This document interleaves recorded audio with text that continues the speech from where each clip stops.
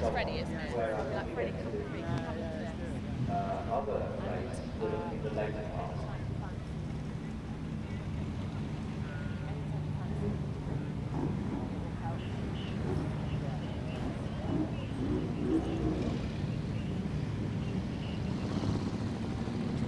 Hello everybody, welcome. Here we are at Donington Park. It's motor racing legends. This is the Donington Historic Festival. We've got 2 days of live stream bringing you some of the most incredible historic action, and where better to do it than here at Donington Park. We've got 18 races, almost 400 of the most iconic cars from history, dating from the pre-war era all the way up to the GT3s, who are celebrating 20 years in their category.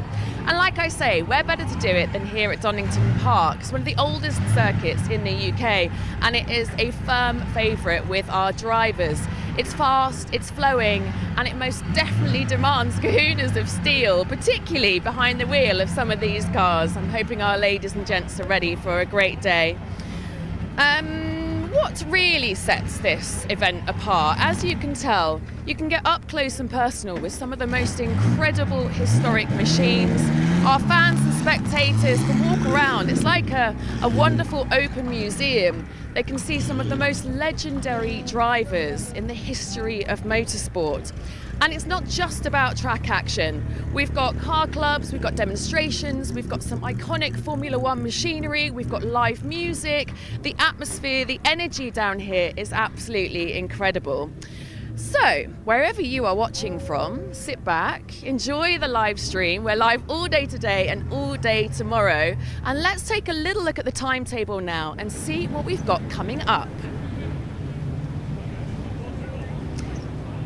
Okay, so we start with the Mad Jack for pre-war sports cars at 9:50. Then we follow on with the GT3 Legends at 10:55. At 12 o'clock, we've got the Generations Trophy. Do not miss that, folks. That's a very rare occurrence to have generations behind the wheel. We got the Supercar Parade at 1:45. We've got the HMRV Prix 63 GTs, that's at 2 o'clock. We've got an F1 demo at 2:50. We've got the Historic Grand Prix Cars Association, they're out at 3:20.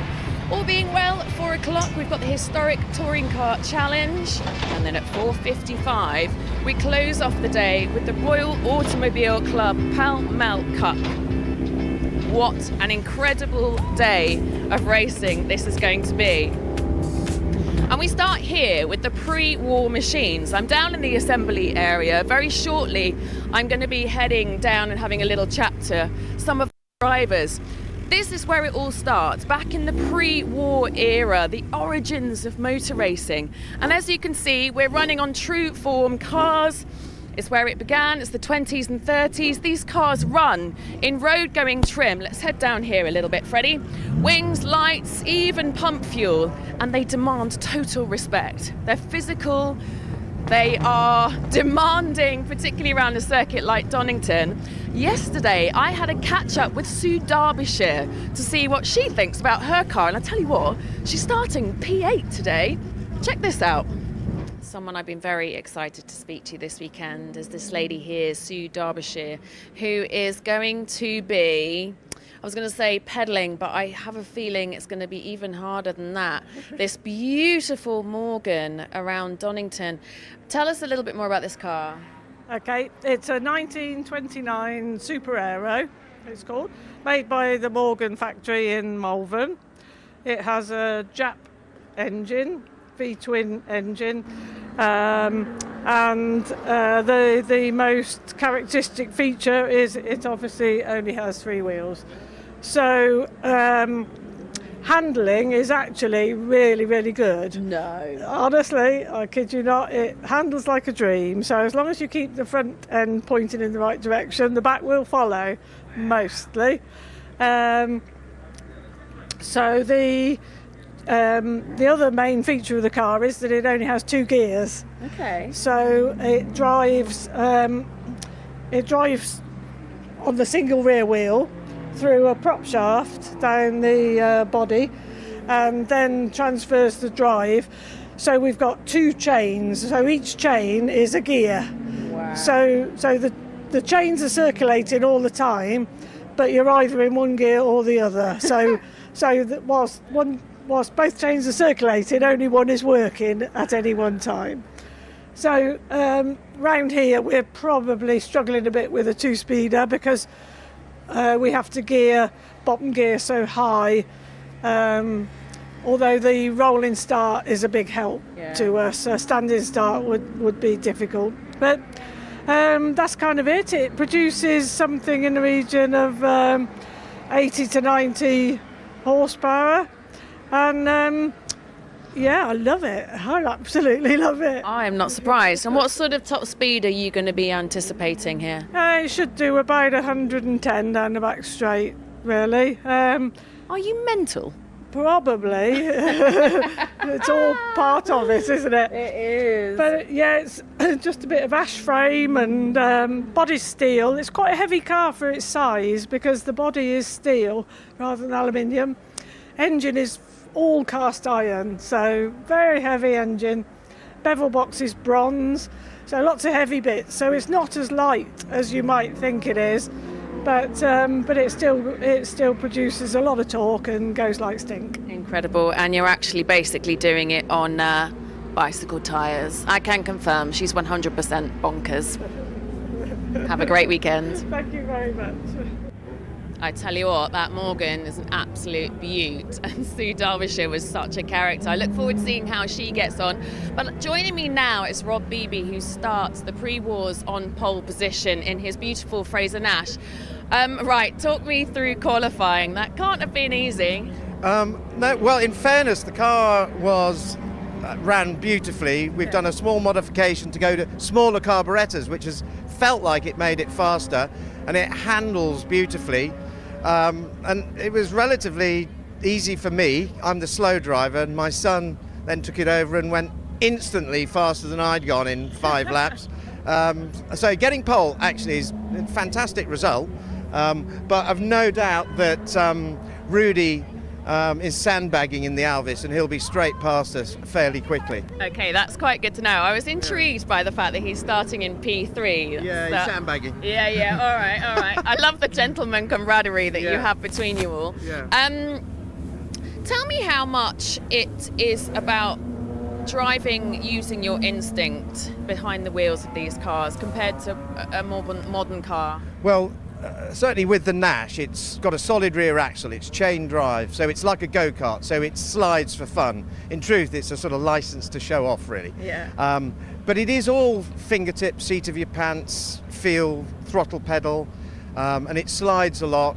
But it's very light. A lot of these cars, the Bentleys, are really big, and that's brutal, whereas the Nash actually is relatively easygoing compared with those boys. Being small, I'm glad I'm driving something like that. But I'm also in an MG this weekend, and the Nash is actually easier to drive. It is. It's just feels more like a race car, believe it or not. Wow, that's incredible. Freddie, I don't know if you're able to zoom in and just show off the 59. We're a little restricted, ladies and gents, because of signal, so I can't get as close to the car as we would like to. But just talk us through the car, and also how you came about being the person who gets behind the wheel. So we 1980, Dad did, rebuilt it for 30 years, and really it's been raced ever since. It's quite a famous Nash because it did Brooklands in 1932 and 33, original TT rep. It was the very first TT rep. So I've been racing it for donkeys, and it's just going faster and faster. What makes it interesting is the fact that it's a solid rear axle, chain drive, and the Fraser Nash Car Club is just mental. Last year I think 70 cars went over to Boulogne on a raid. This year amazing. We're going to Spa, and there's I think 36 Nashes racing. So there's a big passionate following about Fraser Nashes, and they're generally good guys, really good guys, and women obviously. Yeah, of course. Yeah. Well, enjoy, and best of luck. I'll be keeping my eyes on you, and get those elbows out. Don't let Rudy come past you. He'll be straight past into the first corner. You watch him. No, let's not have that. Cheers, Alan. All right, have a great one, Rob.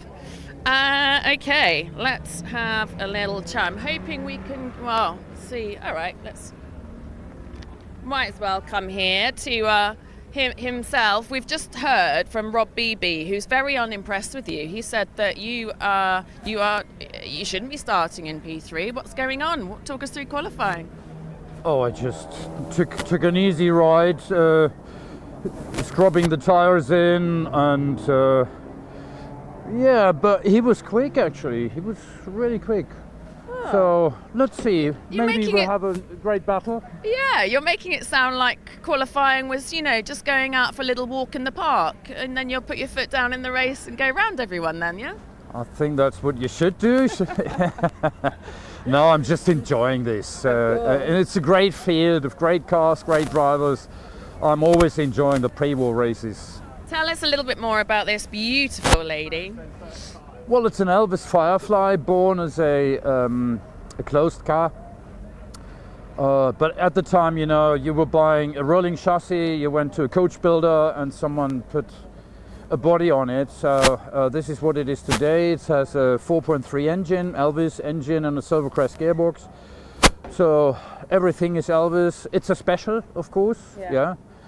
And she's good in handling. Short wheelbase, so difficult a bit difficult on the slide. You got to take care. But no, she's a great car, a great lady. And how does she fare around Donington Park? She loves Donington. Does I think she? she's born around here, And do you love Donington? No, I love Donington. Oh, absolutely. It's I think the British race circuit, the oldest, the most traditional. I really love it. Amazing. Unfortunately, there's lots of drivers that are living around this area. It's their home circuit, and for a bloody German like me, it is always difficult to compete with them. But it's great fun always, and good sports, and fair, hard and fair. Yeah, good. Hard and fair. That's what we like. All right, have an amazing race, Rudy. I'd love to. Can we get down there, do we think? Let's try. Let's go and have a chat to Vijay Mallya, who starts on the front row of the grid. 1, 3, 5. Let's give it a go. Hello, sir. Just thought I'd come and see how you're feeling. Ready for starting on the front row of the grid here at Donington? Yeah, quite exciting. Yes. Tell us how your qualifying was. Talk us through. And also tell us a little bit more about this amazing car. Well, it's BMW 328, built 1937. And it's a superb machine, advanced for its time, and a real pleasure to drive. I bet it is. You look like you're lacking some buttons here and some gadgets. And this is not very big, is it? Well, no, and also it's removable, so it helps me get in and out. Why do you need that, BJ? I'm not exactly terribly overweight, but certainly a bit big for what this car was designed for. It's not about that. It's just a very small area. Anyway, right, Vijay, have a great race, and hopefully I'll have a chat to you afterwards on the podium, right? Okay. All the best. Thank you. Oh, isn't that incredible? All right, so let's find out a little bit more about this race, and then you'll be having a chat with Alistair and Bruce, who are joining you in commentary. It's the pre-war. Let's go. This is where it all began. Pre-war sports cars from the 1920s and 30s. These are machines running in road-going trim, wings, lights, even pump fuel. Thank you very much. We're ready. As close as possible to how they originally raced. This grid celebrates a transformative era when racing cars evolved from road machines into purpose-built racers, with marques like Bentley, Alfa Romeo and Bugatti leading the charge. Aside from a few minor modifications in the name of safety, they're almost identical to their period spec. These cars may be nearly a century old, but they demand total respect, physically demanding, mechanically complex and often unforgiving.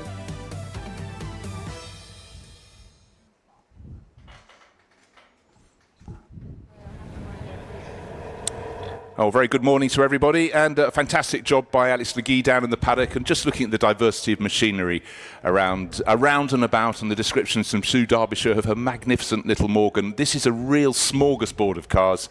We've got a half-hour race coming up, the Mad Jack for pre-war sports cars, and Alistair Douglas, it's tip-top conditions here, we're ready to play, but just the diversity of machinery. Looking down now, the great big Bentleys, we've got one blower Bentley, we've got lots of 4.5 litres, that lovely pea green Talbot, the 105 car from the period. But to my eye, when I walked around the paddock, we heard from the driver, Rudy Friedrichs, his Alvis Firefly. It's just something, it's exquisite. But a point I think Vijay was forced to make is the fact a lot of cars were made for smaller people back in the 1930s because people were generally a little bit smaller. So getting in and out isn't always a thing. For the Bentleys, it's not a problem. They're much larger cars. Yes, I think we could all sit in the Bentley and it wouldn't make much difference, would it? It's a big car. One of the joys of the Mad Jack and any pre-war race that we see around this country is that Sue Derbyshire in her little three-wheel Morgan is quick, as she alluded to, and she's, what, 7th or 8th on the grid. But when she's racing with one of these big Bentleys, she's almost sitting on the ground looking up at the driver of the Bentley, who's looking down at Sue. Well, it's a bit like driving a sort of 1960s or 70s sports car on the road today, surrounded by SUVs and things. You're sitting so low, you can't see a great deal anymore, but it seems to be the norm. But yes, but just a fantastic set of cars. We've got the Fraser-Nash TT Rep, the Tourist Trophy Rep on pole position, the BMW 328 and the Alvis Firefly. We heard from all three of those drivers. And another car that looks fabulous is the Talbot Largo, the T23 Max Sowerby. You know, I encourage people when they come to a circuit always to walk the paddock, and it's sometimes the little details on some of these cars that also just make such a difference, and we all have our personal favourites. Absolutely, and that Talbot Largo sounded great yesterday on track, so rumbling past us, and Max put that up onto 4th on the grid.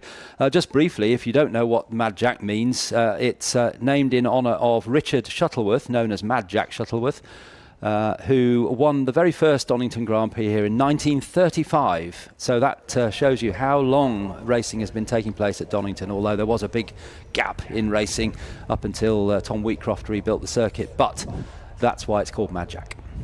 Yeah, and of course we heard Rudy Friedrichs, who's driving the Alvis Firefly Special, talking about this being the oldest circuit. Of course, Brooklands was our oldest permanent circuit, but if you try and drive a lap, or since the war, clearly you can't. You've still got the banking, you've still got a fantastic little museum down in the middle, but that was a speed bowl, or half of it was anyhow. But what Tom Wheatcroft did to restore this place and put it back on the racing map in the late 70s, we all must be thankful. And I must say, having come here since then, just looking at the way the circuit's developed is something amazing. The viewing facilities, because it is a circuit that uses the topography really nicely, and it does mean that from various vantage points you can see a lot of corners, which is just such a great thing at a racing circuit.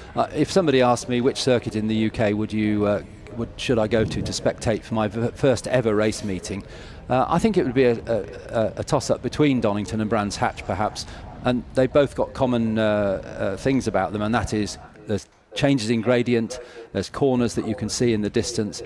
Donington, I think, has the slight edge with viewing from the Hollywood grass banking or the Hollywood grandstand, which I see is starting to fill up.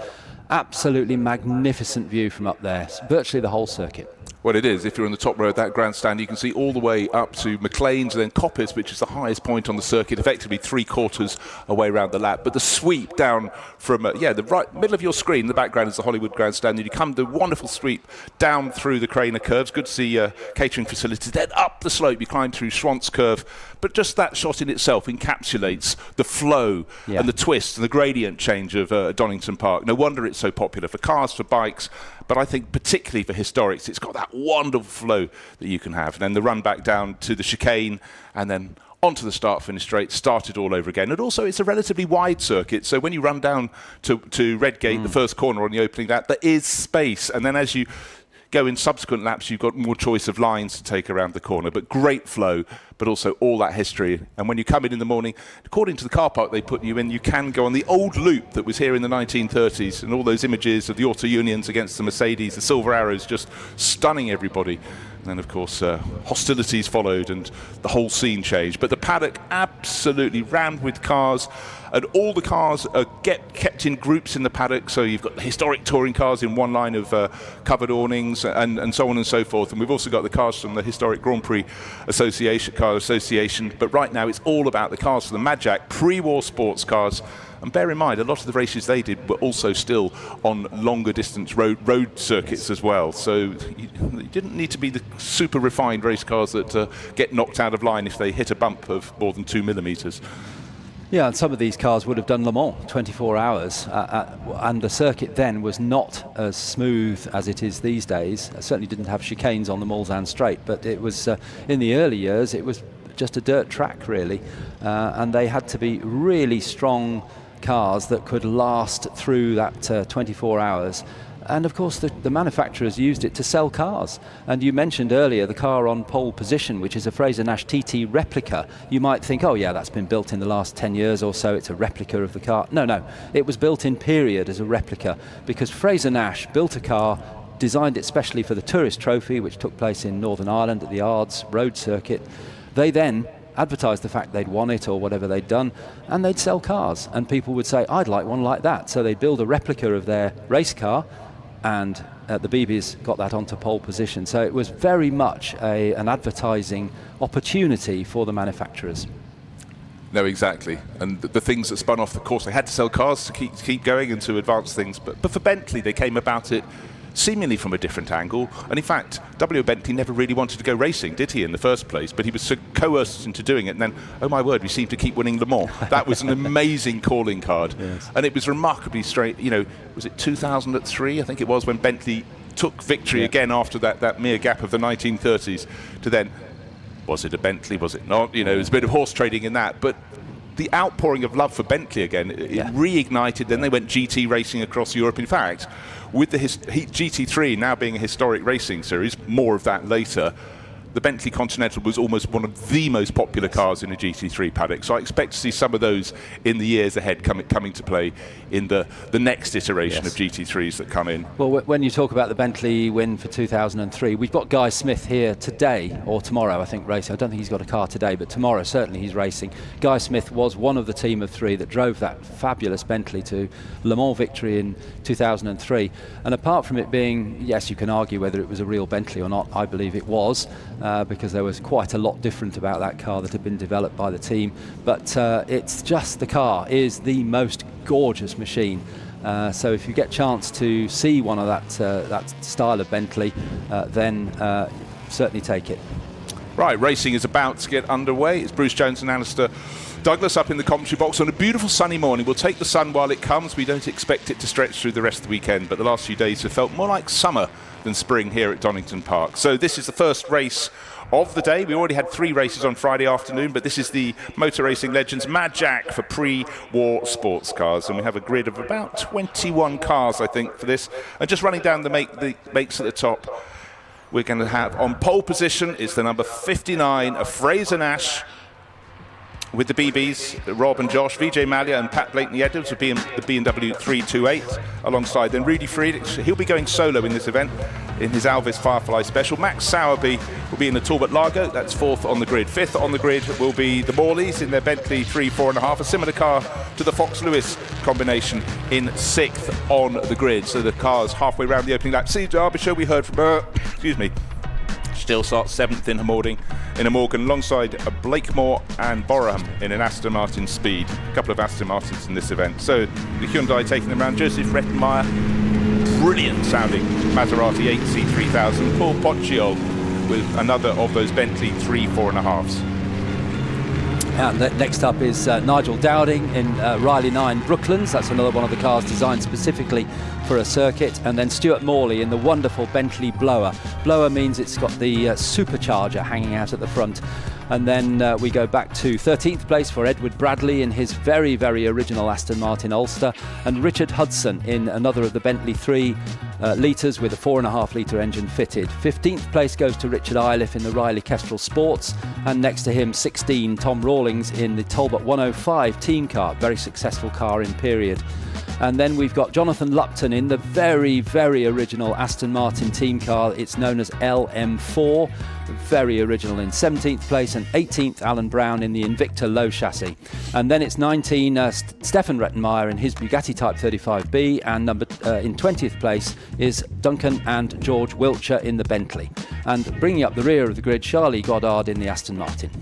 And perfect timing there, Alistair, because the car's coming onto the start-finish straight behind the Hyundai, which will peel off, and it looks as though racing is about to be underway. We have 2 by 2 by 2. They're waiting for the lights on the gantry to go from red, not yet, to green, and off they go. Better start from second place Vijay Mallya. He may be able to pull up alongside our pole starting BB family Fraser Nash, but a massive charge from the second row of the grid it might be Max Sowerby driving around the outside of the front row. He just got far more traction on the run down. Nice and neat and tidy at the first time of asking into Redgate.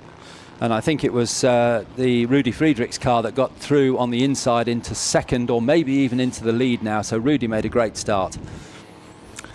So using the gradient change down through the Craner curves, the first couple of cars have made good their escape, and it was Max Sowerby indeed in front, and nicely spotted there, Rudy Friedrichs. So the first row, we're going, what's happened there? We qualified so nicely. Do you remember the words we had from Rob Beebe saying, I think Rudy Friedrichs has got something up his sleeve. Well, he's already gained one place, but he's got to set off after our race leader, Max Sowerby. I really fancy the look of that Talbot load. Look, so low and sleek, top of the radiator banked off. It was a much warmer day yesterday. Actually, sounds like he's vaguely got a bit of a misfire as he accelerates up the hill.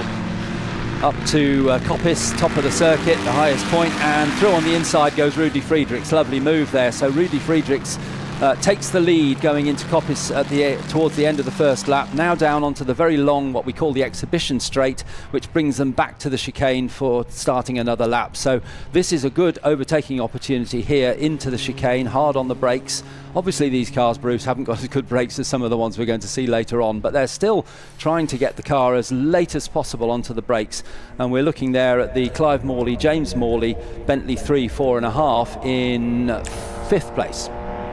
Fourth place, and actually catching third place, but the advantage that's been opened out by Rudy Friedrichs, that great move into Coppice, but by the time he got to the start finish straight, he was the best part of 2 seconds clear. Down the middle order as they come down to chicane, 2-3 abreast, and talk about the little and large one, the Bentley 3, 4.5s turning in. But again, every profile, that glorious white Invicta in the mix as well, and the tall, but just going off the bottom left of your screen as well, that's the car that's very well known in period, the 105 team car. But up front by 1.9 seconds, Rudy Friedrichs leads the way, pulling clear of Max Sowerby and using the wonderful flow down through the Craner curves into the hairpin, trying to balance the car on the throttle and then accelerate on up the hill to the Schwanz curve. And already now just turning into McLean's. You're just about cresting the rise, but hold on, there's more to come. Keep on going up the slope to Coppice. And Vijay Mallya there in the car number 135 you saw on your screen, going up towards Coppice now, being chased by 3 or 4 other cars as they come up to the right-hander at these cars at McLean's. But now we're Coppice, and there's a challenge on the leading car by the looks of it. Is that on the right there? No, that's third place car, I think, coming down towards the chicane. So that will be the Beebes challenging Max Sowerby into the chicane to complete another lap. Well, Rudy Friedrichs, that's 2 running laps on the board. He was 1.9 seconds clear. Suddenly second place is under siege, 4.5 seconds clear, and the BB car is tucking closer and closer. That little Fraser Nash TT rep is getting onto the tail of Max Sowerby's Talbot Lager. Into Redgate they go, no change given, but better exit speed from the first part from the Fraser Nash, so he's going to be looking for a move perhaps down the Craner curves. Our race leader though, Rudy Friedrichs, loves the flow of this circuit, and look how he's sweeping down the hill. The circuit looking amazing, all the grass cut far better than mine is at home, I can tell you that for nothing. And look, he's just so well balanced in that Alvis Firefly Special. It's a really good car, that, and Rudy, very good driver. We'll see him out in another car later on this weekend. And it's worth mentioning at this point that there is a mandatory pit stop in this race between 10 and 20 minutes, and they only have to stop for 15 seconds. most of them, but add on to that the in and out time from the pit lane, and it's a significant delay for them. And of course the second driver could be faster than the first driver, so I think certainly with Rob Beebe, he said himself in that interview with Alex that his son Josh is quicker, and James Morley I think is quicker than his father Clive, who started the big Bentley, and Patrick Blakeney-Edwards, as Vijay admitted, is quicker than he is. So this is going to change the order around later on in the race. No, it certainly will, so it's always a factor to consider, but Rudy Friedrich's driving absolutely beautifully. Out of the chicane he comes, nobody else in sight, only as he crosses the start-finish line. Does this fantastic scrap for second place come through. Max Sabi still just in front, so there's been no gain at all from Robert Beebe, but both of them have lost another second and a half to our race leaders. He turns into Redgate, they're approaching, but in fact the Talbot has more grunt down the straight than the Fraser-Nash, and opens out his margin in second place to the comfort of about half a second. It's a lovely shot there on our screens of the cars going through the end of Redgate, just sliding through, and as Rob Beebe was explaining, this solid rear axle on the Fraser-Nash means that it is actually the only way to get it round the corner is to slide it, which is we enjoy. Well, it's one of the many beauties of historic racing to see where, how the drivers have to lean with their cars, and it's so lovely to see the head, the shoulders, the arms, and drivers really working these cars. And at certain points on the circuit, you can see they don't have to adjust the wheel quite as much as contemporary racing cars at points, but a lot of them do. And so as down the Craner curves, you should be on a nice, clean parabola. And then settling your car will go into the dip at the bottom. You haven't finished dropping down the hill. The Invicta trying to go around the outside does it. Can he get the braking done? Turning into the old hairpin. The tall Talbot 105 tucks through as well, entered by Ian Paulson's lot. But that is neat and tidy. And again, that just shows the flow of this circuit. You can see quite a long way in advance as well, which really helps you set up the car as you come out of Redgate, get into Hollywood, and then you've got that wonderful view down the hill. And that was Vijay Mallya losing a couple of places as they came down the hill there, but he's handing over to Patrick Blakeney-Edwards, who's very, very quick indeed. So it'll be interesting to see that making its way back up through the field. But that Invicta, really low, isn't it? It's quite different from the Bentleys, where they more of sit-up and beg style. Yeah, I mean, the Invicta's incredibly elegant. And while all that was happening, we had a change for second place because the BB car, the Fraser-Nash that started on pole position, finally hunted down and got past Max Sabi. Nothing between them, but we'll see if Max in that dark Talbot Largo can fight back. But right now it's advantage back to the BBs. And that will certainly be interesting when Josh takes over that car, because he managed to set the pole position time, so we know he's quicker than Rudy Friedrichs, but whether he can close that ever-increasing gap, it's somewhere in the region of 8 seconds now, first to second. But still this battle goes on between two great makes from the period, the Invicta, which was subsumed by Aston Martin, and the Talbot 105, which looks as though it's a bit ungainly, but it was extremely successful in period, entered by the Fox and Nickel team. You're quite right. Just looking at the way they handle the lower, longer Invicta looks elegant and balanced, but the Talbot, which had the far greater racing history, looks so much more wayward that you feel that whole polar moment of inertia is much higher in the car. And then going low again. Listen to the sound. That is just a great engine note. It's the 8C3000, the Maserati, Joseph Rettenmeier's car. And this very car won the 1933 French Grand Prix at Monnerie, with Giuseppe Campari on board. You know, you often have a works team, and quite often the most successful cars in a work team get holed up. But the good thing is, a lot of people have managed to sort of prize them free of the manufacturers. But sometimes a lot of people are racing a car that does really well in historic racing, but it's just been a support car. It hasn't been one that's been famous. But this one is something very special. And the Rettenmeiers, if it's got a Maserati Trident on it and it's successful, the chances are it's in their garage now, in their amazing collection. Well, you could put that car on pole position just by the name of the car and the driver. Maserati, Giuseppe Campari. It just sounds fast, doesn't it? It certainly does. Great car, lovely looking car. Yeah, the advantage of an Italian name, it always sounds fast. It's fast when standing still. So, but just a joy for these drivers to be out in these cars doing what is required of them. Right, 9-second advantage now to Rudy Friedrichs. The real battles are further down the order. But again, a shot of a Bentley towering over a smaller sports car for the period. So even then there was a great difference in terms of their appearance, but of course they're made for different elements. The Bentleys were more usable in long distance races, and the smaller cars were rather less so. But that number 8 sweeping away, Rudy Friedrichs just picking his way through the traffic, race leader, already lapped some people. Another lap on the board now. His advantage will be over 10 seconds. The Bentley is falling away in his background. That's number 46, which is the Wiltshire family entry, the Bentley 3 litre, so smaller engine than some of those. And the battle for second place is no longer a battle, because Rob Beebe's settling into that second place, and Max Sauber 1.5 seconds further back in his Largo Tolbo. Having had that good start, he's now lost out to the pole starter, but actually is safe from challenge because the Morley family car is another 6 seconds further back in 4th place. Isn't it great that you can see almost all of the driver's body, the top half of the body? You can see him actually moving around in the cockpit there, trying to, here he's leaning to the left because he's going through a left-handed corner, then he'll lean to the right to try and slightly improve the weight distribution. Lots and lots of steering input. What you can't see is what he's doing with his particularly his right foot, with brake and throttle input, which I'm sure will be quite a lot going on down there as well. Just to keep this car going somewhere in the right direction as we head back on screen to see this lovely battle between the number 77 Invicta and Tom Rawlings in the Talbot 105, and that's coming over to complete another lap, and there's a car and a half length between them as they come down towards Redgate. And did you see there on the live stream the Tom Rawlings just raised his hand? He's a solo driver, but I think that means he's going to come in next lap to do his mandatory pit stop, because we are now in the pit window. Well spotted. Haven't talked too much about Louis Fox. He's running a Bentley 3, 4.5 in 5th place. We heard from Sue Derbyshire before, and she qualified very well indeed. She qualified in 7th place, and she's gained a position. So in that little Morgan 3-wheeler, ahead of this Invicta and Talbot, further up the track. So a good run from her.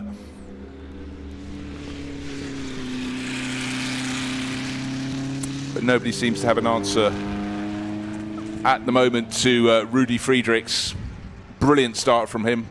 Worked his way to the front and is just rocketing clear in that Alvis Firefly Special. Very, very special car indeed. It looks good, it goes well, and Rudy Friedrichs clearly has got the measure of this circuit. I think from a strategy point of view, if they're worried about strategy and more than having fun, then we'll see the BB car come in as early as possible, which will be on its next lap, because the pit window is now open. Josh is definitely the quicker of the two, so the number 59 car now 12.5 seconds down on Rudy. Sue Derbyshire is our first pit caller in the 3-wheel Morgan. She was lying in a remarkable 6th place in the little 3-wheel Morgan. Yeah, Joseph Rettenmeyer in that glorious Maserati 8C3000 also follows her in, and I think they're both driving solo as well, so there'll be no driver change. They have to do the in, not speed in the pit lane, 60 km/h speed limit in the pit lane. And Sue's husband George looks after the car along with Sue as well, and you can see him there in the red cap on our live. Oh, Sue's climbing out. Oh dear, that looks like George has spotted something on the engine which is hanging out the front of the car. You don't need to lift a bonnet on that car, but it looks like there's a problem for the 3-wheel Morgan of Sue Derbyshire.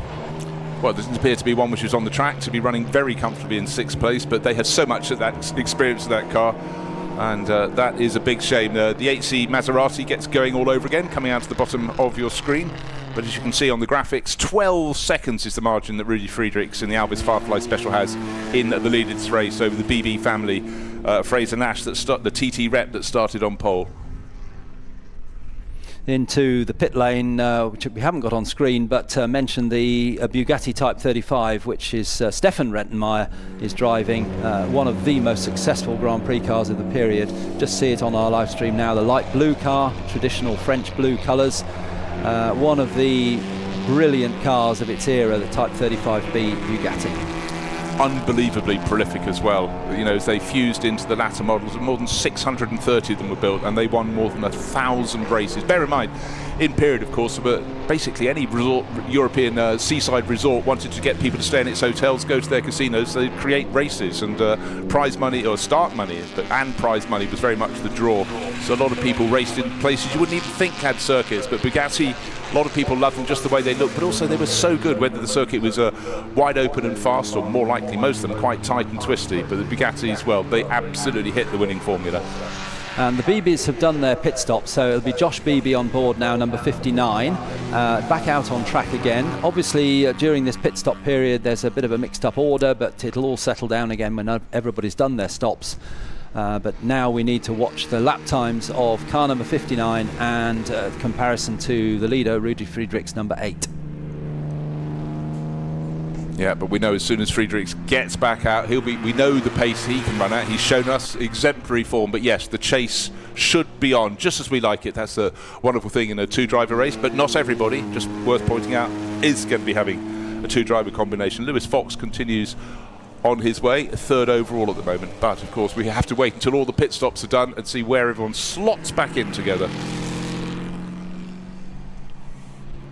Rudy Friedrichs has chosen not to come in yet. He's driving solo, so he can choose any time in the 10-minute window. He'll probably come in a little bit later when it's quieter in the pit lane, just in case he gets caught up behind somebody else. Here's the BBs. No, it's not. That's Patrick Blakeney-Edwards coming through, similar looking car, coming over the timing line. So that's another change of driver that's happened with Vijay Mallya, the owner of the car, handing over to Patrick Blakeney-Edwards, PBE as we know him in the historic racing world. Yeah, well, always in that driver pairing, you put Pat in as soon as you possibly can. I mean, what a busy time he's had, not only running lots of cars here, he had lots of cars last weekend in Monaco and Historique, lots of cars at Goodwood for the members meeting before, and I said, you're taking a day off afterwards? And he said, no, actually on Monday I start the tour also around France, which is an amazing road to track event. But lucky man, but I think there are probably a lot of jobs at home not getting done. Absolutely. So into the pit lane has come Rudy Friedrichs in the number 8 Alvis Firefly Special, and he will do his quick 15-second stop. He's got out of the car, no doors to open, just popped out, had a chat with his team, and is back in the car again now, and will head off out back onto the track for the remainder of the session. And just to confirm, it's the time from the pit lane entry line to the pit lane exit line which they have to monitor, and they have to be stationary for 15 seconds, and it takes them 14 and a bit seconds to get 15.3 thank you, into Bruce. Out, and obviously that would change according to the length of your pit in to pit out at circuits across the globe, but it's amazing how many people stumble across that and manage to just come out just before their minimum pit stop time has been served, and then come the penalties. It doesn't seem right in historic racing, but it's a rule that's absolutely fair for everyone. Still cars coming in to make their pit stops, but notably Rudy Friedrichs into a fairly empty pit lane, back out. Lewis Fox sitting in the pits at the moment in his Bentley 3.5, waiting for his time to elapse, and then he's right down by pit exit, just checking tyre pressures. Cooler day than it has been, and back on his way he goes. Yes, it looks like Ewan Getley, the owner of the car, isn't taking part in the race. We had him as a double entry, but Lewis Fox, as you say, has stayed in the car. So at the moment, Rudy Friedrichs back out on his out lap. So once we get the final pit stop completed, which will be very shortly, we'll get the order and the gaps between them properly displaying on our screens. And at the moment, what was the gap? 12.5 seconds, wasn't it, before the pit stops between the leader and the second place BB Fraser Nash. Yeah, nice and neat and tidy race, completely under control from Rudy Friedrichs, and it's wonderful to be able to time your pit stop, because certainly a lot of crews came in as soon as that window opened. We had 20 plus cars in this race, 21 starters, so it's never going to be that crowded, but why not go into a smooth open pit lane? And the car has gone off backwards into the gravel, but hopefully we'll get straight back out again. And that is one of the cars we were talking about earlier. It's number 12, Max Sowerby, in that lovely low-slung Talbot Largo. But he does get it back out of the gravel and on his way again. OK, that was the car that led the race away from the start. Brilliant run from the fourth on the grid around the left-hand side of the track down into Redgate, took the lead. Then he got picked off, and that will not have helped. But actually, it'd give us a bit of a comeback drive. We've got 11.5 minutes remaining. But Josh Beebe is on an absolute flyer, closing in on our race leader. So next time around, will Rudy Friedrichs still be in front? I suggest he will be. Just waiting on the start line for car number 8 to come through. But again, wonderful shots. The car's going down through the Craner curves into the old hairpin. Bottom of the hill, look for the BB's car number 59. Just in your shot now, coming from the right-hand side of the screen. There they go. 46 Bentley was about a lap down. That's the car entered by the Wiltshire family, Duncan and George, father and son, but certainly Josh Beebe is on a bit of a flyer. Number 59, Fraser Nash TT Rep, the car that started on pole in the hands of his father Rob, and now setting off after Rudy Friedrichs. Rudy comes down towards the chicane to complete another lap in the Alvis Farfly Special, but certainly that gap is coming down. But remember, before the pit stop, it got out to about 15 seconds. That's a big ask for Josh Beebe. He will be coming into the background of the shot. He has come into the background of the shot. He's closed in. Oh, no, sorry, next car in line. Yeah. Yes, there we are. He's 2.8. 2.8, I was going to say, about 3. Well, he lost all that time, did Rudy, in the pit stop. The Beebe's stop was about 40 seconds. Rudy's was about 15 seconds longer, 55 seconds. Well, he did get out of the car. He did. He had a chat. Had a coffee. Chat. Yeah. Yes, he needs a coffee. But we'll see now whether Josh can actually close in, because I think Rudy would have been quite happy to maintain a 10 or 12 second gap over the driver that actually was quicker than him in qualifying. Yes, it'll be interesting after the race, if they do finish in the top 3 positions, to find out why exactly Rudy got out of the car. Might just be he wanted to straighten his legs, because we talked about a lot of these cockpits not being particularly on the capacious side. But there is our race leader, Rudy Friedrichs, down to 2.8 seconds on the start-finish line. Around the middle part of the circuit, he looks like he's going very nicely indeed. And this Alvis Firefly, really eye-catching. This is one of the earlier cars. This is 1932. And you think how fast these cars progressed. And then, of course, there was the interregnum between 1939 and 45, where all development stopped. And then after the war, a lot of these cars went back to racing until, you know, modern contemporary cars could be built. And that's when we had the real move forward in technology, when we moved into the 1950s. Well, Rudy's got to make his way through past some slower cars that he's lapping now. This could give an opportunity either way. It could be better for Josh Beebe, as we've got him on screen there, or it could be better for the leader, Rudy Friedrichs. But a lot of these drivers have a great deal of respect for each other's cars and each other's drivers, so I'm sure that most will be able to get out of the way. But the gap at the line actually came down a little. Yes, it did, by 0.2, so it's down to 2.5 now at the timing line at the start of this lap. Interesting, actually, the car that Rudy Friedrich was trying to pass on the start-finish straight was that 8C Maserati, and he didn't have a great deal more grunt, and it was really his approach to Redgate that was to his advantage. Right, number 59 now really starting to swing around there. Josh Beebe making that Fraser Nash TT Rep work very nicely. Unfortunately for him, as he had to start turning left to Schwantz Curve, there was a car that was larger and slower than his, and he got his momentum spiked a little bit. So advantage to the number 8 Alvis at that point. It's how the traffic falls in front of you that can often determine whether you're going away or being hauled back in. Well, we'll soon find out, because they'll come round there at Coppice at the moment, top of the circuit. They'll come round to complete another lap, and we'll get the timing screen updated. 2.5 seconds it was at the beginning of this lap. Lovely shot here of a couple of Bentleys on our live stream screen, one lapping the other, so it's the 07 Bentley of Stuart Morley passing the Wiltshire family car. I think that's Duncan Wiltshire at the wheel for the second half of the race. No, in fact, it's his son George who's taken over for the second half of the race in number 46 Bentley. And making their way up to Coppice. And we've had the leaders over the timing line once again, and in fact the gap has gone out by 2 seconds to 4.6. I think that was down to traffic on that lap, yeah, it was, because certainly yeah. Josh Beebe got interrupted. Right, 7 minutes remain. Is it going to be Rudy Friedrichs? Not all the way, had to work his way to the front, but once he's got there, he settled in. But the pace of Josh Beebe giving chase in the Fraser Nash TT Rep, I think this one's going to go right the way to the flag. As long as on this next lap, the lap we're on now, the Fraser Nash can start closing in. Car number 88 having a nice smooth run round the middle order. That's Tom Rawlings. And he's had a black and white warning flag for track limits. Which if he continues to transgress, he'll start getting a time penalty, but at the moment he's keeping his car within the lines. The Invicta seems suddenly to have slowed its pace a little bit there, so that's a bit of a shame. That was going well in the first half of the race, but lovely sights here. The little Bugatti keeping out of the way. That's the Stefan Rettenmeier car, one from the 1929, so obviously much earlier, but the Bentley sweeping around the outside, slightly larger, taller car. on the many 3, 4.5s out there. In fact, the two of the oldest cars in the race are 102 years old, and they're both Bentleys from 1924. The Lewis Fox car and also the Paul Potchgill car, number 1. Oh, in fact, we're looking at it right now. Thank you very much to our director for taking that one onto the screen. But that's 102 years old. Absolutely remarkable. What seems so extraordinary is when I started seeing these cars in historic racing, they were only about 50 years old or 60 years old, and now suddenly they've crested a century. It is extraordinary. And you've not got any older, Bruce. It's remarkable, isn't it? Yes, quite extraordinary, isn't it? Yes.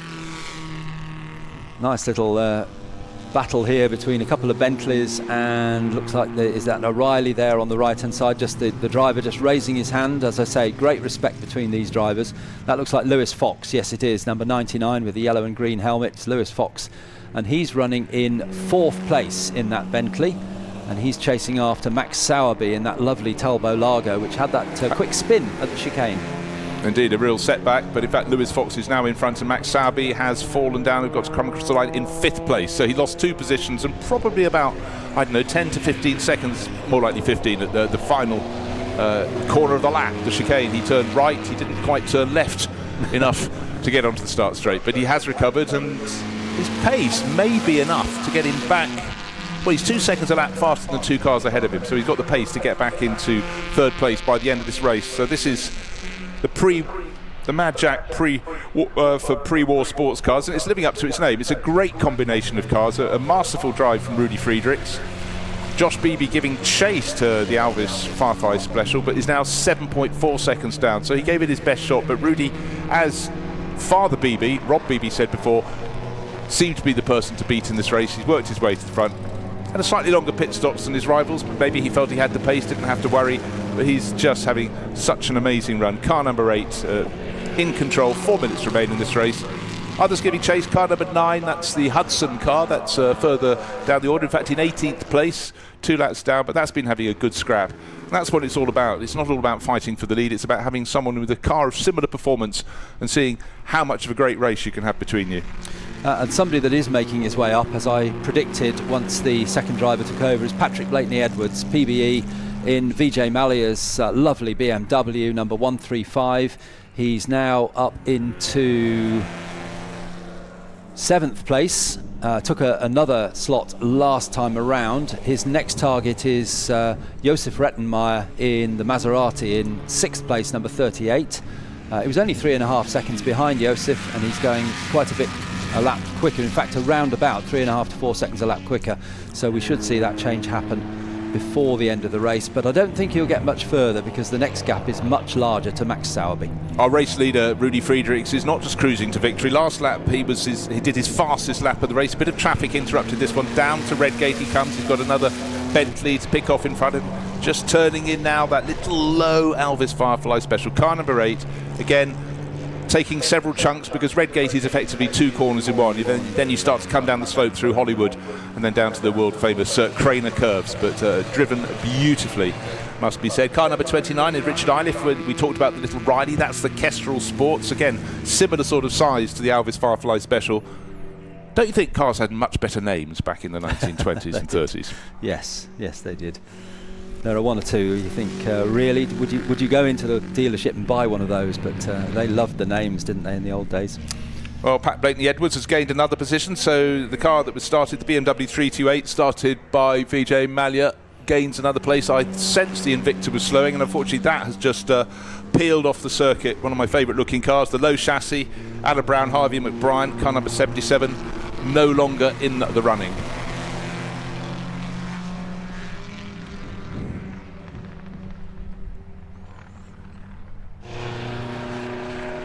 Max Sowerby still going well after his quick spin. He's the next target for Patrick Blakeney-Edwards, but it's a 40-second gap, so that's not going to happen. We've only got 1.5 minutes remaining.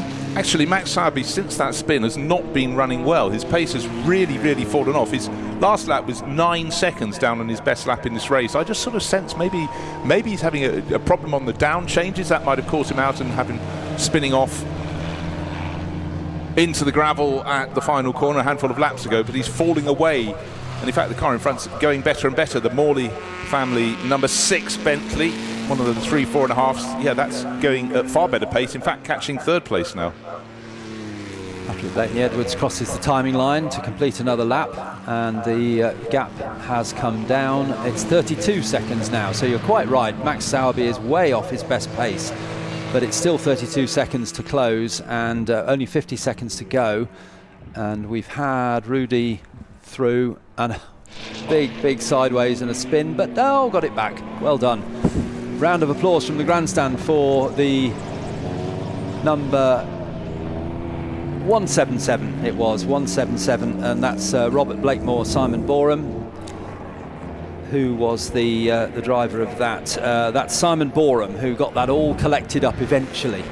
Well, basically, to kiss the gravel, to rotate across the grass, get back on the tarmac without it snapping in another direction was quite phenomenal. I think that's someone who won't need a coffee to wake up after this race.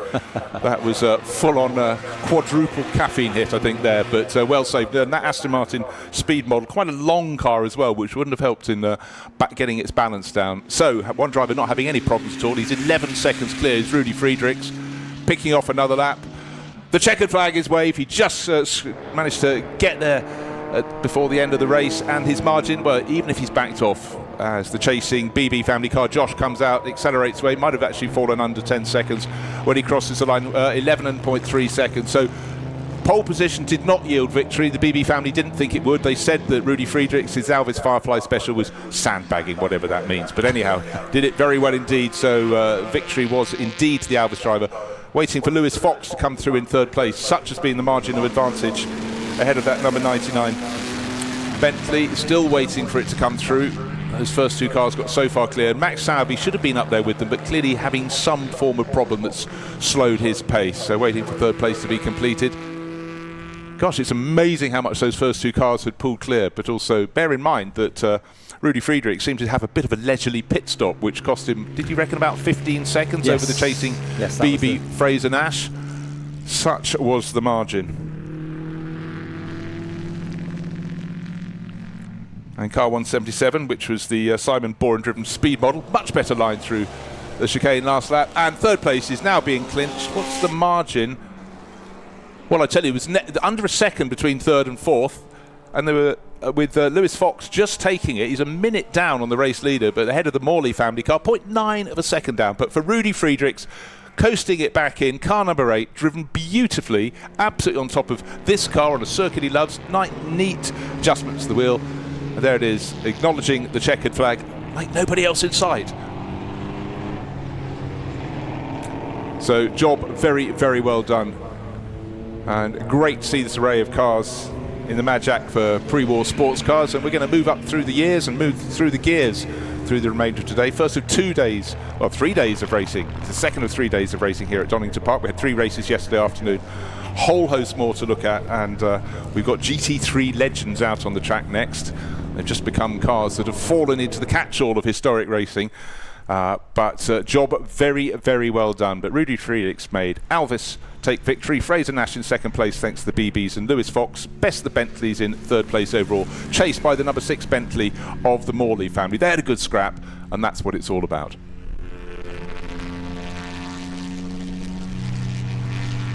Oh, Rudy's very happy, isn't he? All the way around the circuit, waving his arm, thanking the marshals as well as waving to the spectators. And he'll make his way down the pit lane into the Parc Fermé area, and then hopefully we'll have a word with him. Well, he has made it slightly complicated. He did actually do an extra lap at the end, because already the Fraser Nash has reported back to the pit lane, car number 59. And what I thought was a replay was him taking the checkered flag. He enjoyed it so much he took it twice. And only now is he reporting back to the pits. But, you know, had that race under control, worked his way to the front as predicted, and did the rest. Certainly Josh Beebe had a chase, but couldn't catch up with him, despite his best efforts. But great to see these cars, pre-war sports cars, and technology really took big leaps on. But at the time, you think about what these cars were like, particularly when they were doing the road races. You talked about the race on the Ards Peninsula in Northern Ireland, fearsomely fast. So let's take a look at the results. And Rudy Friedrich's victory by 11 seconds in the end. The Alvis Firefly Special, the BB family, Rob and Josh, second in their Fraser Nash TT rep. And then a whole minute back to Lewis Fox, third in the battle of the Bentley 3-4.5 with the Morley family car. Just a second between them at the end. Max Sabi had a spin. Don't forget though, he did lead the race initially in his Largo Talbot.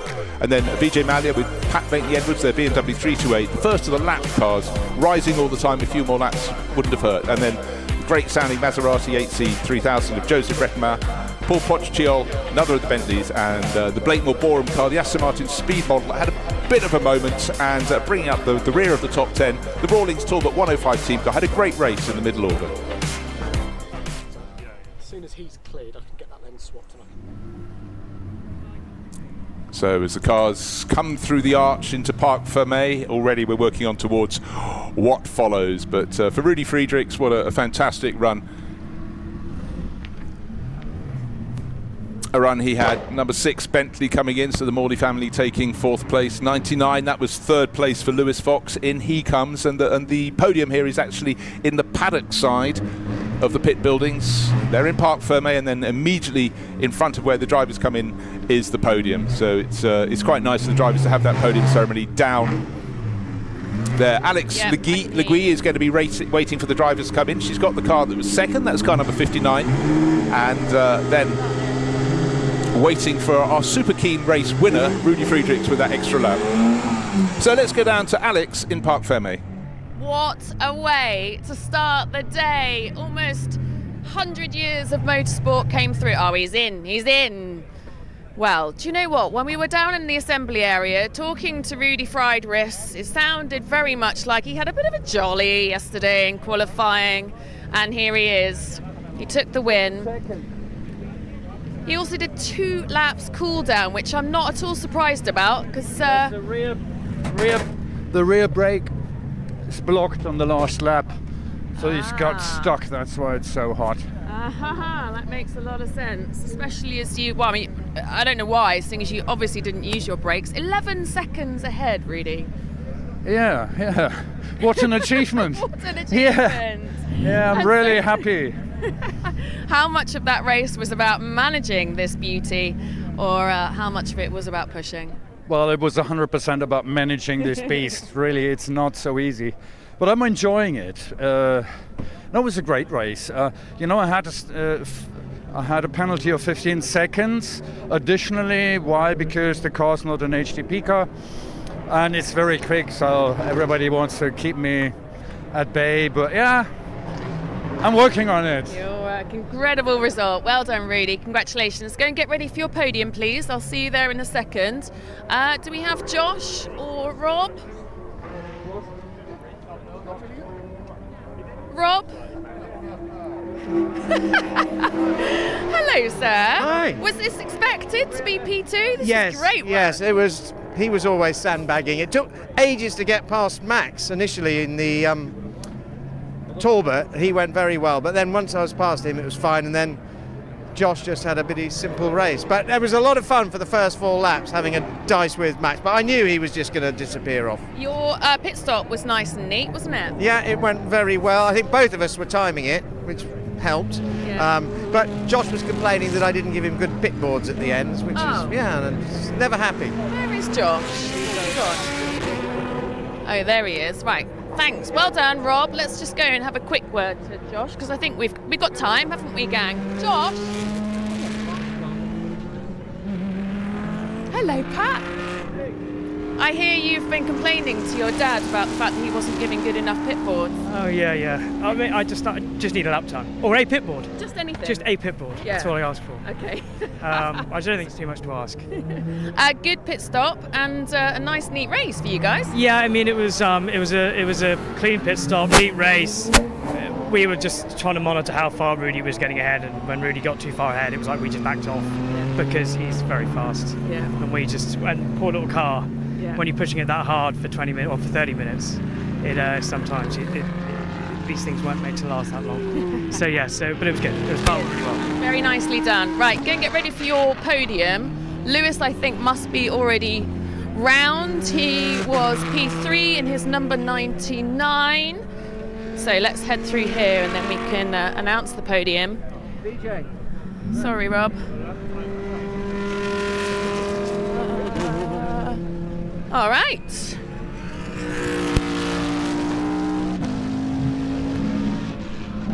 Okay. Hello, hello. Hello. All right, we're in. Okay, congratulations everybody. What an incredible race that was. The Mad Jack Prix sports cars. Beautifully done by number 99, Lewis Fox. Please come up, P3. Please keep the round of applause going for number 59, Scott and Josh Beatty. And more cheers, please, as we welcome number 8 onto the top step. It's Rudy Friderus.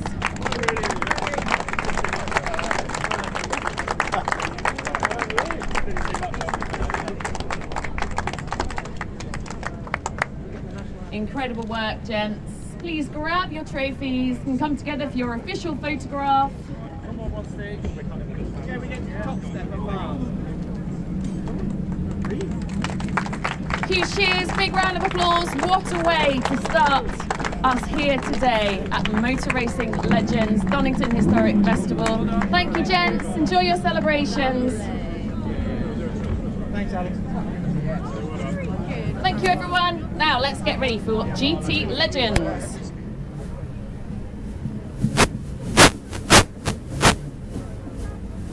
This is GT3 Legends, a grid that still looks modern, but already represents a golden era of GT racing from the early 2010s. These are the cars that defined a generation. Audi R8 LMS, Ferrari 458, Lamborghini Gallardo, all still delivering serious performance. When GT3 launched in 2006, it changed the landscape of GT racing, bringing global competition and incredible variety to the grid. As it celebrates its 20th birthday, it's as thrilling now as it was then. I'm here with Jonas of GT Parts, and I'm very intrigued because you have quite an interesting story, don't you? Hello Alex, nice to meet you. So I'm definitely have an interesting story. So we basically started out a few years ago just with the love of cars, supporting old race cars and my own passion to find spare parts for race cars which are not maybe nowadays racing anymore, but a couple of years ago. And it's actually started out in my living room, having parts there and moving to a one-car garage, to a small storage, to now quite a bigger storage, and supporting the MRL and the GT3 Legends with spare parts for all of the great machines, especially the GT3 cars from six-cylinder Porsches to 12-cylinder Aston Martins. Whenever you need parts, we're here to help and. Yeah. My word, that is quite a journey, isn't it? Congratulations. And yeah, like you say, here you are supporting MRL and the GT Legends. Yes. How important is that relationship to you? What are you gaining from that? Well, of course, we already have lots of people in the grid we sell parts to, but I mean now it's getting even bigger and better. Especially with the ever-growing series of the GT3 Legends and the massive interest. And of course, when cars get out on the track, they need parts. And so that's a big opportunity for us, and we're very proud to be a part of that. And what's the future for you then? Well, keep on growing the spare parts business step by step. I mean, I guess the historic races will keep on for years and years and years. More modern cars will get into classic car series, and we'll be out there supplying parts, finding parts, sourcing parts, helping out the owners to keep those great machines keep on racing. Wow, long may it continue. Congratulations, Jonas. Thank you so much.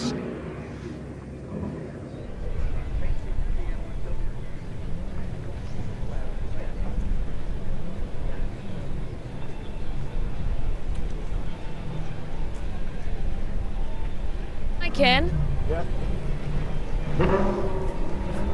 So, GT Legends, you, sir, are on pole position. Are you ready? You're gonna... No, I'm not pole position. Oh, hang on, where are we? We're on the wrong side. Jonathan's pole position. Never mind, we can start P2, front row of the P2, grid. yeah. You can tell I just ran here, can't you? Yeah. All right, so well done qualifying. How tricky is it going to be to convert this into a top step position? I think it's going to be quite difficult. There's a lot of fast guys around me. A lot of similar cars. The pace is pretty even across the front pack. The national circuit's not maybe the best for overtaking opportunities, so we'll probably have to make some marginal moves to make progress. But I think if everyone just plays nice and is consistent, then it'd be good if we could all finish the race. That's the main thing. But looking forward to it, and should be a great race to start the season off. Don't play too nice. No, never. Good. All right, have a good one. Right, in that case, we can head over here and hopefully speak to our... Is he going to let us in? Oh, that's a no. Okay, never mind.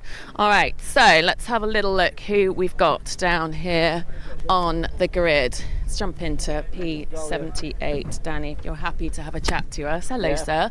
All right, second row of the grid. This is not the easiest of circuits or the easiest of layouts at this circuit to overtake. What are your thoughts ahead of this race? Well, we changed the brakes last night, so I'm hoping I've got confidence in them, because after qualifying I wasn't very confident, so obviously you need good brakes to overtake, because there's probably only turn one and the last turn chicane before you're going to get past anybody, so we'll just see. I just don't want to hit anyone, so just hope these brakes are good, so we'll see. It's not the most reassuring of responses. All right, have a great race. I hope his brakes are good too. All right, so a bit of an unexpected position here. Sorry, Freddie, you'd have to follow me. Follow me and we'll run through. Hey, hello. We can speak to you, can't we? How are you doing? Very well. Right, talk us through your perspective of this race. So, first real weekend out in the car. Quite nervous, really excited to be kind of this far up the grid rather than closer to the back. It is kind of pretty surreal. Me and Dad have built this car over the last 4 or 5 years.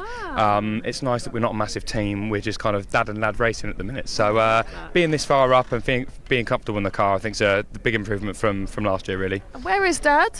Dad is just there. Dad. He doesn't like the camera. Are you hiding from us? Come and join us. No, you're not too busy. I am always busy. This is pretty cool, isn't it then? Yeah. Father and son. We've got the generations later on. Yeah. Why aren't you doing that? I just run out of money doing this. Fair play, yeah. It's a bit of an expensive sport, isn't it? Yes. So talk us through this beautiful Nissan. Just She's looking labour of love, but we've managed to get it finished and here for the season, hopefully. How special is it to be here for Donington Historic? Really wicked. Yeah, really good. Good. All right. So when you say that how much action have you had behind the wheel over the last few months leading up to this? We did the 4 35-minute sessions on the Friday, and I did 25 minutes in it 3 weeks ago. So I'm really, really fresh in this, to be honest. Wow. Still learning. Every lap we're changing things. We had massive setup changes from FP1 to quali yesterday. We didn't go the right way. I hated the car, which was probably quite a silly thing to do coming from FP1 to quali. But you've got to try these things. We've gone back to the setup, hoping we can just stay with the lead pack, have a good race and finish, and looks like this race. No pressure, but have you actually clocked? You've got some mega names behind you. It's nice to be this far up. I'll try not to look backwards. I'm just trying and keep up the boys in front and have a good, safe, fun race for everyone. Oh man, I look forward to it. Thank I'll see you on the podium afterwards, right? Yeah, good. Speaking of which, so now let me just get my brain in gear, because a rather unexpected Rob Huff and Richard Mines, boys. Thought you'd have qualified a lot further up. Row 24. I didn't get to watch qualifying yesterday. I was all over the place. So I'm not sure what happened there. Also, who else have we got down there? Where are we now? So, car 7 pole position, 47 Graham Davidson, Danny Winstanley, Samson Bird. We didn't get to speak to them. We'll try them hopefully after the race. Right, let's see who else we can. Oh! Hello, boys. Can we squeeze in? How are you doing? All good. Talk us through qualifying. What are you doing back here? He's the guy that qualified it. We can jump in. Okay, good. Talk us through qualifying. Messy. Yeah. But I managed to string a lap together and here we are amongst the later cars, so yeah, pretty happy with it really. This is not the easiest of circuits to overtake in. You're very much mid-grid. How tricky are these first few corners going to be? Yeah, they're big cars on a windy track, so stay out of trouble, I think, probably. Stay out of trouble, yeah. Keep your wits about you and look forward, don't look back. No, don't look back, because there's some really key names behind you. Are there? Well, thanks for that. Yeah. Yeah, That's all right. That's all right. You're leading the charge. Good. Have a great race. All right. Shall we see who else we can have a little chat to? How much longer have we got, folks? We got 5 minutes. All right. Come on then, Freddie. Let's see who else we've got to. On here.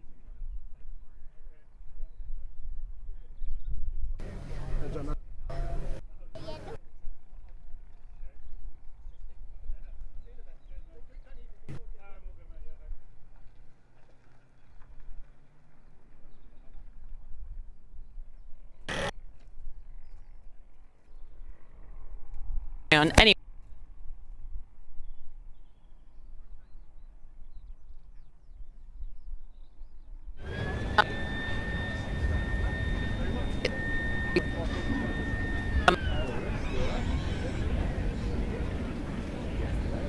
Yeah, it's gonna beginning a lot smooth, so and then we can enjoy the race. Definitely, it's a narrow track and great. What would you? I would.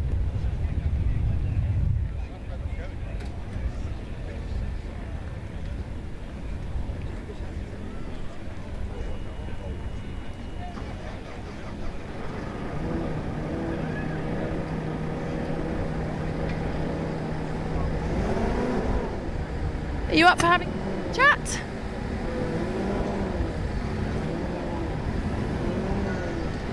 So what an array of cars, and more to the point, as Alex Legee just got to the edge of her signal there, what a grid walk there. There's an enormous queue and it looks like a swarm of ants, but it's a wonderful moment if you've never been on the grid of a racing circuit to get people, when they're getting into the zone, getting into their cars, some are quite happy to be distracted, others not, but some great photos could be taken down there. But the popularity of GT3 in modern iteration, it's just grown like Topsy, but it's founded in 2006, and these early cars now in historic racing, which still seems extraordinary. But these are robust cars. Balance of performance is something that's put them all on equal footing. And really what I love, Alistair, about GT3 is the fact you've got all the different manufacturers, and according to which manufacturer you have an affiliation or a love for, it's great, and they will deliver their performance differently at various points around the lap to the ideal basis of getting a similar or an identical lap time. It's all worked out by people, very clever people in darkroom with slide rules, I think, or something like that. And it was interesting when these cars were racing in period up to 2015. Some of these cars got the modifications up to 2015, but they're basically 2012 cars, the latest. In period, when they were racing in the UK in British GT and overseas in what was called the Blancpain, now the GT World Challenge Europe, it wasn't the same cars winning in Europe as the cars winning in the UK. So for one period it was Aston Martins were definitely the top cars to have, and we spoke earlier, Alex spoke to Graham Davison, who's on the front row. He was the British GT champion in 2019. Not in this car, this was his 2018 car, but he won the championship in that Aston Martin with TF Sport. But over in Europe, it was the Audis that were dominating. Okay, well, let's go back down to Alex on the buzzing grid. I'm down here on row 2 with Nick Sampson and Max Bird. The Aston Martin has got a good history around here, boys. What are your thoughts ahead of this race? Well, we'll see how we get on. Guys up front pretty quick, obviously, so it'll be tough, but yeah, we've got quite a big penalty compared to everyone else as well. So talk us through how she felt in qualifying yesterday. Say again? How did she feel in qualifying? Not bad, it was just busy, very busy, hard to get a clean lap. We only got maybe 1, 2 in the whole session, and that was when the tyres had gone off a bit, so yeah, it was tough, but it's still starting up the front, so it'll be good. Yeah, good. Big old grid. Good. Have a great race, guys. Well done, Max. All right, I think we are being ushered off. Not sure there's anyone else to talk to. Okay, well, let's see what we can do then. We've got about a minute and a half. All right, let's keep chatting.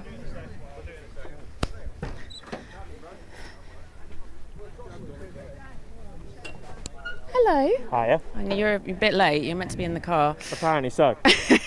But you can walk and talk. Talk me through how you're feeling. This is not a bad position to be here. Not a bad position at all. I mean, it was super close in qualifying. I think only one more tenth we would have been on the front row. It's going to be a really close race, and try and keep it clean through turn one and see where we end up. I was going to say that the times between the top sort of 10 was pretty close. You can tell why the GT3s are still such a good category, can't you? Oh yeah, it's amazing. The BOP formula works really well. I'm just more worried about having two Nissans go through turn one. They're pretty big cars. I'm not sure if we'll fit. Just elbows out wide. Come on. Always. You know the deal. Absolutely. All right, Max, in you get.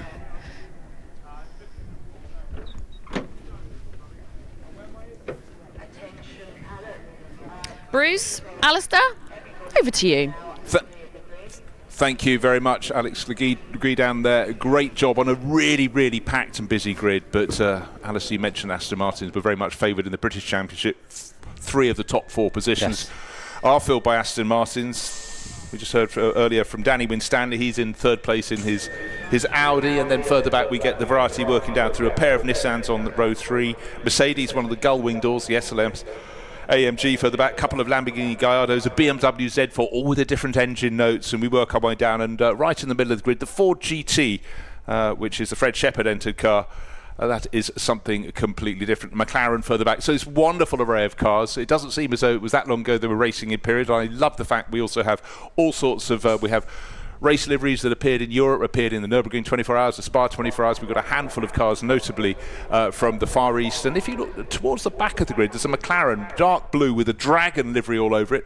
That raced on the Baku World Challenge event in 2013. Obviously, that was a forerunner to Azerbaijan's first Grand Prix, and they used an element of that circuit in the capital city, Baku. So nice little bit of history. That was a car raced by Chris Goodwin in period, being obviously very involved with McLaren back in those days. Rob Bath was also aboard that car, and Bruno Senna, when he was racing a lot of GTs too. But certainly, as far as the eyes can see here, an 007, that's a car that is starting on the outside of, on pole position. Jonathan Mitchell won 2 races in the historic GT3. This is one that raced in the States. You can see the IMSA window strip. It was run by the Racers Group, also known as TRG, with AMR. We do like little combinations of letters. That's Aston Martin Racing, but great success. And of course, the Racers Group, staunch supporters of events like the Daytona 24 Hours, and as the championships changes as well others. But it's this combination of cars, and right now in modern contemporary GT3 racing, there are challenges in the Far East. They were just racing at Mandalika, an amazing circuit in Indonesia this weekend. You've got the North American Series, you've got the European Series as well. And, we've still got the big races, most notably the Spa 24 Hours coming up soon, end of June, slightly earlier than normal. And I think the entries over in the European Series, which tend to use the longer tracks so they can actually start more cars, they're in 50, 55 cars in an entry, all GT3 cars. In British GT over here, we have a mixed grid of GT3 and GT4 cars, still a nice healthy grid. We were at Silverstone last week for that. But here at Donington at the festival, this is all GT3 cars. So these were the top class in British GT for the last 20 years. And then, as Bruce has described, the spread over the world of these cars has been absolutely, it's got to be one of the most successful sports car series, GT series ever devised, I think. Yeah, it came from an idea of Stefan Rettel, who already was involved with the FIA GT1 series, and he's absolutely got it right. And certainly the grid's a sheer testament to that. And I failed to mention also GT World Challenge Australia have their own series as well. But they all feed up to the big events in Europe too, because the Spa 24 Hours for the Stefan Rettel's organisation has been the flagship event, but the Nürburgring 24 Hours is getting bigger and bigger, with Max Verstappen really doing some of the long distance races. It's drawn more and more people, and weirdly, when people see the first time cars racing on the Nürburgring, they actually thought it was a made-up circuit, something that had been created during COVID for online gaming, but assuredly it is absolutely not. So enormous grids, but for historic racing to have a grid as packed as this, we've lost a few people. 3 of cars from the back of the grid are not really around. We know that cars car 55 will actually be starting from the pit lane. Yes, he's down there waiting to start. Yeah, and that's Keith Freiser, one of the Lamborghini Gallardos. But it's Aston Martin's at the front. Engines are going to be firing up soon, not just yet. This is a 50-minute race, and we have another one tomorrow. GT3 Legends, and it's the owners that are the ones that go out in first in this race, isn't it, Alistair? It is, yes, and it was the owners that set the grid positions as well. We had a separate qualifying session for them late yesterday. We had a longer qualifying session for either driver to take the wheel earlier on in the day, and they've had testing as well on Thursday. But the grid has been set by the owners who are now in the cars, and they'll be handing over, in some cases, not all, in some cases, to a fully fledged professional driver such as Phil Keane, 21 or 22, neither of us could remember Thursday when I was talking to him. British GT wins for Phil Keane and numerous international successes. Phil's really one of the top drivers. Rob Huff, World Touring Car Champion, he's taking over one of the cars. Yeah, I mean, it's going to be, again, a race of two halves in so many ways. As we look at the final mechanics down with the cars, not quite lined up fully straight. That will upset some people, but obviously we've got a formation lap to come. Just want to touch on something else. We've also got driver success penalty, or talent penalty, if you will, ranging from an extra 10 seconds for some to the largest penalty. You mentioned Phil Keane at his pit stop. He'll have to twiddle his thumbs for an extra 35 seconds. More of that as the race gets underway. It's 50 minutes, a mandatory pit stop around the middle part of the circuit. But sit back and enjoy the GT3 races of yesterday, but not really that far back. Sort of 2011, 2012 onwards up to 2015 in this field of cars. The range of manufacturers, brilliant. These cars rock solid. Remember, these are not cars built to do sprint races. These are cars that have to go the full 24 hours in endurance racing. And of course, the wonderful liveries reigniting a few memories. And one car that stands out to me is the number 79 BMW Z4 that won the British GT title in 2014 with Marco Attard, wasn't it? The Black Bull sponsored car. It looks absolutely crisp and brand new. With Ollie Bryant, run by Barwell. And this car, the 79 car, still in its original Acuria Cos livery with the Scottish Saltire on the roof. Black Bull sponsorship down the side, still run by the same team, Barwell Motorsport. Mark Lemmer, the arch strategist for long distance races, still running this car. And the 79 car, where's he on the grid? 14th on the grid, Peter Molesdale's time. Liam Griffin will take over. Now, Liam did British GT a few years ago. He was in a Lamborghini with Barwell. So he will take over that car. But that one is, I think, my favourite on the grid. And we've got another one of them as well, just in case one isn't enough. We've got another one, number 888, which is Christoph von Euenhausen, one of the cars that raced at the Nürburgring in period. So that's a one that's come across from Germany and looking great in its white livery. Often you can tell exactly where they did their racing according to the background of their door numbers. If it has Decra, for example, it raced in the ADAC GT Masters. If it has Blancpain, it was in what was then the Blancpain GT Challenge, and so on through. So you can often see their history, their background, but it's the same format, just racing in different championships. But right now, the engine note is going to be loud and proud. The Mercedes SLS with those gull-wing doors, many a race I saw where in the haste of a pit stop, one of them didn't quite engage. And to see a driver driving around a circuit with one arm up while they're still trying to drive to pull the door down, it was definitely a frailty in those cars. And in longer distance races, when those doors have been slammed many a time towards the end, often they didn't shut very well. Yes. So I think when they moved on to the next model of just the Mercedes AMG GT3, they threw away those gull-wing doors and didn't go there. But at the time, it was magical. Not enough wheels on my wagon. That's car number 55, the Lamborghini Gallardo that's waiting to go out, Keith Freiser's car. And that has... Of course, they're going to put those tyres on at the last possible moment. They will be starting from the very back of the pack. As I said, a few cars are not there, including one that you said yesterday, very foolish to put it out there so soon, John Minshaw's car. He said, that's my favourite. It was the other BMW Z4 GT3, still in, of course, that bright green and red Demon Tweaks livery. But we have all our favourites apart from that one. And on the front row, 3 of the top 4 cars are Aston Martins. Graham Davidson nearer the camera, the far side, Jonathan Mitchell, a driver who is, well, like a lot of the drivers in this field, run an array of cars in historic racing. Most notably, recently I've seen him in Jaguar E-Type. Seems to be an expert in those, but clearly the talent knows not many bounds at all, because he's on pole in 007. Of course, that's a number that Aston Martin have carried ever since James Bond back in the 1960s, and wherever possible with the works team, particularly in the World Endurance Championship, normally with the hair bear himself, Nicky Thiem, at the wheel. You know, that is the car number they carry. And why not? You sort of make your own little culture, don't you? And one car on our live stream shot there, the Scottish livery, that's Gregor Fiskin's car, the one of the 2 Porsches on the grid. Car number 32, he's back on the 10th row. He's sharing with Christoph Cowens, but Gregor himself will start the race. He's from Scotland, what a surprise, you say, and he's one of the 1 or 2 car dealers that deals in classic racing cars and road cars. I must admit, I look at the ads in the shiny magazines and I have to look away. Glorious machinery will never ever be in my garage, and I'm sure you're all the same, but we'll have to have hopes and aspirations. And on this beautiful Saturday morning at Donington Park, 50 minutes of GT3 racing with the owners kicking off in these cars, and they're sort of pro, if you like. They're the AM to the pro, will do the second part of the race, but a lot of those will, according to their merits as drivers in historics and contemporary cars, there are time penalties. And in fact, of the 5 cars, the top 5 cars, the first 2 cars, it's 20 seconds apiece penalty for Jonathan Mitchell and Graham Davidson at their pit stop, 30 seconds for Max Bird, who's in the third of those Aston Martins, and the one in the middle that doesn't have any penalty is Danny Winstanley. He's starting the silver Audi, right hand side of your screen, car number 78. So pick your manufacturer, pick your favourite race livery or your favourite driver. Many ways you can look at this GT3 battle, but right now I am just seeing it was a toe in the water in the last year or so, but this year really is the year that GT3 nails its colours to the mast of GT3 racing in historics. Wonderful sights. Donington, that very short run down to the first corner.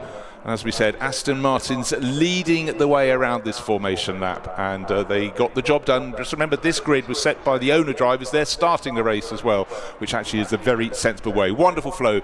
And on the grid, pole position, Jonathan Mitchell, Aston Martin, alongside British GT champion of yesteryear, Graham Davidson, Aston Martin. So it's looking good for the Aston Martin crews. Rows number 2, Danny Winstanley in his Audi, breaking up the bunch, and then Nick Sampson in the third of the Aston Martins in the top 4 positions on the grid.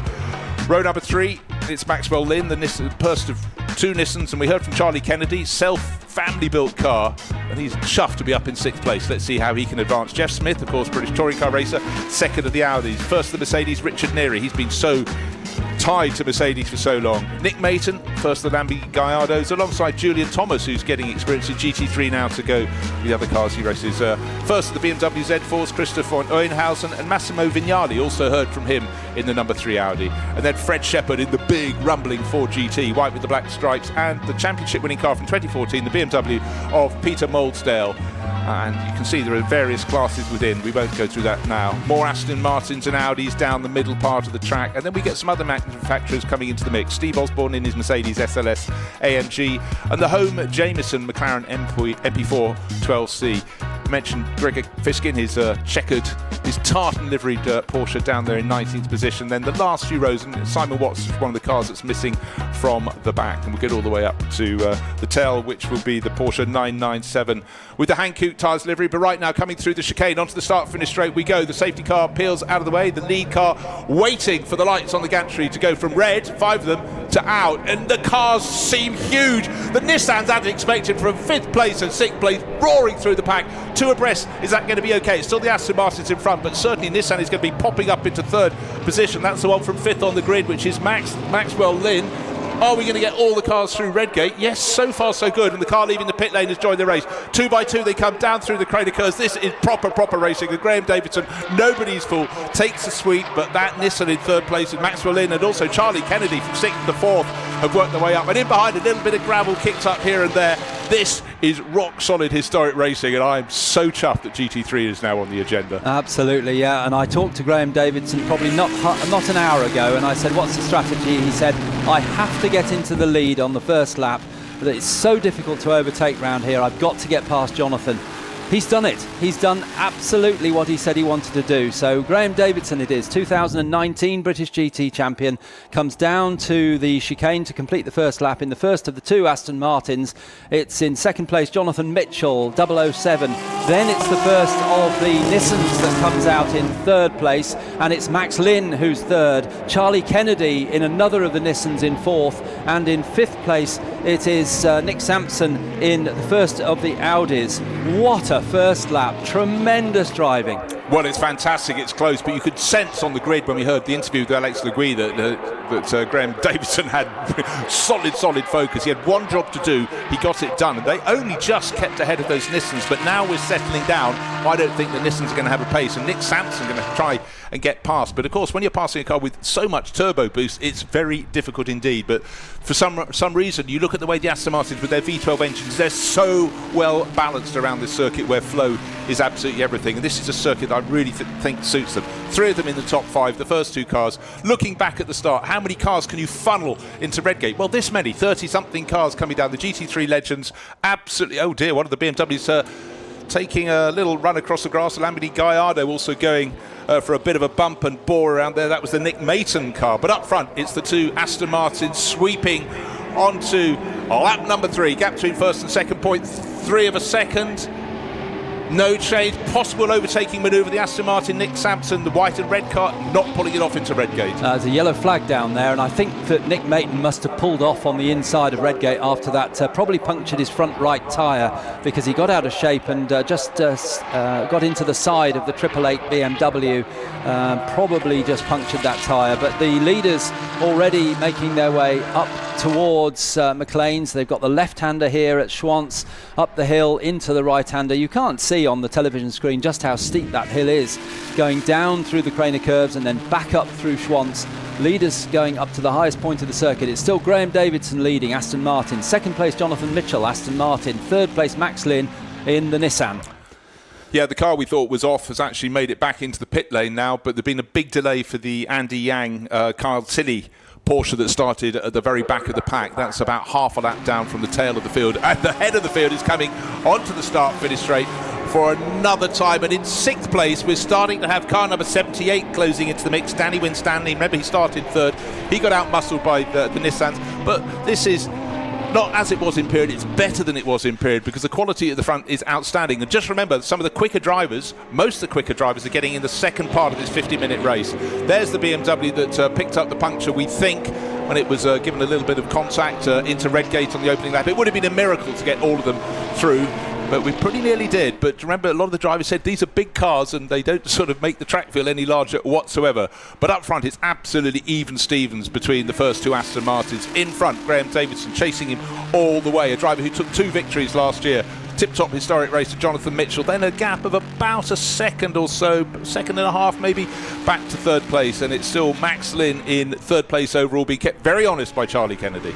He certainly is, yes, and it's great to see those two Nissans running together as they would have done in period. And the number 23 car, which actually 23 in Japanese is Nissan, that's why they always run 23 on the works cars, but that car, not that very car, but the number 23 Nissan was driven by Sir Chris Hoy and Alex Buncombe at this period of British GT, and it was great to see the Sir Chris Hoy, who just is so brilliant at what he did in cycling and then moved across into motor racing. Now, the mover at the back of this pack, Bruce, is Danny Winstanley. He had a poor start from third on the grid, but he's now muscling up towards the back of the third of the Aston Martins, that of Nick Sampson. And Danny, of course, in the Audi R8, which had much success in the European scene.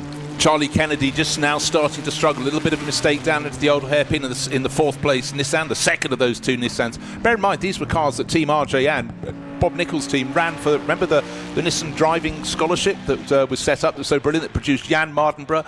They had their first races, they put into Nissan 370Zs, they then came up and suddenly they were running these rip-snorting cars around Europe. Now, still working on that 888 BMW to get it sorted, to get it back out. Don't forget there's a race tomorrow. Up front, no changes given. First to second, just a third of a second still between still leading. Graham Davidson still chasing Jonathan Mitchell.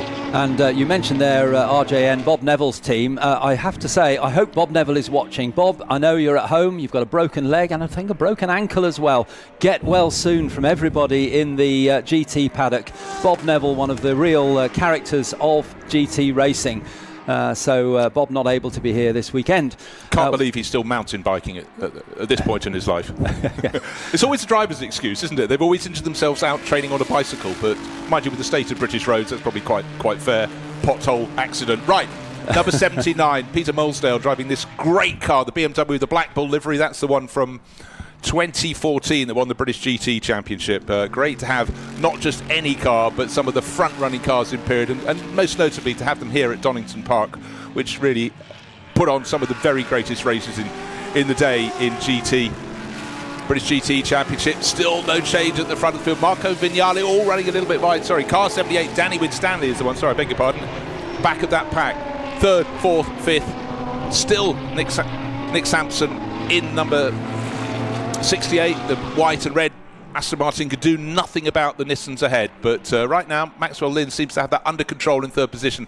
An attack coming from Danny Winstanley, the silver Audi, just in the background of the shot in the crater curves. You say that and you sort of feel your stomach tensing a little bit, but Nick Sampson had him covered off. But if those cars are touched when they're going into that dip, the sort of momentum that could be added with a little kiss, I think it's called in most racing terms, could have been quite something.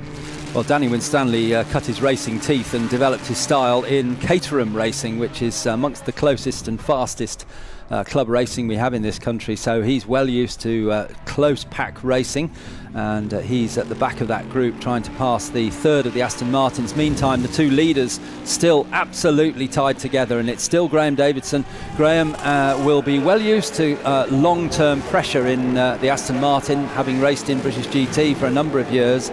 So he'll be half an eye on the mirror, but looking to keep his lines nice and tidy.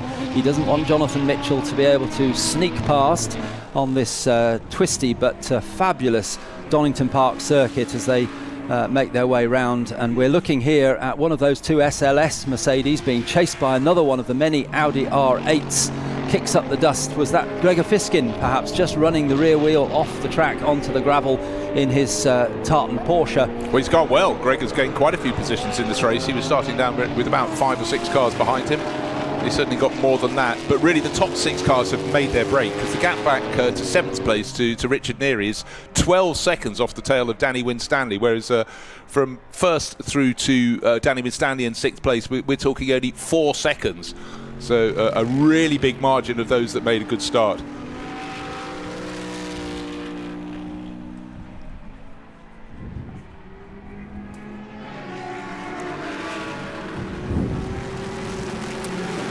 Okay, just got to mop up a little bit, world feed, but if you own YY73 BYB, it's a Ssangyong, please, your dog is in the car, take it out.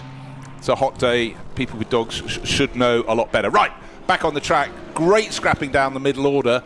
And again, wonderful mix in one shot. We've got a Mercedes SLS AMG. We've got the Audi R8 LMS. In the background, we've got the Ford GT. And the 3rd car, not the 4th car in the train, one behind the Audi, we've got a Lamborghini Gallardo. This is the very essence of GT3 racing. And the Porsche in front with Gregor Fiskin. Sorry, I started the thought halfway through, which isn't really so good. Well, that's 5 manufacturers in that one battle, isn't it? With the Porsche leading it. And another example here of one of the BMWs, but here comes that 5-car train led by Gregor Fiskin. 13th place is Gregor, and he's leading the Mercedes SLS of Steve Osborne, number 88. In 14th place, then it's Marcus von Oeynhausen. Down the start-finish straight, here's the first real move on the outside, 007. He's going to have to sweep into the outside. But unfortunately, Jonathan Mitchell knows that will not work. But he's just been taking slightly different lines out of the chicane onto the start for straight. He's had a bit more punch the last 2 laps, and now this is proper pressure for Graham Davidson. But he didn't become a British GT Championship winner, title winner, without being able to absorb the pressure. But certainly this wonderful lead battle between these 2 Aston Martins, the ebb and flow of this battle, but certainly out of the chicane. Maybe it's a slow in, fast out is the formula that works for Jonathan Mitchell, but Graham Davidson is not leaving the door ajar just now. We've only just got through 10 minutes of this 50-minute race. There's a lot more to come, And just remember, for a lot of the runners, safety car has just been called on circuit. Waved yellows on the start-finish straight. Looks like an Audi off at the exit of Redgate. It's not Danny Winstanley. Can't quite see it from here. If it's car 78, it yes, could be it is. Okay, it's Danny. Yes, it is. He suddenly tumbled down the order. He, remember, was that 4-car battle for third place overall. He was at the back of that pack and starting to chip away at Nick Sampson's Aston Martin. So for everybody out on the circuit, it's a case of slow down. The safety car has now picked up the only top 5 cars, because of course the 6th car in that battle is Danny Winstanley's Audi that started third, fell down the order and has fallen back. It's actually at Coppice, not Redgate. Coppice. Sorry, misidentified on the camera, but to see it through the binoculars. Same gravel, different location. Yes, and hard at work trying to get that car out are the marshals, of course. So an early thank you to our marshals, who do a great job keeping everybody safe and trying to get cars back on the track when they can. But the rules under a safety car is that it's effectively what they call in international racing a full course yellow. I prefer safety car, but it means that all the flag posts are showing yellow flags and no overtaking allowed. And with a safety car, everybody can close up. So some of the gaps that we saw expand in the early part of the race will now contract. There wasn't a gap first to second, was there? They were almost side by side last time around. In fact, that's not Danny Winstanley, it's number 14. I'm pretty sure I saw Danny's number on the side of the car, so maybe he's off as well. They've both gone off. They've both gone off. That's car 14 is the Mines Huff entry, Richard Mines, Rob Huff. Oakley livery, that's correct. Yeah, no, because Danny Winstanley has fallen down on our list to 21st. So this one looks like it's going to live to fight another day up at the crest of the hill at Coppice. Just needs to regain the circuit, but in fact, as he's wanting to do so, that's when the safety car leads the batch around, so he could have been flagged onto the track, but they're not going to do that. But unfortunately for Danny Winstanley's car, he's on the end of a rope being towed out of the gravel and out of the race. I'm sure we'll live to fight another day tomorrow, but bear in mind when these are combined, that's not going to be a helping hand, a flying start. The Oakley car gets going again and eventually finds it's going to trade grass for tarmac. They will at least get to go on through the race. But for Danny Winstanley, challenging no doubt for 5th overall. And the second race, actually, they start in the same order. So Danny Winstanley, assuming his car's okay, will start again in 3rd place. Cars coming through behind the safety car. So perhaps Danny Winstanley was at Redgate. Perhaps I didn't get that wrong.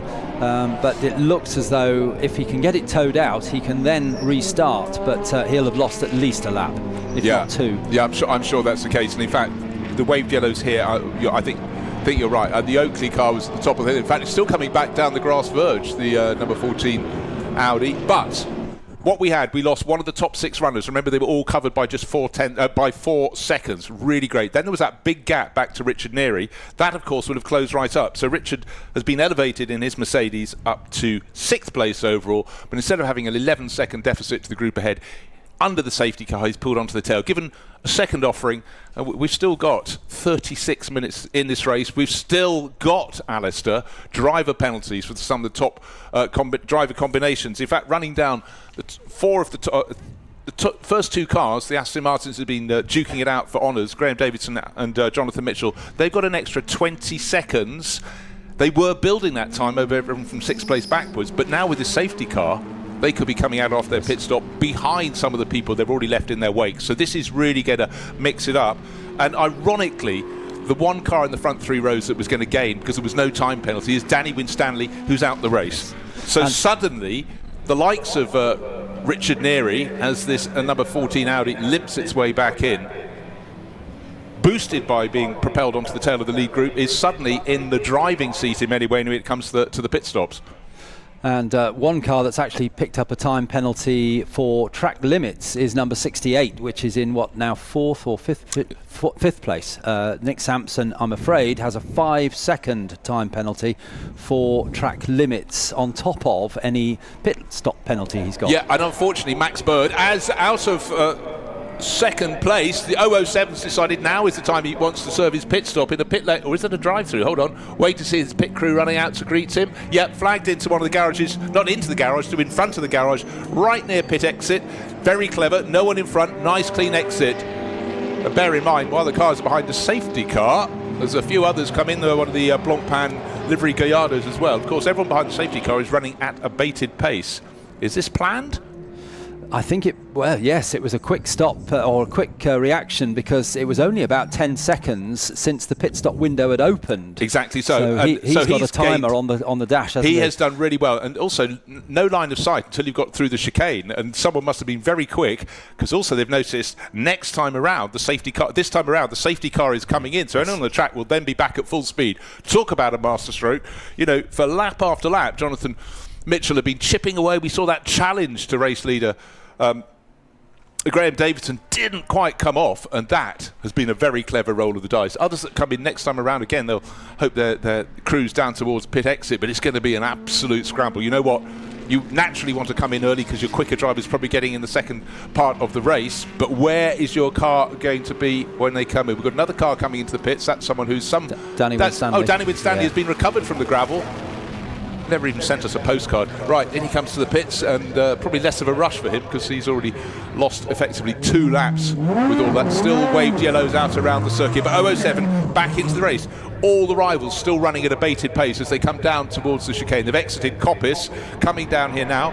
Who's into Redgate? Well, there's the driver that was second in the race, first to blink, first to enter the pits, and who else is coming in? Well, Graham Davison is staying out. He's staying out. The 2 Nissans tucked in behind, and Nick Sampson, who has got that warning for track limits, is running now in 4th place. They're nearly a lap ahead of Jonathan Mitchell, but he's got that pesky thing called a pit stop done. And bear in mind, he was an extra 20 seconds at a standstill. Otherwise, he'd have been almost on the tail of that group as they went round behind the safety car. And Graham Davidson's pit stop penalty is also 20 seconds. So effectively, Jonathan Mitchell and Graham Davidson on exactly the same pit stop time, so that will definitely give the advantage to Jonathan Mitchell. And it was so close to the pit window opening, it may be that because Graham Davidson was leading, he passed the pit entry fractionally before the pit window opened and couldn't come in, and a few seconds later Jonathan Mitchell arrived at the pit lane entry and did come in. I think it was a quick blink.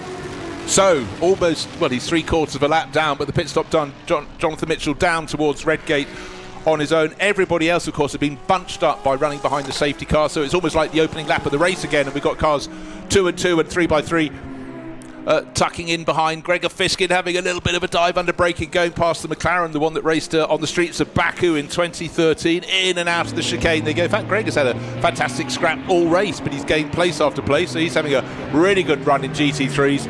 And then, you know, it's sometimes a bonus. The sight we have of this octet, or maybe possibly 10 cars coming down into Redgate, 6 different manufacturers among them. That's what it's all about. And again, this circuit with this wonderful, wonderful flow. Donington, oh dear, someone using a little bit too much there. I think that was the Lippert Lamborghini that started pretty much in penultimate position on the grid. That was getting a little bit loose, but a wonderful coloured train moving at speed. And Gregor Fiskin had a lot of experience in British GT as well, around about the time these cars were running, the early 2010s. So he knows what he's doing. He's handing over to Christoph Cowens. But the leader, as he's been from the off, is Graham Davidson. But the character of the race immediately was changed when that safety car came out. And Jonathan Mitchell took advantage. Yeah, and all those top 4 still going. They're not coming into the pits, but having made his pit stop, gained all this time potentially, Jonathan Mitchell has just his first flying lap afterwards, fastest lap of the race, 1 minute 15.0, and that is 0.3 of a second better even than race leader Graham Davidson has done. So I think it was a masterstroke. However, you never know, there may be another safety car that they could slow him when the others making their pit stops, and in a race as tight as this and corners that are as tempting as, say, Redgate to try and make a move, doesn't always work. Safety cars can happen. We always know safety cars create safety cars in a funny world.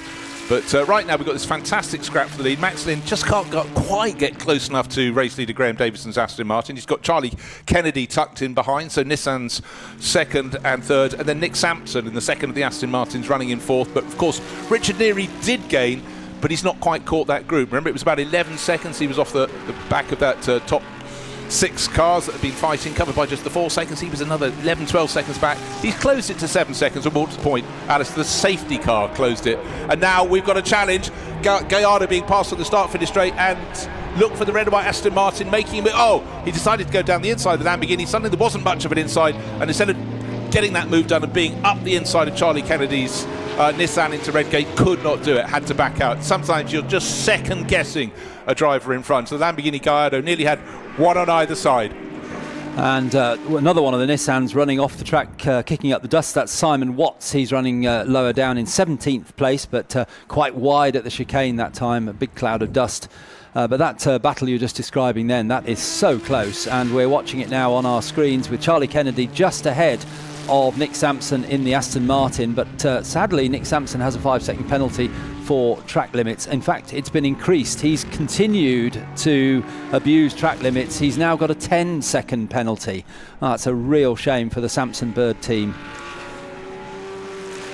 Well, historic racing, but not historic officialdom. So all eyes on all the corners. You are being watched, but it's making it just like a absolutely contemporary race meeting. And in fact, look, in the back, can you spot the red and white Aston Martin? Only just, because he's so close to Charlie Kennedy's Nissan. Down into Redgate they go. Where is the move going to come? I wonder if the team let him know that he's getting perilously close to 3 strikes and you're out in terms of track limits. Yes, it'll be a drive-through next time. Yes, that will really lose him a lot of time. So he's got to keep his nose clean now. We're only just over halfway through the race, so we've still got 28 minutes to run, and still quite a few pit stops to do as well. In fact, only 5 cars have done a pit stop. Now that means it's going to be extremely busy. Probably next time around we're going to have most of the field in. I'm quite surprised they haven't decided to stagger their pit stops because it'll be rather busy in the pit lane. The Jonathan Mitchell car goes through, number 007, and we should see now the leader come round. Graham Davidson still not coming into the pit lane, so he continues for another lap. Well, it sort of makes sense for him to continue. He's handing over to himself, and he has just got that buffer of what, just a whisker under 2 seconds, so he's not being challenged. And in front of him, he's actually got clear track thanks to the safety car. Of course, the tail enders are not sitting in front of him at this stage. They've been closed closer to him, so he can run his best laps. But each lap he's doing at the moment, he's being caught by about 1/3 of a second or 2/10 of a second by Jonathan Mitchell, who's chipping away low 1:05s. Ford GT about to come in. At last, we've got some more people coming in to turf their pit stops. That's Fred Shepherd in blue diamond livery on his car. That makes probably the most vicious sound of any of the GT3 cars here this weekend. Maybe the loveliest. I mean, fans of V12s, of course, they love the Aston Martin V12 Vantages. Fans of loud V8s, well, it's really got to be the one in the BMW Z4. And through goes Jonathan Mitchell, who still isn't in the lead, of course, because he's done his pit stop, but we should see a rash of pit stops coming up now. I don't think they'll get round. Well, they will, yes, they'll just get round again with about 20 seconds spare before the pit window closes. So Graham Davidson is really, well, all 4 of these top cars are really pushing the limit of the pit stop window to the very last possible moment. More and more people starting to run a little bit wide. The corners you've got to watch out. Track limits are being noticed at Redgate, which is the first corner, Old Hairpin, 4th corner, McLean's, which is corner 7, and the chicane. And certainly maybe it's the drivers getting a little more tired. Their tyres not offering quite as much grip. We're seeing more and more people running wide, certainly coming onto the start-finish straight. Gregor Fiskin still in that tartan Porsche, still with his gaggle tucked in behind. Now, is this a regular pit stop for the Ford GT? Fred Shepherd driving solo. Not entirely sure. You never can tell. There's a minimum pit stop time, don't exceed it, but a person doesn't have to consider his pit stop. Jonathan Mitchell listed down on our time charts as 18th position overall, but fear not, when the pit stops are served, he should be either at the front or in the top 4 positions. It's just simply depending if someone well placed who doesn't have a time penalty in that league gaggle. Now, Graham Davidson continues. Second, the first in distance, Maxwell Lynn continues. And I tell you what, if I was the driver, Nick Sampson in the 4th place Aston Martin, I probably would come in, because you've got the pace to get past the Nissan in front of you, but no space to do so. You'd make that pit stop, come in and give it to Max Bird, but Max got a 30-second penalty, extra time at his pit stop before he can get going. Oh, a little bit of a moment into the chicane there for Lamborghini Gallardo, one in the Blancpain livery. Clearly the pit window has been extended, and we've not been told, because pit window is still showing as open, but we're now within the last 25 minutes of the race when it should be closed. So apologies for telling you that they all had to come in. There's clearly been a change, and we don't know about it. Well, keep an eye on that for tomorrow's race, and just lovely for me to see some of the very early GT cars from the Blancpain GT World Challenge. Well, it was a Blancpain GT series, and the Blancpain Lamborghini was the one that brought Blancpain into play, the watch company that just said, yeah, we'll put our name on your championship, and became synonymous.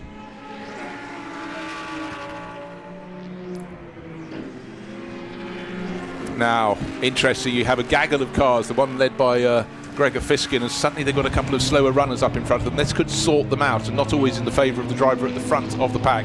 The front of the field, this is the battle for third place, as Max Lynn goes out a shot in the second place Nissan. The third place car is coming down the slope now. We heard from Charlie Kennedy on the grid, and at the moment you have to say Nick Sampson in that Aston Martin, the red and white one, car number 68 behind, does not have the answers. Now a few more people are starting to dive for the pit lane.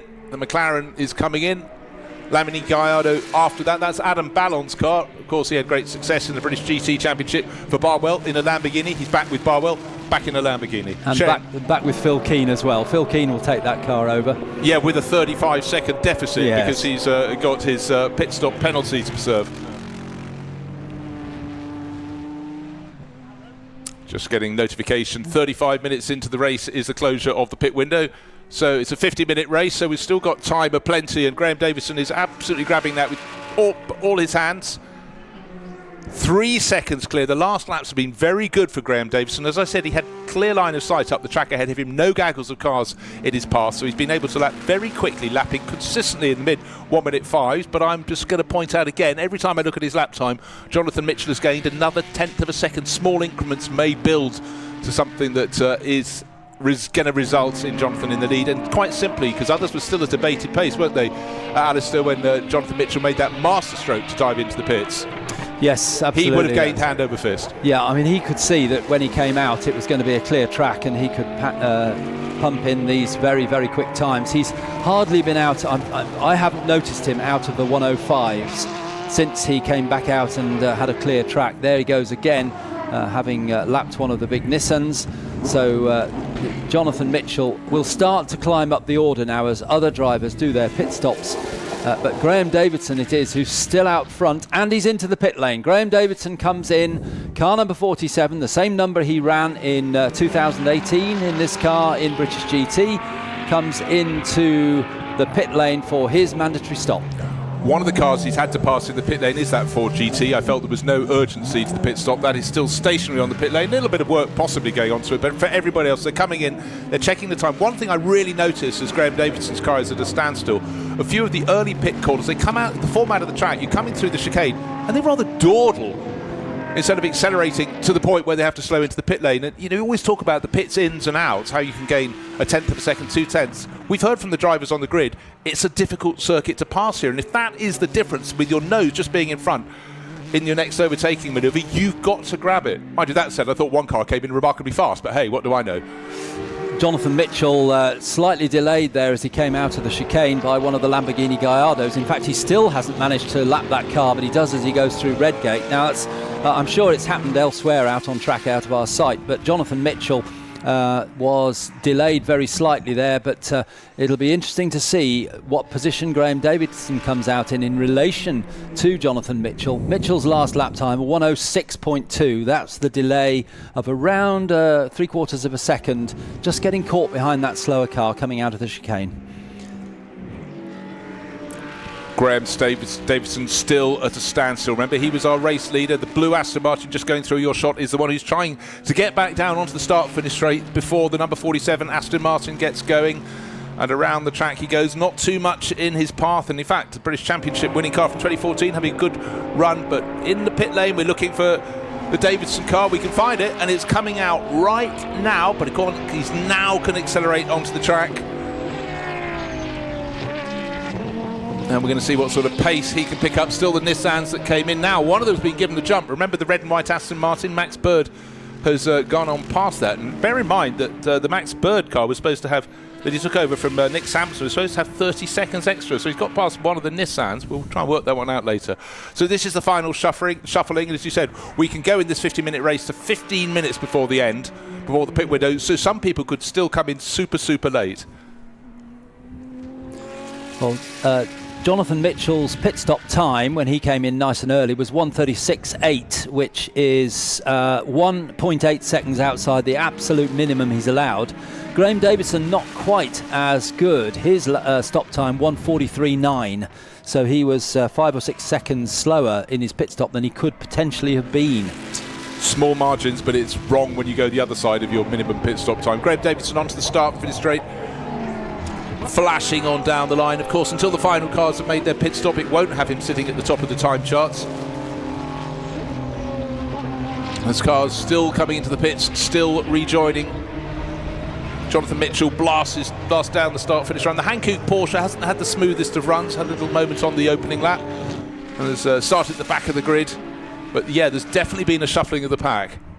Absolutely, and this is what is wonderful about not a very long distance 50-minute race, but it's a sort of mini enduro, but the pit stop that throws in all these variables, and it's great. GT racing, absolutely wonderful. We've got these cars out again tomorrow, of course, to enjoy them, and so it's showing at the moment Charlie Kennedy leading in the Nissan. He is yet to make his pit stop. 26 laps completed, with Julian Thomas in second place in his Audi R8, just 13 seconds down. Yeah, Julian's car just looks unlike the others. It's almost got an entirely plain livery, just dark blue and white, no sponsorship writing on it. Right, Graham Davidson crosses the start-finish line. He's listed as 7th overall, but he's behind in the order of the Aston Martin. You look at now, the 007 car that started on pole position. And just going to get a sight as that one comes out of the chicane. There is an enormous difference, because Graham Davidson is just waiting for the timing intervals to come through, but he's a half a lap or so is effectively what he lost by that inspired decision by Jonathan Mitchell to dive into the pits at the very, very earliest moment the pit window opened. And remember, even if there wasn't a driver penalty for the faster drivers, last car coming in, Charlie Kennedy dives in. He's in a pit garage very close to the entrance to the pit lane. He's just come in from the lead. Remember, this is the family-run team. They do it on 3 and 6, which is quite remarkable. Old money on you, but cleaning the screen, not so many bugs these days. Suddenly a busy flurry of cars, and Julian Thomas appears to continue into the lead of the race because he hasn't come in to make his pit stop, but pit window's still open. Next time around he'd be dicing if he doesn't come in, because 2 minutes until we'll hear the slamming of the pit window. Yeah, Graham Davidson comes in to start another lap, but he will rise up the order a little bit with the Kennedy car in the pit lane. Listed as 6th. Next time around he'll probably be back up into 2nd place, I would think. And the just 2 cars left to do their pit stops. Julian Thomas, you mentioned, and also Jeff Smith, number 46, yet to do his stop. But they've got about a minute and a half to go until the pit window closes, so they'll almost certainly come in this lap, just to be sure of getting in before the window closes. But really, Jonathan Mitchell, since he did that early stop, has driven away from everybody else with those really fast lap times. A 1:05.020, his fastest lap time. Now traffic, well, here's wonderful gaggle. Looking for Julian Thomas. He's in the dark Audi, 3rd in that batch of cars, coming into the chicane, out of the chicane, and I would presume turning slightly left. So he does. So he can say, I led the first of the 2 races. I did have a pit stop to serve. Right, now what's happened on the overall order? It's going to be Jonathan Mitchell from Richard Neary and Graham Davidson in 3rd place. So Richard Neary, remember, was helped by not having any success penalty in the pit stop, and also the safety car closed him up. But Jonathan Mitchell got everything right thus far. Also came in Jeff Smith, the last car that owed us a pit stop, so they're both in the pit lane now. Nice late stops for them. In the case you need to give them that information. And shot here of the 007 of Jonathan Mitchell turning into Redgate, and down towards Hollywood, Craner Curves, the lovely sweeping downhill sequence into the old hairpin. Lovely. Okay, I tell you what, she's fast on the grid, even faster in the pit lane right now, because we've caught up with Max Lynn with Alex McGuee. Well done, pit stop time. Right, Max, that looked like an almighty stint. Yeah, it was a good start going down into turn 1. A little bit of grass action to get up into P3. So as I wasn't expecting the launch with the Nissan, you got to build the boost, and I think I got lucky and got it right. And then it was just trying to keep with the Astons at the front and trying to hold off the other Nissan behind. Not sure where we're at now, because a couple cars came in a bit early. I didn't think the pit window was open, so we'll see what happens. But yeah, it was great fun out there, and these cars are amazing. Yeah, you just have to sort of wait for this window to settle, don't you, before you work out where you're at. What sort of car have you handed over? Probably one with not much tyres left. I think I took most of the tyres and the brakes to stay up where we are, so unfortunately I think Ralph's going to be driving more of a rally car out there, but he's used to that, so he'll like it. But yeah, I think I ate up most of what the car had just to stay where we are, but yeah, it was good fun whilst doing it. Rally car's good practice, seeing as tomorrow I think we'll have rain. Yeah, I mean the Nissan's not too bad in the wet. Quite good weight distribution, so I think we should be okay. I'm doing a little bit of a rain dance, but then again I'm enjoying the sun, so... No. That is not acceptable. Great, Max, thank you. Fingers crossed. Thank you very much. Thank you very much. Always good to get thoughts partway through the race. And one thing we have a slight question mark over, we're talking about the inspired element of Jonathan Mitchell diving in early to the pits. We're just trying to absolutely clarify that he wasn't too early a caller, but it really seemed, even if it was just him diving in at the instant it opened, the fact the other cars were running behind the safety car meant they were running at slow pace, and he effectively had a gift of probably at least half a lap. So we're keeping an eye on that one. But pit window, we can tell you, is now closed. It closed a minute and a half ago. Jonathan Mitchell leading the race from Richard Neary and waiting. The gap is so large. Another lap has been started by the race-leading 007 Aston Martin, waiting for Richard Neary to come across the start-finish line. He put a time on the board, but it's a long, old gap. Everyone else is having a classic scrap out around the circuit as well.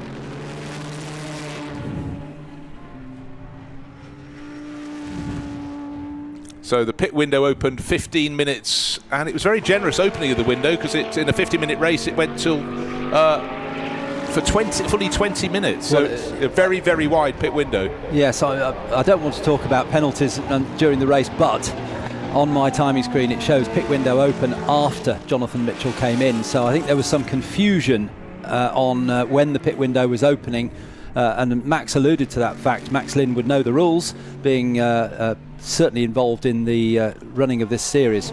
Race leader Jonathan Mitchell all out on his own. Richard Neary in second place. He's only about just under 2 seconds clear of a fantastic scrap for third, which is Charlie Kennedy, head of British GT champion from years gone by, from Graham Davidson. Race leader picking off the Hankook Porsche, which is still trying to find its form, so he's got clear track. But the point that Alistair Douglas just made there, it may have been someone was approaching the window to open it when Jonathan Mitchell came in. Cracking scraps all around the field though, but the battle for second place is going to be a 3-car battle very soon. Car number 13, that's another member of the Lynn family, of course. Aston Martin, Sean Lynn started that. Scott Malvern will be making that ES motor car fly very nicely indeed. Down the start-finish straight they go towards Redgate. In behind, again, it's period, isn't it?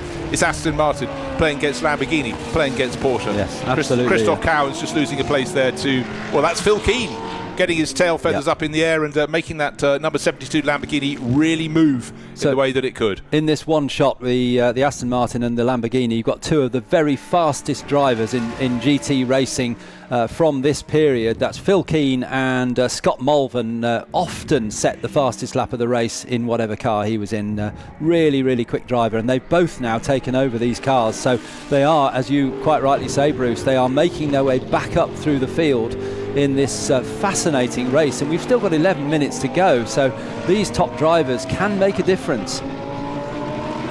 Yeah, they really can. Another one who's probably going to be making a difference is in 9th place overall. Just had sight of his car. That's car number 68, which started 4th on the grid of the Samson Bird, the red and white Aston Martin. Remember, we saw that chat. There it is in the background of the shot. Chasing the car started by Max Lynn that Alex has just interviewed in the pit lane. And this battle, I don't think they've been more than a coat of paint apart for the whole race, have they, these ones? And there's the 46 car just behind them, which is the Audi R8, not on the same lap, I don't think. Yes, it is. Yeah, Jeff Smith is on the same lap. He's done his pit stop, and he's come out right behind this battle. Well, he was the last car to come in and make a pit stop. In fact, the Aston Martin was challenging the other Nissan in the first part of the race, the one driven by Charlie Kennedy. And Charlie is running very comfortably in 4th place at the moment. It's still Jonathan Mitchell, whether rightly or wrongly, leading the race by, well, forever and a day. But then Richard Neary being caught all the time by Graham Davidson and also Charlie Kennedy. And the move comes from Max Bird. He's picked off the Haddon Nissan. tucked in behind the Audi is getting in that mix as well. That's, as you say, Jeff Smith in the white Audi in the background.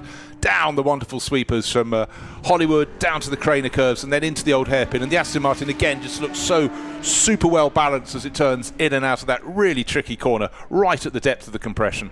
And Jeff Smith there in his usual number, 46, but not in his usual car that he's been racing since he left the British Touring Car Championship a few years ago after a particularly nasty accident. But he now enjoys himself racing in minis, old shape minis, not the new BMW Mini, and he goes through on the inside of the Aston Martin and takes a place.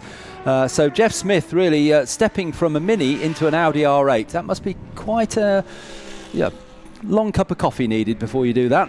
Yeah, I think there's the yin to the yang in that one in terms of contrast, but hey, everything's the better for that. Certainly Max Bird is making that red and white Aston Martin number 68 go very, very nicely indeed. And he's next up the line is the number 3 Audi, Massimo Vignali at the wheel of that. That's a car with quite a rich history. Just go through the names of a few drivers who shared that. Nicky Tim, Lawrence Van Tor, with him, Massimo, and also Frank Stipler. And if that's at the Nürburgring, you've got to be laughing. Frank is just astonishing there. But catching is one thing, is passing is quite another. We saw that when Max's teammate Nick Sampson was doing the first part of the race, could not get his way past those pesky Nissans. And the battle here between Scott Mulvin in the number 13 car, just ahead of Phil Keane in the Lamborghini Gallardo just behind him, and they've been battling now for at least 2 if not 3 laps since they came out of the pits. Great to watch on the track. Dong, the ringing of the bell. Drive-through penalty for car number 7 and 55 for pitting outside the pit window. So that is our race leader, Jonathan Mitchell. And remember, fifth drive-through, it's 15.3 seconds from pit in to pit out. And car number 55, it already had to start from the pit lane. That's Keith Frieser's Lamborghini Gallardo. That won't affect the outcome of the race, but certainly for Jonathan Mitchell, well, it's going to be interesting. But just remember, he's sitting on this enormous lead. I think he can serve the drive-through and still get back out onto the circuit in the lead. So quite possible. Some days things can fall into your lap, or maybe they even considered it was worth that risk.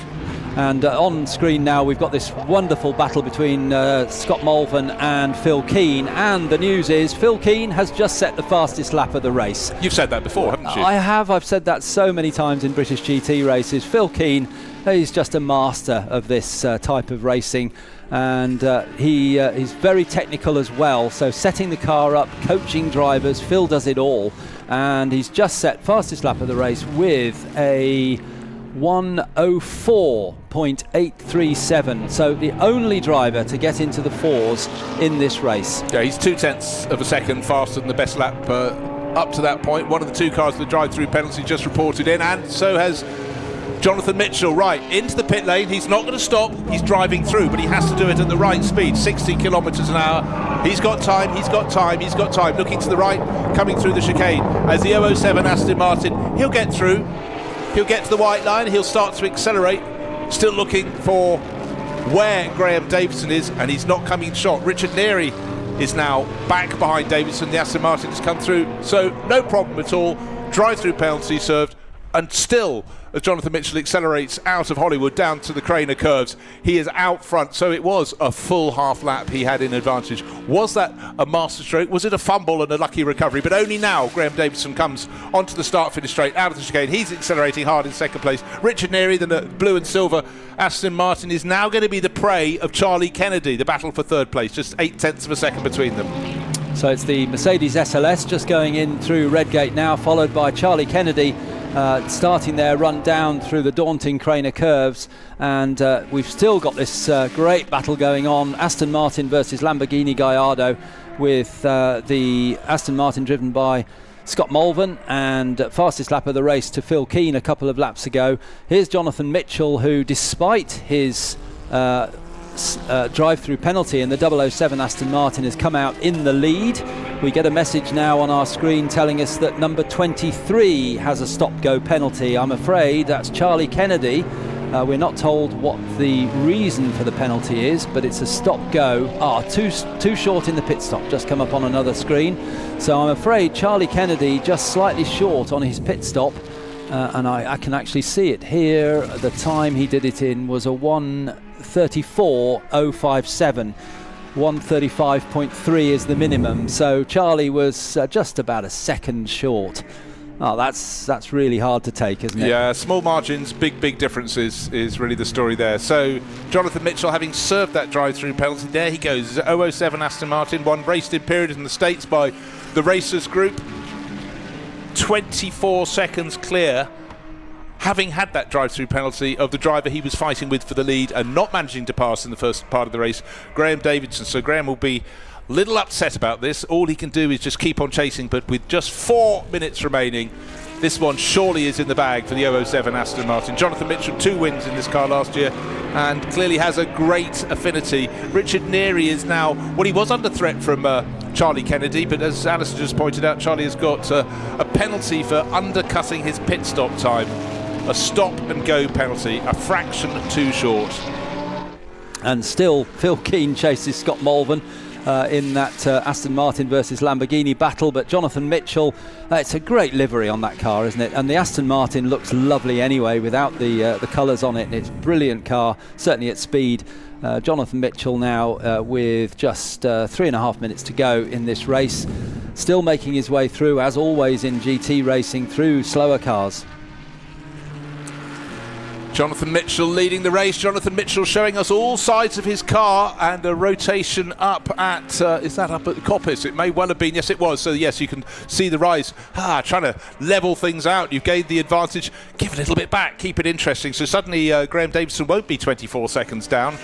He may be a whole lot closer. Mitchell onto the start-finish straight now, and then we'll see how much it's come down. Graham Davidson not yet in shot. It may be about 10 seconds between them. Let's have a look when Graham comes in. But, well, what happened there was our race leader, Jonathan Mitchell, trying to pass someone. There was another car very close to him at the time. Maybe a simple mistake, or maybe he guessed slightly wrongly and up at Coppice. Bear in mind, you can't see the corner until you've literally got into it. Double apex. Graham Davidson only now coming out down the start for the straight. Gap between first and second, 23 seconds. Really not a lot of change. Now, penalty being served. Stop and go for Charlie Kennedy. He's come in from 4th place. He'll go down to the far end, and he'll have to, well, he's just going for a straight drive-through. I thought he was a stop and go, where normally, if you've undercut by a second, or whatever he had, you should stop for a second and get going. Yes. Oh, he's gone to the penalty box. Yes. Okay, Marshall's got the flag down. And he's away again. We have a spinner just coming out of the chicane onto the start-finish straight. The metallic green not the Steve Osborne car, beg your pardon, has had a spin. The Nissan. Red flag out. Okay, well, the reason for the red flag, we've got 2 minutes remaining in this race. Top of your shot, just under those red lights, you can see a car, it's parked where it shouldn't be. So rotation out of the final chicane. And there, unfortunately, a Nissan sitting side on in the track, going nowhere. That's really unlucky late point in the race. Turquoise Japanese livery. Simon Watts' car was the one that went round. So how did that car get there? Well, it was an ambitious overtaking manoeuvre, getting quite close to the tail of the Lippert Lamborghini. Decided discretion was the better part of valor, clouted the inside curbs and then clouted the tyre wall and actually got up onto, well, almost onto its roof. Tyres did the job. They've really left quite a battered and tattered Nissan there, but a small margin just whipping around on him there, and that has more than reshaped the car. Thumbs up, I'm glad to hear from the driver on board. That would have been a big winding moment there, and also the disappointment to get nearly to the end of this race. The red flag has come out, and at that point in the race, Jonathan Mitchell leading the race by 23 seconds, just surviving that spin up at Coppice. Second place, Graham Davidson, who's just driving into the pits with that Oman Air liveried car, and Richard Neary.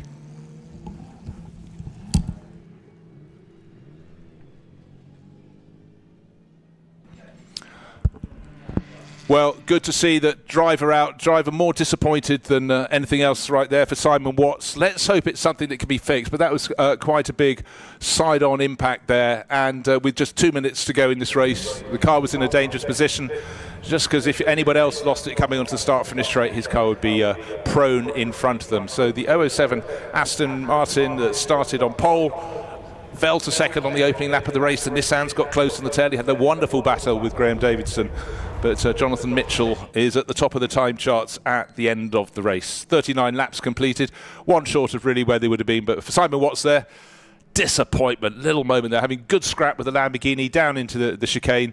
All looked very enjoyable, and then just a little mishap there.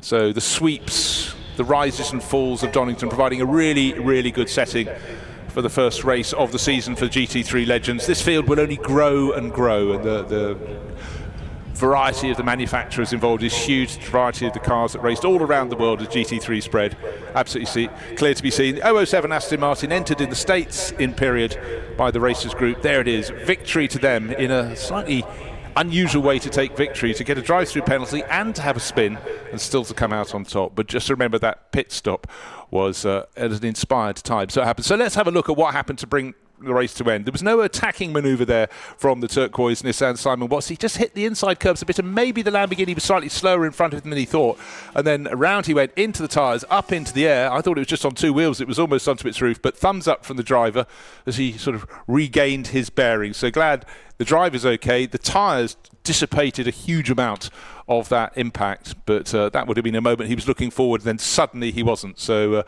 the car has done what is required of it, and driver is okay. So a very slightly early finish to the race there. Another time penalty just been put on screen, and car number 60 has picked up a 5-second penalty for exceeding track limits. Some of the drivers were getting up towards that third driver penalty, but it was all about the Aston Martins. But which one was going to win? Let's take a look back at the highlights of the GT3 Legends.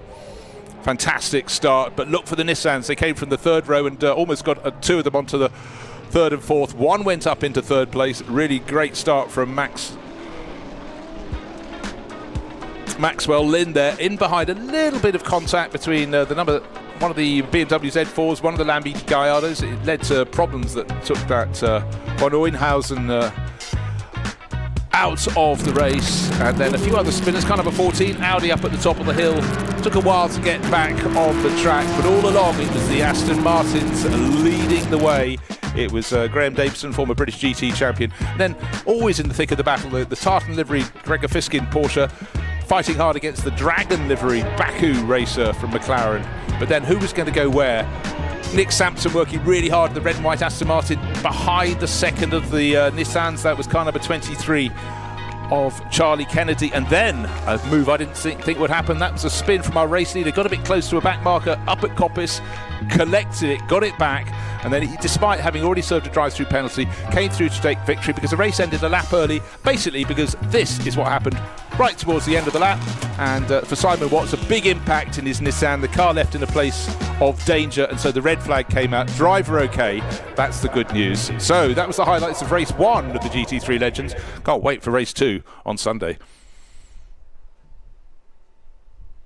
So the clean-up operations, Marshall's working so hard all weekend. And let's take a look at the results. With 38 laps, we counted back one, and Jonathan Mitchell winning by 22 seconds by dint of that very clever timing of the pit stop. Graham Davison gave it his all, former British GT champion, had to settle for second place, and he was 4 seconds ahead of Richard Neary, who had a great race in his Mercedes, the SLS AMG, one of the older cars. Best of the Nissans, or the better of the Nissans, was the R35 of Charlie Kennedy. And then Julian Thomas, by dint of pitting really late in his Audi, vaulted up the order.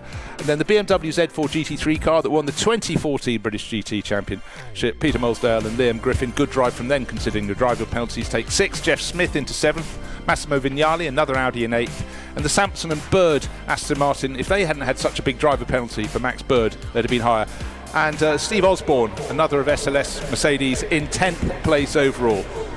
And then working on down the order, a lot of the drivers from 11th to 12th place down, fully lapped in the course of this race. It was chop and change. The timing of the pit stop was really a serious element, and also the drivers will have worked across how much tyres they need to hand from driver 1 to driver 2. We heard from Maxwell Lynn saying, "Oh, I'm not sure I left Mr. Haddon a great deal of rubber to play with." They will learn as we go through the course of the season how hard you can push across 50 minutes and how kind you need to be to your co-driver. But for Jonathan Mitchell, he didn't have a co-driver because he did the race solo, and likewise in second place Graham Davison, also in Aston Martin, went solo. They split their race differently. The timing of the pit stop looked like a master stroke.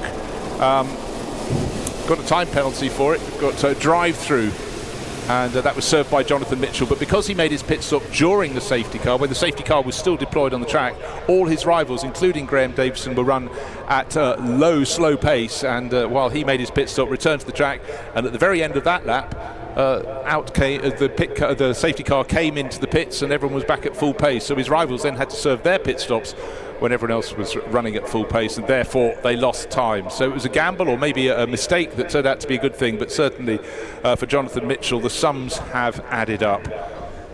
And victory to him. We've got to do it all over tomorrow, and the drivers who went second today will also go second again tomorrow. The owner will always start the race. That's the rules as they've been explained to me. And the cars are put away, and it's not that moment where you put them away saying that's it for the race meeting. They've got their second race tomorrow, GT3 Legends, on the track at 3:20 in the afternoon. The one possible major difference is we've still got fine weather today, but there is talk of rain coming through possibly later here on Saturday, but certainly showers blowing through on Sunday. That could be add a very different complexion to what lies ahead. But right now, that was a really good start, a brilliant start to the race.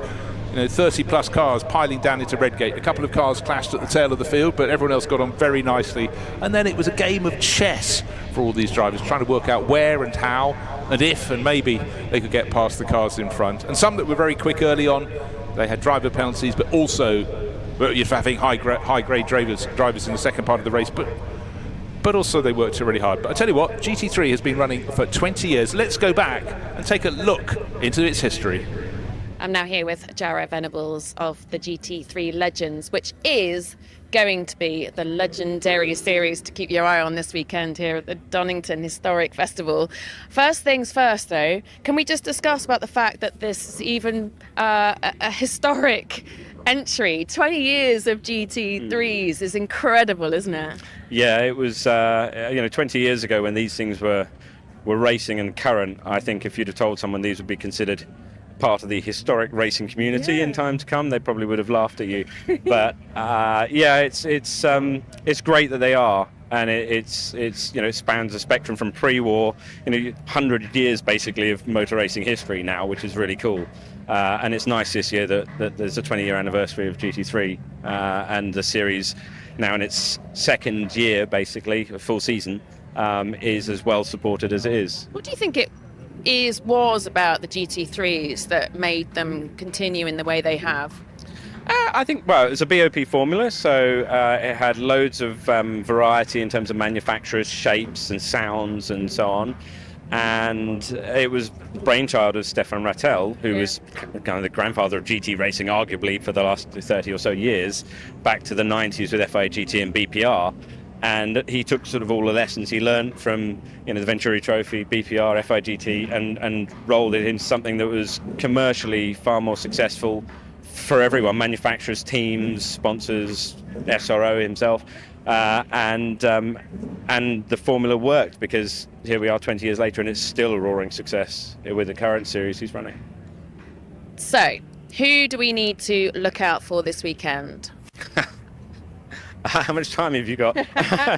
Probably the top half of the grid are all going to be remarkably close. I think last year here, we didn't have quite as many cars, people on the pace in their cars as we have this year. Even then, I think the top 14 were covered by a second, which in modern motorsport is a huge gap. In historic motorsport, that's incredibly tight. Yeah. So we'll find out tonight once the owners start pushing, because the owners' times in our series set the grid, not any pro driver, co-drivers they might have, or rapid amateur co-drivers. So, and the owners have to start the race. So it's we'll find out in a few hours.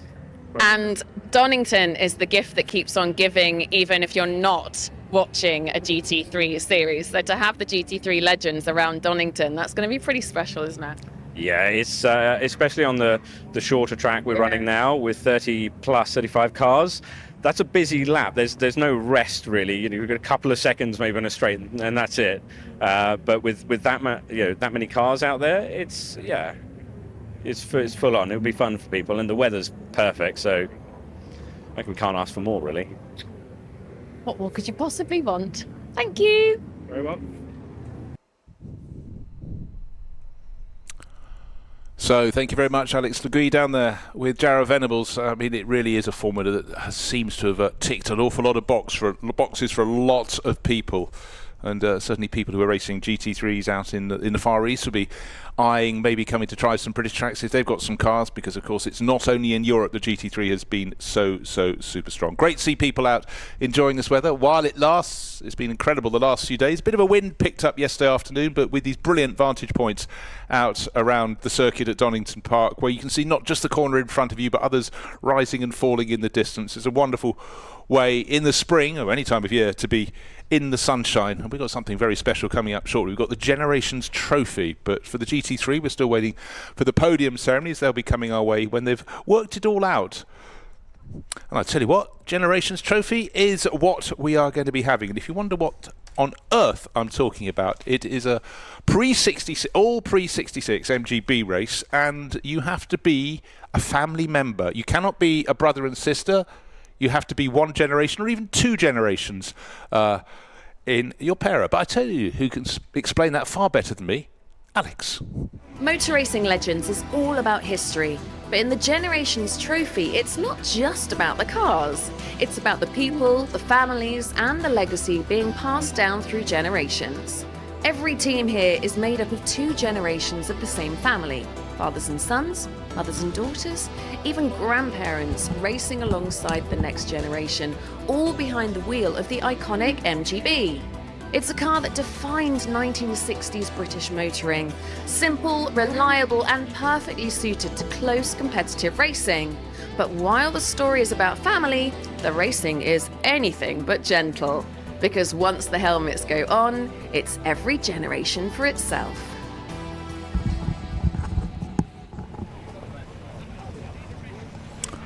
So MGBs all over the collection area waiting to go out on track, and it's a really fantastic element. You know, many people would have never ever thought that they could have gone racing grandfather, grandchild, son, daughter. We don't have any mother-daughter, mother-sons combinations, but give it time, we will. But for some, the second generation already is busy racing. But we've got others who are making their race debuts, which is really something exciting. And I think the figure that stands out to me is one person who is 57 making his race debut, not with an offspring, but with their father. Tom Commander is 80, so it's the oldest combination. And that is just such an astonishing thing for the son to be 57 and to be coming racing. So Matthew Commander, no doubt, will be nervous, but these cars pretty sensible to drive. It's interesting, some people in historics go, well, my Fraser Nash is easier and more accommodating, but they deliver their power. They're not rich in horsepower, but they deliver it very easily around the circuit. And the whole point, it's a level playing field. But just remember, yeah, racing is about trying to win. For a lot of people, it's trying to go out and simply have fun sharing with someone else in their family. So we're really looking forward to this, and it didn't surprise me when the grid was assembled that on pole we have the combination of Patrick Watts, who's raced so much in British touring cars, in all sorts of heroic cars and in historic rallies, and daughter Amy, who's probably getting on for a good half dozen years of her racing career, has been racing Porsches, and before that she raced other things, working her way up the power side. But what I want to know is whose time put that on pole. Was it Amy's or was it Patrick's? But certainly that's going to be fun, and if ever you put a microphone in front of Patrick, you get a brilliant story. He's just such a raconteur about racing. He really sort of understands very nicely what goes into, you know, what people want to know, because when he raced his Allard, that was he'd always explain it was a car that had so much horsepower, and, you know, talk through you very viscerally. But the good thing about this field, the cars are in every single hue. The predominant hue is red with a white roof, which was sort of the MG competition colours, but they come in many forms. And for a lot of people, there's going to be nerves being expended down there, because if it's your first race against people who've raced a whole lot more, you just have to simply look who's close to you on the grid. That's who you have your race with, and see if you can keep up. But again, it is a race that has a pit stop in the middle, so that will certainly lead to a little bit of place changing. And as we saw in a previous race, it can be spread out over a while. The Generations Trophy race is 10 minutes longer than the GT3, so it's a decently long race. It's a full hour of racing here with that pit stop in the middle, and we're going to see how it unfolds. But certainly the Watts family, father and daughter, Patrick and Amy, on pole position, and alongside the Warhursts, father and son, Ian and son Joe, They are alongside. And then the Wales, they were always at the top of the time charts through qualifying. Nick Whale and son Harry.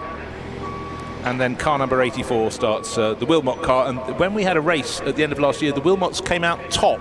It was a trial race at Silverstone last October. The Wattses came second, so the order stayed fairly similar at the front end. But other groups, they'll find their form.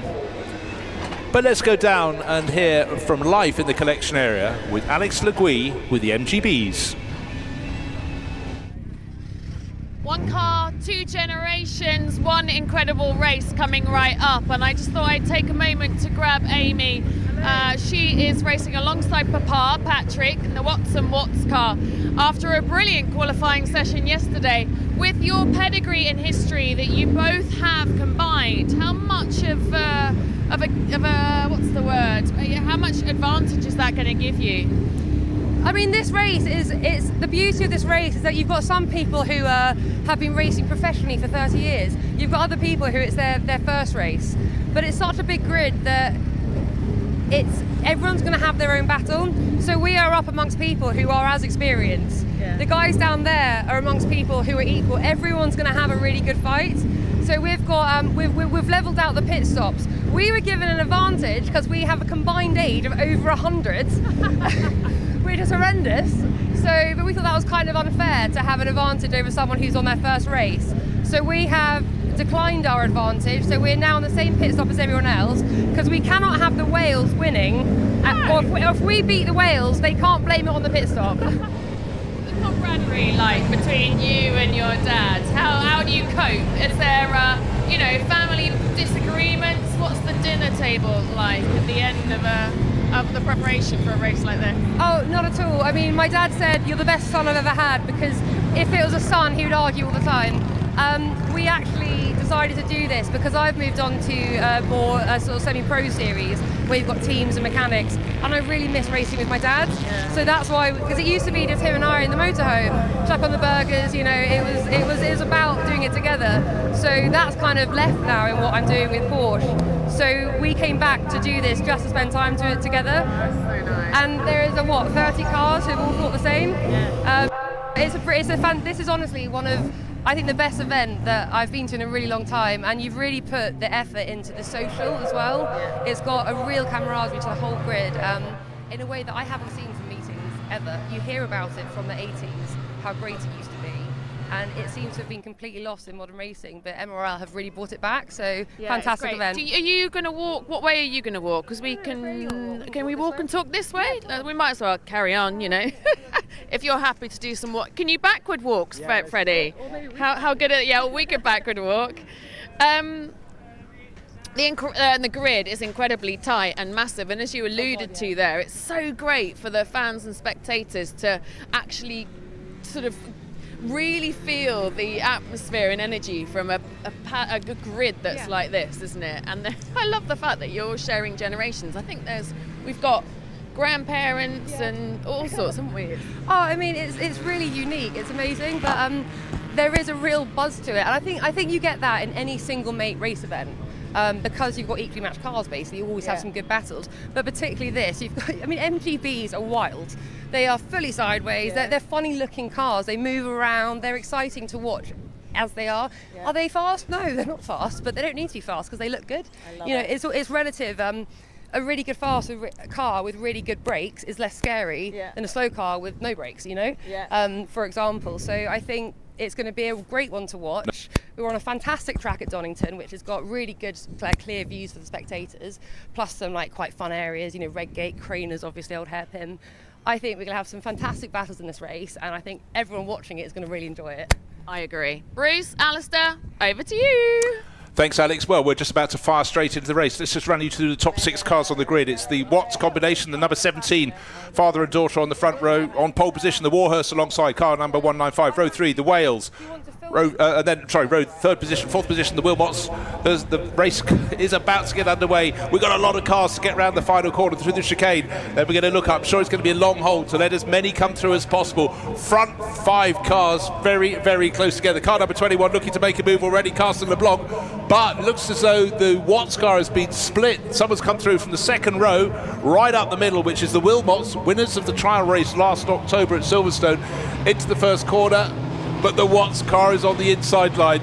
Neither Amy or Patrick are the sort of people who back out of that, and they lead through. And just remember, as we go on this opening lap, it's like when you come home at the end of a day from skiing. It doesn't matter if you're a novice or an expert, you're bubbling, and that's what we're going to get in this race. Everyone has got their own race to run, and the Wattses are going to try and put a bit of clear blue air between their car number 17, white and turquoise car, as they go into the old hairpin, up to the Schwantz curves. They go in behind everyone neat and tidy, and think for some people this is their first racing lap ever. Absolutely, yes. Great way of introducing the younger generation, in some cases the older generation, into racing. Patrick Watts it is at the wheel. He will be doubly keen to get a bit of a run on this race, because he was slower than his daughter Amy in this one. Patrick Watts, of course, ex-British touring car driver, and then he's already opening out a little gap as they go up to the highest point of the circuit. The rest of the field, what a field we've got.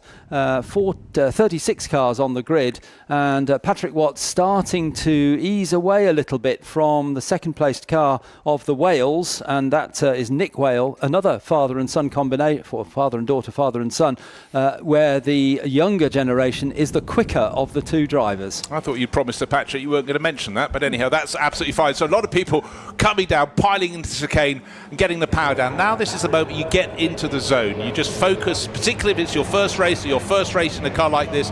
What's the feel of the car? What's that thing I've got to remember? It's an hour long. I've got to focus on the braking and keeping things sweet. Car 166 right in the mix. That's Rod and Toby Adlington, and Toby, rugby player. He'll be doing the second part of this race.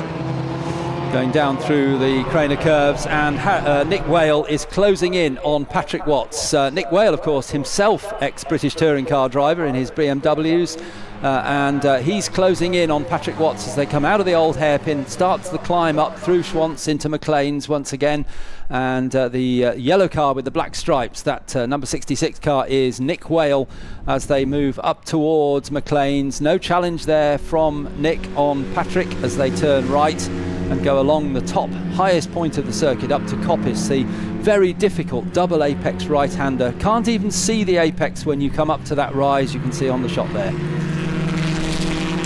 Great conditions. You know, bear in mind, as I say, some of these drivers very short in terms of racing competition, so it's a good thing it's not a greasy, damp track here today. And an overtaking manoeuvre being executed down to take the inside line, but it'll be pulls across, so he's got the full width of the track. Nick Whale goes through, and Patrick Watts, beaten by his daughter in practice yesterday, now being overtaken by Nick Whale. That's not the sort of stuff that Patrick would take lying down. Absolutely not, no. But a great supporter of this series. He absolutely loves the idea as they come down into Redgate once again. So across the line for that completion of the second lap, it was Nick Whale who leads, from Patrick Watts in second place, Rick Wilmot in third place, and Ian Warhurst in fourth place.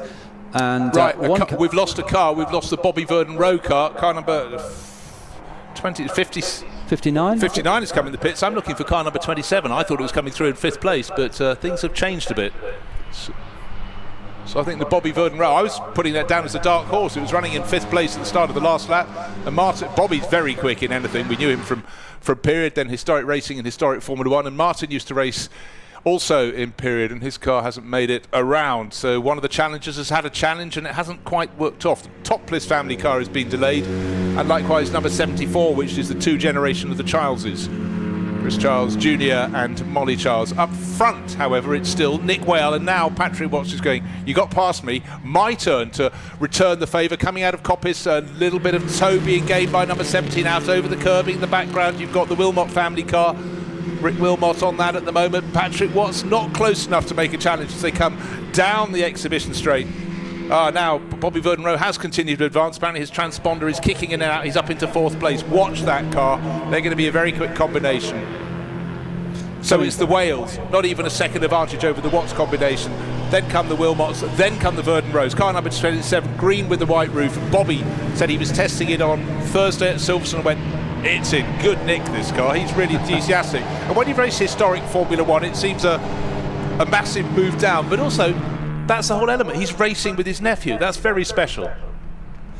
Another car coming into the pit lane, I'm afraid, is car number 87, which is the cars of the Ashworths. Yeah, father and son combination. Yes. Often see them out in the TVR, but they were having a go in this so they could race together against other generational combinations. Up front though, it's still just under a second, 7/10 of a second. Nick Whale ahead of Patrick Watts all the way down the field. Doesn't matter where you look, there's a car of a different race livery to another having a fight, most with the red and white of MG Racing colours. Car number 29 looking out there having a good old run. It's Andy Wolf, preparer of so many cars across the various championships, and he's out racing with his daughter as well, so it's just great to have these family backgrounds. And there's some good battling going on between three cars actually, as the screen opens out with the Locks in the middle, father and daughter team. And we should mention the commanders, shouldn't we, Bruce? 137 years is their combined age. Matthew Commander, the son, is around aged 57, and his father, Tom Commander, is aged 80, and they're out racing. Yeah, it's a wonderful, wonderful story. And the good thing is this runs through for the next handful of years. We'll get the next generation coming in at the bottom end. We've got one 16-year-old driver, which is after the advantage is George Fraser Kerr, so he'll be going out to the second point of this race. And, you know, what a treat. What's the difference between first and second? Not a great deal. Looking at the Lynn family car in the battle, that's one with the sort of quartered race livery. Here, car number 17, still giving chases. Patrick Watts picking off a back marker, but all along he's just losing a little bit of ground to Nick Whale. It's been affected a little bit by traffic there, but 1.7, 1.5 seconds. It's sitting at about that margin. Nick Whale, yellow and with the two black stripes up over the roof. I do love some of the liveries on these MGBs. They really have put a lot of thought into these.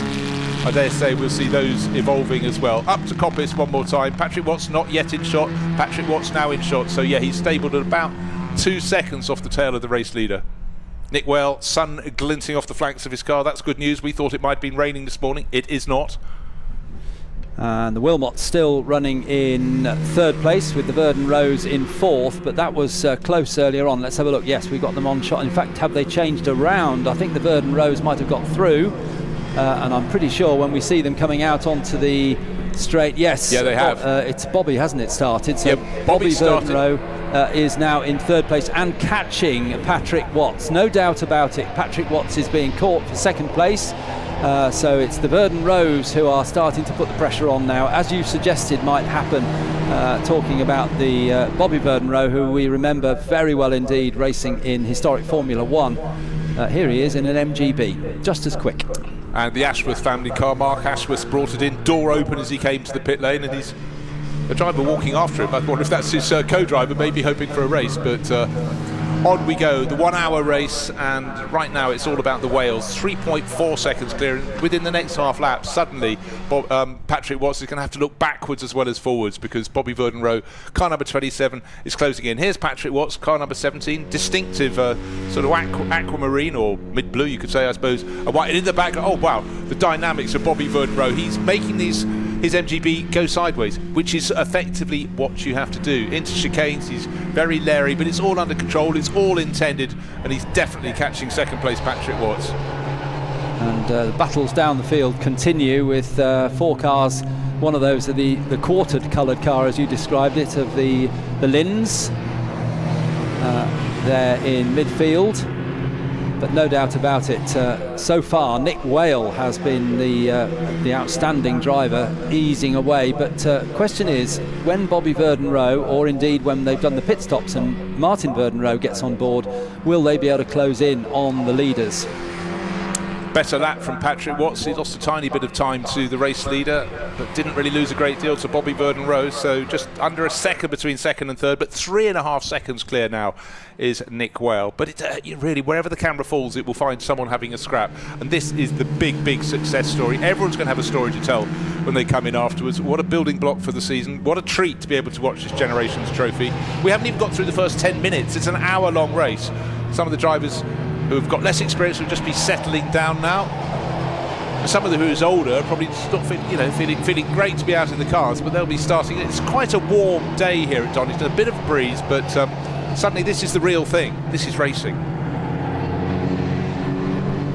Nice livery on the MGB there. Registration numbers. That's another nice thing to see. Registration numbers on the cars, but that's the gold and red livery. Not quite Alan Mann Racing, but similar. But the more traditional MGB works livery, red with a white roof, was how they painted them in the day. I always liked the little touch when you had Ferrari sports cars and they had the MO and then the number, the Modena number plate that they'd use on the Mille Miglia so they could do the road races. So a lovely little touch, and always great when that's kept in historic circles. Got number 74 losing a little bit of ground there. That's Chris Giles Jr. sharing with daughter debutant Molly. And just remember, none of these cars are exactly replete with horsepower, which is a good thing, but actually that's why the racing is so good. 3 abreast down the start finish straight, car 59 in the middle.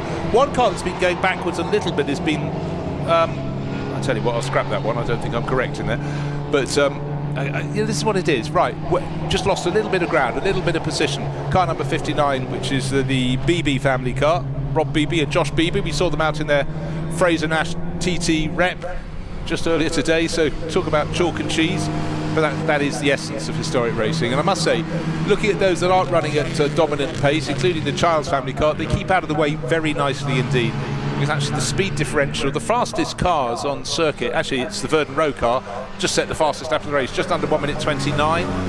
And those in midfield are about 4 seconds off, and those in the tail a little bit further back. But you know what? Actually, the gap between the fastest and the slowest is less than I thought. And with every future round of the Generations Trophy, that discrepancy will close right up, which is fabulous. And quite a number of these drivers we did mention earlier as this is their very first race, never mind first race meeting or doing other karting or anything like that. Some of them never raced before, and here they are on track.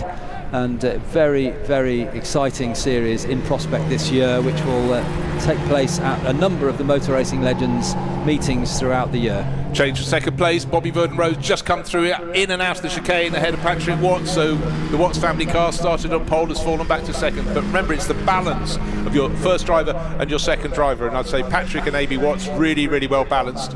And also Verdon Rowe is very quick. Not as quick as Bobby, but not yet. Or maybe he is now. Maybe Bobby's getting a bit older. Who knows? Well, Bobby started, so he must have been the slower in qualifying, but maybe that was tactical. Quite possibly. It certainly wasn't planned for Patrick and Amy Watts, well, he was telling me last night. And they started down in 6th place. We've got yellow flags up at McLean's.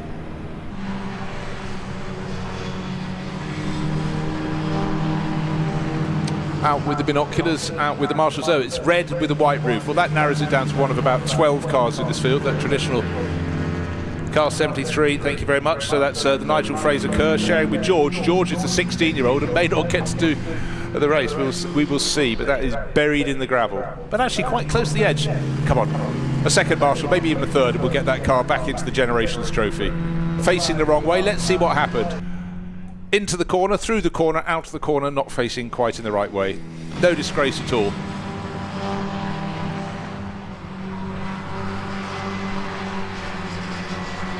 From here it still looks so the car has got its rear wheels in the gravel, but no, the marshals have moved away. So hopefully when there's a gap in the traffic, which may be a while coming because the field is really strung out around the Donington Park circuit, we'll get that one, the Fraser Kerr family car, back into the race. And Nick Whale continues in the yellow MGB down through Redgate, down the Craner Curve, still leading, lead of around 3 seconds, but not over Patrick Watts now. It's Bobby Verdon Rowe in second place, having taken that place last time around. So now we'll see whether Bobby Verdon Rowe can start to close in. He's got the fastest lap of the race with a 1:28.941, which is only a tenth quicker than Nick Whale's fastest lap time. So he's not exactly going to leap up onto the back of Nick Whale, but he is a little bit quicker. We only need Nick Whale to get slowed a little, doing a bit of lappery, then Verdon Rowe will be right there.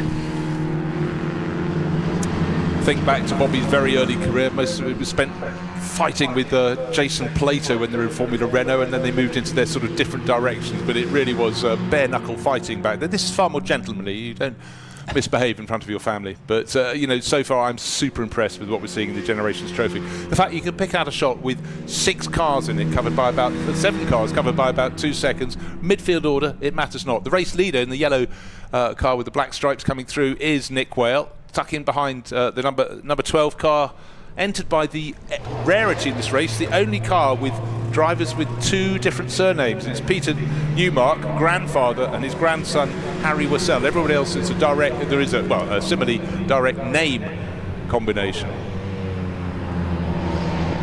But for Nick Whale, car number 66, stroking it. But what's happened is Bobby Verden Rowe is coming into the shot. He's the 3rd car in the line. Bobby Verden Rowe's got the black car in front of him, but now he's got clear line of sight. Down the Craner curves they go. Race leader, the yellow car, Nick Whale, giving chase, Bobby Verden Rowe. Just got to choose his moment, not into the old hairpin, I would suggest, but perhaps as they get their way up towards McLean, he'll have put the nose in front, still in behind, so this will be a bit frustrating for Bobby. He got down to 1.8 seconds down on race leader Nick Whale. Now he's losing, he's waiting for the moment to see where he can try and make a manoeuvre. There is the car that didn't get back into the race, the Fraser Kerr car. We thought it might be able to rejoin, but at the outside of the track, no yellow flags there. Patrick Watts is now back onto the tail of Bobby Verden Rowe. That traffic has not helped Bobby. The Fraser Kerr car being pulled to safety up there, but all along it's suddenly really fallen to Nick Whale, and we've got cars coming in and through the pits. We've got one in the pit lane with the bonnet up. There it is, car number 59. That's the car from the BB family. Also in is the 111 car, Mark and his daughter Beanie Reese. Some problems for them because the pit window not yet open. Bonnet up, more problems. That, as you say, is the Reese family car, Mark and Beanie. So, I do expect in the opening race of the season some of these cars, they'll be finding faults that they can sort and get them back out all over again. Frustrating as it will be. Right, that little moment we saw for Nick Whale getting ahead of traffic on the run through Redgate and then down through the Craner curves has extended his lead by getting on for 3 seconds. He's 4.6 seconds clear of Bobby Verden Rowe in second place, who's just a second clear of Patrick Watts. Patrick in the background, the white bonnet on his aquamarine coloured B is tucked in behind Bobby Verden Rowe, and again Bobby is stuck in traffic, so our race leader is gaining all the time. Nick Whale, he may find some traffic, but when you haven't got another driver on your tail, you can slightly pick your moment when to go past. So for a few cars there, not under motive power, they're being taken to go back in the paddock. But our race leader, here he is, Nick Whale. He's got his son Harry waiting to take over. No need to rush in yet. We haven't even got to the 1/3 distance point in this 1 hour race. And I think we should actually have a bit of a mention for the crew that's risen to 4th place overall. Rod Adlington, he'll be handing over to son Toby, and they're just ahead of the Wilmots. Remember, the Wilmots won the opening one of these races, which was a trial. You were there, Alistair, weren't you? Yes. Last October, was it, at Silverstone? Yes, it was. If I recall, it was a different combination. It was Rick, the father, and Joe, the son, at Silverstone, if I recall correctly. And this time it's Harry Wilmot is the son taking over. So, but the same family, that's the main thing. And they were, of course, out earlier on in another race. Well, on the original entry list, it was Joseph Wilmot as the second driver, but obviously a bit of inter-Nissan battling, and Harry Wilmot said, hey, what about me? And we may well have some combinations this year where you rotate through some of the siblings, which would be perfectly fun to have. Absolutely, yes. So the gap last time around was 4.5 seconds first to second. Well, Nick Whale has either found his way through some traffic much more efficiently or speeded up, because suddenly he's 9.2 ahead, and equally Patrick Watts has closed right up onto Bobby Verden Rowe's tail, just 0.6 at the line. So first to second has extended, but second to third closed right down. Yeah, every time we've seen Bobby in recent laps, he's being just caught behind a back marker, whereas Nick Whale seems to have sliced his way through very nicely. Can just be the luck of the draw, but Bobby doesn't have too many options, because if he goes a little bit wide somewhere, then Patrick Watts is not going to need a second invitation. There's the Andrew family car looking to make its moment. Where's the gap coming? Down the hill, perhaps, the Craner curves? Well, you've got to be confident. No, through the Craner curves, if the gap isn't opened up for you, you do not dive down there. We are now 40.5 minutes remaining, so the pit window will be opening in about 5 minutes' time. Remain open for 10 minutes for everybody to come in and do their mandatory stops. So it'll be a fairly frantic pit lane for a few laps. Here we go with our second place battle. Patrick Watts still closing in a little bit. It's now 0.8 of a second, so he's taken a tenth out of Bobby Verdon Rowe. But what they have is clear track Absolutely. all the way up to race leader. Not they're going to catch Nick Well, but at least they can go about their own battle for second place without interruption. Down the start-finish straight, still some fine battling. Crews just trying to find their position, but then what a wonderful sight. Patrick Watts giving chase, car number 17, but the car in front is Bobby Verdon Rowe, green with the white roof.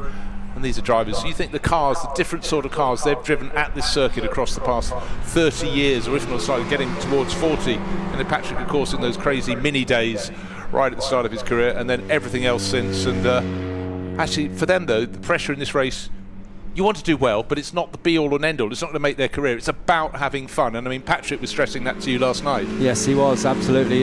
Sat with Carl Jones, actually. Carl Jones not in this race, but he's racing later on in the weekend. Carl, a contemporary of Patrick in the British Touring Car Championship.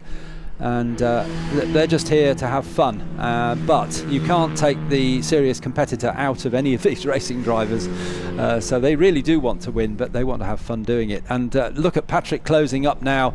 A little bit of slipstream there, perhaps not a word you use terribly often in for MGB racing, but nevertheless a little bit of an advantage there for Patrick Watts down the long exhibition straight into the chicane. They're going to come across the line. It was 0.8 last time. I think it's going to be more like 0.3, 0.4, no, well, it's 0.6 as they come across the line. So Patrick is closing in on Bobby Verdon Rowe. I don't think Bobby will get too flustered by being challenged so closely. He's a pretty cool character. But all along, another few tenths in the favour of our race leader, Nick Whale. He can pick his moments. He's going down through the Crater curves, into the old hairpin, out of the old hairpin. The track starts to rise again, up to the Schwanz curve as you're sweeping away up the hill towards McLean. He's got the clear track. So too have his rivals, but all along for Bobby Verdon Rowe. See, nice move, without the stress of being interrupted. Nick Well just waited until the moment. Where was it going to come? He thought, yeah, going into McLean's would be about the right sort of place. Then he carries on up the hill to Coppice. No one in front of him again. Might have cost him a third of a second or so, but that's absolutely fine when you're sitting on a buffer of 10 seconds or so. And also, they all know the calibre of their second driver. And of course, you know your children very well. So Nick will be handing over to Harry. And then it's also not just how quick the driver is, but how they're finding the MGB. And for some of them, this will be their first race. They might find that it's not quite as sweet as it was when it went to the grid for the start of the race. We can touch on that later. But certainly for Nick Well, he's driving in a very unstressed way to lead this race. Bobby Verdon Rowe is going to cross the line about 10 seconds afterwards. So down to Redgate goes our race leader. Out of the chicane comes second and third overall. Let's run down the order a little bit. The Wilmots are in fourth place, car number 84, fifth at the Adlingtons, and the LeBlanc family, car number 21, in sixth. And they will have the leading debutante in this race because Fabrice LeBlanc, son of Carsten, will be taking that over. So that's quite a big ask to get a car that's going to be handed to you in sixth place overall. And just a bit further down, in 10th place, the Perez family. Now, those of you that follow rallying and possibly a few years ago GT racing might think that's Seb Perez. Well, it is Seb Perez, but it's not the same one. It's his cousin and his uncle. So the Perez family is Sebastian Perez, the father, and Sebastian Perez, the son. We will see later in the meeting the other Sebastian Perez, known as Seb, who is currently spending most of his time racing in rallying in his father's Lancia Stratos, and also a lovely Escort as well. So not the same Perez, but the same family. Thank you for clearing that up, Alistair. Commentator's dream. It's Seb Perez at the wheel. There we have it. That's how you handle these things. So the pit stop window will be coming soon. We'll have a flurry. We've only had a few cars coming in a bit too soon, unfortunately, because they've had mechanical frailty issues, but no such problems for Nick Whale, leading the race by over 10 seconds now. But really is the question is, how will the second drivers fare? Bobby Verdon Rowe just over the start-finish line. He's now, actually they found about half a second on the race leader, but we did see Nick Whale just choosing his moment. He will hand over to his nephew Martin Verdon Rowe, and Patrick Watts will hand over to Amy, who he's been coaching. And I love the comment from Amy before the race that had Patrick had a son, he'd have spent his time arguing with him, but Patrick and Amy have such a good relationship, father-daughter rather than father-son. that has really helped in their combination as Amy's developed her class with Patrick's advice over the years.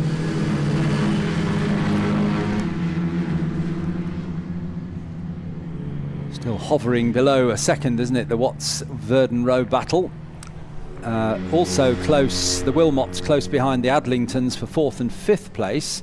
And that's the fastest lap for Rob Adlington. That slipped under the radar with us for a couple of laps, but a 1:28.775 for car number 166. That's running in 4th place. So that was actually just on the last time around. So we know that Bobby Verdon Rowe and Patrick Watts may be slightly limiting each other, and actually the previous lap our race leader Nick Whale was slightly obstructed in traffic, but now a whole gaggle of cars is coming into the pit lane, but our race leader down the start finish straight he goes again. Car 66, yellow with those 2 black stripes down to red gate, but on the right hand side of your screen you can see about 5 cars stationary. And Bobby Verdon Rowe dives into the pit lane. Patrick Watts goes on for a further lap, so Bobby's coming into it's not too bad, half a dozen cars in the pits, not enough to delay during the pit stop, and the 188 Kent family car for an early-ish pit stop, and that's John Kent heading to Richard, so expect that car to start to make its stride. So this is where the taller drivers have to get down low to clamber on board, get buckled up, but of course as a Drabble family, that would be Simon, father, now handing over to ex-Formula Ford racer Alex, who's the son in the Drabble combination. So again, it's all about practice. You see obviously all the professional teams, ins and outs of cars, and don't fumble. There's a bit more time around this one. And different pit stop times required from these cars, similar to when you described in the previous race. The more experienced the crew, the longer they have to stop. So we've got a minimum 2 minutes. So it's quite a leisurely stop. There's no rush to change drivers. They've got 2 whole minutes to do it. It's eminently sensible. And some of them have got 2 minutes 15 and others 2 minutes 30. So for example, the Russells 2 minutes 30. I'm not quite sure whether these have been adjusted. I've not had an adjusted list, but we were told last night that they might be adjusting some of these pit stop times. We'll not worry about that because the timing screen will tell us if anybody is short on their pit stops, and they will have the latest information. Now this isn't me building drama into the race. It's I just noticed track limits warning, old hairpin. For our race leader, black and white flag. So there's a warning to Nick Wells. So he won't have to really heed it because he'll be coming in shortly. But Harry will certainly have to heed it when it comes to his run through the second half of this race. Well, Nick Whale now in the pit lane. We've got double stacking in the pit lane. All the cars seem to be shunted down the far end. I'm surprised they didn't spread themselves out. Well, we have got some up this end, but most of them seem to favour the far end of the pit lane. So we've got cars side by side in the pit lane. Now that's going to be tricky for the one on the inside to get out. Well, not just because they've got to squeeze around, they don't have sight of another car coming down the fast lane in the pit. No. So if the crews have carried their toolboxes a bit further up the pit lane, it would be fine. But let's go down to Alex in the pit lane. She's alongside the Verdon Rowe car, but that's gone back into the race. Oh my goodness me, the atmosphere down here is absolutely incredible. I've even seen dramas between generations, but you guys look like you were quite happy. Yeah, we're having a great time, thank you. Yeah. Yeah, first time out in the car, it's going really well. Racing Patrick Watts is always a pleasure. So yeah, I mean, there are great drivers out here, really fun field, massive grid, sunny, can't really ask for more. Were you expecting quite this much out of that first stint? No, not really. I mean, it's first time in the car, so you know, we're just getting used to it, letting it in and having fun. So you know, Wow. she's a good one. And giving Patrick Watts a run for his money. Nicely done. What sort of car have you handed over then? We were in second, so Bobby's now out in it. And so, yeah, he's up against the good guys now, so see how he goes. Right. Good. Now he's got to tackle Amy. Good. All right. Best of luck. Okay. If you're happy to carry on, we're going to try and grab Patrick. Yeah, that's fine. All right, come with me. Let's head down here. Hopefully we can get the changeover of... Can you spy them? Number 17. Oh, we've got Nick Whale and Harry Whale there. Let's see if we can grab Nick in just a moment. Here we go. Let's grab you, Nick. as you hop out. Harry's just headed out there. This is chaos down here. How was that first stint for you? Well, obviously it was great. I really enjoyed it. It was good to have a dice with Patrick at the beginning. I think we have, well, I know we have slightly better gearing than him. You can have two differential ratios without boring you, and I think ours is the better. So that gave us a slight edge, and we just quietly pulled away. And I dropped the revs down towards the end there because I didn't want to risk the engine going. So yeah, it was really good fun. Thank you. I'm very pleased. Right, let's grab Rob Beebe. So Rob was on the podium earlier on in the Prix Wars, and here he is looking very strong. He's handed over to Josh. We had a few problems. Can you hear? Throttle stuck, so I came into the pits a couple of times, and it was quite scary because it locked up into the chicane. But they've put a new throttle cable on, and it's more of a test day now. What do you think Josh can get out of it then? A lot faster than me. But we just Bruce, Johnny. Bruce, Johnny? Yeah. No, Bruce and Alistair. Don't know who Johnny is. Over to you. Yeah, Johnny's left the building right now, so it's Alistair and me up here. So we've run through those pit stop times, and one thing that caught us out was that Martin Verdenrode, not Bobby Verdenrode, did the first part of the race. So car 27 continues now with Bobby on board. And so who's the faster, Martin or but? We were told, of course, silver drivers start the race. That was something that may have escaped us, but settling down, the Wattses are leading. However, there's one element they haven't got round to doing, their pit stop. So we're looking for car 17 to come in. The latter pit stoppers are now starting to come up, but actually only, I think, 2 cars in the field have not made a pit stop. The other one that hasn't come in is the Simmons family car. Here come the Wattses now. Car number 17 comes in. So Patrick Watts definitely started, because I was talking to him last night and he was quite miffed that his daughter Amy beat him in qualifying, but not by much. So it was definitely Patrick Watts starting. There were one or two that looked a bit iffy as to who would start the race. For example, Andy Wolff was down as starting, but I think it was his daughter Nicole who started in the race. But it'll sort itself out. Everybody will get a run. And in the pit lane we can see Patrick Watts climbing out. Yes, he's out, so Amy is now being strapped in. Amy, of course, does a lot of racing herself. She's doing the Porsche Sprint Challenge this year. She's done a lot of mini racing. She was Mazda MX-5 racing a few years ago, so a lot of experience for Amy, and she, of course, has the undivided support of her father, Patrick. The encyclopedia of knowledge, that should be Patrick, and of course she's also tried a little bit of historic racing as well before coming here to do this. But let's go down and hear from Alex Legree down in the pit lane, this time with Duncan Wiltshire. The Royal Automobile Club is a big name here this weekend. Thanks to you, my love, Duncan. You look rather hot. That was quite a tricky stint, wasn't it? I am definitely too old for this. That was sensational. The 3 of us going round together, I don't know, somewhere in the middle somewhere, but yeah. And we're all old gits, so it was great fun. Really good. The youngsters are in now, they're going to show us how to do it properly. I tell you what, this is a great race, isn't it? The whole concept of the Generations Trophy is just fantastic. And you think you've got some real well-known names like Patrick Watts and Amy, and then you've got 7 guys and girls doing their first ever race. And the community, the camaraderie in the paddock and in the pit lane is it's exactly how it should be. It's wonderful. How important is it for the Royal Automobile Club to be involved in the Donington Historic this weekend? Well, and the full season of Motor Racing Legends? No, well, it's very important. The Royal Automobile Club, of course, goes back to the very beginnings of the automobile. And we were, up until about 30 years ago, we were the governing body of motorsport. MS UK is now totally separate. But we still have immense connections into motorsport. We're a founding member of the FIA, so it's very important that the Royal Automobile Club is still seen as very active. We own the British Grand Prix trophy. We still present that every year at the Grand Prix, the British Grand Prix every year. And but to be here is very, very important. We've got the Royal Automobile Club Woodcote Trophy, the Prix 56 sports cars that were out qualifying this morning, racing tomorrow, and then tonight we've got the 2-hour Royal Automobile Club Pall Mall Cup. So yeah, it's great. It's really wonderful for Motor Racing Legends to partner up with the Royal Automobile Club in this way. Incredible. Right, go and grab yourself a drink, water, and have a good rest of the race. Thank you very much, Alex. And it's all changed out on the circuit. It's still the Wales in front, but by the skin of their teeth. Actually, still listed as the Watts, but they've been serving their pit stop.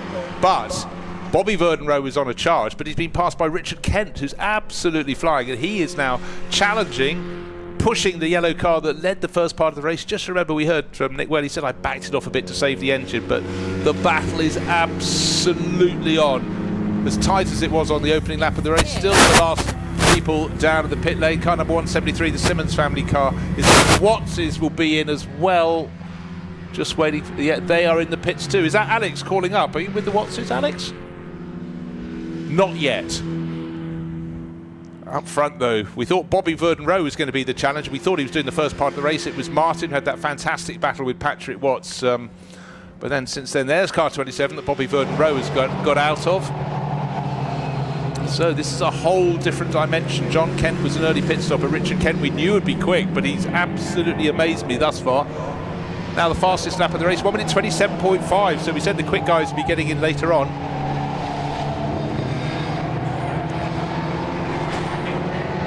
Yes, Richard Kent taken over from his father John. He's setting the quickest times, but unfortunately they're a lap down, but that won't stop them having fun and racing each other. But that 188 car a lap down, but setting the fastest lap with Richard Kent at the wheel. And a bonnet perhaps coming up slightly there on the middle of these red MGBs. That's the, was it 146? Looked like it was slightly raised at the one side.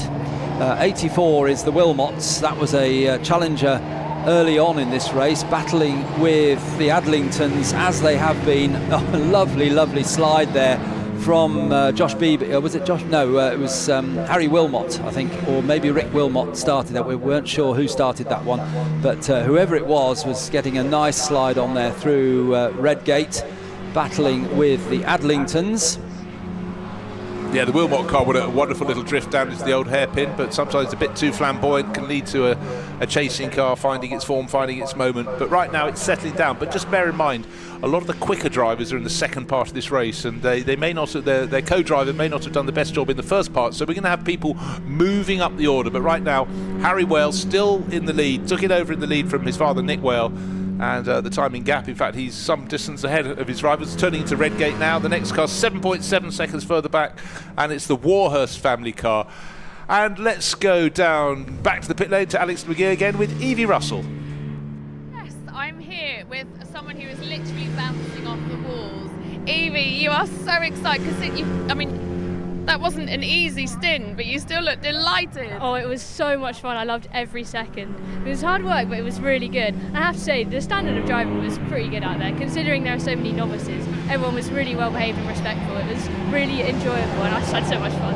So much fun. Right, so how much experience behind this wheel have you had, you two? So it's my granddad's MGB, and I shared the car with him last time at Silverstone for the Normal Generations Trophy. And this time I'm sharing with my dad, which is very special. A couple of track days in between, but other than that, not a lot. Hang on, right. Granddad, come here. That's amazing.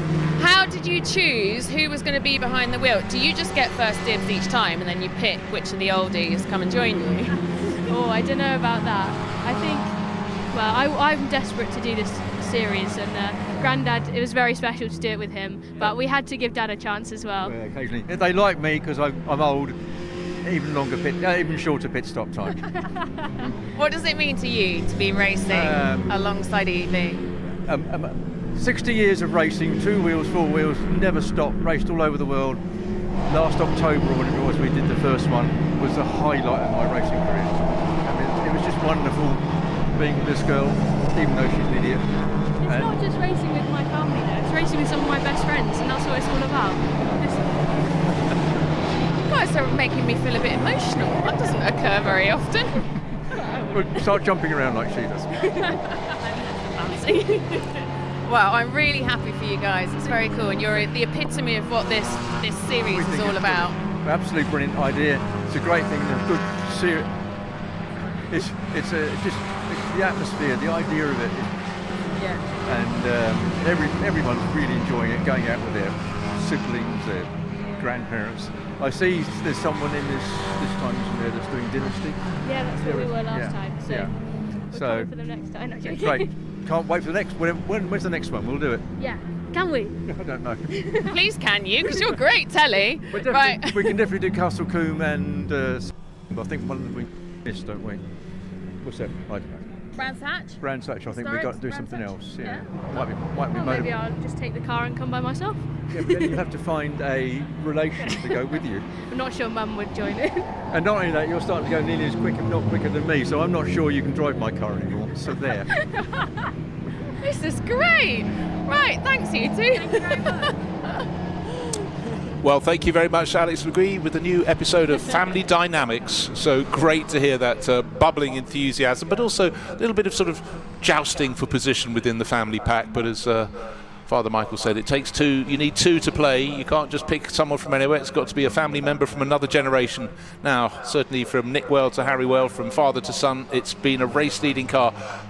With each lap, he's stretching further clear of Bobby Verdon Road. Just remember what we heard from Nick Well, though. He said there are two forms of gearing. He's chosen one. He thinks it's a superior one. Has got a longer-legged approach here. Well, at the end of that interview with the Russell family, it's almost like we could have a soap, couldn't we? It's called Pit Straight or something like that. And it would, and we could certainly base it on this race series, because all of them are so enthusiastic about this family connection racing, and as you say, the battle for the lead still between the Wales and the Verdon Rows. The Warhursts up there, but I fear there may be a pit stop penalty coming their way. They're slightly short, but we'll wait and see what the stewards say. The Wattses are still up there in the top 5, and you mentioned earlier, let's see what the faster drivers can do. Well, I did notice Andy Wolfe has taken over from his daughter Nicole, and they're up to 8th now, and Nicole has only done, I think, one other race, which was this Generations Trophy back at Silverstone in October, and Andy, no doubt the quicker of the two. He's a very experienced historic driver. Well, I tell you what, there may have been traffic effect to the others, but last time around he was 2 seconds quicker than Harry Well, who's leading the race. But look at the images on the circuit. You sometimes have 5 cars abreast, and 27 is the car that's running 4th overall. That's Bobby Verdon Rowe. Hold on a second. I'll tell you what, actually, don't trust your timing screen, because the Verdon Rowe car has had transponder problems and it bobs up and down the order, because they were running ahead of the Wattses. Yes. They're back into second place. Yes. There we go. The blink of an eye. I ask, and not much very often happens, but certainly still the race being led by 5 and a bit seconds by Harry Well. Here is car number 66.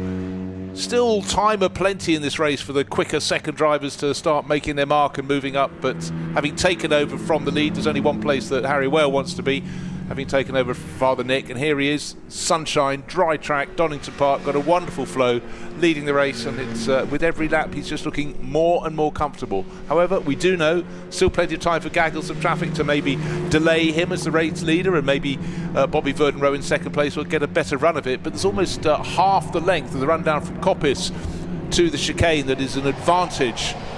The length of the advantage for Harry Well. He goes on to another lap, turns to the driver's right, top of the screen, couldn't quite, yes, just coming out of the chicane. Green car, white roof, Bobby Verdon Rowe, car number 27, but it's getting very tight indeed, because the Warhurst family car is pulling up onto his tail. Down into Redgate they go. Harry Well still yellow and black, car 66, slightly delayed of the Craner curves, but I think the battle for second place is now so close. It was 0.136 of a second between the 27 car, the green one with the right roof of Bobby Verdon Rowe, and the chasing Warhurst family car with Joe Warhurst, son of race starter Ian, giving chase. It's a grey car with black roof. You're absolutely spot on about a bonnet being raised on car 146. It doesn't seem to have got any higher, but Seb Perez, by the way, has handed over to Seb Perez in that one. We've covered this off. Father to son. Certainly saves on getting it. Or son to father. Oh, it could be, yeah. Yes, but it's certainly Seb Perez at the wheel, we know that. So much cheaper when you're getting those little name tags to put on your school uniform. Get one for many generations. I think it was yesterday you said this, that the names, and I'm sure that motor racing legends have done this on purpose, that the nameplates on the cars are reminiscent of what Grand Prix cars had on them in the 60s. Yeah, the late 60s, when you could read them from more than 3 feet away. That's when you could see them coming past at speed. And I think that probably is something that motor racing legends designed, because it's such great to be able to see the names on the sides of the cars, not like these days. Right, you can't even see the numbers anymore. No, quite. Let's just move on. But the Lynn family car, it's down the order, but it's starting to have some great fun out on the circuit. That's the one with the quarter livery, car number 13, if I remember right. Yeah, so Sean Lynn sharing that with Jemima, father-daughter. But a good scrap. And so some of the prime movers in the historic racing scene to be out here with their other people in their family members, is just hearing it from the Russells and from everyone who's talked about it. It is something different, but something super, super special. Well, the lead gap is opening out. Harry Whale now 9.6 seconds ahead of the Verdon Rose in second place, and it's Bobby Verdon Rowe at the wheel of that car, number 27, and then it's the Warhursts, question mark, because they have a red pit stop time, so maybe that there'll be a penalty coming their way, I'm afraid. But then it's the Wattses with Amy Watts at the wheel in fourth place, number 17. That's been up ahead of the field the whole race. Always intriguing when you get a car that maybe was down the order after a less experienced start driver had their stint, and you get the quicker drivers going in later. And suddenly the order around the midfield is being sorted out, and some cars making great strides coming up the order. Some of that gets a little bit lost in all of this. It's very, very easy to talk about the Whale car. It's always been at the front of the field after the first few laps, and stretching clear coming off the start-finish straight one more time. But great to see some other cars. Looking at William Vince showing with Father Nicholas, one of the many cars entered by Cruiston Engineering. Again, we've got quite a few preparers who'll take care of a gaggle of these cars. And the number 29 car with the green strip across the top of the windscreen there, we just caught a shot of. That's Andy Wolfe at the wheel, took over from his daughter Nicole. He has the fastest lap of the race now, set last time around with a 1:26.733. Way quicker than anybody else. Andy is miles ahead in terms of lap time, and he's moving up the order. He took one place on the last lap, and he's now chasing after the Wilmots, although there is a 16-second gap, so it might be a little bit too far for Andy Wolfe to drag that car. There it is, the green sunstrip, number 29, Andy Wolfe at the wheel. Yeah, running comfortably as he works his way up the order into sixth, past the LeBlanc family car.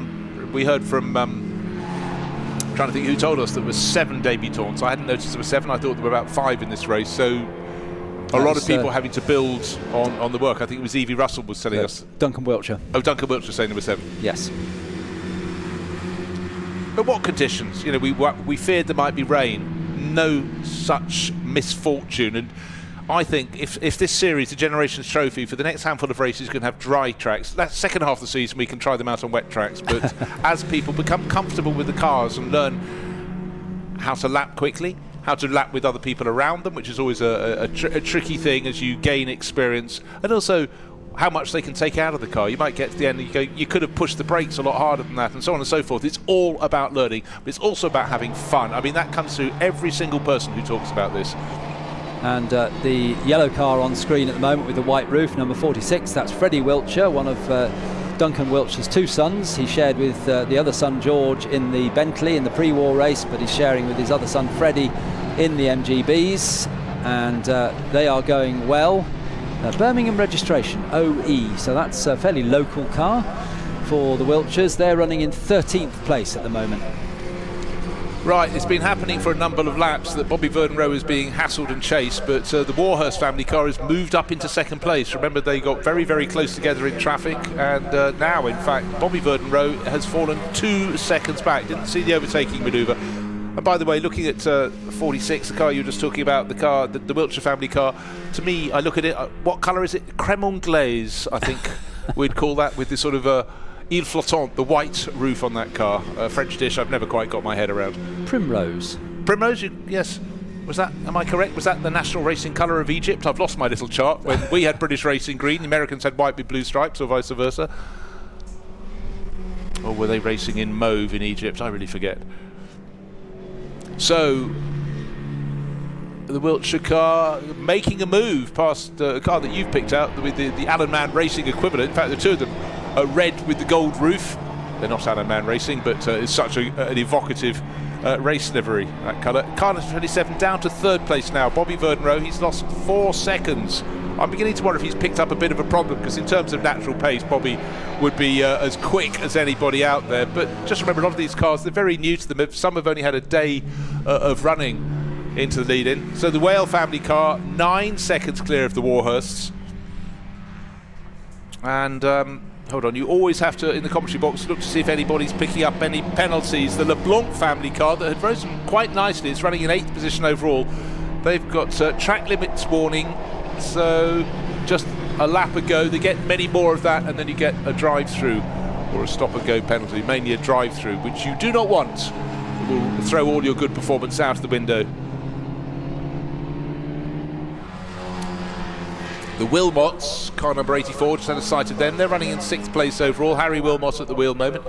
Hasn't got anyone to play with, actually. That little battle for 4th, 5th and 6th has really strung out. But for our race leader, for Harry Well, another lap about to go on the board. He was nearly 10 seconds clear last time. There he comes down past the pit lane. He's got a couple of cars up ahead. He won't want to try and tackle them before they get to Redgate. Past the pit exit he goes. Car number 66. Next car in line will be the Warhurst, car number 195. Ian Warhurst, Joe Warhurst, father and son. It's grey with a black roof. Actually stands out by not standing out in many ways, by just being a little bit different, a little bit darker, but in terms of its ability to stand out, the yellow and black striped number 66 leading the race for Nick Well and now Harry Well, his son, on board. It's been a smooth run. Not even 10 minutes remains in the race. The Watts family car now with Amy on board. Here it is, car number 17, running in 4th place overall into Redgate. Nice, clean, wide line there out to the curbs, almost kissing the grass. So good move, just going past the Wiltshire family car. And the battle for 6th place, we've got a car halfway down the pit straight on the grass, and that was the Wilmots, and I was about to mention them, so thank you, number 84, for bringing yourself through on the grass there, so I can talk about you about that as well. But they are being caught by, at the rate of about 2 seconds a lap, if not a little bit more, by Andy Wolfe, who has taken over. And that 146 bonnet looking even worse now. But anyway, Andy Wolfe, who's taken over from his daughter in number 29, is closing in as we've got a car stopped at Redgate on the car ahead of the Wilmots. And it might be that they can catch, or Andy Wolfe can catch by the end of the race. But this could change that, because we'll now have a yellow flag. In fact, the marshal saying, let's get you straight off the track through the, and it's Harry Wassell in the number 12 car that's being pushed off, so this won't be a very long interruption, which means that Andy Wolfe can keep on catching the Wilmot car. So watch out for 84 and 29 battling for 6th place, which I think will be very close by the flag. Again, when you're very early in a racing career, you don't often know, if you go off at a corner, how quickly you can get your car to safety, where the exit roads are and the access roads, but that will be learned. So that was quick work by the marshals down at Redgate, because of course that car, drivers coming towards it, had a long line of sight down towards the first corner. They'd been aware of it, but they're still trying to do their racing, so absolutely right, it had to be removed. Right, what's the gap first to second? It's come down a bit now, 7 seconds. So the Warhursts, Father Ian and Joe, son, giving chase and catching up. But the one to, big lock up into the chicane. That's the topless family car. Nicholas is the father, James is the son. And, oh dearie me, looking like models stuck by the car, the way the light is hitting them. A couple of cars off at the edge of the circuit. The Morley family car, Clive and James, father and son. And the battle for 6th place now, Andy Wolfe took seconds out of Wilmots on that lap. It's got it down to 3 seconds, and we've still got 6 minutes to go, and we've got the pit stop penalties come up now, and as I feared, our 2nd place car has a pit stop penalty, or it's under investigation. I'm sorry, that hasn't been decided yet, but under investigation. But it's pretty clear that they were short by about 17-18 seconds, I'm afraid. So I think 195 is a slam dunk for a penalty. The other two, 67 and 87. Neither of them in the top 10, 67 in 12th place. That's the Russells, actually. We spoke to them, didn't we? Evie Russell handed over to her father, Michael. They have a potential pit stop penalty. The sword of Damocles is always taken to race meetings, hanging over various people until the final announcement. Just need to check. Right, gap first to second, 8.7 seconds, and now side-by-side action further down the order coming with the Wolf family car, trying to pick off another position and doing precisely so, going past the Wilmots up to 6th overall. So you're quite right, Alistair. The next one, though, is 21 seconds further up the track. So as high as Annie Wolf can go, there may be a problem potentially for car number 195 in second place. It will raise them to 5th. But right now, another lap about to be started by Harry Well, just coming past the LeBlanc family car on the start-finish straight. But those giving check, there it is. The LeBlancs is the blue car in the middle of the screen. The yellow car with the black stripes is our race leader, Harry Whale. And let's pop down and join Alice Legee down in the pit lane again. I'm here with touring car legend Patrick Watts, who is eagle eyes is watching I'm the glued live to my timing. TSL watching her. I can't see her around every corner, but off TSL I can see the sector times. But most importantly, I see she's enjoying herself. Yeah. But also, she's actually quicker than me. She's actually quicker than me, which is great because she's my protege, and that is proof that, like, when the talk starts teaching the teacher. Yeah. So she's going to start telling me now what I have forgotten. Well, seeing as she's doing awfully well in her Porsche world, I can't imagine what it's like at home with the pedigree that you guys have in your family. Well, I mean, that's basically why I've encouraged her to do this, because she is me with tits. I don't know how to follow that. I knew she would be good. She has got the same aptitude as I have that I felt I needed for being successful in motor racing. Yeah. She's got the same attitude, she's got the same aptitude, mechanical understanding the car. When I talk to her about the corner, the dynamics of a car, she just gets it straight away. Yeah. And a lot of people I've worked with don't get it. No. So, wow. So yeah, and the fact she's quicker than me. So how special is it to have this Generations trophy? Well, it's fantastic. I mean, everybody from experienced teams out there, in father, son, and some are very experienced. Some are just starting. But we're all mixing together. The slower ones can gauge themselves against the quicker ones. You know, they aspire, right, okay, I've finished 15th or 20th today. Next race we do, with Motor Racing Legends, we want to be higher than that. Yeah. We want to improve the lap time. From the day they come testing here to the day they do the end of the race, they want to improve. So, you know, they're competing against themselves, the car and the track. Eventually they'll be competing in the top 10, and then they'll aspire to win a race, you know, and hopefully it will set them on a path of motor racing as something to do at weekends. Did you ever imagine when you were back in your touring car days that your career would be doing this and that you'd end up... No, let's not say that. So where was your hand going? It was a circle. It had a downward curve because it was a circle. Yeah, I've got many regrets. One regret is Amy not starting racing earlier. She was into horses and platting the mane on a horse rather than actually wanting to go motor racing. She wanted to do a little bit of karting. We sent her karting when she was 13. Right, this needs to be quite a short answer. Okay. The race is going to finish. Okay. Yeah, she got put off karting by the fact that she was competing against little kids who weighed half of her, and that put her off. That was a shame. She should have started earlier. And now just finish on a high rather than regrets then. One quick high. I am so pleased she's quicker than me. I love Never before have I been happy that someone's quicker than me. Good. Very special. Thanks. Well, I tell you what, Patrick Watson has some good news. His car's just gone up a position. Amy hasn't overtaken anyone, but the Bobby Verdon Rowe, number 27 car, is stationary at the side of the circuit, so it's just pulled up short.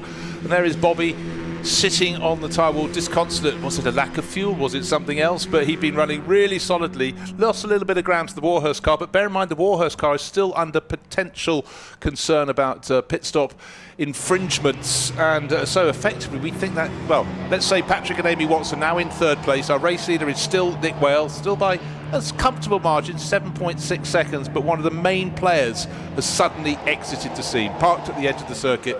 Martin Verdon Rowe started it, and Bobby Verdon Rowe did not get to finish in it. So a podium ceremony expired with 2 minutes remaining.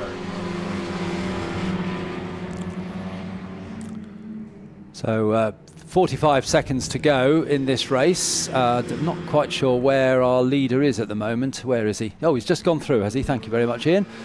So the leader, Harry Whale, on his way round. He will come round to take the flag. So this is the last lap of the race. We're still showing these cars under investigation for their pit stop time. So we're not, with no confirmation as to whether there will be any penalties applied. And that could certainly affect the outcome of the top three. Through comes the blue and white Watts family car, number 17. You've just heard Patrick Watts talking about Amy. She's actually just been passed by the Adlingtons. So great late effort from the number 166 car, Rod and Toby Adlington, who have just moved up to third place with, well, it was on the penultimate lap. So very, very late in the race. Great effort from them, and the leader coming down the exhibition straight for the last time. For the last time, checkered flag about to be unfurled on the starting gantry, well, not on the gantry, the little booth just on the start-finish line. Into the chicane for the final time. Started the last lap, Harry Well, 7 and a bit seconds ahead of the Warhurst family car. Out of the chicane, neat and tidy, not using the curbs at all. And victory for the first generations trophy of 2026 to Nick and Harry Well. The next car to come through, 7 and a bit seconds down, will be the Warhurst family car. Crosses the line, car number 195. But we don't yet know if there's a penalty coming their way. Then we'll have a bit of a gap back to the car that's only just moved into third on the track. That's Rod Adlington and son Toby, a driver who's really spent his sporting career on the rugby pitch. Eventually the body fades, but waiting for them to come through. But it was very close indeed with the Watts family car. There was a sideways moment while Patrick was talking to Alex Le Guy in the pit lane. There was a shot of Amy going really sideways in the white and blue number 17. But out comes the Adlington car in third place across the line. The Watts is in fourth, less than a second, or just over a second between them. What a race at the front end. But really, for Harry Whale, who came home in number 66, and Father Nick Whale, who started in it, they had the measure of the competition. But just remember, it's not about outright victory in this race. Of course, it's great if you can do it. For a lot of people, they're bringing the next generation through, and for a lot of the drivers here, they'll go away, download this race, and come back to the next one at Brands Hatch and have a whole new approach. But everyone would have had fun. The paddock down there, we're just about to go into the lunch break, will be popping and banging with enthusiasm, and it'll be really exciting place to be. Everyone, whether first, 17th, or even 35th, will have a story to tell.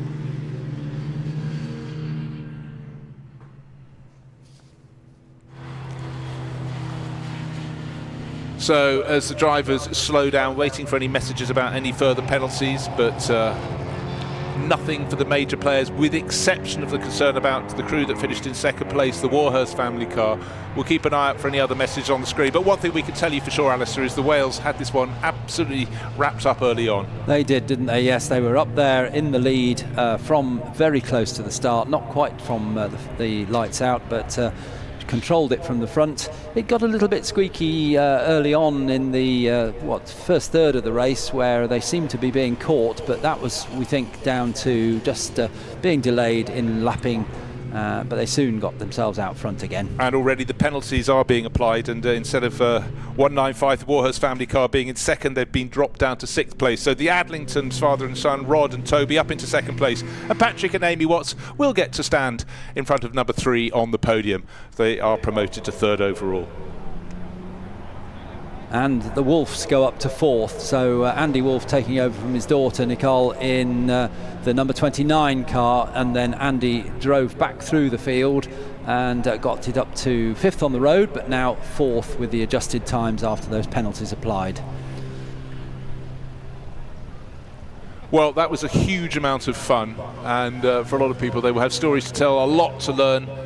Amy Watts waving as she arrives at the top end of the pit lane, at the tail of a queue of cars, but with the Warhurst car being dropped to sixth place, all the winning margin actually was 41 seconds. Such was the margin. And just remember, we had the Verdon Rose who would have ended up probably in second place. They've fallen back down, might have been third, but our race winner, car number 66, pointed into the paddock, and they will go into Parc Fermé, which is behind the pit buildings. 195, this is the Warhurst family car that's reported for second place, but we have seen the timing screens. A time penalty has moved them away from the podium ceremony because they have now been put down into 6th place. But no doubting our winners. Car number 66, first Nick Well, and then son Harry got the job done in style. And Alex Le Guy is already down they've there. pulled in P2. 195. And, just getting clarification. 195. We've seen on the timing screens they got a time penalty though, Alex. So What do we I were do just for the podium then? So I'm just going to cover P. So there we have it. A little bit of confusion. Nick Well, helmet off. He's had half an hour to cool down. Harry Well, you know, to win with the family member is fantastic, but they really just made it look so easy, Alistair, didn't they? They did, controlled it from the front. Well, Nick is used to racing close quarters from his years in British touring cars. Harry, as far as I know, Harry has only done historic racing with his father since he started racing a few years ago, and he's got quicker and quicker, so much so now that he's faster than his father. Well, we're just about to hear from the podium finishers. In fact, here is Alex Le Guy immediately up to have a quick word with Harry Well. My goodness me, what a race that was. Sorry. Well done, you. Thank you, yeah, that was epic. Yeah, great fun. To do it with your dad is really cool. Yeah, just amazing. Really, he did all the hard work at the start, and I just had to bring it home in one piece. They're old cars, these, so you've got to keep them nice. We stayed relatively out of trouble and brought it home. Good. You made it sound very simple. Was it as simple as that? The best thing about it is my granddaughter, his daughter, who's 2 years old today. We're celebrating her birthday and celebrating it with a win, so that's the best bit of the whole weekend. Yeah. And tell me, like, what are you going to do later to celebrate as a family? Would you get an opportunity to, or at the end of this weekend after another win? We're certainly going to celebrate when we've got the escort to do this afternoon and tomorrow. So I think when that's all put to bed, we'll get a bottle of champagne out. You guys have got a lot of duties, actually, haven't you, this weekend? I forgot that. Yeah, we have. Yeah, and well, we've got to race the escort first, haven't we? Yes, we have. Yeah, and then we'll party. So. Yeah, don't drink the champagne before the escort. That never works. We have to say a big thanks to Richard Warby-off and his team, RW Racing. The car was just mint, so it made us look half good. So mint now. It looks, this you might have to sort this out. I'm afraid. Someone drove into the side of me going when I was lapping them, so that was annoying. But anyway. Yeah. Good, I'm glad I'm not paying for that. Good, well done, boys. I'll see you on the podium in a second. I'm hoping we can talk to someone else. Ian and Joe, 191. Right, let's have a chat to. Yes, right, okay. You weren't stationary for boys. 15.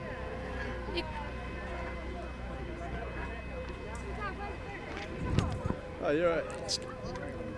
Yeah. So a little bit of confusion down there with the potential disqualification, or not disqualification, time penalty that went to the Warhurst. So by my reckoning it should be car number 166 we're looking to next, Rod Adlington and son Toby. So just gathering out down there. But the Wales, Alistair, had it absolutely done and dusted in victory in that race. Yeah, nice to hear them both chatting away there, enjoying themselves. Okay, and we're good. Okay, well, let's go back down. Alex Le Guy has caught her second place cruise. We're good. That all got very confusing because penalties have been issued, positions have been changed, but you guys are on the second step of the podium. Congratulations. First ever car race. First ever car race. Never karted, never raced. First ever car race. I can't, it's so emotional. Unbelievable. Love him. Pretty epic. Love him. For real? I promise you. Yeah. Never been in the go-kart, never been in the car. A few test days, a few 8-year-old parties and go-karts, but other than that... It's just unbelievable. Played rugby professionally, but now just... Wow. Oh, yeah. Love him, love him, love him. That's incredible news. Well done. Well, you know, you play rugby professionally. It's all part of the teamwork. Now you've done it. You've made the dream work. Congratulations, guys. Seriously. I only bought the car 6 weeks ago. I love this stuff. I love this stuff. Well done. A well-deserved podium. Right. Yes. Good. Thank you, Amy. I am third. You could grab yours then. And we need you to be with your dad. Where's Patrick? Oh my. Where are they? Amy, come here. Sorry. Oh my goodness. Right. You lot. Amy. Right, during your stint, your dad, it was very emotional watching him, watching you. How was it for you behind the wheel? You look rather emotional. Oh God, it was so, well, don't need a new gearbox. It was getting tricky at the end because my obviously slightly of a height difference, and I have rather short legs, so I was quite far back and flicking this thing in with my fingers, not able to actually reach it. And I could see these guys closing in. Oh God, what a race though! That was really good fun. Was it? Oh my God, yeah, I loved it. I mean, yeah, his move down the chicane, I was like, yeah, I've got this. We saw a rather large slide at one point. Oh God, no, I did. I got a bit excited, and that's, I think, the thing. When you're driving these, they're so much fun. You end up having fun. You end up rapping it. Well, I personally end up singing and rapping in them, and you have to sort of reel back sometimes. And remember, it is, you know, be grown up and don't slide too much. But no, that was a really good race. When you've got these guys closing the gap behind you, it is hard not to rush. And I really had to collect myself. But his move through the chicane, if I'm going to lose a place, I want to lose it that way. That was a man move or a woman move, you know. Okay. Be a grown up and don't slide too much. Is that a sentence that she's heard from you by any chance? Do as I say, not as I do or have done. Yeah. Drive it like you stole it. Yeah. You were quicker than me as well. Oh, the car was warmed up, you know. I had less traffic. I had less traffic. Think about being a parent. If you're faster than them, you're faster than them. If they get faster than you, then you've taught them to be fast. I had plenty of clear laps. Right, you two are going to join commentary, and you're just I'm going to come to you all the time. You're brilliant. Right, but we do need to do a podium. Have a great weekend. Thank you. So excellent atmosphere, emotion down in the podium ceremony, just before the podium ceremony in Parc Fermé. But you know, Alex, we knew that there was going to be an emotional element when drivers got to the end of the race. But the thing that really stands out for me was that Toby Adlington, in his first race, he raced, you know, against people with far more experience. But you know what? If you've been a professional sportsman or a semi-professional sportsman in rugby or any sport, you're going to be competitive, and it's all about just chipping away to find that advantage. So he did well, and I'm very pleased to see he's got at least one cauliflower ear from playing in the second row.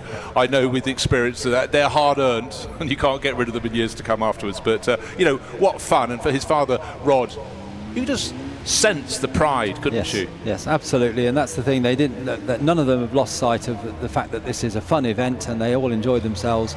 And then you add in the element, as you say, with Rod Adlington, of the pride of his son. First race, and they came second. That's absolutely amazing. And I hope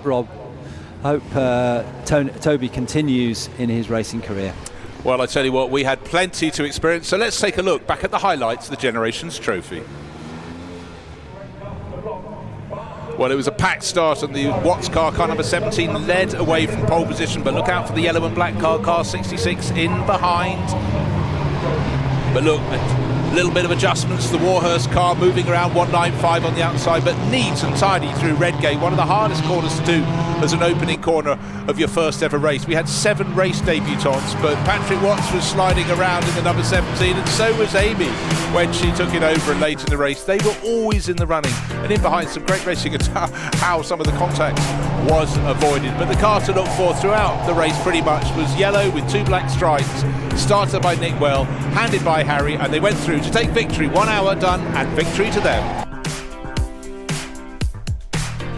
And so, as the podium ceremony is conducted, we are going to look at the results. And there it is, in the end, 41 seconds to the good for Nick and Harry Well. Remember, the Verdon Road car dropped out, that could have been up there, but the one that really started making moves was the Adlingtons coming through and just pipping the Watts family car to come home in second place. And the Andy Wolf was on a charge. He ended up in 4th place ahead of the Wilmots. The Warhurst second across the line in car 195 with the time penalty for a pit stop misdemeanor. They ended up in 6th ahead of the Kents, who really made progress with Richard Kent on board, up to 7th. McBrien's in 8th. Seb Perez in 9th place, and Carson LeBlanc with son Fabrice, one of the debutantes, coming in home in 10th place overall. So that was the Generation Trophy, well and truly launched for 2026. And right now, as we have some supercars and track parades, let's go down to Alex with the podium. The Generation Trophy was the gift that kept on giving. What an incredible thing to have here at Donington Historic Festival. Please, ladies and gentlemen, put your hands together and give a huge round of applause for P3, Amy and Patrick Watts. Keep the round of applause up as we bring for P2, Rod and Tony Adlington.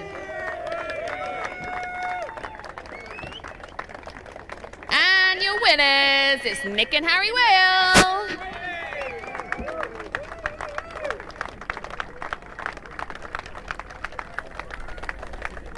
I think I'll have to do the honours.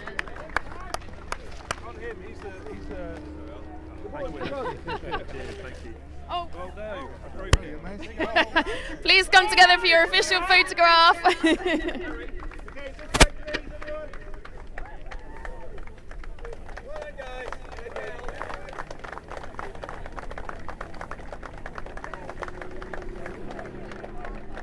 Amazing work. Thank you. Well done. Thank you for giving us some great racing. Thank you all for supporting.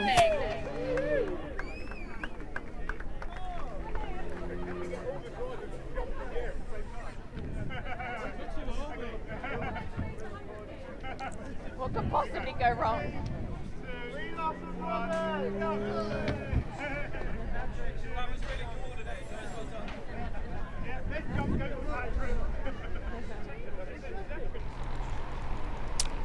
So lots of emotion down on the podium. We're going to head into a lunch break, but for some of the many car clubs that were here, they're enjoying the track, and let's hear a little bit from some of our sponsors.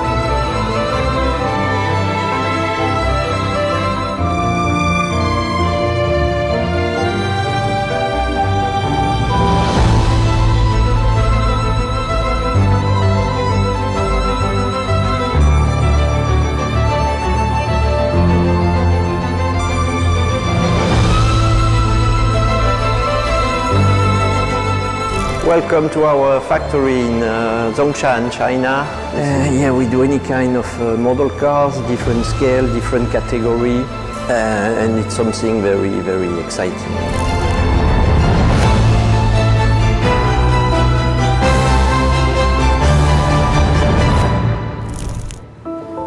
Spark. Spark is a racing brand, and this factory is our racing factory.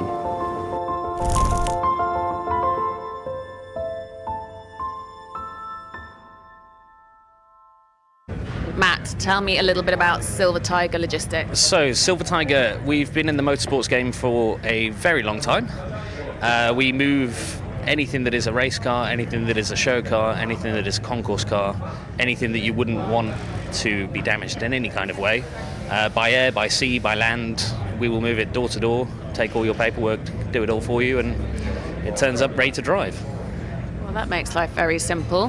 What is it about Motor Racing Legends then? Why was that partnership created? So Jay, the founder of our company, and obviously Sean Lynn have a very long, very good history together. They get on very well. So I think it was a very natural sort of evolution for us to join up and join forces, especially as we know Motor Racing Legends developing now into their European series, something that I feel we can really help with, really collaborate with, because we're really specialist in moving things door to door. So all the UK teams, we can grab them, get them all grouped together, get them all in the pits ready for the event, and it's really a natural sort of evolution of the existing relationship for us to start helping Motor Racing Legends expand Europe-wise. How important, so here in Donington, for example, one of the most iconic circuits in the UK, how important is that as well to you? We love all things motorsport, and obviously there's a huge history of racing in the UK, so the UK racing scene is hugely important to us. Jay, the founder, British, born in Britain, myself, born in Britain, a lot of our staff, Britain, and all of us lovers of racing and motorsport, so we love getting to these UK events, especially when we get as good a weather as we've had this weekend in Donington. I am quite surprised that we're all in short sleeves or suffering in long sleeves 1st of May, but it's lovely to be racing in Britain as well. Great to have you. Thanks. Thank you. It'll be raining on Monday as well. I know, but we won't be here. I'm here with Jonas of GT Parts, and I'm very intrigued because you have quite an interesting story, don't you? Hello Alex, nice to meet you. So I'm definitely have an interesting story. So we basically started out a few years ago just with the love of cars, supporting old race cars, and my own passion to find spare parts for race cars which are not maybe nowadays racing anymore, but a couple of years ago. And it's actually started out in my living room, having parts there, and moving to a one-car garage, to a small storage, to now quite a bigger storage, and supporting the MRL and the GT3 Legends with spare parts for all of the great machines, especially the GT3 cars from VC, 6-cylinder Porsches to 12-cylinder Aston Martins. Whenever you need parts, we're here to help, and My word, that is quite a journey, isn't it? Congratulations. And like you say, here you are supporting MRL and the GT Legends. Yes. How important is that relationship to you? What are you gaining from that? Well, of course, we already have lots of people in the grid we sell parts to, but I mean now it's getting even bigger and better. Especially with the ever-growing series of the GT3 Legends and the massive interest, and of course when cars get out on the track they need parts, and so that's a big opportunity for us, and we're very proud to be a part of that. And what's the future for you then? Well, keep on growing the spare parts business step by step. I mean, I guess the historic races will keep on for years and years and years. More modern cars will get into classic car series, and we'll be out there supplying parts, finding parts, sourcing parts, helping out the owners to keep those great machines keep on racing. Wow, long may it continue. Congratulations, Jonas. Thank you so much.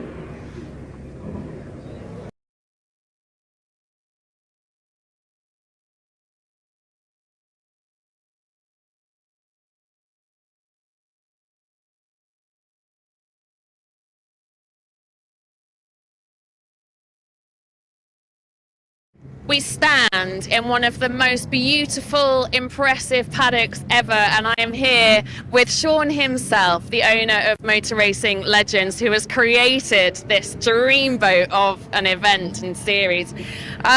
Firstly, tell me how this all came about. Duncan Wiltshire's an old friend of mine. I've raced with him for many years, and about 3 years ago I started talking to him about the potential of maybe purchasing the event of the race series from him, and we carried on talking over a period of time, and in the end I convinced him slowly to definitely release the reins over to me, and we did a deal, and Duncan still remains with us now as we continue to grow and build this. Yeah, and growing it is. What is it you think that makes it so special?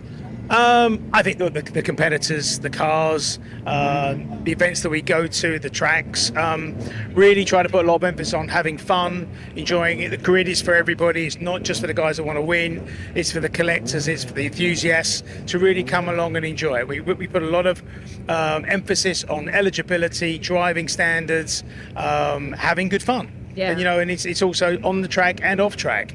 So off track, we try to put on good hospitality and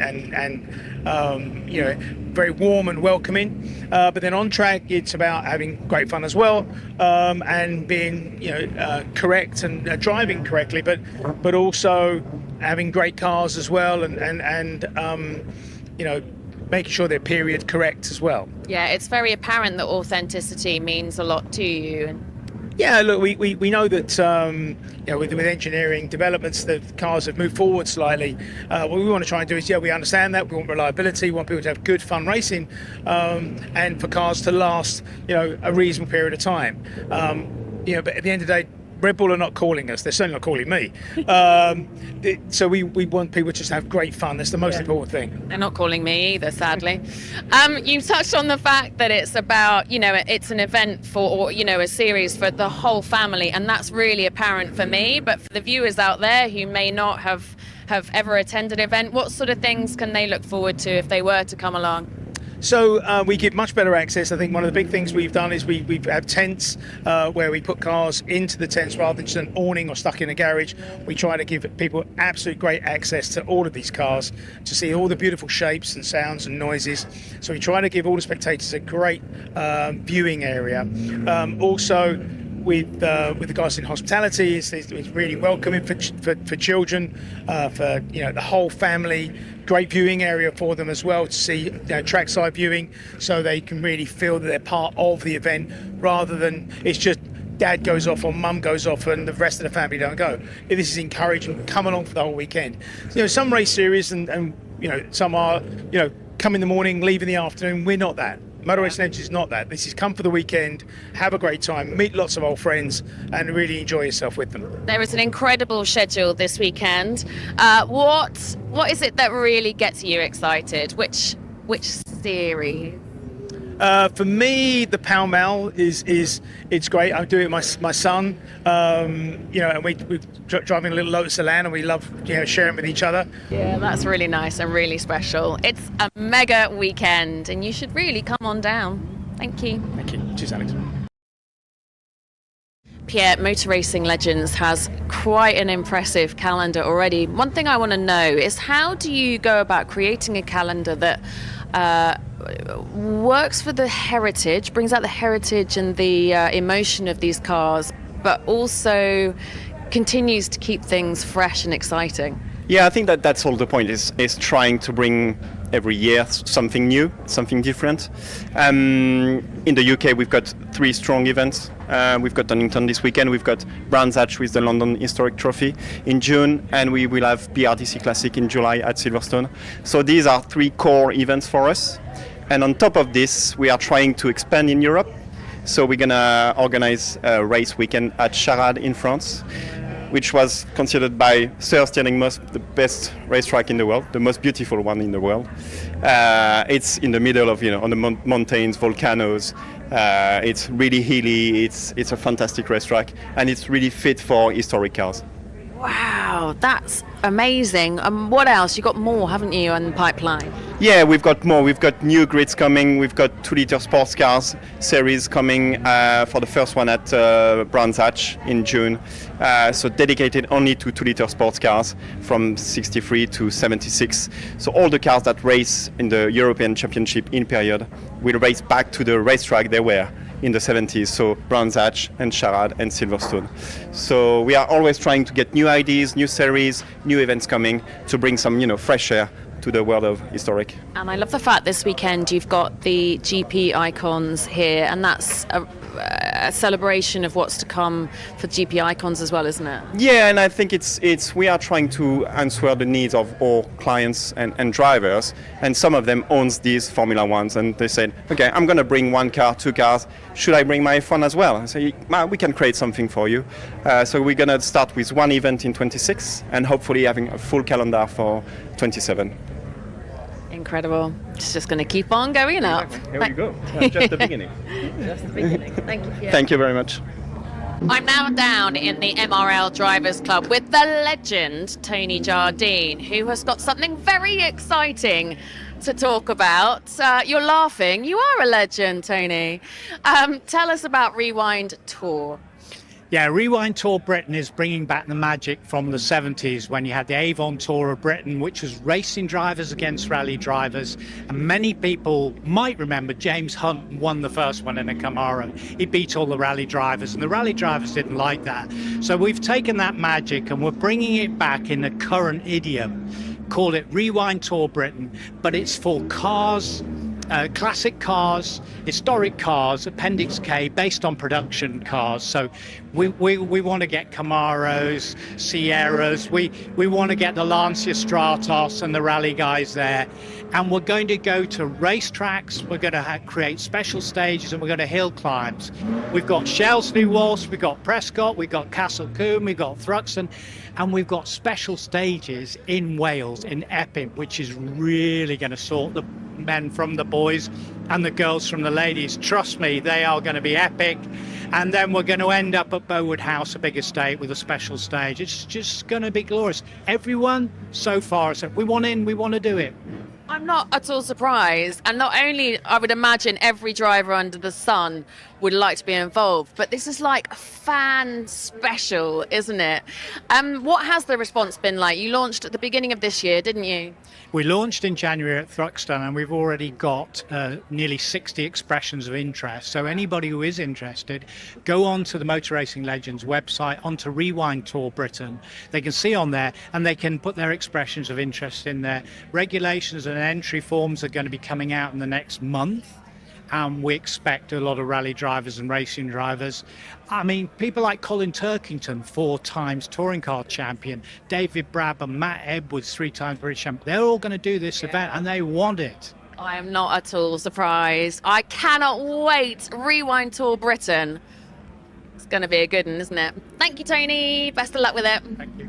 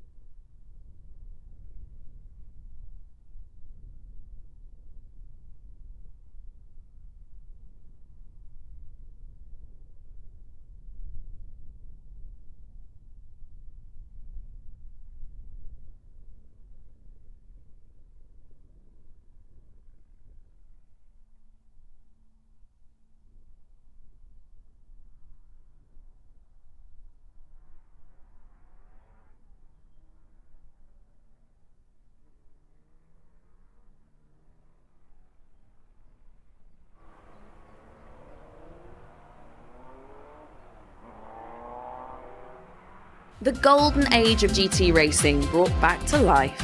HMRN Prix 63 GT showcases the cars that defined an era when manufacturers like Ferrari, Aston Martin and Jaguar battled for global supremacy. With the launch of the International Championship for GT manufacturers in 1959, these machines became the stars of endurance racing, headlining legendary events like the 24-hour of Le Mans, Sebring and the Targa Florio. Beautiful, powerful and demanding to drive, they represent a time when skill and bravery made the difference.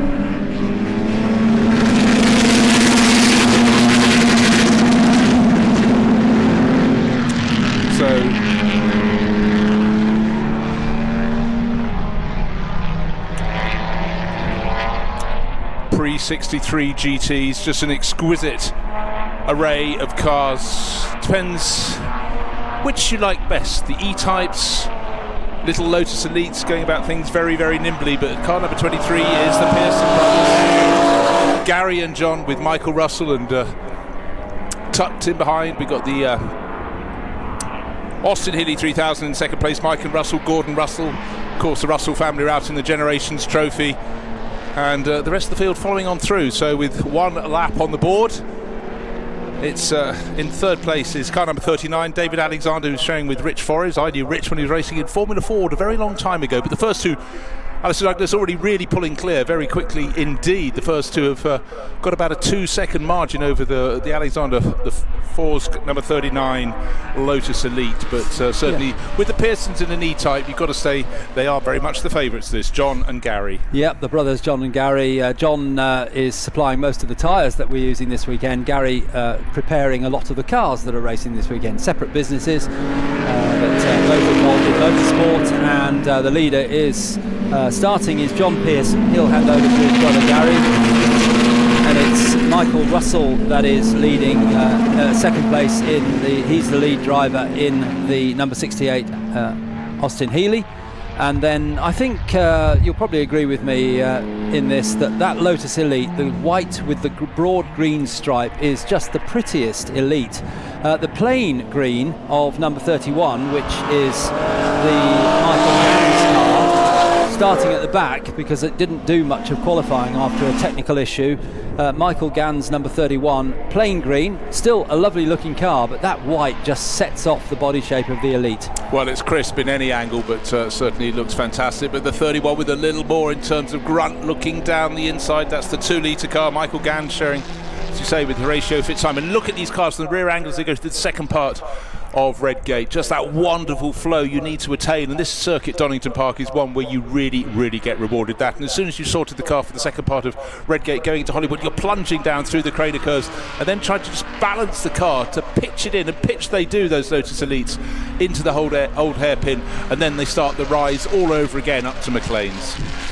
And it's David Alexander, the car's owner, in the first of these two Elites, number 39, that starts this race. Rich Fors will take over, and in the 31 car it's the owner, Michael Gans, that starts, handing over to Horatio Fitzsimon later on. That's a very strong pairing in a car that's, despite the fact it's a much smaller car, is capable of winning this race with a 2-litre engine fitted in that Lotus Elite.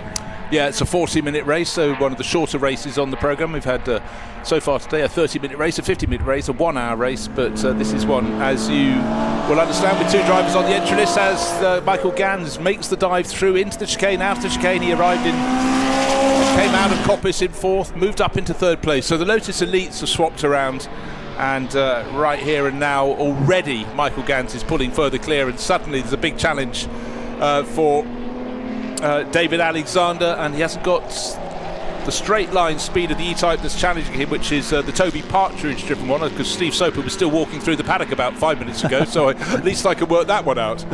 Yes, Steve Soper taking over number 5, and in behind them another of the E-Types, the red one with the soft top, the black roof, is the Jan Bitterim David Gardner car, number 114, and close in behind, I think that will be Jan Bitterim that started that. Just check our notes. Yes, it is. So 114 is the owner, Jan Bitterim, and just behind is the 25, another of the E-Types, which was started by William Garrett, handing over to Tim Crichton. And sounding great. 3 straight 6 Jaguar engines blasting up the hill towards Coppice.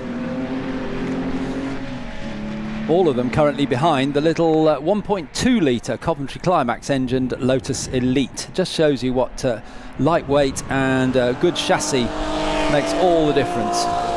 Well, it does, particularly here at Donington Park. I've said it before and I will say it again. If you can just get that flow and the ability in and out of the chicane, it's, you know, you can gain a bit of track space through the chicane in Little Lotus Elite, but you then lose it as you accelerate down the start-finish straight and find the horses have moved elsewhere. But still, that little white and green David Alexander driven Elite turns in 4th place, but with 3 other cars within a second of him as they go through Redgate. He's got his work really cut out. But Toby Partridge next in line, giving chase.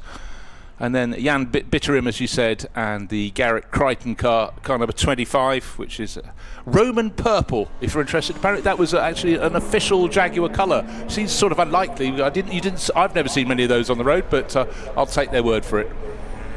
Yeah, there's some colours work on different cars, isn't there? And with the Austin Healey 3000s, red with a white roof, green with a white roof, either will do. They look great. And then Michael Gans next through. Now, I think he's closing in, isn't he, on Michael Russell. The gap between them, 4.2, and Michael Gans set the fastest lap of the race last time around, a 1:24.4, so he certainly is closing in on 3rd place. He started right at the back, having not set a time in qualifying after technical issues. Yeah, well, that always adds a sort of chapter within the story, doesn't it, if someone's starting at the back. But nobody can hold a candle to John Pearson at the moment. Certainly Michael Russell is keeping him very honest indeed, giving chase. But the real battling is sort of effectively from 4th place backwards. Car 114 is the Jan Bitterim car we're mentioning, red E-Type with the black soft top. Just gradually pulling clear of number 25, which is the William Garrett, Tim Crichton car with the silver roof in the background, the silver hard top versus the black soft top. One thing that always strikes me though is when you get the side view of a Jaguar E-Type, just how small the door is. In terms from front to the back to the door, it's about half the length of a modern racing door, and you can imagine getting in and out would be really little bit less graceful sometimes. And that very, very long bonnet, which isn't required to be that long for the engine. It's part of it, but the front part is certainly not required. That was just design, and famously Enzo Ferrari himself said that the E-Type was probably the most beautiful car designed at that time. Obviously we've had a lot of cars since then, but back in the 60s when this car was launched, 1961 the E-Type was launched, and he certainly made that comment.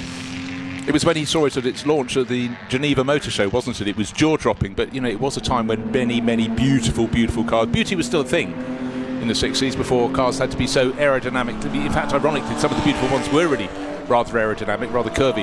But before it was a thing you couldn't have. Yes, the launch at the Geneva Motor Show was an absolute storm. 500 orders for E-Types were taken at that show. Is that right? Yes. Wow. You know, you've hit the right bell with that one. So still in fourth place, number 39 Elite, actually slightly edging away from the E-Types behind them, because a lap or so ago, fourth, where the Lotus is back to seventh, was covered by about 1.5 seconds. Now that's stretching out. What is also stretching is the gap between first and second. On the last lap, John Pearson gained about 1.3 seconds in the lead in the number 23 E-Type, but the Healy that's chasing him, car number 68, Michael Russell, just swinging the tail around on that. Oh dear, hold on. Arm up, there's our race leader suddenly slowing, so the Pearsons are stroking away, and the Austin Healy goes into lead and is being caught now by the number 31 Gantz Fitzsimon Elite, the one with the 2-litre engine. So don't know what's wrong, but that's the experience of the Pearsons. Of course, they know E-Types forwards, backwards and sideways. Detected what might have been driven past by another driver. They're so sensitive to this car and its wiles, but also found a place to park the car, hopefully where it's judged to be far enough off the track not to bring any flags out to cover it. That is a rare sight, a Pearson car retiring with mechanical issues. John Pearson climbing out. Hopefully some marshals can get that car. It looks like the gap behind him is big enough to push that car through behind the barriers, but that puts into the lead the Michael Russell Austin Healy, but he is being challenged now by Michael Gans in the Lotus Elite number 31. Again, nice to see registration numbers on these cars, because of course they are derived from road cars. They were road cars in the day. And down through the Craner curves they go, sweeping downhill. The relative big engine of the 3 litres of the Austin Healy up against the 2 litres of the Lotus Elite, turning through the old hairpin and then starting to climb up the hill. But it's not just the body shape of the cars. You could just look at the car in front of the Austin Healy and sense it's also sliding its tail around, but it's more planted. It's that heavier car, whereas constant adjustments to the steering wheel from the Lotus Elite giving chase, and you seem to be able to place that Elite exactly where you want it on the track. But there's the sad side of the Pearson family car. John, mobile phone out of pocket, saying my lap time's a little longer than planned here, reporting back to base. Well, that was Gary. That was Gary? Yes. No, you were quite right to say John, because we were told it was John starting, but that was definitely Gary. Stood at the side of the track there with the shock of white hair. So they switched around, but no matter. Change of lead as Michael Gans, on braking for the chicane, slides through to take the lead away from Michael Russell in the Austin Healy 3000. And across the line it will change our timing screen for the first time to show the Lotus Elite in the lead. Wow, a lap ago it's running in third place. How quickly things can change. The lead car pulling out for the Pearson brothers. Just have to be absolutely sure that we have been told the owner will start the car. In this case, it very much the owner is Michael Gans, and he's got Horatio Fitzsimon, a British racer who's actually been based in California for quite a while, but doing an increasing amount of historic racing driving. And again, what a wonderful shot. It's like the tail is wagging, but it's also controlled down through the Craner curves for the Lotus Elite. So neat, so nimble. And then the more four-square bluff runt of the Austin Healy coming up behind. Again, that's being moved around beautifully by Michael Russell. Well, quite amazingly, when you look at that Austin Healy 3000, long bonnet, relatively low car, 2 seats of course, big engine. It was very, very successful in rallying, none more so than in the Alpine rallies, which were very often icy and snowy, driven by none other than Stirling Moss's sister.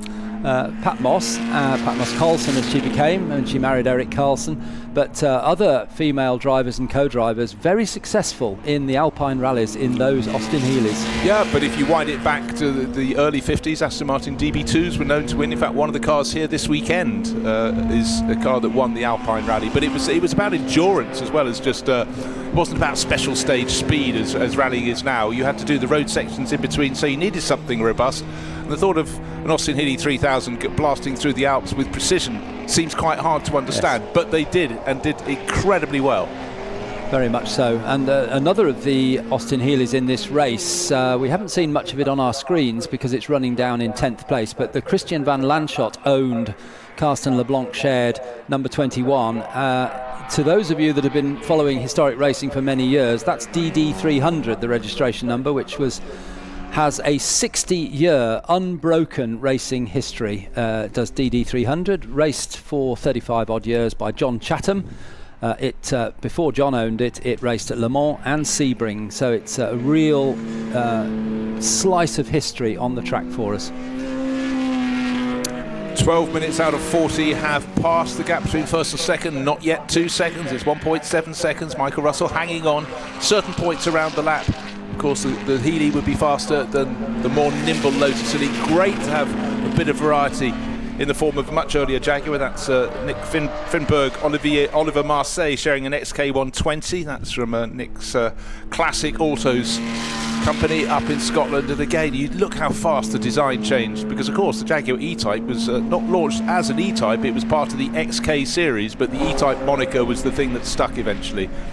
And the XK120 we've just been looking at looks really upright, as cars were in the late 50s, but that was developed with different body shape and suspension modifications and so on into what was properly called the XK120C for competition, but everybody called it the C-Type, and that of course won Le Mans and the 24-hour race as the C-Type. And then that was further developed, and some significant changes to the structure of the D-Type, which won Le Mans as well. So there's the progression through from XK120 through XK120C to the D-Type, and then of course to the E-Type, which we see being slithered around by Jan Vitterim, number 114.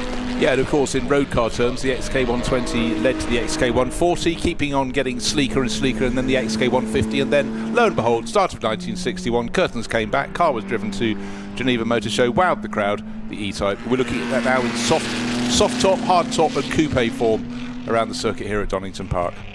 I've always thought that anybody going to the Geneva Motor Show in 1961 and going to the Jaguar stand, and there was the E-Type sitting there, they must have thought it was a spaceship, because it was so different to the more upright cars that had been on the market up to that point. Hold on, Michael Gans diving into the pit window is open, fear not everyone. So he's at the earliest opportunity, Michael Gans is going to hand over to his younger and presumably slightly faster teammate Horatio Fitzsimon. But a beautiful run there from Michael, some of that overtaking manoeuvre for the lead, neat and tidy. Very much so, yes. Michael's a quick driver, certainly capable of winning this race on his own, but as you say, Horatio Fitzsimon maybe a little quicker. It'd be interesting to see. Well, we'll see. So let's just record that. The best time for Michael Gans was a 1 minute 24.4 lap. That's a good lap, and that's the fastest lap of the race thus far. And Horatio has done a lot of historic racing over here in Formula Juniors and also in the States. In a Lotus Elan he's been racing out there recently, and some great in-car shots from Horatio that he always carries a camera. Worth looking that up online. So he'll get in the car, and so the lead has now gone to the Michael Russell Austin Healey, but that will have to come in itself with a 10-minute window for the pit stop, and the cars have to stop for a minute plus the 15.3 to get in and out. So 1 minute 15.3 is what they'll lose, which is pretty much a lap, isn't it? Yeah, very much so. 4 E-Types in the pits, they have dived in. So just remember we had the Lotus Elite coming in, which is the Michael Gans Horatio Fitzsimon car, and on the same lap this quartet of E-Types. There's a big question, is our race leader now the Russell Healey coming through? There it is, bottom of your screen, going on for a further lap. They've got plenty of time before they need to make their driver change, and maybe Michael and Gordon Russell have just decided we're really well balanced, and the David Alexander Richard Fors car has now come in. It had risen up to second place, but that white Elite with the green stripe up over the top, the car that just looks so crisp and neat out on the track, that has also come into the pit lane.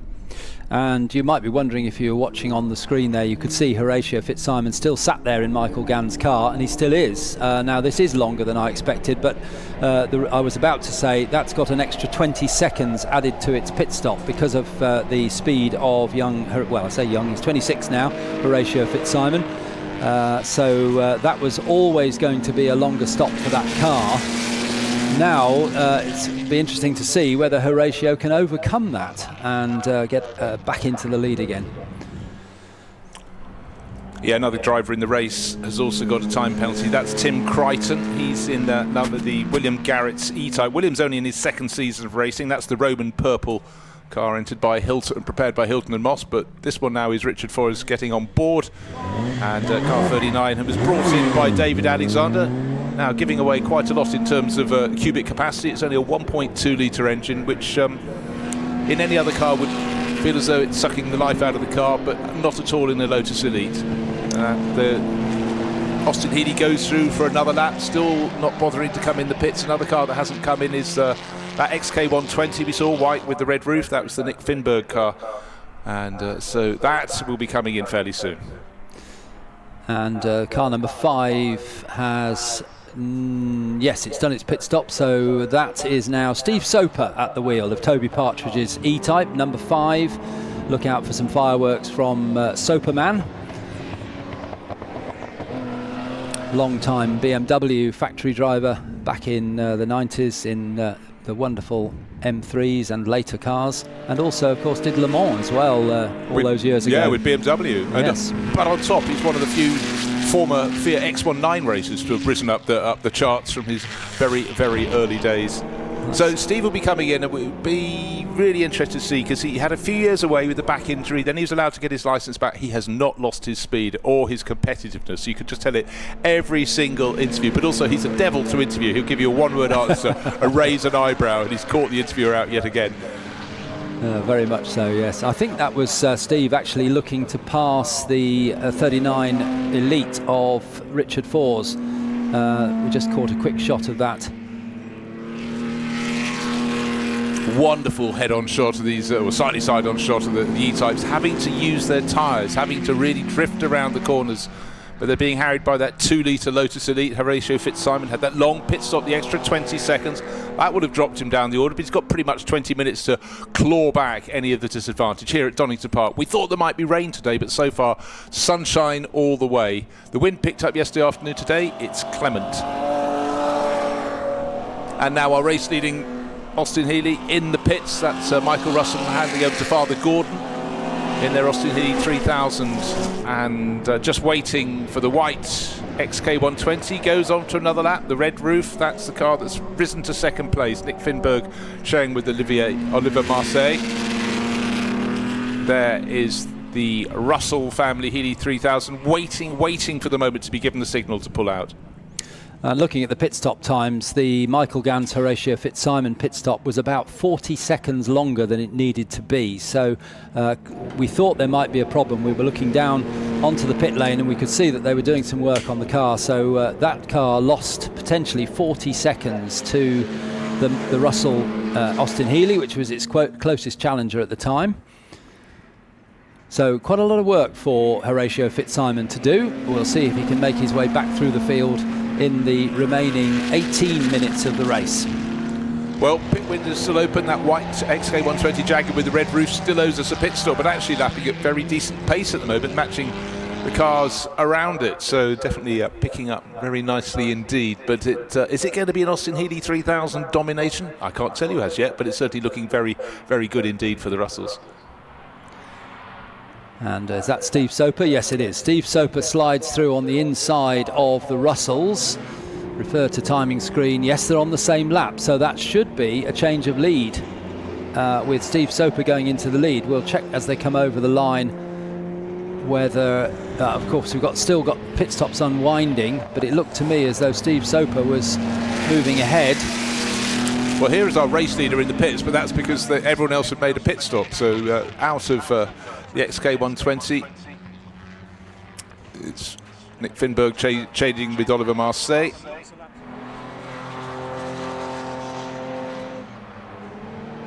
Pretty much everyone else has made their regular pit stops. Of course, the only one that hasn't was Gary Pearson, failing to bring his car that was leading the race, the number 23 E-Type, back for brother John to take over. It pulled off around the back part of the circuit, parked it out of harm's way, thank goodness, so no interruption, those were continuing, but they'd built a tiny little advantage. But let's go down to the pit lane, because the car that came in from effective leave was the Russell family Austin Healey 3000. Now down with Alex Le Guy. Oh, we're back with the Russells. Now we're in mid-generation pack, I guess, aren't we? That was a mega stint. Yeah, thank you. I really enjoyed it. It was a shame Gary broke down. I've watched him since I was a wee kid, race cars, and I've never started on the front row in a car, and I've never led a race in a car. Loads on a bike, never in a car, and then to race with her and my dad, that is sort of what MRL's about, really. I love it. Yeah. I like the fact that you said, that you were disappointed that the car beside you, technically in front of you, broke down. Said no racing driver ever. No, genuinely. I mean, following that white E-Type, I mean, these are the cars I dream about, and I'm actually out on the grid with them, and lucky enough to be fast enough to vaguely see what Gary does. So no, very happy. Car, fingers crossed, keeps running. Good to see the crowd, sunshine, lovely people. Evie did well earlier, didn't she? I know, don't. I'll start crying and well enough. So much fun. Yes, I mean, that's family racing, isn't it? What car have you handed over then? For second So this is Austin Healey 3000 with a guy that's going to be 80 in a month. Yeah, he used to be fast. No, so he's always dreamed of racing like a British straight six GT car, so I'm very happy to give him an opportunity to do it. So yeah, great. The weather's delivered. This is a rather nice version of Donington Park, isn't it? I think I can smell a beer somewhere. I think it's time for one. Ice cream. I think ice cream. Apparently the ice cream's amazing. I've seen them. Amazing. I want one. Maybe 12. Yeah, good. Well done. Well done. Great stint. It's amazing. Thank you very much to Alexandra Le Guy with the interview down there with the Russells, and I just love all the emotion and the love that's being given out down in the area, and the pride of taking on people. I think that rung through, didn't it? Michael Russell's always been looking at that E-Type race by the Pearsons, always at the front end of the field, and to get on the front row alongside and to follow and to learn for a while. You know, it's lovely to have a driver appreciating someone from another team, but really this race, you might say, would be going back to the Russells, but we saw the Soper number 5 E-Type going into the lead of the race, and in terms of setting fast pace, in fact the fastest person out there is, I would suggest, kind of a 55 at the moment. Suddenly Alistair Dyson, who's showing with James Dorlin, going very, very nicely indeed. Well, James Dorlin, a contemporary GT driver, so he's got lots of speed and experience. His father Richard used to race in Jaguars, and still does actually, but young James started his racing in junior classes and then has gradually made his way up into the GT ranks. And you're quite right, that's just set the fastest lap of the race with a 1:24.2. And that pass we saw on screen with the number 5 Jaguar going past the Russell Austin Healey was indeed Steve Soper taking the lead, so he's now leading by 3.9 seconds from Richard Fours in David Alexander's Lotus Elite.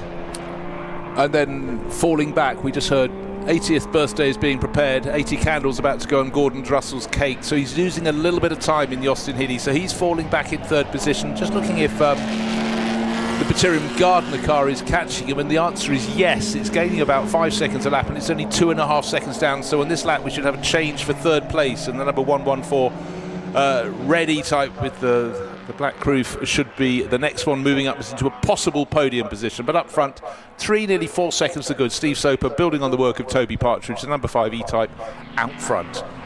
Oh, and let's also talk about the pace. Oh, we've got a pit visitor here, so the pit window is closed, so you don't want to be there. That's the Garrett Crichton car in Roman purple with the silver roof. It may not be a popular colour, but it's actually very nice, isn't it? I think it's nice. Lovely colour. It's just a bit different. I presumed it wasn't a standard colour, but I read somewhere that it absolutely is. Horatio Fitzsimon still clawing his way back up the order after that slightly longer pit stop than they needed, so obviously some issues there. They're now up to 7th place. Give him another lap, he would have gained 1 if not 2 more positions. Such is the rate of progress, that little 2 litre dark green, very, very pretty Lotus Elite. We've got another E-Type in trouble coming into the pit lane now. The pit window is closed, and it's the car that was actually going quite well. I thought it was going to move into 3rd place very shortly, but Jan Bittram and the Gardner car, 114, trickling in. And so slight bit of there it is, going through, so that doesn't look like a drive-through penalty. That looks a drive to the pit lane and possibly to the paddock. Driver's door open, so the crew quickly going to be able to investigate what's going on. 2nd place is Richard Forrest here at car number 39, giving away a lot of horsepower, but has got all that wonderful handling from his Lotus Elite. But bit by bit, he's losing about 3/4 of a second a lap to the race leader, which is Steve Soper in his E-Type. Totally different sorts of cars, and always, even if you put drivers who are absolutely equal, you'd expect the E-Type to be just that little bit quicker down the straights. It's got that advantage. But a sight we don't like to see is 2 E-Types in the pit lane with their bonnets up. Those great front hinge bonnets. Access to the engine is fabulous, but you don't really want access to the engine during a race. You want to be out on the circuit. So Richard Forrest coming through. He was 5.2 seconds down on the race leading E-Type of Steve Soper. It's now 6.8, so it's actually going out to 1 and a bit seconds per lap. But all Richard could do is hang on, and see where he gets to at the finish. He's got a suitable margin, actually quite a big margin over the Gordon Russell, Austin Healey, and of course the car that was about to move past that was the Bittram Gardner E-Type. That's the one of the 2 that just reported to the pits and is still sitting in there, going nowhere. Last time around, Horatio Fitzsimon set the fastest lap of the race, so took that away from James Dorlin, who is in Alistair Dyson's E-Type. The Dyson Dorlin E-Type moves up to 4th place because the Bittram Gardner E-Type still in the pit lane, as you've just said. And of course, also moving up a place will be Horatio Fitzsimon. He'll move up into 5th place in the number 31 Elite. Yeah, and yeah, expect him and the Dorlin car to progress, I would suggest, ahead of Gordon Russell in the next while. They're both faster than him. He's holding on in that Austin Healey to 3rd place overall. But the number 5 E-Type, well, great start by Toby Partridge, and since then Steve Soper, who's got a real affinity for E-Types, just doing what you'd expect from him. He just doesn't seem a day younger. I'm insulting him, I'm trying to praise him. Day older in his E-Type, because he's still super competitive, super neat and tidy. There he is, car number 5. Of course, we were supposed to have a rather special vehicle in this race, the Ferrari bread van, but that didn't get to take the start. It had some form of problem yesterday and came in rather early, so that unique body shape of the 250 GT bread van, a car built in sort of record time, but after disagreements, let's say, in terms of who could purchase which Ferrari. So they made their own, made it aerodynamic.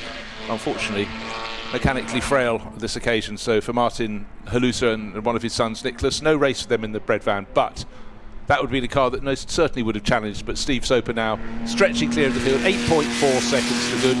Nothing Richard Forrest can do with his 1.2 litre Lotus Elite in terms of challenging.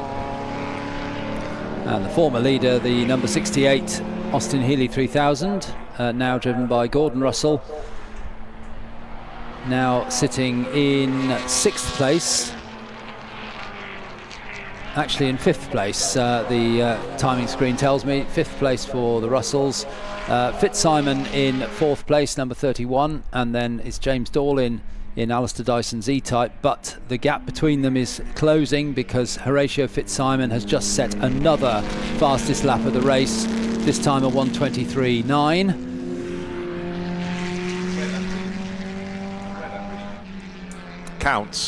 Where it counts is the fact he gained 1.5 seconds on the car he's chasing. So James Dorlin doing a great job to get up to 3rd place in that number 55 E-Type. That's the one in one of the dark blue ones out there, but he is being caught by the 4th place Lotus, the 2 litre Lotus Elite. Horatio Fitzsimon hunting him down to the chicane. Car 55, 3rd place, that's James Dorlin. In the background of the shot, the smaller dark green Lotus, car number 31, comes out of the chicane behind him. The gap between them was about 3 and a bit seconds. Next time through, the gap between them 3.1 seconds, so another chunk of time gained, another fastest lap set. In fact, we're getting a response from James Dorlin. He's picked up his pace. but the chasing number 31 Lotus Elite going very well. And the better place of the elites is this one, car number 39, running second place overall for Richard Forrest, nearly 10 seconds down on Steve Soper's E-Type, giving away endless horsepower. And yet, but, we have a pit visitor.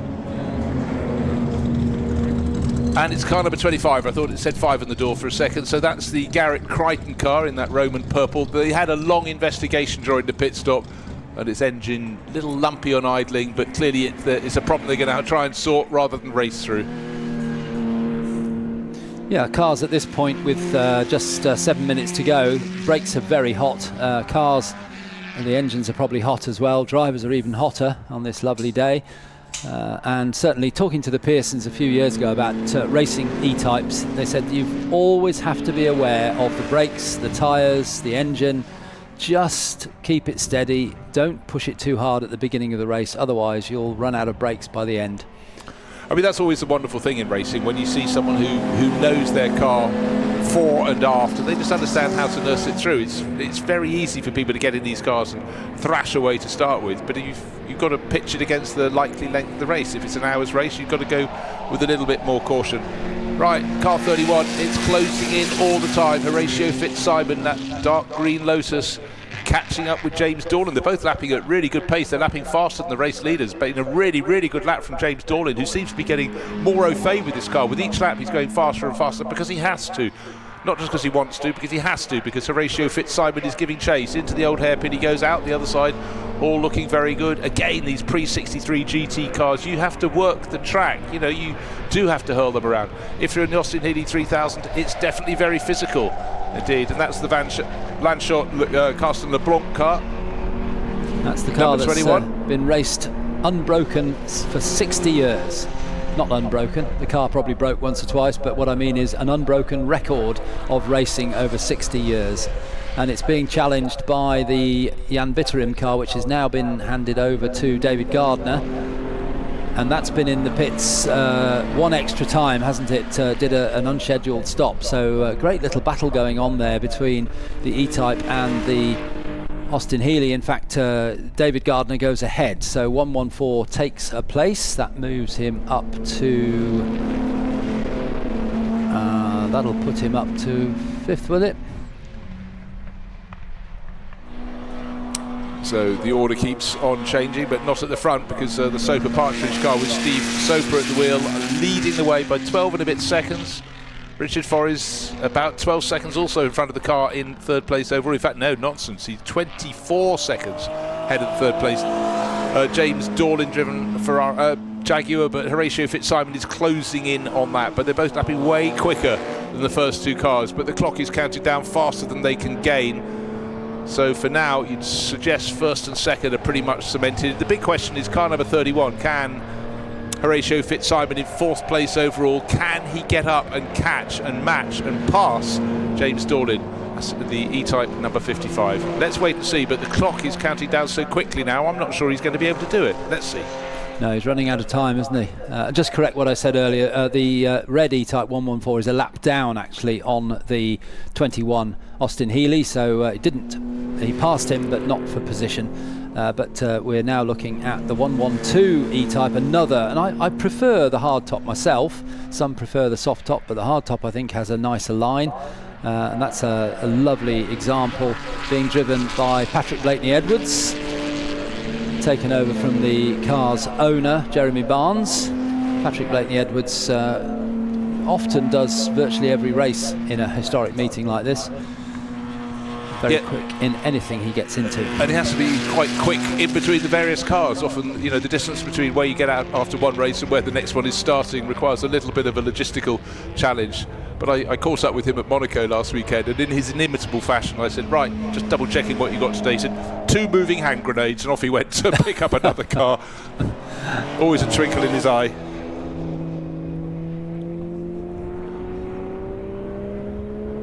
Two Austin Healeys in shot there, with the better placed one ahead, the number 68 car.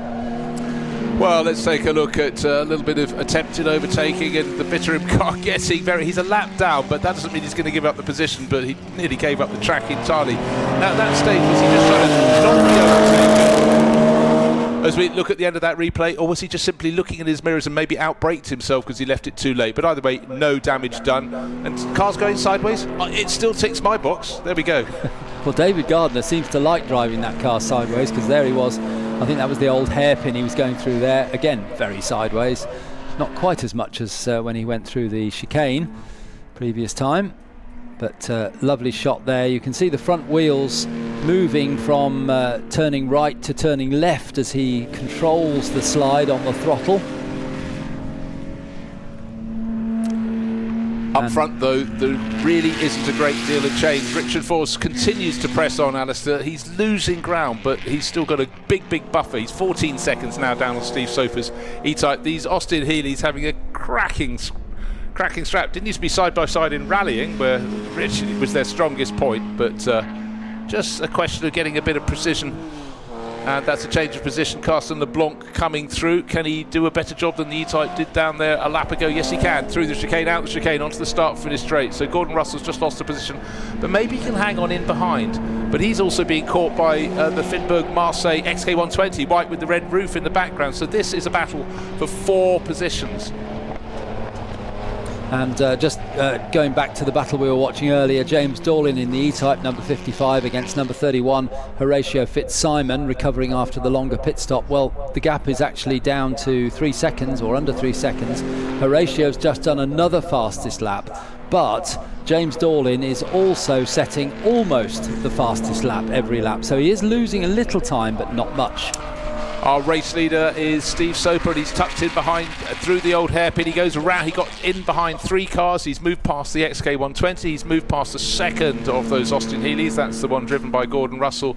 Now he's got 1 more to dispatch, but he should come round and have time for 1 further lap after this one. He's got just over 30 seconds remaining as he works his way around the course, but he's got no concerns. In fact, he's now 16.8 seconds the good over Richard Force, who in turn is safe in second place, because the James Dorlin car, which may not yet hang on to third place, is another 15 seconds further back. But right now this is stroking it home. In fact, it's going to be really quite tight. Out of Coppice they come down the straight. If Steve backs it off, he doesn't fancy racing all the way to the finish. He could just back it off and get to the end of 40 minutes. Through the chicane he comes into sight. What's left on the clock? 4, 3. Oh, he's done it perfectly. Here we are. The checkered flag should be out to grease him. It's tentatively held out, and there it is. So victory. It will be about 15 or 16 seconds. Change of place. The Jaguar XK120's gone up a position as well. Moved past the Russell family car right at the end, but the checkered flag has greeted them. There will be no change of place. Second place will go to the white and green striped Lotus Elite. There's Richard Force bringing it home. Second place, good run from him and David Alexander.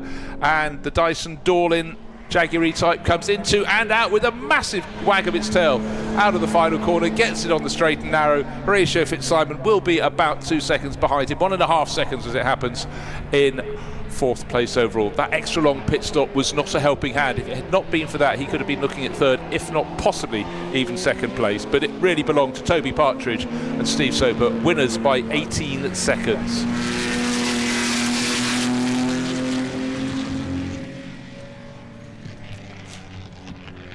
So the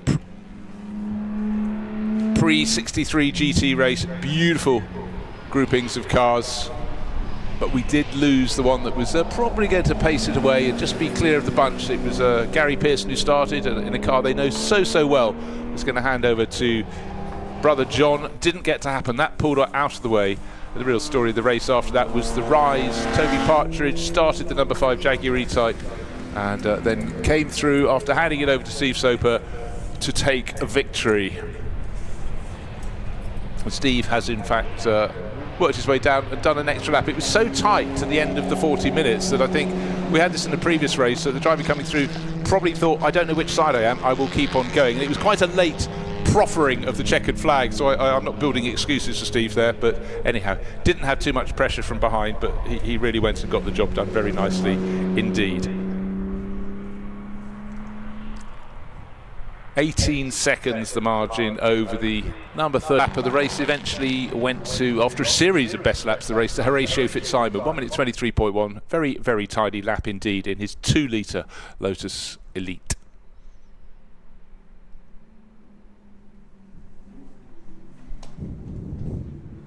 So the car's peeling in off the track, and after that extra cooling down lap there for Steve Soper, Toby Partridge has a little longer to wait to greet his teammates. Some of the cars coming in off the track on this beautiful sunny Saturday afternoon, looking absolutely pristine, almost as if they haven't been out on the track. But let's look back at the highlights of the Prix 63 GT race. Here it was, a tidy start, the white E-Type on the left-hand side of the screen, gunning down to the first corner. That was Gary Pearson at the wheel. He just got his nose in front of the powerful Austin Healey 3000 on the outside of the circuit. That was Michael Russell, neat and tidy with little David Alexander's little elite car number 39 moving up into third place at the opening corner. Then a hand went out and suddenly a 6-second lead became nothing at all. Gary Pearson peeling off, parking up, keeping it out of the way, and that suddenly changed the complexion of the race. And after the pit stops, it was the number 5 E-Type working its way to the front. Toby Partridge handed over to Steve Soper, and Steve Soper went on to take victory in the Prix 63 GT race by a margin of 18 seconds.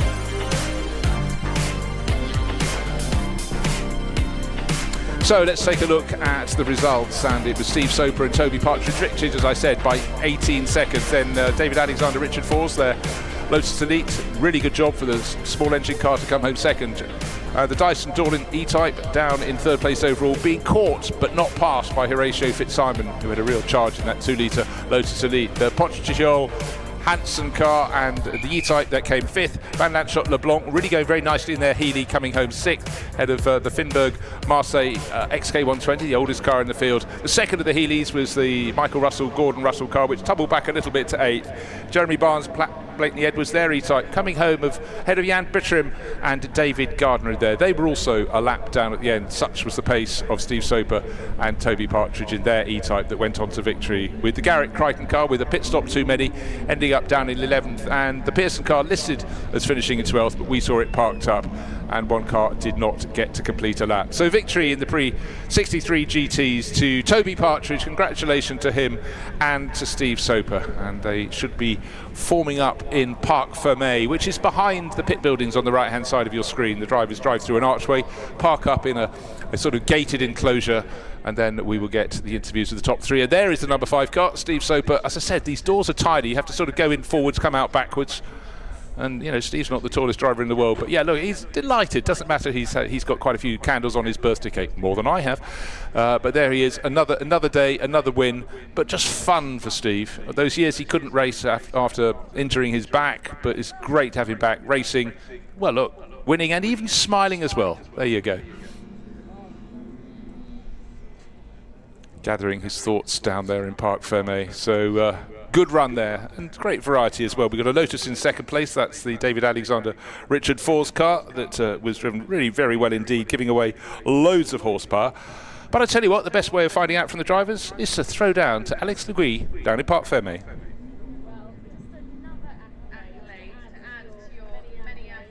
Steve, that was another beautiful drive. So far ahead.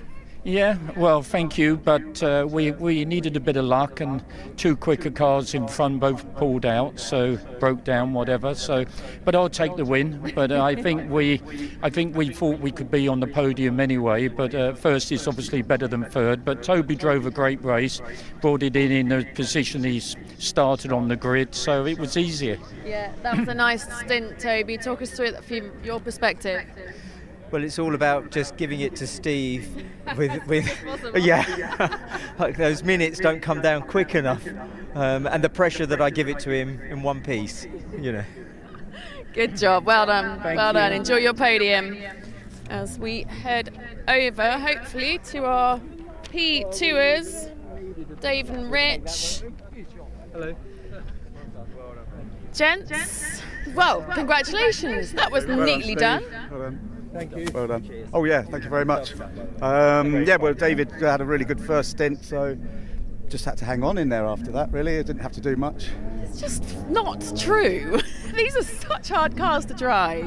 Well, they're easy cars to drive, but not to be competitive with these boys or the power sort of thing. So you have to get the momentum and all that sort of stuff. So, but they're fun cars to drive, that's for sure. But it's good to be a David against the Goliath, though, you know. Good skills. How was your stint? It's great. It got a bit lonely. I had a wonderful fight with the Greenie type, which sort of didn't last that long, but it was really good fun, and I could not be happier. It's 1.2 litres against 3.8 and 3.8. Yeah, it's right. like thrilling to do that. Good. I'm very pleased. Enjoy your podium. We will come to you in just a second as we squeeze through and grab Alistair. No.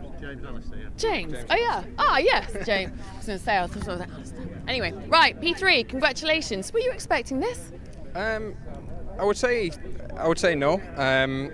From where we were starting, it was a good recovery to get up to P3. But it's the first time out for this car. It's brand newly built, so we were kind of using this as a bit of a shakedown. So to come away with a podium in the first one is, it's a testament to how well it's been put together. Oh, very nicely done. That must give you an awful lot of confidence for the rest of the season, then.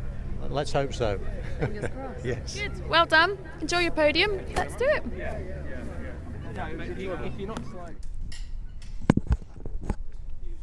So those are the thoughts of our top 3 crews, all with different stories to tell, and wonderful to see the sunlight here.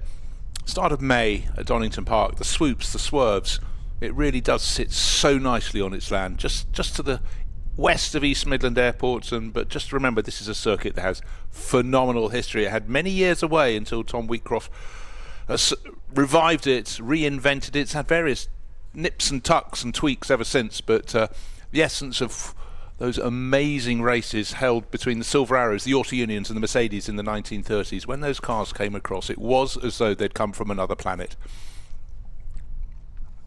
And the circuit still has the essence of that. But we've heard the driver's interview. We're going to head down very shortly to the podium ceremony, and I'm sure they'll be delighted because they all came in with different expectations, but all set, because when it's done and you've got a top 3, that's what you celebrate on the podium. So we're going to go on down to the podium in the next handful of moments and see their smiling faces all of go. Let's head down right now.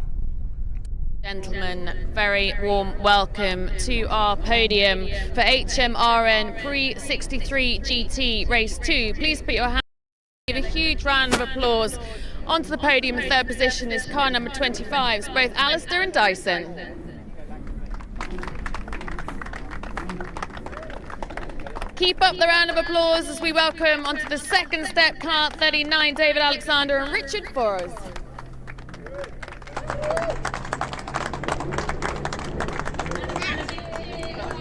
Number 5 to the top step, Steve Soper and Toby Partridge.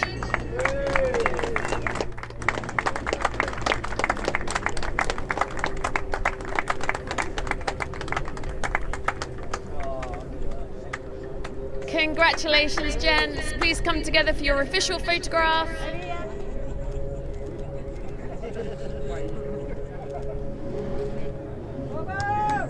Very good.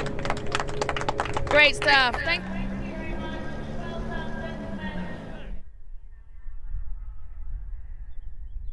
So, podium ceremony complete, and we're moving very swiftly through it's the second of 3 days of the Donington Historic Festival. This is the first of 2 main days of racing. We had a little bit of racing, 3 races, 2 of them for Formula Juniors on Friday evening, but there's a different engine note in the air because it's time for a Formula 1 parade out on the circuit, and we've got a couple of McLarens, we've got a Benetton, we've got a Tyrrell, we've got a Footwork, and we have one more.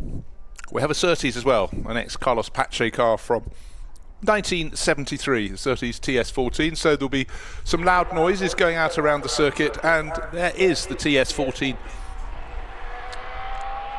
working its way down the slope, and it's extraordinary when you go to the bases of teams that ran Formula 1 cars in the 60s and 70s. Absolutely tiny. This is from Edenbridge in Kent, where one of the greatest motorsport proponents of all time, John Surtees, 7-time world champion on motorbikes, then he decided to go to cars. And the first ever car race he competed in, first ever car race he watched from pole position because he was driving in it. And then, of course, he decided, thanks to the ability to pick up a Ford Cosworth DFV engine, he gave so many people a chance to have a crack at Formula 1. His team, of course, won the title in Formula 2 as well with Mike Halewood, another motorbike convert. And then As we went to the late 70s, it was time for the ground effects. Lotus brought it in 77. No one else understood it till 1978. And even teams like McLaren, they really struggled a bit to catch up. The M28 wasn't a success. John Watson worked really hard to get the M29 to work. It really didn't. But their next step was a huge one. We'll come to that shortly. But I love, with historic celebrations and parades, don't only celebrate the cars with top, celebrate the cars that took part. And it's great to hear that. Still, that Ford Cosworth DFV soundtrack, to me, is the backbone of racing from the 70s and the 80s, when I sort of moved into working in motorsport as a journalist first, but as a commentator, I just love that harsh engine note. It should be visceral, and you should be identifiable. Obviously, admittedly, with this sextet of cars, it's the Ford Cosworth drum beat that we get from them all. But when you get to hear the V12s from Ferrari and certainly Matra in the early 70s, phenomenal. This was a car that was competing at the Monaco Historique last weekend. A lot of logistics for a lot of the crews here. That's the, it's not a Benetton, that's a Benetton, but it was Benetton sponsorship on that Tyrrell, the car that's been raced by Jamie Constable over the years.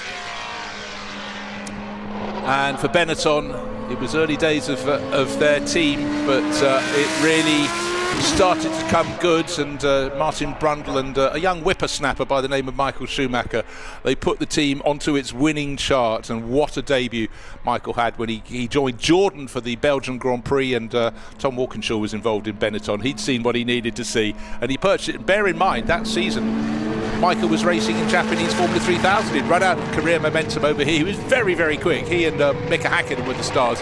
Now the car's starting to stretch their legs a little bit, snaking away. Those tiny little front wheels, bigger than they would have had a few years later on the Tyrrell P34. But what is nice, these drivers have got the entitlement to open their cars up around the circuit. A car coming past at 50% does no good to anyone. You can see the shape, but you need to see the sound and the way they handled. The whole lesson is, as we look at the McLaren MP41, that was the first, it's ahead of the Surtees, and it was a groundbreaking car, at least in Formula One terms. It was the first car to have basically carbon fibre construction, and it transformed. It gave so much rigidity, which really helped the engineers with the handling, and everyone else soon followed. Denim, I just forgot to pack my aftershave this morning, never mind, but the Tyrrell is sitting there in the pit lane, and for a lot of people it's just, you forget the race liveries, the time. These might be ones you had on little model cars when you were a child. Everybody has their golden age in motor racing. It's normally when you're just getting into double figures in years, you're passionate about something, and it's just so excited. So according to Asia, your target might be the B192, very similar to the B193 that followed it with that high nose. For me, probably cars from the mid-70s. I'm that sort of age. So, but for Carlos Pache, in the days when you didn't really have motorsport in television, I thought, because all the stuff I knew about motor racing is what I read, his name was Carlos Pace. And then you hear it on television, you feel, duh. But anyhow, now, of course, you can choose what you watch and when. Less of the written word, more of the visual treat. But right now, we are getting an oral treat, because some of the cars are really pressing on very, very nicely. So a lot of people around the Donington Park circuit. Yeah, I tell you what, I'm banging on about the engines. We'll get one of the cars on the track and we'll follow it for a lap, and then you can hear that wonderful, fabulous bark of a race engine. Let's listen.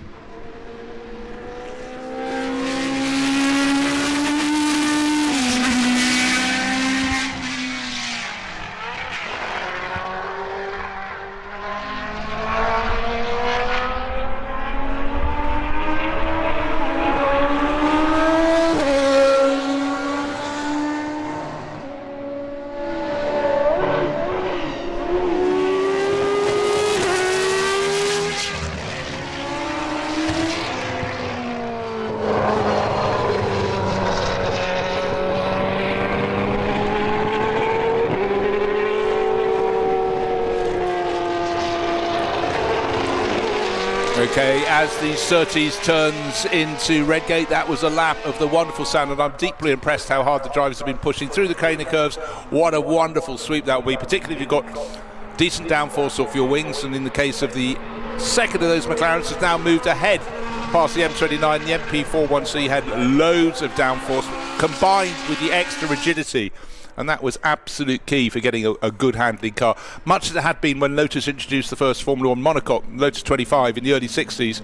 Suddenly this wasn't a space frame, a load of tubes covered by metal. This was a car that had rigidity front to rear, and its behaviour was phenomenal. And of course, at that point, Colin Chapman had to say sorry to the people, I've just sold a Lotus 24, but our works car is from another level.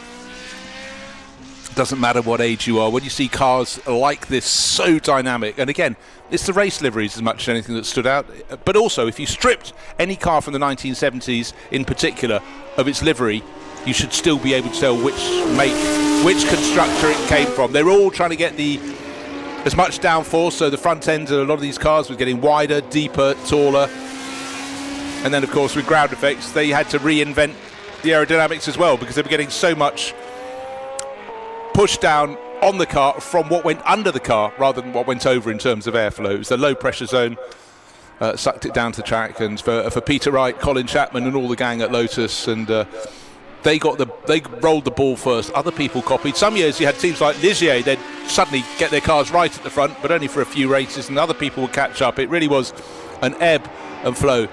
Car we haven't seen too much is just, we're looking at the Tyrrell now. There's the Surtees again on your shot. That's the oldest car of this grouping. There's also a footwork, an FA13, and like most footworks you can say ex-Michele Alboreto, because he drove there for really quite a number of years, but each car here looks very, very different. Look at those big flicks on the rear side pods. Of course, ground effect cars had to have, oh dear, the Surtees is pulling off. That's a car that only had radiators out to the side, but on the ground effects car you've got the bodywork, the big side pods that go right the way from the back of the front wheels to the front of the back wheels. And then following on, high nose was a bit of a trend. Tyrrell introduced it. We're looking at a Tyrrell now, but the car in front of it, the red and white footwork, is somewhat later, and they had followed the advance. I think it was Claude Migiot who was the first designer to stick the nose up high.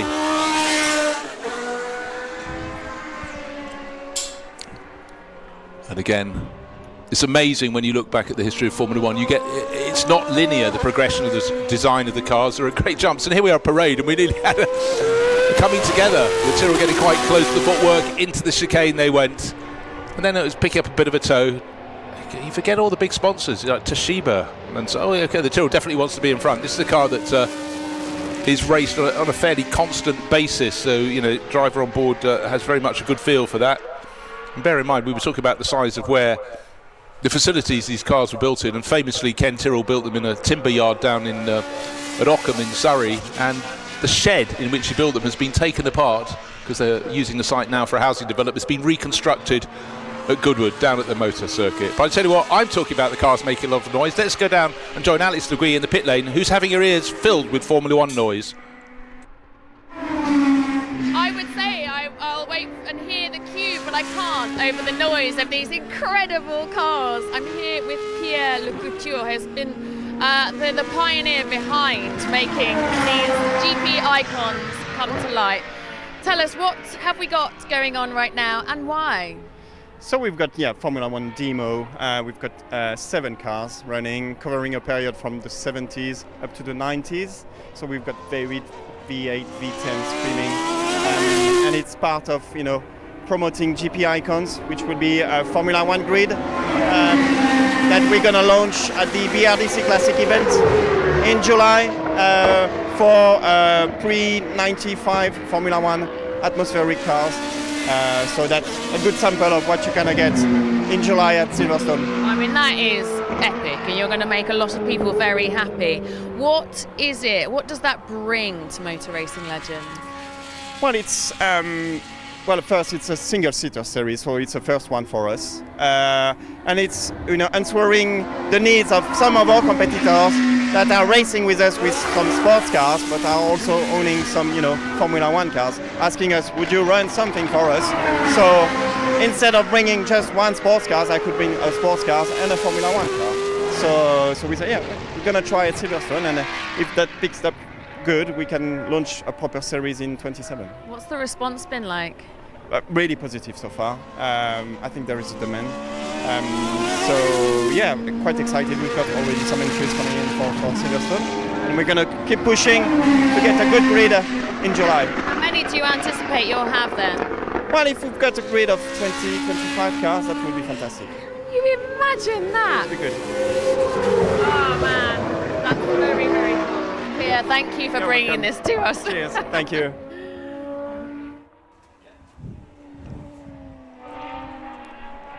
Well, absolutely that visceral element of the noise of a Formula One car. In fact, all sorts of racing engines and the diversity, but the sound as much as the speed is such a thing. And if you're trackside, as much as you pick up the glory on television, if you're trackside, it's part of you. You are part of it. So great to see these cars. And, you know, cars look absolutely fine in museums, but they don't sound in museums, and you don't see how dynamic they are. So the best thing, and that's why historic racing in the last 40 years has grown and grown and grown. And these cars are made to be driven, and that's why it's just so good. It's a moving history lesson, and you walk into the paddock, and then it's a stationary history lesson, but they're all there nestled in one tent. And this was really in the last days of Tyrrell, of course, the car with the denim sponsorship, and that Ford Cosworth DFV in the end took more than 150 Grand Prix victories, and Michele Alboreto was the driver who took the last of those in Detroit in the early 1980s. And bear in mind, it was a shrewd investment from the Ford Motor Company to put their £100,000 to the Cosworth Company, and they did the rest. And that was certainly something at a time when Ford wasn't just doing Formula One, it was doing sports car racing, it was doing rallying, it was doing saloon car racing, engines and things. In those days, sport, so much more than it does now in terms of motor racing, but it's great that some of the big brands, the big manufacturers who put their money into motorsport are now sort of revisiting. It may just be a cyclical element, and the bean counters will have their day, but let them not spoil our fun. It's great for Ford to be back pitching in, and certainly with Jim Farley, the man that runs the whole company now, he's got racing blood in his veins. That's good news for all of us. It means the road cars will be more exciting, much as they were in the 70s and 80s and 90s with Yaris, Cosworths and other elements. But this is about Formula One right now.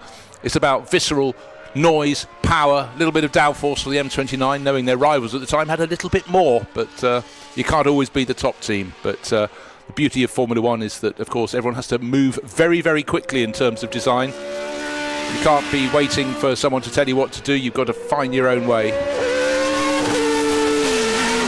And the footwork a little louder in terms of its noise, now starting to be eked out of this ex-Michele Alboreto car.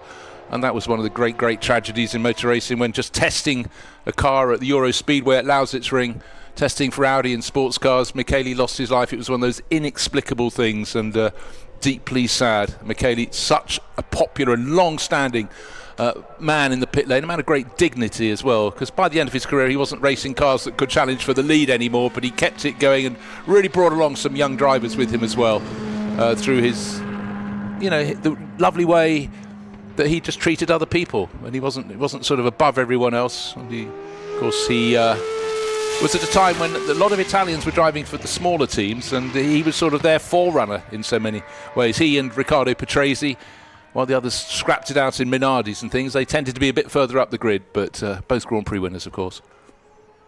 And the Benetton, well, it was the team that really went from strength to strength, and once Michael Schumacher was fully on board, taking those 2 titles in succession, those big battles with Damon Hill, all got a little bit rough and ready out on the track, of course, in the Adelaide finale. And even in a parade like this, a promenade where these cars are being pushed very hard indeed, as soon as the cars come into the pits, the Benetton's just peeling in now. Quickly, the blowers onto the brake ducts to keep them cool. Last thing you want going into Redgate is a whole load of not very much in terms of braking.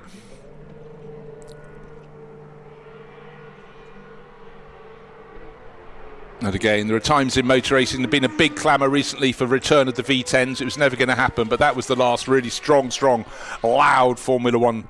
The sort of things, if you turned up at a circuit, they were already testing. You could feel the hairs get up on the back of your neck as you're just trying to drive into the gate at Silverstone and get your car parked up. But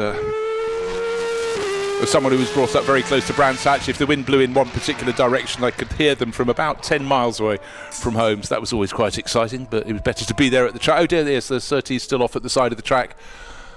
Oh, I don't know what his problem was. I'm sure it's something that can be fixed, but again, you have to remember just how old these cars. That Surtees 72, 73, so it's north of 50 years old. How has that happened? The cars of my childhood, now more than half a century old. There you go. It happens.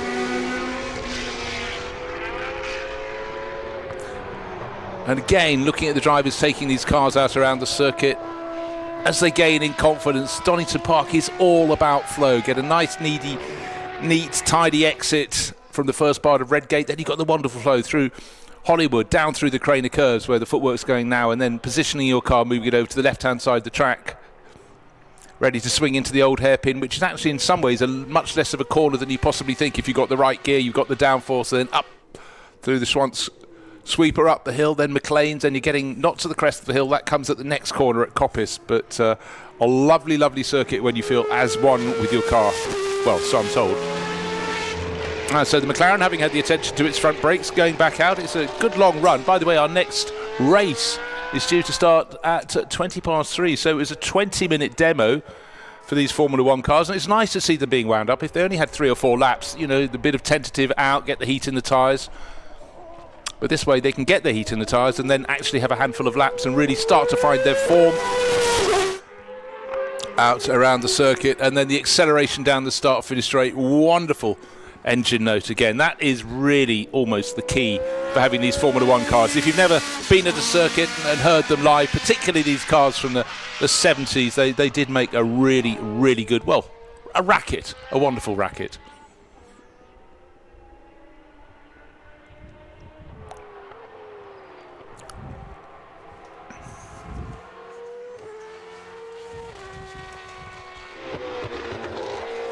Now the ex-Niki Lauda MP4-1C. Nice to see the Lauda replica helmet there. That's attention to detail.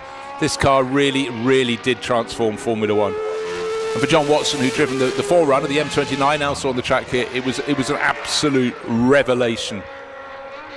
And for Niki Lauda, of course, he came back after starting his own charter airline. It had its rises and its falls, but came back to racing and only went and added another driver's title. But it was super tight. Alain Prost just half a point behind him at the end of one season. And then Niki bowed out with great grace. Of course, we're still involved with Formula 1 thereafter in various roles, including with Jaguar, with the Formula 1 team, and so on and so forth. And when Mercedes came into Formula 1, who to go to? Niki was the man who basically put Ferrari back on the map. They were struggling in the early 70s, and he, along with Luca Di Montezemolo, took the team by the scruff of its neck, changed its working practices, and much like Michael Schumacher after him, Niki Lauda was first in the morning, last out the night, motivated the crew, and had clear focus of what he wanted, and that is what drives any sport forward. It's the small increments that you can add where you find an advantage over a rival. And with McLaren getting increasingly technical and advancing once Ron Dennis got to the helm, then the team went firing forward.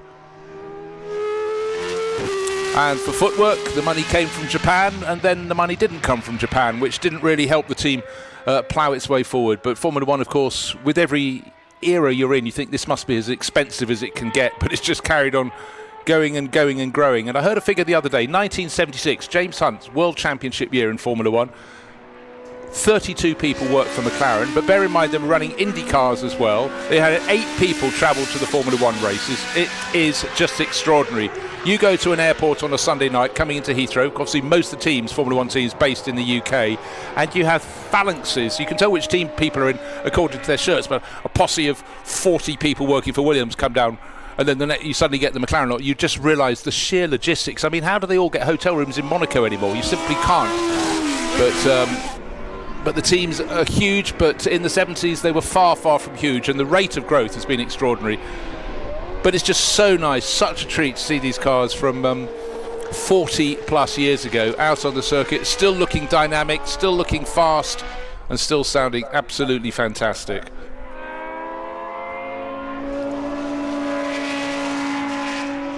And of course, the last time we had Formula 1 cars really raced in anger here was one of the most famous Grand Prix of all time. Ayrton Senna really did walk on water in 1993 in the European Grand Prix, to the extent I actually said, I can leave the circuit now after 4 laps. I've seen all I needed to see. I'll not see a drive like that. And Damon Hill was really good that day, but his Williams teammate Alain Prost did not have his best day. And Ayrton Senna just had an awful first lap and then a brilliant second half of his first lap. He went from down to 6th and then was leading it by the end. Down the loop, behind the pits here and background. Everyone was sodden underfoot, but no one, frankly, in the spectator areas noticed it was raining at all. Such was that mesmeric drive from Ayrton Senna.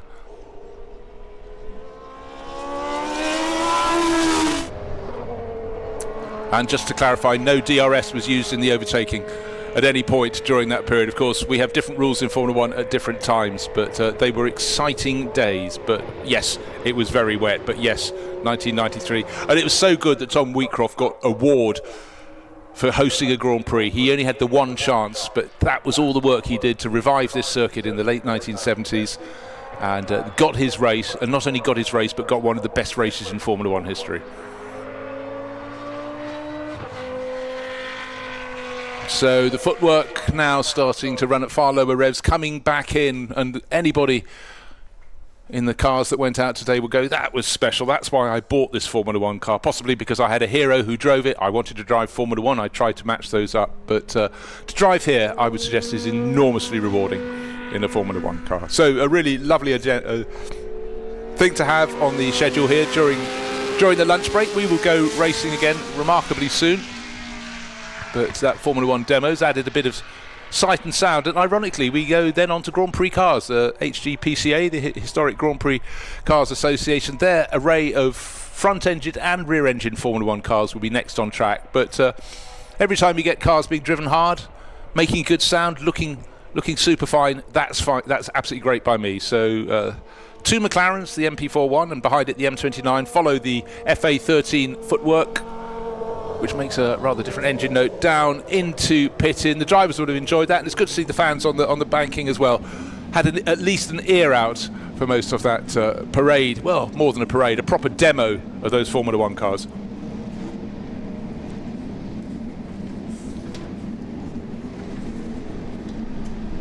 Yeah, nice too to see the attention of detail with people having sort of matching helmets to go with their heroes of the age, or of the team for which they drive. So fans high in the grandstands at the Hollywood Curves, they'll have had a fantastic view of the cars as they work their round at increasing speed in that Formula One demo.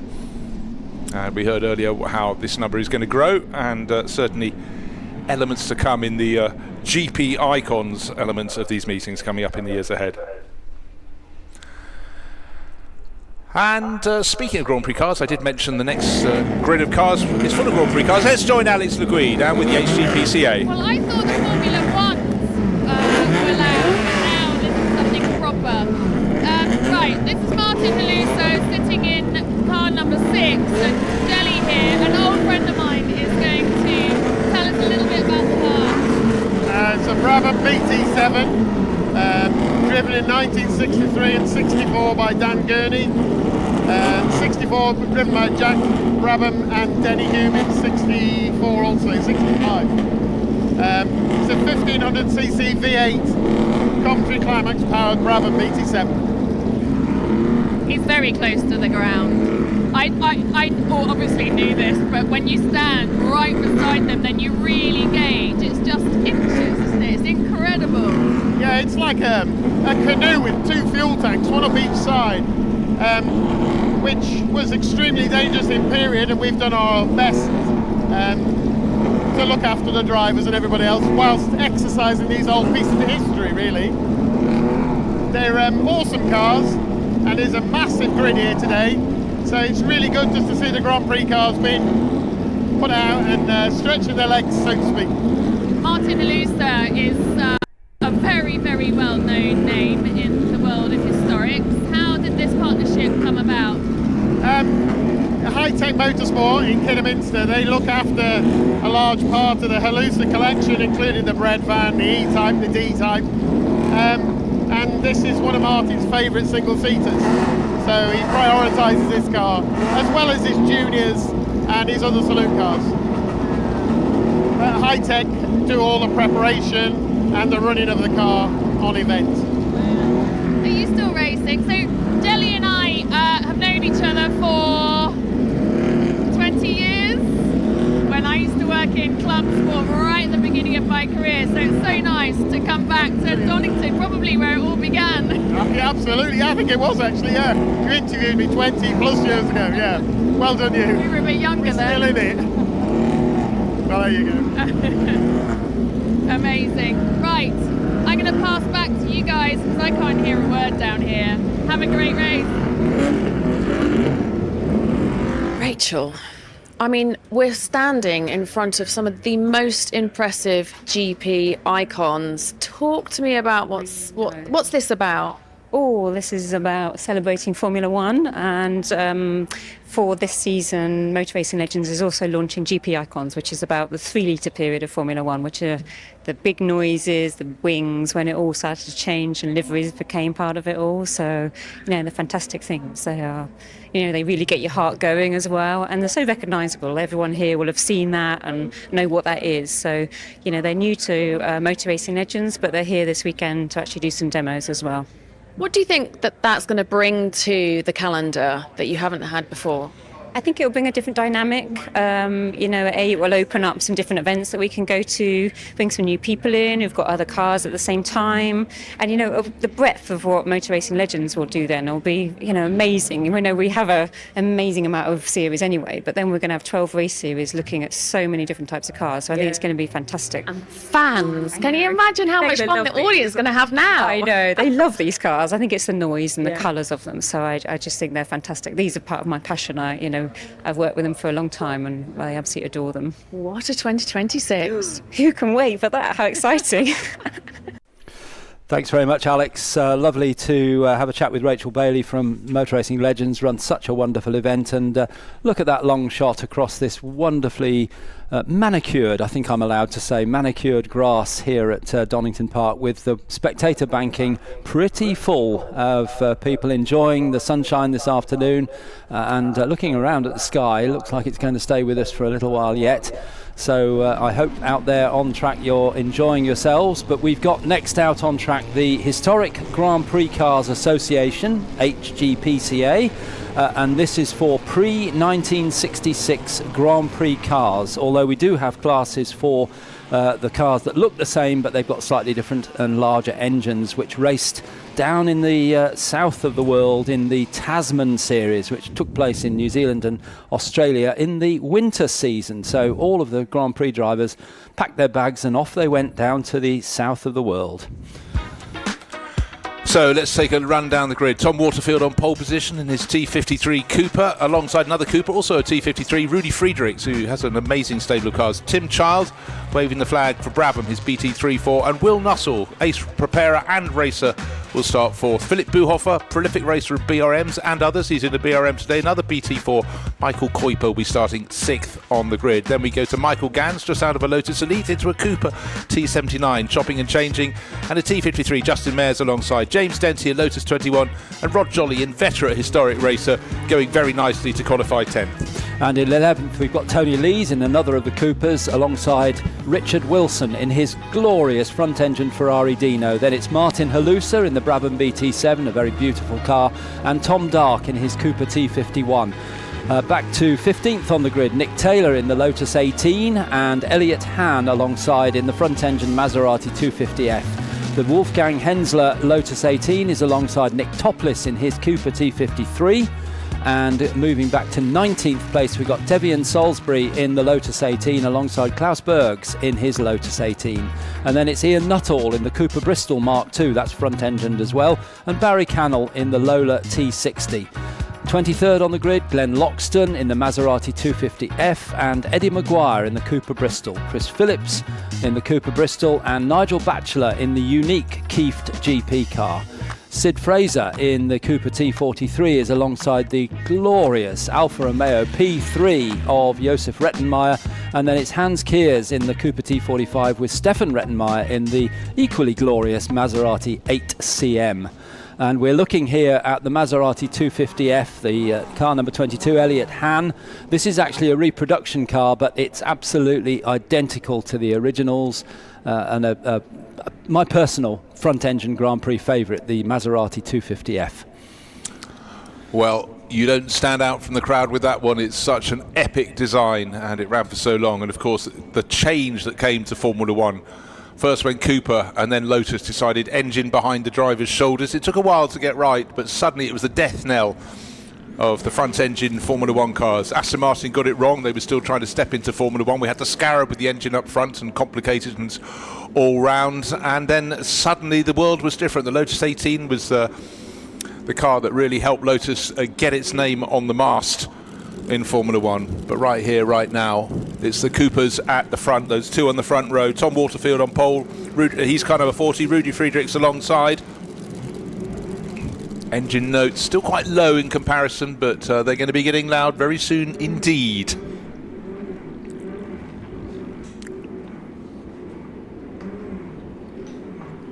It looks a couple of, I'm slightly concerned, maybe car number 7 is not going to be getting going. That's Nick Topless just waving in his low-line coupe. Yeah, he needs to be pushed away from the grid. Fortunately, he's quite close to the pit in, but 2 marshals are not going to be able to get that one back on their own.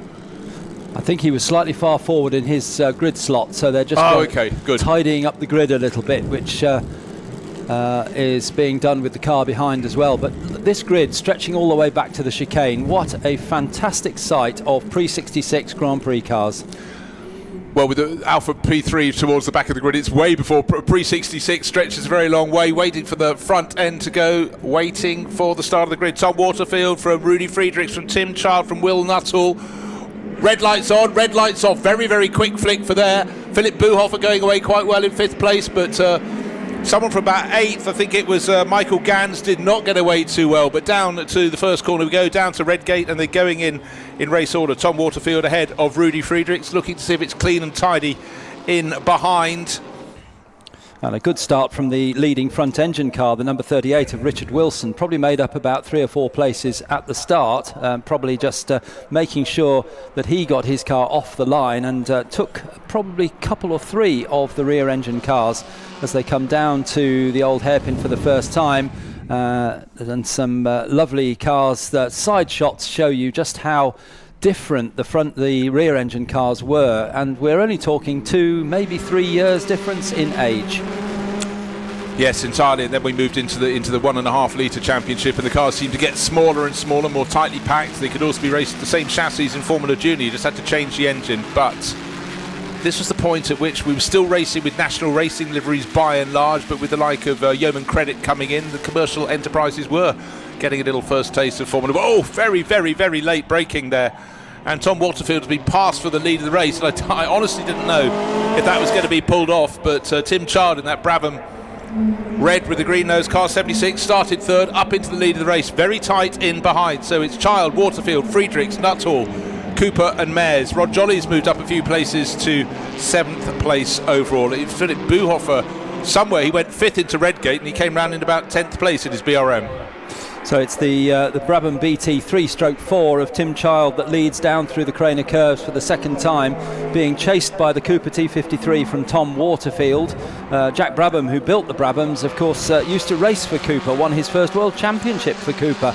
So he'd switched across to his own make, and we've got examples here of the one he built, number 76, the Tim Child car, and the one he drove for John Cooper, the Tom Waterfield car, number 40, as they go through the screen. But when you look at that, the red Brabham that's leading the race with the green nose, you go, did that race in that livery race in the World Championship? No, it was when it stayed on down in South Africa and was entered by Scuderia Veloce, a lot of pure South African teams. They had their own championship through the winter car. At 1:43, it trickled into the pit lane, has gone to the far end, and it's out of it's out at pit exit, not with sufficient motor's power. That's Charles Gillett in the Cooper T43. Unfortunately, looks like he's a retirement. Jack Brabham actually did drive the car that you've just been talking about down in the Tasman Series, the red car with the green nose, entered by the team, but Jack Brabham drove it when he was world champion. Yes, and of course, before he got his own Brabham Formula 1 cars, he made sure he had a Lotus for about 4 races at the start of one championship, and I'm amazed that Colin Chapman had decided, no, you can't have one, let him have one, money is money after all. And then the Brabhams came on stream, and they really did look absolutely glorious. Good to see David Brabham here, very much involved with the HGPCA these days. I think he told me he was the president, might have made that up. But it's lovely that, you know, he's fought very hard to keep the Brabham name alive. Of course, you had the BT62 sports car, the GT, they've raced for a handful of years. Up front, these are wonderful. These cars are so small and so nimble. We had the little Formula Juniors yesterday. These cars scarcely any larger, a bit more powerful, of course, particularly in the Tasman form with 2.5 litre engines. But even with the 1500cc engines, nimble, precise. And the cars in 3rd and 4th places were team cars in period in 1960. The number 12 car of Rudy Friedrichs was Jack Brabham's car that he won the World Championship in. He took 5 Grand Prix wins in that car. And the car just behind, the number 10 Will Nuttall car, was in fact driven by Bruce McLaren, who was Jack Brabham's teammate in the Cooper, both of whom went on to form their own teams. Brabham no longer with us, but the McLaren name, of course, very much still with us in Grand Prix racing. Yeah, and I think a lot of people forget just how young Bruce McLaren was when he came across. He followed Brabham, a Kiwi following an Aussie, up on the Driver to Europe scholarship, and they worked hard. They went and worked for any team that have them. But with Cooper, they were given really, really good guides. But what a wonderful scrap. Rudy Friedrichs just hanging on from Will Nuttall. But I mean, really, only just. And you could be watching this race at Donington. They didn't race in Grand Prix in 1960 at Donington, but if they had, it could have been these two cars racing each other, with Brabham leading McLaren. Fantastic to see. No, it's really wonderful, and you can see that they have a choice of cornering lines, small cars on a nice wide circuit, and Will Nuttall really working very hard indeed. All along, the next driver in line 63, which is Michael Kuiper, and another Brabham BT4, staying just about in the hunt. But our first two, we're looking at now. Here are some different profiles. On the right hand side of the screen, the Alfa Romeo P3, noted down my notes as tatty red. I love a car that has a little bit of rub on it, and there we are, cars from the early 1930s passing those as the 50s turned into the 60s. Sit up and beg, but certainly loads of powers from those early Grand Prix cars. And Maserati and the Alfa Romeo very much prevalent in the front end of Grand Prix racing in their time. Maserati, last cars they entered in Grand Prix racing, we've got examples of the 250F. And passing the number 4 Maserati, Maserati of Stefan Rettenmeier, the Maserati 8CM from 1934, is the leader of the race, Tim Child, and through also goes Tom Waterfield in the Cooper in second place, passing that glorious Maserati. Yeah, the big question is Tom Waterfield, can he get onto the tail of Tim Child and find his way back? He was the car that started on pole position. But looking at the cars from the early 60s going past ones from the 30s, as a microphone is open in the pit, actually wonderfully catching the engine note. One of the older cars go past, it really was a ripping sound, but little and large. But yeah, it's really been rejoined. Car number 40, Tom Waterfield, started on pole position, got overtaken, but he's not given up on this one. He's got 18.5 minutes remaining. He's going down the start-finish straight, nose to tail, and then those two Coopers, Rudy Friedrich and Will Nuttall, just a fifth of a second, marginally less than that between them as they go past the back marker. Another 4 seconds back to the car in fifth place, Michael Kuiper and his number 63 Brabham. But 2 by 2 they come, down the Craner curves they go. It's still race leader Tim Child, still Tom Waterfield, getting a little bit loose as he went into the compression at the Craner curves, and actually very nicely balanced through the old hairpin though. And the number 38 car on our screen now, the red car, is the Ferrari 246 Dino. A car like this was taken to the very last World Championship, Formula One World Championship win by Phil Hill, the American driver, in 1960 at Monza. So that was the type of car, was the last front-engine winner. And by then, the rear-engine cars had really taken over. Ferrari was quite slow, to be honest, in switching over to the rear-engine format in 1961. Well, he was really very derisory about these British garagistes, as he called them, and let's face it, they pretty much were knocked up under the railway arches. You know, Lotus started in a facility behind a pub in North London. Lola started under an archway between Victorian terraced houses in Bromley in South London, and so it went on, but they expanded super quickly. I don't know why he was so slow to react, but he seriously, remember with Ferrari, he thought it was all about two things. First his engines, and then his drivers, and so he was a little dismissive, but soon he had to eat his words and get going. And then the championship was reinvented for 1961. They went, okay, we're going to have 1.5 litres. The British teams didn't think they were serious about that, stuck with their 2.5s. At the last minute, they had to adapt. There's a Cooper Bristol. Cooper from earlier, sit up and beg, drivers up high, air scoop underneath as well. Don't forget, that's the sort of car that Mike Hawthorne burst on the scene in the just about 1953, I think it was. He made his breakthrough. Beat a chap down at Goodwood called, I don't know, Fangio, wasn't it? That's right. And that really put him on the map. Big time. Went on to win the World Championship 1958 for Ferrari, of course.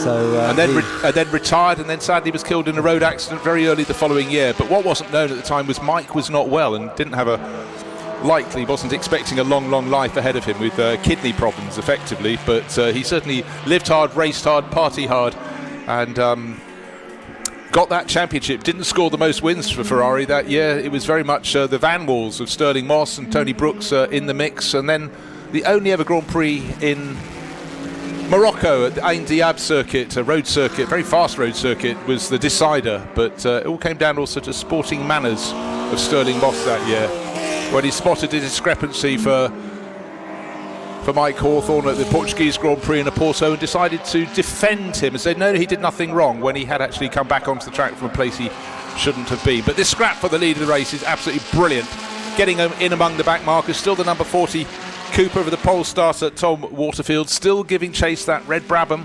ex-Graham Hill raced Scuderia Veloce car, still leading the race, but under a second, in fact a fifth of a second between them on the start finish line. Looks even closer now. And behind them, a great battle for third and fourth places as well. And yes, they have. They've changed around. Just as we were looking at it. Yeah. So the Cooper back to where it started the race. Car number 40 on pole position. The Cooper T53. But I will overtake you, and perhaps you will overtake me on the run down to the hairpin. The Brabham's on the inside. The much tighter line gets the first part of the corner done, and you must say, actually, Tom Waterfield could have made more of that, but maybe it wouldn't have been good. It might have been 2 billiard balls bouncing off each other. And they're being caught because they're battling so hard. They're being caught by Rudy Friedrichs and by Will Nuttall in the two team cars from 1960. Come down into the old hairpin. 4 cars covered by 0.14 of a second. Not any 4 cars, the first 4 cars. And still in number 10, still in 4th place is Will Nuttall in the ex-Bruce McLaren car, the car he used to come as runner-up to teammate Jack Brabham, both at Cooper in 1960. But very tight indeed between them. And Rudy Friedrichs, the same Rudy Friedrichs that we saw out in the pre-war race earlier on. So he enjoying his racing in a couple of the cars that he owns as they come down to the chicane once again. Just in the background there, number 20, Tevian Salisbury in an ex-Sterling Moss Lotus 18. Into the chicane they come. No challenge from second placed Tom Waterfield, but he gets alongside as they come down the Wheatcroft straight towards Redgate, and it's side by side as they turn in to the right-hander. You'd have to expect Tim Child to take the lead back again, and he does because he's got the better line. Yeah, Maserati 250F, a car from not that many years ahead, but now up into the lead. It's Tom Waterfield back ahead of Tim Child. It's chopping and it's changing. They're working the traffic as hard as they can. But just remember, those two Works Coopers are behind them, but just a few seconds further back, about 1.5 seconds further back. Third and fourth, Rudy Friedrichs, car 12. Number 10, Will Nuttall. But this is chopping and it's changing. Still got, just under 13 minutes remaining. This is one of the shorter races, but they're certainly cramming a lot of race action into it. Up to the McLean's corner, up towards the top of the circuit, and it's still Tom Waterfield leading just from Tim Child. And it seems that Tom Waterfield is a little quicker through the Redgate Hollywood Craner Curves section, but then Tim Child comes back at him on the braking for the chicane. And sometimes on these laps he's taken the lead back again. Yeah, but when they've been diving into the chicane, they're often coming out a little sort of out of sorts because they've been so close together, not managed to attain the ideal line. And sometimes it's a question of who can put the power down better coming out of the chicane. This time around, it's Tom Waterfield, but a better exit from the driver in second place. And Tim Child is coming right back at him. Those number 12 and 10 Works Coopers in the background, green with those 2 white stripes, also looking for position. There's a car in front of them at Redgate, another Cooper. It's a lap down on them, but stays out of the way. That's vital. In fact, I reckon the gap between first through to was 1.2 seconds between first through to fourth. What was two-car battles is very shortly going to be 1 4-car battle. And if you're at the front of it, this is where you gain an advantage. So Tom Waterfield in that Cooper, number 40, has to hang on because suddenly the cavalry is coming and maybe Tim Child will be forced off his tail. There's really nothing to choose between these 4, is there, as they get making their way through the traffic. And sometimes it helps one of them, sometimes it's the other one. But Tim Child diving through on the inside at the old hairpin there. That was actually McLean's, wasn't it? That was a very brave move, but he loses it again as he comes into Coppice, and it's Tom Waterfield back into the lead again. But all this battling is allowing the Cooper team cars, Brabham and McLaren it could be in there, to close up. And Rudy Friedrichs going for the lead down into the chicane. He gets into second, So it's now Waterfield, Friedrichs, Child and Will Nuttall in 4th place. What a battle we're watching here.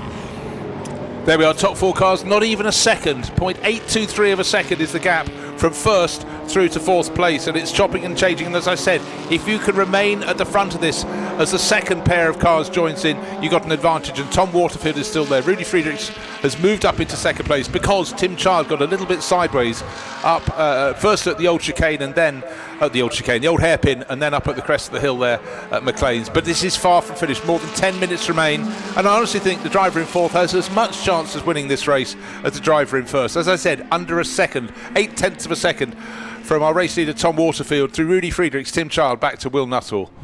And another slower car to be dealt with going through McLean's, and you can see the driver waving his hand saying, come through on the right, I'm keeping over to the left, and they go flashing past him, and it's still Tom Waterfield leading from Rudy Friedrichs in 2nd. Tim Child comes up alongside Rudy Friedrichs on the exit of Coppice onto the long straight. Now Tim, if he can hold that position, he's got the inside for the chicane, should give him an advantage. Maybe he'll take 2nd place back again, but Rudy doesn't like the idea. He stays in 2nd. A little bit of opposite lock there as he comes out, and here comes Will Nuttall. He's up into 3rd place, gets past Tim Child on the timing line, running down into Redgate, but Tim may get it back again as they turn into Redgate.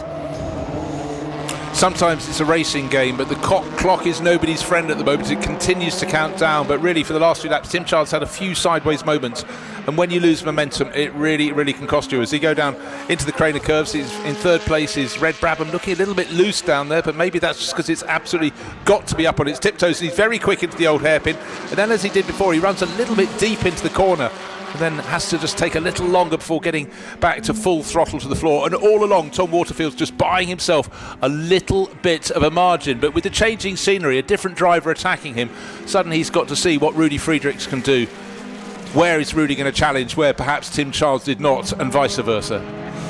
Up towards Coppice they go, now through the 2nd apex, out onto the long straight. This is where they start jockeying for position as we see one of the Maseratis into the gravel trap, but that should get through and back out again, hopefully. We don't want a delay in this race with this fantastic battle going on. Nope, gets back on the track again. That was Glenn Loxton. He did the good thing. He didn't charge straight back onto the racing line either. So a little bit of gravel. Let's have a look. Well, he had an awful lot of gravel, followed by an awful lot more gravel, and then like a homing instinct, he got the nose turned around back towards the track and just had to have that long, steady, don't get bogged down drive back to the edge of the circuit, and terra firma. So lovely camera work there, isn't it? When you see these cars, they start to drift. You know, for the camera crews, Alistair, you know when something has a slightly different movement to something else, it's on a different trajectory, draws the camera in, and that was a car running where the others hadn't been, but good to see Glenn Loxton back on the circuit. And the little fin on the back of the 101 car, which is Tom Dark's Cooper T51. So that was a Tasman car from the Southern Hemisphere series with the 2.5 litre engine from 1960, but that little tail on the car there. And the leaders still Tom Waterfield from Tim Child, Will Nuttall now. Rudy Friedrichs is back to 4th place, so there's been a shuffle around that we didn't see at this side of the circuit. Here they come through. No, not the leaders this time, so we'll wait till the leaders to come through, and then there they are in the back of our camera shot and right in front of us on the Wheatcroft Straight, and they've split up now back to their 2 pairs. Yeah, enormously. Someone was off at the side of the circuit in one of the younger cars, one of the slimmer cars, not car 3, that's a little Brabham looking neat and tidy, but Tom Waterfield, half a second clear of Tim Child, sort of as it was, but it would have been traffic that separated the Friedrichs and Nuttall Coopers, having got onto the tail of that lead duo. Now they've fallen back, didn't see how it happened, but there was a car off at the side of the track on the grass, and maybe it had its moment. Waved yellow flags that looks coming like out of Coppice. Looks like a Brabham BT7 sat at the side of the track there, slightly later car, a year on from these. And the back of our shot, there's one of our cars that's recovering to the track. That's the number 3 of Barry Cannell. That's a Lola T60. Well, he's the main mover and shaker in HGPCA, so he'll be kicking himself for that. That lovely little Cooper, though, just looked super, super sweet, and good to have it back into the race with Barry on board. One of many cars that did its racing in South Africa rather than up in Europe, that one. And the number 20 car we're looking at on our live stream, just passing the front-engined Maserati. Number 20 is Tevian Salisbury, driving the car that Sterling Moss took to victory in 1961 at Monaco, beat the Ferraris in that little Lotus, entered by the Rob Walker team, the blue car with the white nose, and really drove the race almost. I suspect it was the race of his life at the time, but certainly Sir Sterling had some great races. But that was one of the ones right up there in terms of his skill to keep that little car ahead of the big hitters from Ferrari. I mean, Sterling was the driver who was constantly being encouraged by Ferrari to go and join them, but he really wanted to do his winning in British cars, and he held out. And in Rob Walker, the fantastic boss of his own team, a privateer, they scored that famous win. Of course, what was his best win? That 1961 Monaco against all odds. And remember, Ferrari arrived with an engine tailor-made for the 1.5 litre Formula. Those for the Cooper Climax were definitely on the back foot, but he produced that one. But really, to me, it was his performance in winning the Argentinian Grand Prix a few years before, when he took on all the big front-engine cars, his little tail-engine car. But what he did, he nursed the tyres in searing temperatures in Buenos Aires, and that was the moment for some people the penny dropped. Not having to make a pit stop for tyres was all the difference, but the sheer doggedness in sort of 40 degrees Celsius through a very long race was something that marked him out. But then, just remember, of course, Sterling Moss, Tony Brooks, they're the only drivers who did any fitness work back in the 1950s. Certainly Mike Hawthorne wasn't doing any, and again, we talk about little differences. Well, I'll tell you what's the little difference is the gap between first and second, because Tim Charlie's been a bit up and down, but he's suddenly not just getting up close, he's having a look. He's trying to unseat Tom Waterfield. Hasn't got too much time. Into the final 4 minutes we sail. And just passing one of the front-engined Coopers there, and got through okay, not too much of a delay for either of them, and they made their way now up towards the top end of the circuit. Tim Child looking for the inside there, just going through our shot. It looked like he was trying to get the inside for Coppice, and he did, and he's gone through into, well, you can call it the lead, but he's really side by side, isn't he? He's got the inside line for the chicane coming up, and in fact Tom Waterfield gives best and drops in behind. So Tim Child takes the lead again at Coppice. As we run down into our last 3 minutes of racing, Child leads in the Brabham BT 3/4. Second place is the Cooper T53 of Tom Waterfield. Third place is still Rudy Friedrichs, but that's not without story. I could throw another story your way. Someone's had a rotation at the top of the hill at Coppice. We were looking at cars coming out of the chicane. In the background of the shot, there was a car, it seemed fairly orange in livery, snapped sideways right in the middle of pack, so I think everyone else avoided. Still dust hanging high in the air up there, but up front, so hard to get your eyes off this. I can't wait for the post-race interviews. Might be a relatively short race. The HGPCA running at 25 minutes, been enthralling from start to finish. I thought it had absolutely landed in the lap of Tom Waterfield, the pole man in his Cooper number 40, once he'd got back in the lead. It looks as though Tim Child was not necessarily trying too hard, but having some moments, maybe his tyres were going off. But Tim Child is now back in front of the Cooper, going past one of those Maserati 250Fs, just a few years older, but suddenly looking completely out of date. Engine up front. We're moving on, ours is at the back, but look at Donington. You rise, you fall. There are opportunities. But where are they going to come? Really down the hill to the chicane is where it's most likely to come, and Tim Child has taken the tight line to cover that off. Coming down into the chicane once again. This is where Tim seems to be particularly strong, able to get by on the brakes past Tom Waterfield, but then Waterfield seems to be strong as we've got another car. Is that one of our leading Coopers, perhaps Rudy Friedrichs or Will Nuttall? No, it's not.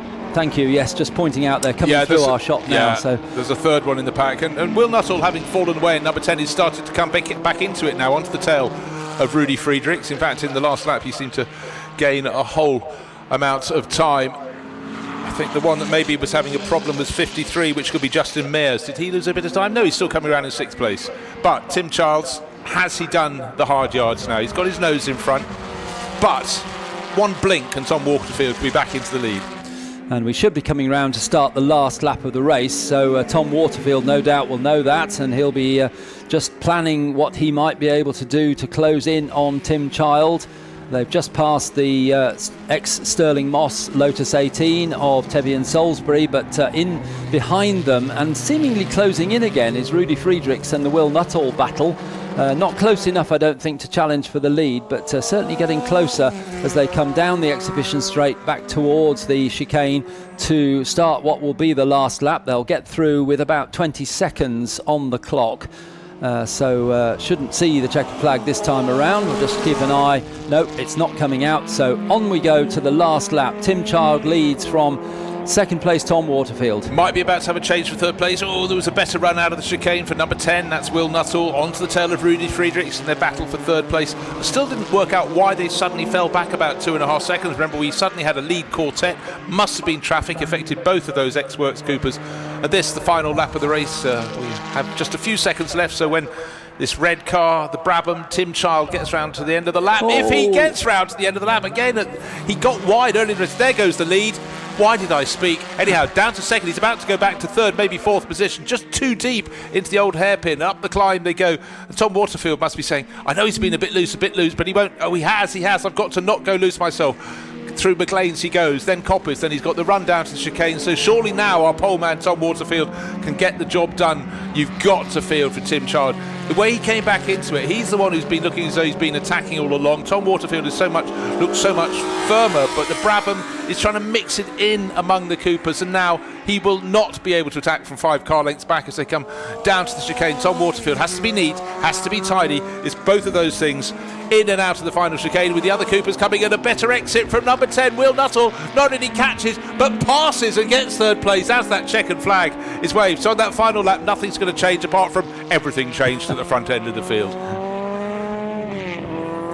And at the end of the race, what do we have covering the top 4 cars? 1.7 seconds. It really did close up all over again. So the Historic Grand Prix Cars Association, another masterclass. And great to see the mix of cars from the Alfa P3 from the 1930s right up to the sort of mid-1960s. Little, large, but it doesn't matter what the format was. They were fantastic in the race. And that really was a reward for perseverance from Will Nuttall. He'd been scouting around behind Rudy Friedrichs for lap after lap. There was one chance early in the race, it came to nothing. They got separated from the lead duo, but then a better exit as those 4 cars were remarkably close together in and out of the chicane, and it was all the drag race for the line, and Will Nuttall grabbed that third place. So that was a fantastically exciting race, and I think the drivers will have plenty to report, but the scrap for the lead alone was worth the price of the admission tickets in so many ways. Tom Waterfield, there he is, car number 40. The Cooper driver, T53, got the job done, but you cannot say Tim Child didn't give it his absolute all in the red and green nose Brabham BT34. Looked left, looked right, looked loose, looked tight. Sometimes it worked, sometimes it didn't. And then on the final lap, half a lap to go, just too deep into the old hairpin. And that was that. No second offering was needed for Waterfield back into the lead of the race and victory. So hands up for the drivers as they come around. Great to see fans around the circuit waving to them, because that was a proper scrap, Alistair. It certainly was, yes, and it was start to finish as well. We didn't have any let up in that race. It was at one stage, middle of the race, it was 4 cars battling for the lead, and we had Rudy Friedrichs up into second, and he ended up finishing 4th. With that great final move out of the chicane for Will Nuttall, got better drive and was able just to pip Rudy at the line. Well, what a wonderful advertisement for cars that we know can race so well. They're small, they're nimble, they make the tracks look large, and it was a cracker. So I'll tell you what, with no further delay, let us take a look back at the highlights of the HGPCA Grand Prix action. Tom Waterfield on pole, the blue Cooper with the orange stripe up its nose on the right hand side of the screen. Rudy Friedrichs, car number 12, one of the Works Coopers, but it was the red and green Brabham in the middle of your screen that would slot fairly shortly into second place. Not into the opening corner, but he made his moves very early on that opening lap, and Tom Waterfield suddenly didn't have it all on his own. And then we had gaggles of cars fighting for position. Traffic had a little role to play. The battle for second place was second and third place was intense. Not everybody got to complete the play, but this was an overtaking manoeuvre for the lead of the race. The little red Brabham moving ahead of the Cooper. That's Tim Child ahead of Tom Waterfield. There were a few mishaps. That's Glenn Loxton getting to see the countryside in his Maserati 250F. And then we had Barry Cannell having a little loop round in the Midland Racing Partnership Lola, but up front it was Cooper against Brabham and 2 other Coopers tucked in behind. And here is the lead battle. It just kept getting better and better. Waterfield in the Cooper car number 40, Tim Chard in the red and green Brabham. And then on the last lap, half a lap to go, too deep into the old hairpin. Tim Chard must have invented some new words there. He got the car back onto the circuit, and at the end, right at the end, number 10 Cooper comes through into 3rd place.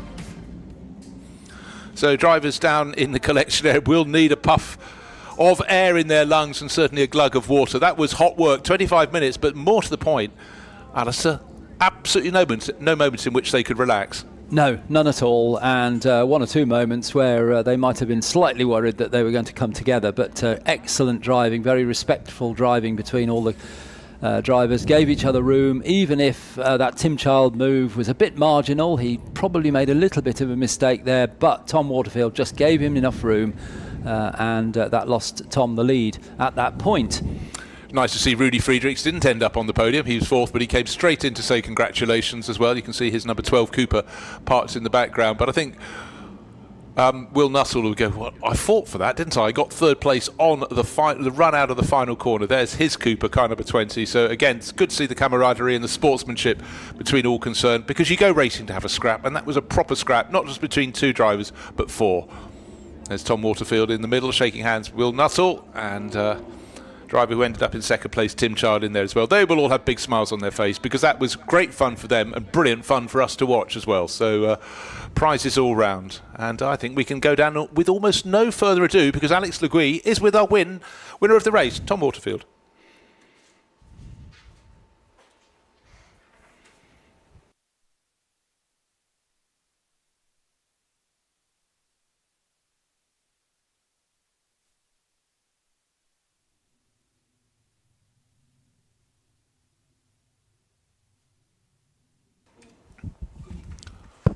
Well, that was an absolutely cracking race. What a brilliant way. We had that fantastic Formula 1 demo, and 2 more races today. The Historic Touring Car Challenge, that'll be coming up shortly, and then that's 40 minutes. And then the big one, the longest race of the meeting, 2 hours, will be the Royal Automobile Club Pall Mall race. That's the Pall Mall Cup. So looking forward to that enormously. Try now. And we're going back down to the podium ceremony with Alex Le Guy. Sorry about that. Interviews. The beauty of live stream live. Tom, where were we? You tell me. Right, last few laps, did a brilliant job. Win-win. Yeah, to sum it up, that's quite a nice way of putting it. Yeah, it was brilliant. It was so much fun to race with Tim. I mean, it's nice when you race people you can trust, and especially the cars are so different, but they make the same lap time. So it wasn't like we were trying to put on a show. That is just us going flat out and making mistakes and gains where we can. Let's bring them over. Tim, Will, come over here. Let's hear. Will, you can come join as well. Tom just said it was really pleasurable to those last few laps. Was it from your perspective? As I went into the gravel on the last lap, pleasurable was that not the word you were using at the time? As I saw him sail past me the last lap. Anyway, great race the whole way through. It was amazing. That was really good fun to watch. Lots of tussles, loving it, and you managed to keep Rudy behind you. Well, not for very long, only about 2 laps on the last 50 metres. Yeah. So, yeah, no, all good. I thought I had the pace to keep up with them, and I got into 3rd, and thought I was catching them, and then we got chucked behind the yellow flags up the back of the track, and I was behind back mark, and you can't really catch them then. Tomorrow. Yes, good job. Well done, you 3, well done. It's Historic Touring Car time. Let's get down to assembly.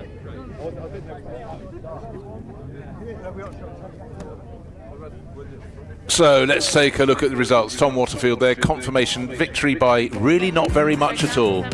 Rudy Friedrichs, I thought, came home in 4th place. So Tim Child, unless he's picked up a penalty, okay, well, we do know that it was Waterfield from Child, from Nuttall, Rudy Friedrichs in 4th place there. But we get to see them come out to race again tomorrow morning. So actually I was looking forward to that anyhow, but after that wonderful scrap, and we did hear at least why the 2 Coopers in 3rd position suddenly fell away. They got the wrong side of a yellow flag, and well done for both drivers, Rudy Friedrichs and Will Nuttall, for paying attention to those yellow flags, as drivers should. Now, talk about a change of pace, Alistair Douglas.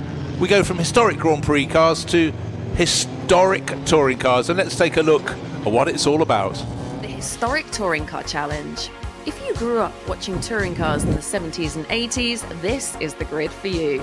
From screaming BMW M3s to turbocharged Sierra RS Cosworths and even the mighty Skyline GTR, this is a proper touring car time machine.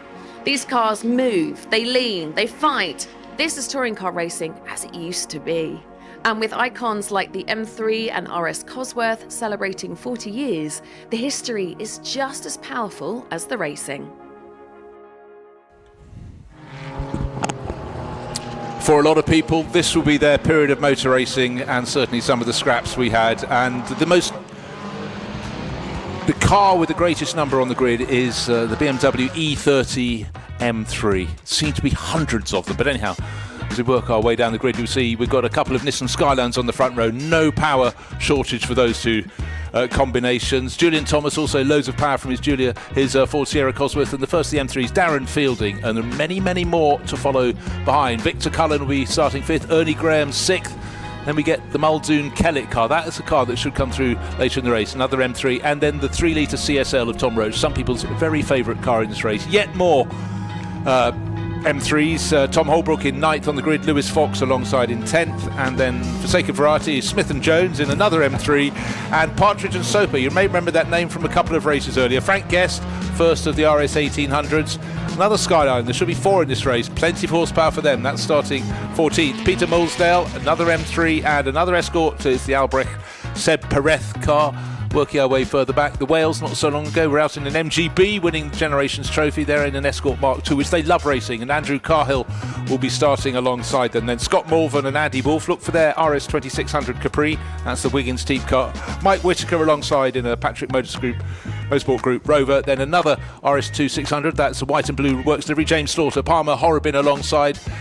Mines Huff will be 23rd and 24th on the grid, and that's in the TWR Jaguar. Then the Woods in a Ford Capri RS 3100, and it's almost time to go racing, because as the final cars clear through the final corner, the safety car pulls out of the way, leads that formation lap. Lights are red. Which of the Skylines are going to be first into the opening corner, or will it be a Sierra Cosworth? Good start, but the best start is from the Watsons liveried BMW M3. It'll run out of puff, but certainly the initial acceleration before the Skylines had the wick turned up. Oh, contact into the first corner. The Zexel car that started outside the front row, Simmer Arthur, rather got pivoted around the nose of Andy Middlehurst, Chris Middlehurst's car. That's the silver and pink Axia livery car, and down through the Craner curves they go. In behind, it looks relatively neat and tidy, but as soon as those R32 Skylines get lit up, there's no one can hold a line to them. Oh, except Julian Thomas, who's managed to get into second place, down into the old hairpin in his ex-Andy Rouse championship winning Caliber liveried Ford Sierra, and in behind that very fast starting BMW M3 with the Watsons colours going great guns in 4th place. But our race leader has not retired, but he's making a good fist of it as he dives out. He's got a front left puncture, that's why he couldn't turn in at McLean's, and he's visited pretty much all of the gravel traps. So Julian Thomas into the lead of the race he goes. Into the lead of the race he sails. Everyone else behind is either driving an Escort or an M3, so it seems. But was that how much pressure? You know what? Did they have contact leading down to the first corner? Did they? They most certainly did, and that, I think, is the residue of that, because certainly unable to turn into the corner. Front left wheel, no air. I agree with you, Bruce. I think that little kiss at Redgate punctured the tyre of the leading Nissan. Oh, and the wheels are off. That's very, very unusual, whether they were assisted or not. That's number 66, the Escort Mark II of Harry and Nick Whale. It's what we call a beached whale, joking aside. Oh, dear. I avoided that one. I crashed straight into it. But right, Cosworth against Nissan Skyline. This is a combination that could have been repeated at various points around the planet, but certainly these were some of the most spectacular cars in the historic touring challenge race. And the number 7 Nissan that started in old pole position, the Middlehurst family car, has made it back to the pits. Will they bother to put some fresh rubber, set of rubber, with air in it, onto that so it can go back into the race? We will see. Meanwhile, fantastic battle at the front of the race, and certainly very tight indeed. Julian Thomas just still in front. There he is, the Sierra being chased so hard by Simo Arthur, who started on the outside of the front row. Remember, his car got put a little bit sideways as they turned into Redgate on the opening lap with the contact. And the safety car coming out, safety car being deployed, trying to work out who is abandoned at the back of the circuit, because someone has come to a halt. We certainly had the number The Whale. The Whale, of course, the Whale. It's coursing yeah. down in the chicane there. Yes. Yeah. Shouldn't take too long to get that out. It's not too far into the gravel, but stuck. Yeah, that's deeply stuck in. So the marshals will do a cracking job. They'll be able to attack. Chance to see. Oh, and one of the Bastos liveried BMWs has had front end contact by looks things, steaming away. That's number 5. Toby Partridge sharing. This guy, he's just shared a car with Steve Soper. That was a Jaguar E-Type, and they took victory in the Prix 63 race. But now the form and fortune has deserted them. So that's another reason why the safety car is out. So the drivers have done a full lap behind the safety car. They've been able to observe where the elements are out on the circuit. So let's refresh our memory. We had Nissan's first and second into the opening corner. We had a fast charging Victor Cullen really making moves early on in his BMW with the colours it would have run in the gear race in Macau. Watson's Water, they always sponsored the cars out there. Had a host of tip-top drivers, and he's there running in third place overall. The next is Darren Fielding. That's the white and blue, the one we're looking at, white and blue BMW M3. But for the Middlehursts, a little bit of contact early on, but further problem for the number 5, Toby Partridge, Steve Soper, BMW. But don't worry, the Soper name will carry on in this race. Quite a few cars were raced by him, and they do have his name on the window on their flanks. Hopefully those who've been here at the circuit, as well as those who are watching live, would have been able to clock some of these cars and tick them off in their I Spy book of famous touring cars that Steve Soper's raced, because plenty of them here. And the number 5 BMW, by the way, it's on the climb from the old hairpin just as they get to Schwanz, where the track sweeps uphill to the left. The car is bounced back about half a car length off the tyre wall. Nobody actually with it at the moment, Alistair. Nobody with the Whale Escort either. So obviously the clerk of the course having to wait for all cars to pass an incident before they can send crews out to help these cars. And well, I tell you what, while we have a bit of what we call a hiatus, let's look back to the start of the race and see how it all unfolded. Look out for the contact turning into Redgate. The 2 Nissans on the front row, the Middlehurst on the left with the pink flashes on their car, and the white car on the outside. Simowarth starts to move across. The fast-starting BMW is tucked in behind Julian Thomas's Sierra. But here's the point of contact, turning across. Little bit of a push, little bit of a shove, and that is where we think the number 7 Nissan picked up the puncture. Clearly all not right when they got to a gravel track. In he dived, not intentionally of course, and back out. So very busy. And then suddenly we had the Nick Whale, Harry Whale RS1600, 1800, I beg your pardon, going in sideways into the gravel and getting stuck, and then didn't see how this unfurled for the Toby Partridge Steve Soper car. It would be Toby at the wheel, because the owner always is the one that starts the race, so he's probably got a little bit of a bill to pay for repairs there, but I'm sure it took 2 to tango. Safety car still at the head of the field. A bit of damage to be tidied up. Certainly there should be a rescue vehicle quite close to the Whale family Escort. That's deep in the gravel at the chicane, and just waiting for something to come through. Yeah, that's approaching. We're just waiting for the Partridge car to be cleared up, and we've had the number 7 Nissan come into the pits. That's the Middlehurst family car. So let's go down and join Alex Le Guy in the pit lane to find out all about it. A rather despondent Andy here. What happened? He got slightly jump on me at the start, and I just got to inside, and then he just came across the front of me. So then I just obviously ran into the wheel. So that was such a shame after such a brilliant qualifying. Yeah, we did well in qualifying. I don't normally make mistakes. I was on the inside, so he just turned across me. So I was already there. On the plus, this is an incredible piece of kit. Can you tell us a little bit more about its pedigree? It's a Rickwood built Nissan Skyline, so I usually drive another one for Jonathan Bailey, but it's our own car which we're running ourselves with a bit of help from Rick. What's its history? It was new built, I think, a couple of years ago. It's not an original car, but it's a new built Group A car a couple of years ago. Fun to drive? Yeah, it's good to drive, yeah. Fortunately, it has happened, so... Yeah, actually, right now you'd be like, oh no, it's rubbish to drive, awful to drive, can't bear it, it's better when we stop, but... I'm really sorry, gutter for you guys, boys. Yeah, thank you. Another one in. Okay, another car just coming down the pit lane. It's the Whale family car that had been stuck in the gravel. That has been recovered. There it is, yellow with that big dark blue stripe over it. Probably no damage at all, except for ingestion of gravel. And looking through the wheel arches, checking all is okay. But one could sense, even without seeing Andy Middlehurst, that in that interview his shoulders were down. He was deflated, starting at the front of the race. I thought it was quite telling. He said, I don't normally make mistakes, and he didn't really own up to that one. I don't think it was. I think it was two cars trying to work for the same bit of tarmac into the opening corner, but his was the one that picked up the damage. And so there we have it, just waiting for the Bastos liveried BMW. This would be one that would have raced in the Spa 24 Hours, of course. It was the battle of the Basta against Belga. They'd sponsor a load of the cars, and rather intelligently they both had red and white liveries just to make things really difficult for commentators and fans alike. But the Whale car is out of the gravel, into the pit lane, out of the pit line, is going to join at the back end of the pack. However, has the small matter of a deficit of 2 to 3 laps, because our race leading car, running behind the safety car, Julian Thomas in his Ford Sierra RS 500, there he goes around in the background, leading the line of cars. Up through Schwantz they go towards McLean's, past the stricken BMW. So Steve Soper will not get to start, will not get to finish this race in the number 5 BMW, but the Whale family car will keep going. And if you were here last year, or you were watching on the live stream last year for the Donington Historic Festival, you might remember that Julian Thomas had a tremendous race-long battle with Rick Wood in one of the Nissans, and managed to squeeze ahead and was leading into the chicane on the penultimate lap, just one and a tiny bit of laps to go, and the fan belt fell off his RS 500, the caliber car that was raced in period to the championship or the class win by Andy Rouse.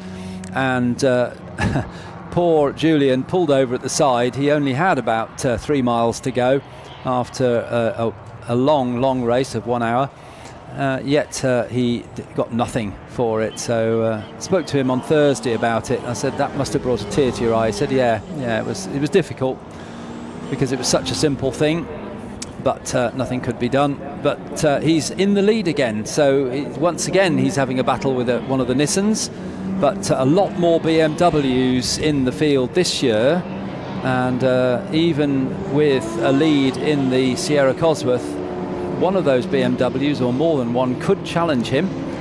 We've also got an example there, just going through our live stream screen, of the earlier BMW 3-litre CSL, which was the car that was designed and built to challenge the Ford Capris that Ford were fielding at the time in European touring car racing.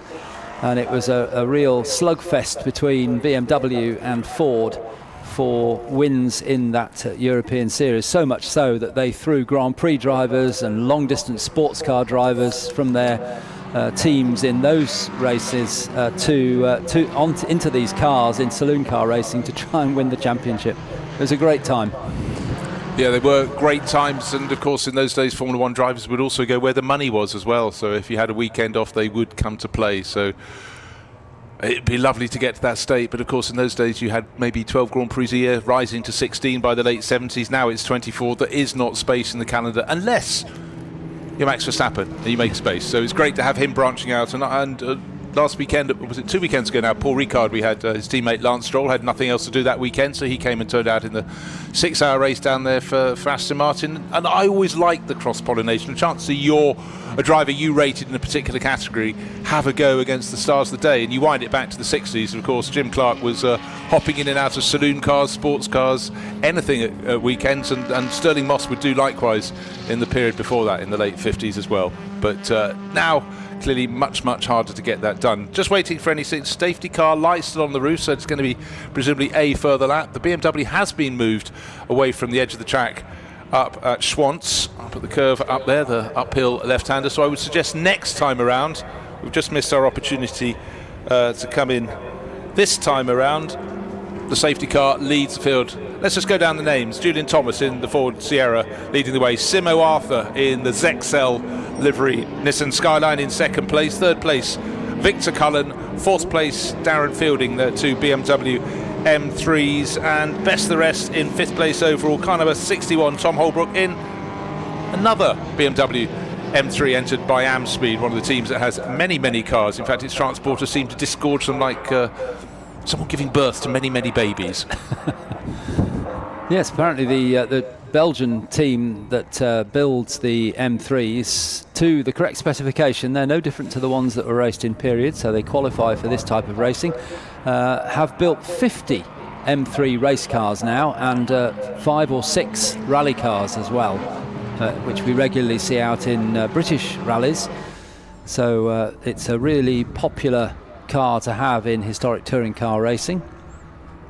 Well, here we are in the Historic Touring Car Challenge, and we're going to do the racing bit very soon indeed. At the end of this lap, the lights will have been turned down, well, pretty much now as they get down to the back part of the course. McLean's safety car in this lap, so Julian Thomas will have to be very much on his mettle.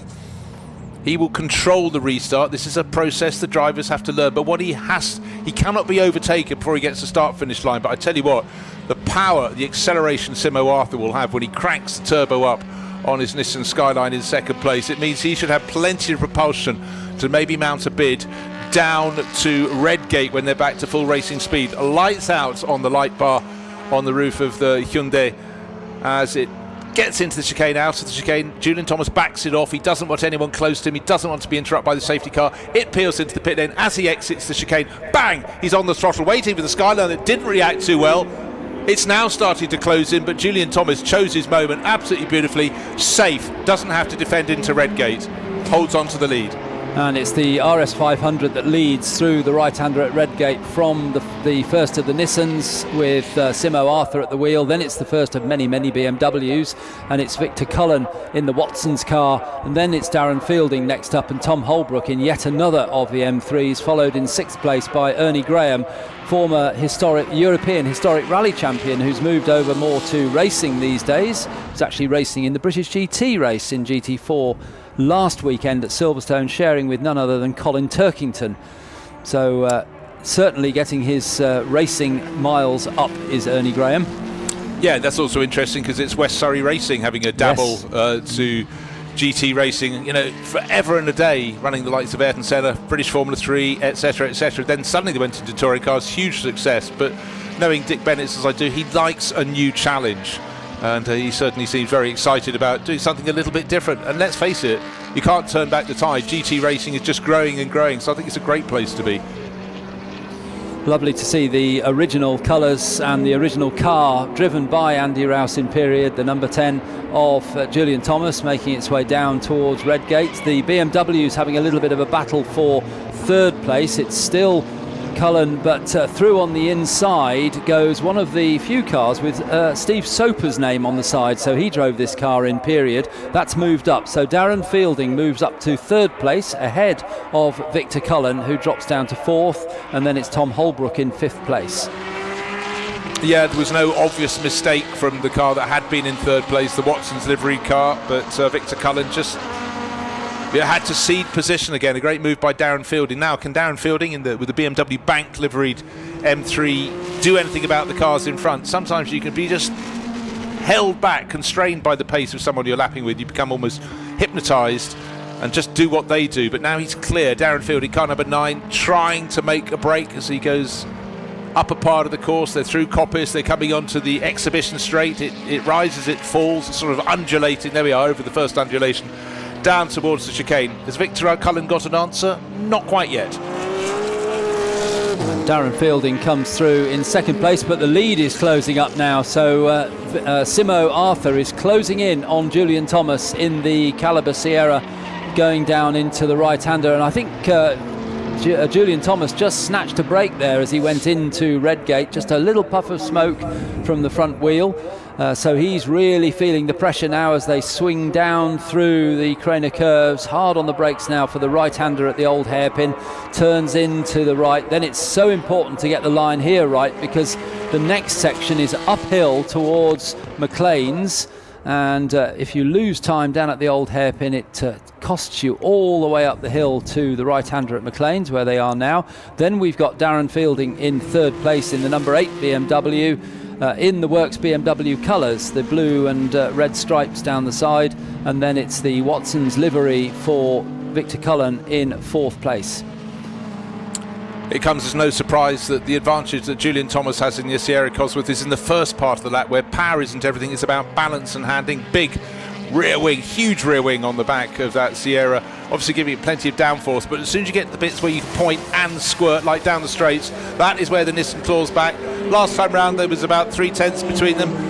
Car number 44 in the pits, pretty much the same this time. Actually very slight gain from Julian Thomas there, but car 44 in the pits, Ashley Muldoon, James Kellett car. This is one that was going to have a long driver penalty, an extra 20 seconds, because James Kellett, promising young driver, is rated higher up the ranking. Oh dear, it's not the day. The Taisan Nissan is off, parked at the side of the circuit, just trying to work out precisely where. Is it up at the exit of... up at Coppice. Okay, up at Coppice, so Andy Middlehurst, Skyline, out of the race. Taisan Skyline out of the race. Can't tell if it's had a puncture and it's just followed it into the gravel trap there. Driver moving away there, but still this amazing mix of cars, an historic touring car challenge. And in period you didn't tend to have escorts hassling the Rover. We got 3 here, but let's take a look at the replay. And into the corner, through the corner, experience all the corner. The front left suspension looks though it's gone down. They have a real camber element anyhow, but that wasn't anything that was going to help him turn right and right and right and through the gravel. Not at all. Well, no change to the lead, and in fact Julian Thomas has extended his lead a little. It's probably worth mentioning that the power delivery of these cars, similar, both turbocharged cars, the Sierra and the Nissan, but the Sierra is 2-wheel drive and the Nissan is 4-wheel drive. And the pit window is now open, and the Watson's BMW, the one that had just fallen from 3rd to 4th, has now been the first car in. The Monty Shell livery car, Pierluigi Martini, is in, and the Wood family Capri, the Skyline didn't work for them, so they thought, oh, what's in the back of the garage? And they bring out this brilliant white and red livery Capri, RS3100. But our race leader Julian Thomas, peerless now, and just with that advantage that he's opened out in the space of a lap.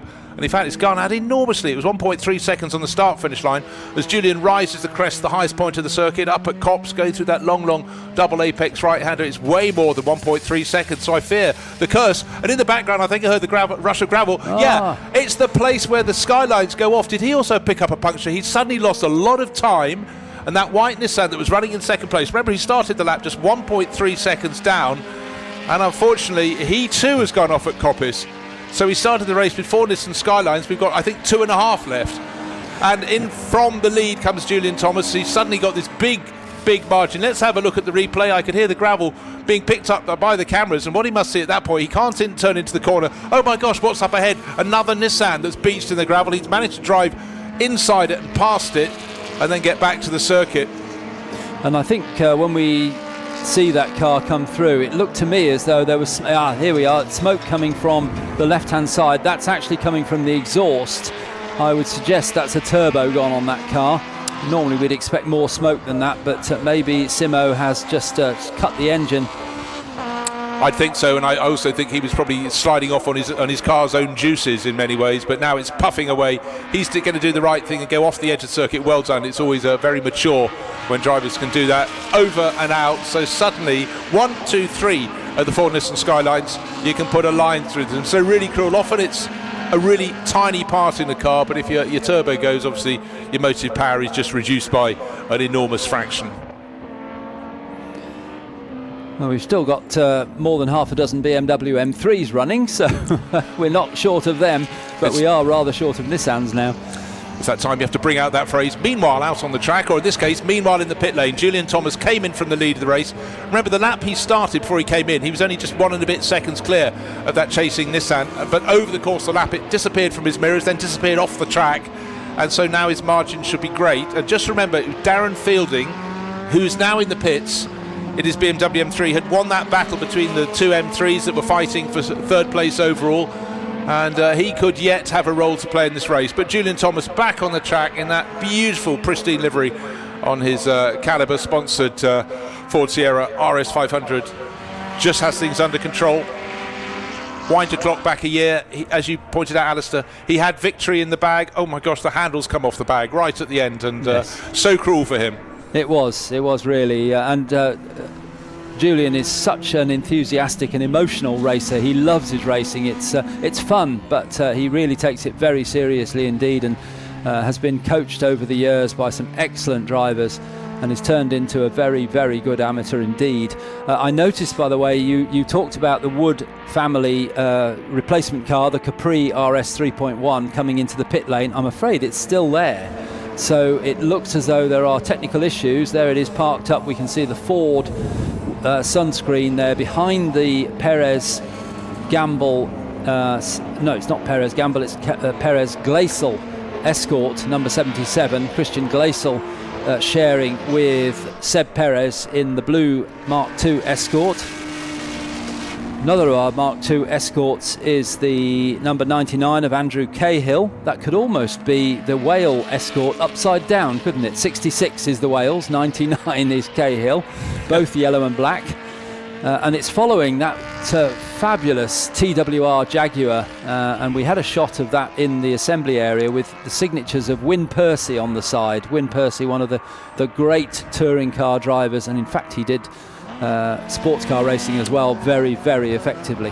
Yeah, and Tom Walkinshaw had him under his wing for a very long time. He had a huge amount of respect for our man from Weymouth. Dorset, not a county known for its racing drivers, but certainly Wyn waved that flag very, very proudly. Spoken in the accent of Tolpuddle in so many ways, but he was it just was so mighty for that team. But also a lot of people looked at the XJS and went, "Is that a saloon car?" I don't think so. That's a sort of GT car. But anyhow, Tom convinced them. Jaguar backed it, and they were very popular in the early 80s around Europe.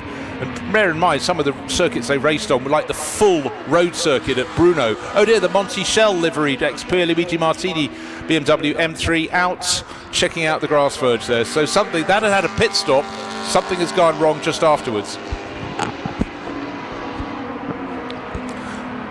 So everybody's served their pit stops, and just wait till the next lap, and it should be Julian Thomas going back to the top of the charts once that final shuffle has been made. At the moment, Ernie Graham is listed as top, but I would expect the Julian Thomas car to go there. You get that sort of lap in which it sorts itself out. But here comes Julian Thomas, now unchallenged, but just before the challenge faded.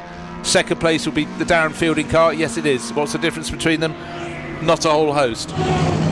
About just under 3 seconds. Oh, there's the rumble. And I love the fact, still on the door, it says the James Hardy 1000. That's the mighty race up and down the mountain in New South Wales at Bathurst.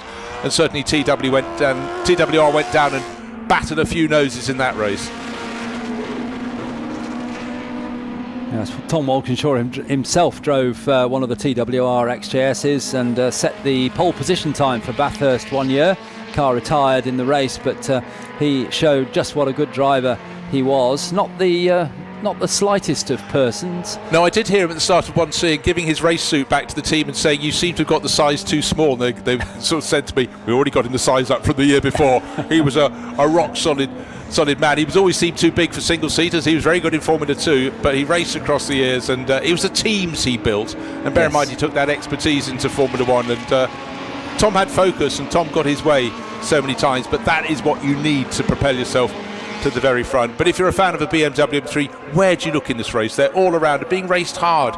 These cars were so nimble. They'd raced cheek by jowl with the RS 500 Cosworth Sierras, but did their performance in very, very different ways. And both cars were very good in rallying. The M3 rather more so, being a bit smaller, a bit more nimble. For a lot of people, the number 125, that BMW 3-litre CSL from the early 70s, is very much the favourite of their BMW sort of toy box, if you will. And the number 44 BMW that's just gone through the live stream screen that's out on track is in third place. Now that was our earliest pit caller, came in just after the pit window opened. Ash Muldoon handing over to the very quick second driver James Kellett. So they are now up to third place. So we'll see how far behind the Darren Fielding car they are. They've not come through yet, so here they are now, the number 44 car coming across the line. The gap between second and third is 16 seconds, second to third. And down to Alex in the pit lane. Nicely just handed over the number 9 to Rob Huff, WTCC champ of 2012. Richard that was your car's not very quiet, is it? What is it? No, it likes to be noticed, right? That's for sure. No, it's an amazing car. I mean, it's very, very special. It's it's one of 5 Walkinshaw cars. I've got a long history with it because I watched it. I was living in Hong Kong and I watched that car win Macau in 1984 in John Blair's special livery, and then it went down to Bathurst, won Bathurst. So with Walkinshaw driving, it's brilliant. So it's a great car. And you and Rob have been racing for many years together, haven't you? It's a lovely partnership that you have. Yeah, I think it's 14, something like that. But again, I met him at Bedford Aerodrome when he was like, 17 or something, being very sort of aggressive. And, but we had a go back a long way. Yeah. Good. And what else will you be doing with this year? With MRL, I'm doing the GT3 championship. And we hope to have the Jag out. We've obviously got other cars. I've got we were at Goodwood the other week, and Prix 63 car, which was great. But the trouble is, if there's too many races close to each other, you never get settled down. So I'll do what I can, but obviously I don't want to sort of make it a job and try and go too much going on. Yeah. And this has been fun, hasn't it? What your impressions, having spent so many years in the historics world? How is the MRL for you? Well, I think Sean's done a fantastic job. Since he's taken it over, he's committed. He's put energy into it. He's obviously spending a fair amount of money to bring the standard, and I've got it. Now it's great. The organisation, he's brought in really good people from other organisations. So I'm really impressed, and well done, Sean. Good. Well, enjoy the rest of your weekend. Thank you very much. Good to hear from Richard Mines there, talking about his long-term partnership with Rob Huff and having fun too. So he's raced some amazing cars. Right, now let's take a look at what's happening in the lead of the race. It's Julian Thomas still leading in his Sierra. It's 4 seconds from the best of the BMW M3s. That's car number 8, Darren Fielding. But the one you need to look for is car number 44, making the move up the field, James Kellett. He had to have an extra 20 seconds in his pit stop, and even so, he's moved out onto the track. He's lapping 2.5 seconds faster than the 2 cars ahead of him on the track. And that number 44 BMW M3, a car that raced in the British Touring Car Championship, did a bit of rallying, is absolutely on the move. There it is in the full mobile livery, blue and red on the white background, and making great progress. But the clock is counting down. Only 10 minutes remain in this race, and all James can do is press on. He's got to find 10 seconds to catch Darren Fielding, similar BMW M3, in second place. It's not beyond him. Last lap, they lapped 2.5 seconds different in terms of pace, and James Kellett just did the fastest lap of the race, followed by the second fastest lap the next time around, within 0.15 of a second. So he's quick, he's consistent, he's young, he's keen, very personable. Had the misfortune to chat to me in the paddock yesterday, but keen to tell the story too. So Ash Muldoon got that car rolling, and as soon as he possibly could, he thought, right, hand it over to James, and James is doing the rest. And James has just taken a hacksaw to his best lap time, 3 in a row with the fastest, but this one 1 minute 11.8, and suddenly he's not 10 seconds behind, he's 7 seconds down on the car he's chasing, Darren Fielding's number 8 BMW M3. So it's Sierra, BMW. And at that rate, James Kellett should catch Darren Fielding just about before the end of the race. So he's got a good chance of getting up into second place. Whether Julian Thomas has anything left in the tank, Julian has just done his best lap of the race, a 1:13.841, which is fully 2 seconds slower than James Kellett. So unless Julian Thomas is capable of going even faster, then there's a chance that James Kellett could challenge for the lead. There really is. Within that, of course, Julian Thomas will be praying for clear track, not too many gaggles of cars. There are still great scraps the whole way down the field. A couple of the escorts side by side down the start-finish straight. They go. One of them, of course, several laps down. That was the Whale car that ended up in the gravel, had to be rejoined. Another RS escort just actually entering the pits. It's the Pereth car with the Franklin and Sons livery on that one, makers of drinks. But Julian Thomas going around peerless, but he must be getting messages saying, by the way, there's a possible fly in the ointment. Keep your eye on the mirror. The next car you'll see will be Darren Fielding. He's been there. He's nearly 5 seconds down on you. It's the one you can't yet see that could yet be the problem, which is James Kellett giving chase in the number 44 BMW M3. So Julian Thomas on his way. He has completed 20 laps in this race, and we've got 7 3/4 minutes to go, so definitely enough time for James Kellett to certainly get up into second place if Darren Fielding can't speed up, and he can become a fly in the ointment for a win as well for Julian Thomas. So the gap on that lap was 3.7 seconds between Kellett and Fielding, second and third. And Kellett was 3 and a bit seconds quicker, so he should be on the tail of Fielding next time around. Let's have a look. Here they come across the line. Well, I wouldn't say he's quite on the tail, but he's certainly there or thereabouts as they go down into the right-hander. And you can see Julian Thomas as well just ahead in Redgate. So the top 3 all going through the Redgate Hollywood section. 6 seconds from first through to third, and the rate of gain at the moment is 2.5 seconds, if not more, nearly 2 3/4 seconds. James Kellett in third place, the number 44 BMW, the TWR Jaguar. It's interesting from Richard Mines saying he was living and working in Hong Kong when the XJS was racing on the streets. If anyone's ever been to the gear circuit in Macau, tight. It's not as tight as it's tighter now, less tight now than it was then, but a big SJS, wide and long. What a beast to have, and what a predicament. You'd really want something far, far smaller, but super effective. The wide open spaces, albeit with twists and turns on the climb. At Bathurst, a different mix too, but much more TWR sort of territory. But there it is with an RS2 2000 in front of it. In tuck behind is an RS 2600 Capri. But up front it's Ford as you look down that shot, but the Jaguar coming into the mix. But our race leader, Julian Thomas, 6 minutes remaining, and the traffic behind him could be his friend, because 1, 2, 3, 4 cars between the chasing BMWs, and now into second place goes James Kellett. The writing was on the wall. He's got just under 4 seconds to find, just under 6 minutes in which to do it, but traffic, it's where he finds it's going to define whether he can chase after Julian Thomas. Chase he can, whether he can catch him, and then of course whether he can pass him. Well, Julian's best time was 13.8, and James Kellett's best time 11.8, and Julian's time in qualifying, although I have to say he had some mechanical problems in qualifying, but it was a 13.2. So you'd think that Julian is somewhere near his best sort of lap time, and there's a suggestion, watching on the cameras going around the track, that Julian's front tyres might be crying, "I've had enough."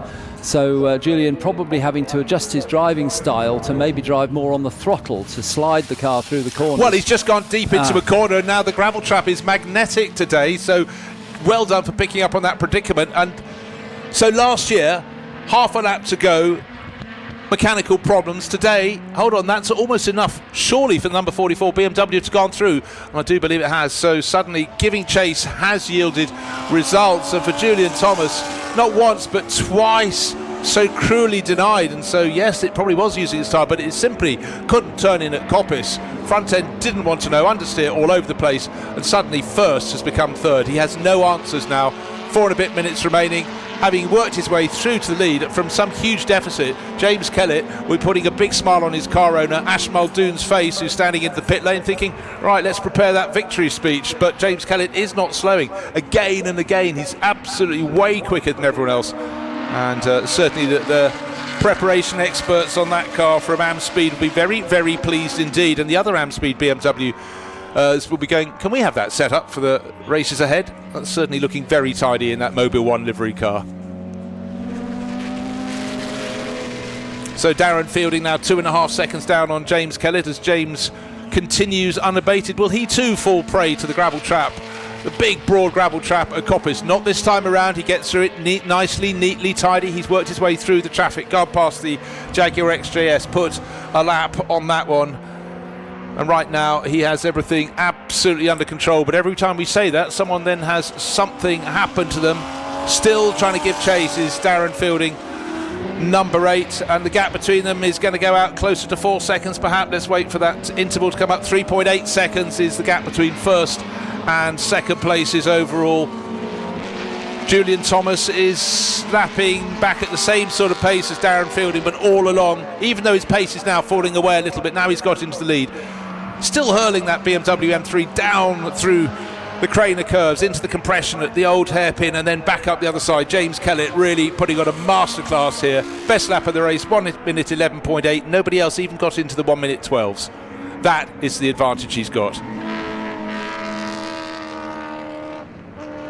And I think when that car came into the pits, it was the very first car in for the mandatory pit stop just after the window had opened. You probably wouldn't have put your money on that car winning the race. You might have said, well, yeah, James Kellett can probably get it up somewhere near the top 3 perhaps, but here he is, 3.8 seconds in the lead last time around with 2 minutes and 20 seconds to go, ahead of the similar car of Darren Fielding, who was in a similar situation last year. Julian Thomas retired and it left one of the Nissans to win the race, but it was Darren Fielding who inherited second place, and here he is again in second place to a similar car. Nice sight there on our live stream of 2 Mark II Escorts coming down the Wheatcroft Straight side by side. The Wales obviously a couple of laps down after that problem early on, but nice to see those 2 cars battling. Takes you back to the time when the Mark II Escorts were used in European touring car racing. Yeah, very much with Zaxby leading that sort of enterprise, in particular with the likes of Hans Heyer dragging those cars around, and certainly very, very popular when people were very much having affiliations with various manufacturers, not just the drivers, the fans as well. So just over a minute to go. Julian Thomas still in third place, just cursing whatever happened when he ran out of grip going up to Coppice. Bear in mind we had cars go off there before. I just wonder if there's a bit of fluid on the circuit that caught it out, but there was a concept that perhaps the Sierra was starting to eat its front tyres, therefore not the wish to turn in. But right now another lap being started. That'll be lap number 27 being started. James Kellett having made his way up the order after that extra long pit stop with the driver's success penalty. 6.3 seconds to the good, and if he backs it off, doesn't have to back it off, this is going to be the final lap of the race.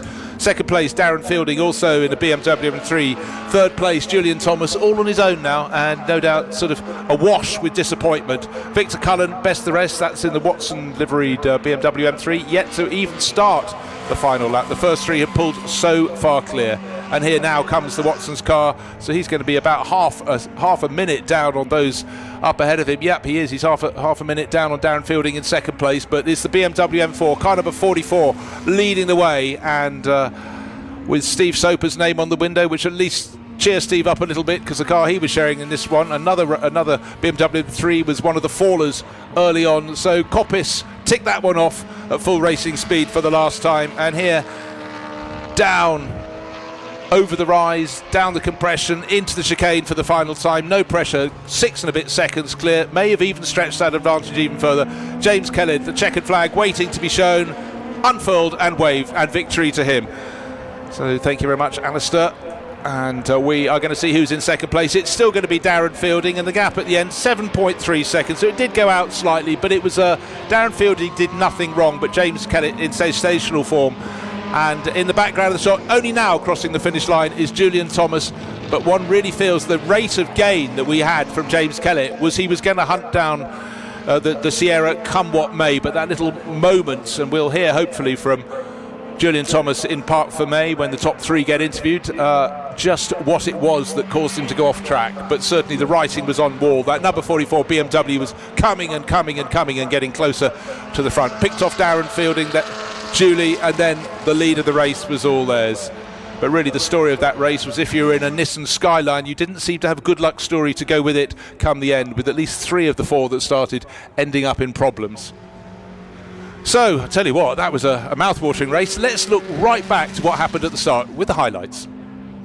And here it is, the historic Touring Car Challenge, and it was 2 Nissan Skylines blasting down to Redgate on the opening lap. Perfect track conditions, everyone else trying to live with them, but then a little bit of contact because Simo Arthur kept on coming across. He had his nose in front, but turned onto the nose of the Andy Middlehurst car, and that wasn't to stay in the lead for a great deal longer, because suddenly all was not right after that contact, front right corner into the gravel and out of the race. It rejoined, but only as far as the pits, and then Nick Whale, in battle of the 2 of the Escorts, got beached in the gravel at the chicane, and with a number 5 BMW also in the wall on the rise at Schwanz Curve, it was time for the safety car to come out, and that obviously closed up the field a bit. All drivers okay in these incidents, but it was the case that James Kellett kept on coming up the order, and then it was a turn of more Skylines to go to the gravel up at Coppice. That was the Tysan liveried car, followed by the Zexel liveried car. Same cars, different colours, same outcome. But all along, Julian Thomas was leading until that moment when suddenly deep into the race, he was deep into the gravel. Again, where? Up at Coppice Corner. And that meant he fell from first down to third, and James Kellett came through to share victory with Ash Muldoon. The checkered flag is out, and that one is in the bag to the BMW. So let's take a look at the results, and it was BMW M3's first and second, Ash Muldoon and James Kellett leading comfortably at the end from Darren Fielding, who raced solo. Julian Thomas, 2 years running, he's led this race and come away without victory in his Sierra. Victor Cullen, Lewis Fox, Ernie Graham in their BMW M3, fifth down to sixth place. Tom Roach in his glorious BMW CSL in seventh. The Hallbrook M3, the Jaguar XJS, Richard Mines and Rob Huff coming home in ninth, and Peter Mulsdale, another BMW M3 in 10th overall, but victory to Muldoon and Kellett. And there we are, James Kellett, 2 fingers up in a polite way. So victory to him, a really good chase through from the tall Yorkshireman. And in the background, as he does a little drum roll on the bonnet, will be a very disappointed Julian Thomas, because of course he thought he had that one, not necessarily in the bag, but he was still leading until that moment, of which we shall talk no more. 2 BMW M3s, first and second, and ifs and buts and maybes. In the background, not leaping out of his car, is Julian Thomas, but he'll take that one on the chin, and I'm sure we'll find out what it was that cost him victory. Was it the consumption of front tyres? We do not know, but for James Kellett, I think it'll be all glory and a great deal of happiness having taken that number 44 BMW through to victory in a hard-fought historic touring car challenge. So people rushing up to say congratulations. The crew, of course, put a lot of work in to get these cars ready. And for the Amspeed gang, that's a feather in their cap. So let's go down and join James Kellett, our race winner, with Alex Legui.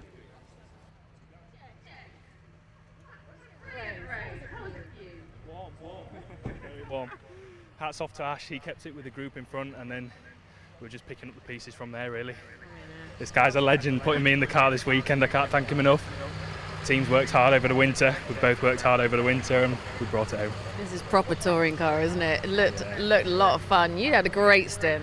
Yeah, no, I had a good stint. It was the same about the safety car, but that's all right. That's what happens. But it's great to see James out there, you know, setting records. I was here at Donington E30. I think that's a track record at 1:11. Yeah, nicely done. Well done, lads. Job done. Thank you very much.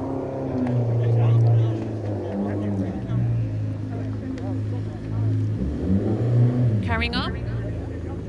We can carry on, Darren.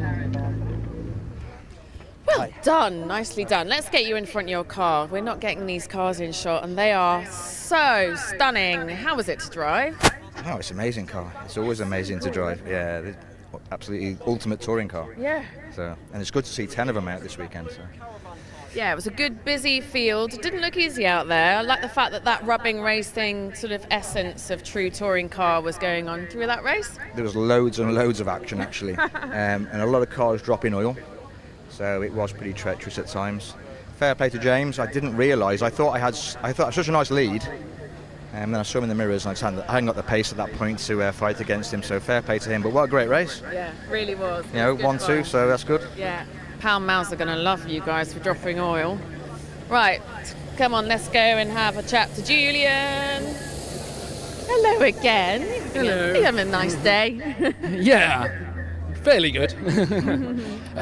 Yeah, brake pedal, lap 2, went to the floor, and from then on I was just left foot braking to pump it up, and if I didn't do it enough, it would just go straight to the floor again, and it caught me out 3 or 4 times. It's difficult round the crane of curves, and you're sideways, and you're having to tap with your left foot to bring the brake up. Yeah. And I didn't manage it every lap. I'm not surprised. Yeah. Wow, well done, good, enjoy.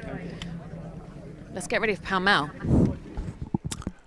Thank you very much, Alex Legui, and you could sense the disappointment. But yes, you think about just driving a Sierra RS 500 in normal form around this circuit fast is hard enough, but if your brake pedal is on the floor, that's not an easy go. Again, it's just something you need to learn.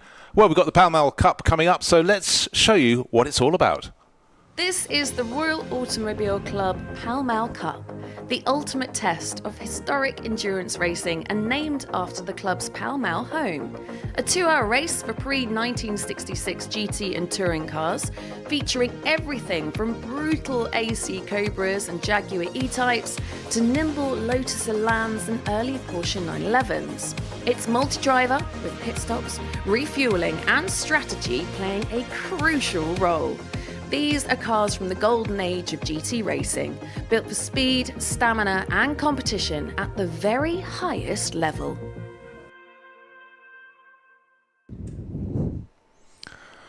It's been a busy day. It's been a fantastic day. Still a little bit of clear up out on the circuit after a few fallers during the historic Touring Car Challenge. But we're all set for the last race of the day. But there's plenty of it. Those at the circuit can move around, choose their different vantage points. Those around the world can just enjoy Donington Park, because for the Royal Automobile Club, this is the Pall Mall Cup. And it's got a packed grid of cars. In fact, I tell you how many. We've got 45 cars coming out to play on a packed grid. But one element we're going to have to throw into the mix today is talking about driver pit stop penalties, because 2 pit stops in this race. But if you're the likes of Tom Ingram, a British Touring Car champion, you can have an extra 60 seconds in the pits just to relax and feel rather zen and fall back down the order and give us stories to talk about as you work your way up through the field. But what an array of cars. But what we heard in Parc Fermé there, and with the winners' interviews from the top 3 drivers, a lot of oil down out on the circuit could explain why so many people were just sliding off up at Coppice at the highest point of the track. But certainly that intelligence will be passed back down to those involved in this final race of the day. You don't want in a 2-hour race to slide off on the opening lap, so I'm sure a bit of quick dry will be put down onto the circuit. In fact, there's a lovely line of oil going through the chicane onto the start-finish straight. Good to see fans been here all day. Lovely weather. Rain was forecast, hasn't turned up. We'll take that as a win. The wind is just picking up a little bit as it did yesterday afternoon, but still for spring in the UK, that's a pretty good day. Tomorrow may have rain, but today we will take the dry. And for the Pall Mall Cup, we just have a mouth-watering array of cars to come out. So many great car clubs around the infield there. You can see selection of Triumph TR6s. We've got a lot of MGBs. We've got all sorts of cars down there, and car clubs always have a role to play at club meetings. So you bring your car along. You may even be allowed on the track if you've asked the organisers nicely. An array of Datsun 240Zs down in the infield as well. So, you know, many aspects of a day. It's not all just about the racing. The atmosphere in the paddock is truly fantastic. Array of cars. We have the Formula One demo, which always adds something to the mix. So still, as the cars are down in the assembly area, we also have Alex in the assembly area, so let's find out what's happening. I've got Robin and Martin, our pole position sitters, ahead of this 2-hour race.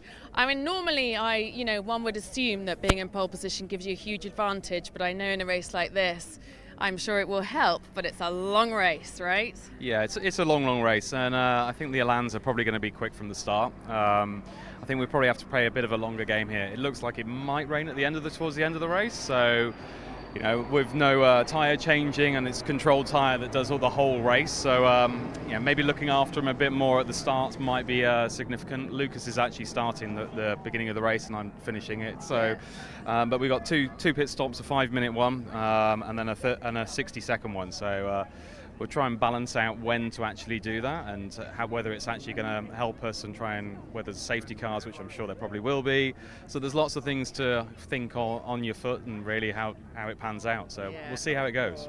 Okay, we'll look forward to it. I'm going to try and have a chat to Martin. I know he's in there. I know this is not the best of times to... Hello. Oh, it's a lot lower. Oh, gosh, here we go. Right, pole position, good. However, when I came over, what was going on over here? You were doing something. They were fixing your door. So it doesn't drop down. Say that again. They were just strengthening the mirror so it doesn't drop down. Ah, okay. Yeah, you need your mirrors. Sometimes if they're loose, they'll just drop down and you see nothing but road. Okay. And that is useless in a race like that. Especially when you get really fast guys behind you who you know are going to come and overtake you. So. Yeah, so Robin was saying that the Elans could be a little bit punchy today. Yeah, exactly. And of course the qualifying time was done on the owner's time, but the owners are not the fastest drivers, right? So this is not in position of absolute speed here. So for me, it's about not making mistakes, and just staying calm and letting the fast guys overtake me without losing too much time. Yeah, okay. Yeah. And then have a nice clean pit stop, I imagine. Exactly. Good. And then All right. let the superstar come in. I'll try and grab you at the pit stop. All right. Have a great race. Thank you very much. Oh, these old cars. They're not built for dodgy knees. Right, who should we talk to next? Who have we got? Andrew, Matt. Hello. Right, these guys are a little concerned about the various cars behind them. What are your thoughts? What can you do from the front row? I think we can do, win. Well, there we go. It's a long race. That's 2 hours. Yes, it is. Yeah. Oh, you're not giving me anything. Come on. Yeah, I mean, you should speak to the driver. He's the one who's going to be feeling the pressure now. Well, right now, yes, but it's just a lot harder to speak to him. Yeah, well, I think we could do okay. It's a 2 hour race. There's not much else to say. Hope nothing breaks, I suppose. Thanks for that. Great. All right, let's carry on. Who else should we have a little chatter to? Who wants to talk to me? Who have we got? Reynolds, P18, John Hughes. It'd be nice to have a little chat. Oh, Tom. Hello. Sorry. That's okay. Hello. We were doing racing driver talk about racing cars and various places and stuff. Ah, right, okay. That's good, but before we move on to racing car stuff, can we just observe the hair? When you walked through yesterday, you look like a surfer. What's going on? You got the tan, you got the long hair. Thanks, I think. Is that Yes, it's a good thing. It's a Okay, good fine, thing. Cool. I was just saying Because you're turning into a gentleman driver. Oh, that's none taken. I don't know. Maybe I'm just being too tight to have a haircut. I'm in the growing out phase of the hair at the minute, and I'm constantly at the phase where it just looks rubbish all of the time. Apart from where I wear a hat and it looks kind of cool and surfery. So I'm just leaving a hat on at the minute, and it's a very good hat. It's available from tingrammerch.com. No discount codes, but they're great hats to buy. Right, talk to us about the Royal Automobile Club Pall Mall race. Thoughts from back here, mid-pack. That's not an ideal place to start when you're surrounded by a lot of incredible machinery, but I have no doubt you will just go around everyone, right? Well, I'm Teflon coated, and it's nothing to do with me. Jack is in the car. Jack will be starting. It's a difficult grid with the car that we're in, obviously with Alans and E-types and various cars around. So I think we've kind of qualified quite well, if I'm honest. The race will obviously be a different kettle of fish in terms of how it plays out. Look, I think if we can sort of be inside the top 10, that'll be a really, really good achievement. We'll see how it goes. We'll have some fun. There's obviously a 2 hour race. There's plenty that can go right, plenty that can go wrong. It's somewhat different to your BTCC life. How easy or hard is it to adjust the driving side? Well, I'm quite lucky. I get to do quite a lot of the historic stuff, which I absolutely love. The team at Alaman do a mega job of being able to get a car that you can feel comfortable in straight away, so you can play with it. And that's the nice thing. This is awesome to drive. Although it's a obviously big Mustang, it doesn't feel a big heavy car. It feels nimble, it feels on its feet. It's a really, really cool thing to drive. I love it. I love driving on these tyres. I love driving these older cars. Atmosphere here is cool as well, isn't it? It's great. It's a great atmosphere, and it's obviously, just to see what the MRL team are building around is really impressive to see. It's really, really impressive, and it's a great atmosphere from a driver, from a team. I think we all enjoy it. There's some amazing sounding cars. There's some amazing looking cars. It's a really, really good atmosphere. If the weather can stay good, it'll keep good as well. Fingers crossed. All right, have a great race. We'll see you at pit stop. Wonderful. Shall we carry on? Or would you like to have a little chat? We'll carry on. Who have we got in here? Car 44. Where's your... right, hang on. I haven't done any revision. Car 44. No. I don't exist. Roach. Yes. But I don't know the car information, so you can tell me that. I should be able to tell you that. It's a Jaguar. Okay, this is good. This makes me feel much better that I don't know the top of my head either, if you don't. No. Right, what can you do from back here? Well, first ever race in the car. That's wild. Finish would be is definitely number one aim. Just keep an eye on all the temperatures and stuff. We've never done anywhere near this length before. Okay. Qualifying was the longest it's ever done before this. No way. So yeah. I was going to say, like, with these sorts of cars, to what extent is it about managing, nursing it through a 2 hour stint compared to pushing it? I think you have to a bit. I it might take being driven flat out for 2 hours, but it's probably quite unlikely. So I think the kinder you can be while still keeping a decent pace, then you've probably got the better chance. Yeah, okay. And then outpace the ones who push too hard. Good. All right, okay, I'm going to try and get up. Bruce, Alistair, you might need to cover me just for a moment.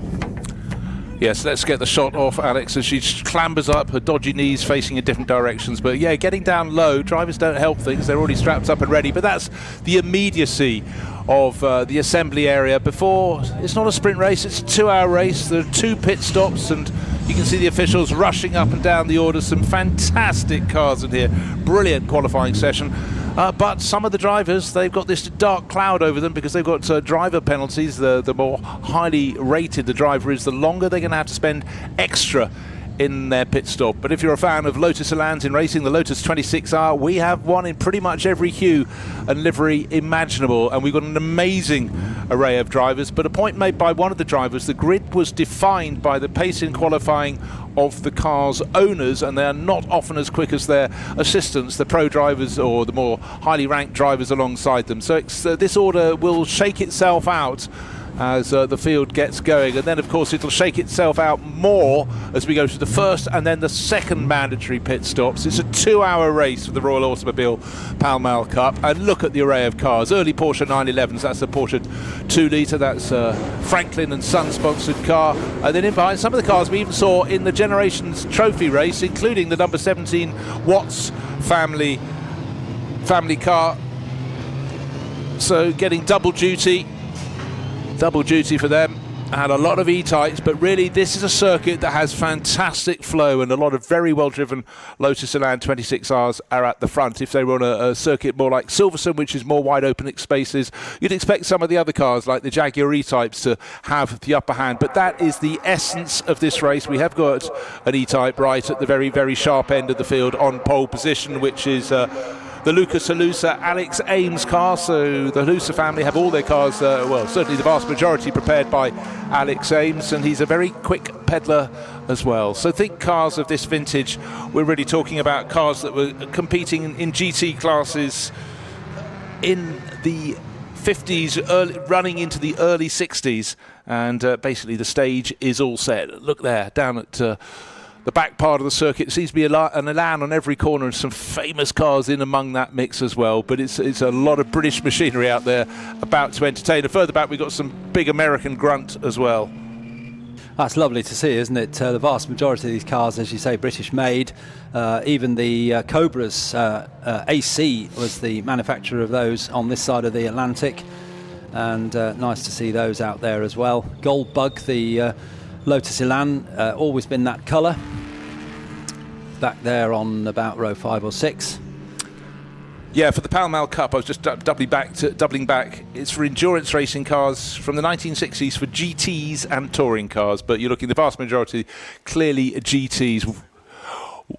Well, let's go through. Look at this. We've jumped past the first row. Dan Eagling, look out for him. He's starting his Lotus Elan from 5th. And Rudy Friedrichs, he's had quite a meeting. His Shelby Cobra has got 2 teammates. The Pearsons need better luck. They pulled out of an earlier race in their E-Type. They're starting 7th and working on down. You'll see there's a whole array of Lotus Elans. The odd Ford Mustang, a bit of American grunt. The DB4 GT. Simon Hadfield, look for that one coming up the order. That's car number 7. And then some semi-lightweight E-Types further back. They'll be adding something different to the mix as well. But through the chicane, onto the start-finish straight we come, waiting for the Hyundai pace car to peel into the pits, then turn to the left from the commentary position. The lights on the gantry are all red. The field actually quite spaced out. We need it closer together. But from pole position, a really good start with that low drag E-Type down into the first corner. No one challenging. Couple of the Elan so late onto the brake, but we've got a change in up to second place. We've had one of the Elans gaining a couple of positions, but as long as Lucas Halusa can get the power down and then start the run down the hill through Hollywood, down into the Crater Curves, and then he has done precisely that. Tail just coming out nicely, but the chase is very, very much on because he's got a very hungry Elan tucked in behind. Into the old hairpin they go, and the lead's gone down from 3 car lengths to, less than half.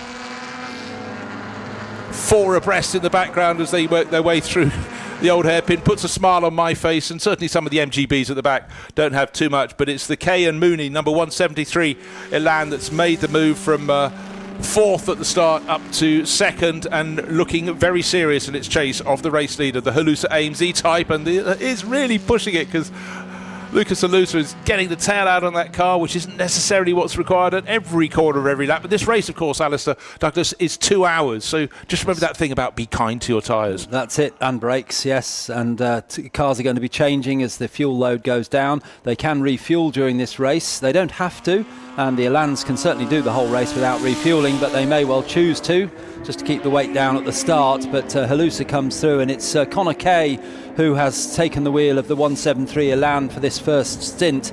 And then in third place we had the Pearson Jaguar, which was started by John Pearson. I'll hand over to brother Gary. Hopefully this one will last a bit longer than the car they had in a previous race, which retired. But no doubt about it, it's Lucas Halusa that leads in the E-Type Jaguar. Comes down the lightweight, low drag shaped body. An attempt by Jaguar to make the car competitive against some of the cars that were beating it in international GT racing. Well, while Lucas Halusa pulls clear after that very strong opening lap from the chasing K Mooney Elan, alas, two of the cars that took part in the Generations Trophy, two of the MGBs, have already reported to the pit lane. So problems for them early on. They were never going to challenge for victory in this race. They were really in some ways just out for the experience. They may yet get back in, but as you can see, number 73 in the pit lane and 77 as well. But maybe it was just a case of wanting to see how much time they could get to gain experience. Why not double up if you possibly can here at Donington Park? But first and second, well, they've really gone out. When they crossed the start-finish line at the end of the first racing lap, there was 1.1 seconds. And certainly this time, Lucas Halusa looks a little bit further clear. Maybe he's gained half a second. Wait to find out. 1.9, so he's gained, 7/10 of a second. Well, the MGB that's coming back out again, that could have been a mandatory stop because there's no pit window in this race. There are rules around how long you can drive for without stopping, but no rule about how short you can go for. This is a mandatory stop, isn't it? Well, that's a time penalty. It's being held there. Right. But I tell you what, of all the stupid things to do would be to come out in your MGB right in front of the race leaders. Then for the next few laps, you're being passed by everyone left, right and centre, and that would be really looking for an accident. But certainly for the number 73 MGB, that was a time penalty that they've had to serve. I can't tell you what the transgression was. Never mind, they're back into the race. But up front, 1.9 seconds, Lucas Halusa pulling clear of the 173, the little Lotus Elan, driven so impressively in the early stages. Connor Kay sharing with Dominic Mooney.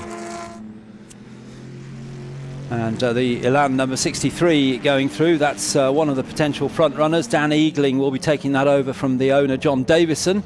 John himself, a very experienced Elan driver, and the Dan Eagling, the quicker of the two. He will take over for possibly stint 2, could be stint 3, because of course they've got to do 2 pit stops in this race. And the very distinctive turquoise E-Type going through, that's in the colours of the von Oyenhausen team, but actually driven not by the von Oyenhausen family, that particular car, but by the preparation team that prepare it for him and his other cars. As Lucas Halusa comes sliding down through the Craner curves. That's lovely, isn't it? Just keeping the back slightly twitching out as he comes down through the lefts and the rights, and then into the old hairpin once again. And the lead at the line last time around was nearly 4 seconds for Lucas Halusa. And if you're looking at that E-Type that's leading the race, you think, are my eyes slightly going? Looks slightly different shape. This is the low drag coupe. It's got a marginally longer nose, with just beneath the front registration number and a slightly longer looking tail, but it's of course E-Types came in many shapes, but not many as fast in a straight line as this low drag coupe, of course constantly tweaking the shape of the car. But Halusa pulling clear all the time, fastest lap of the race. Well, surprise surprise, it's our race leader coming down to complete the 4th lap, down out of Coppice, down towards the chicane, and if he carries on escaping within about another 5 or 6 laps, there will be no line of sight from Coppice for the chasing car. So out of the chicane, down, it is down the start-finish straight. He's still got line of sight to the chasing K Mooney, Connor Kay car at the moment, heading towards Redgate they go. The gap actually didn't decrease so much that lap, better lap and from Connor Kay, and that means it's only 4.4 seconds between them. It only went out by half a second on that lap. but already they're getting in among the lappery. And I mentioned the fact that number 77 MGB came in, served its pit stop for whatever reason, one of its 2 pit stops early. He's still being passed by every man and his dog down the start-finish straight. And then in a short while there'll be a bit of peace and quiet, but for the moment that's quite a hairy place to be with the field coming past.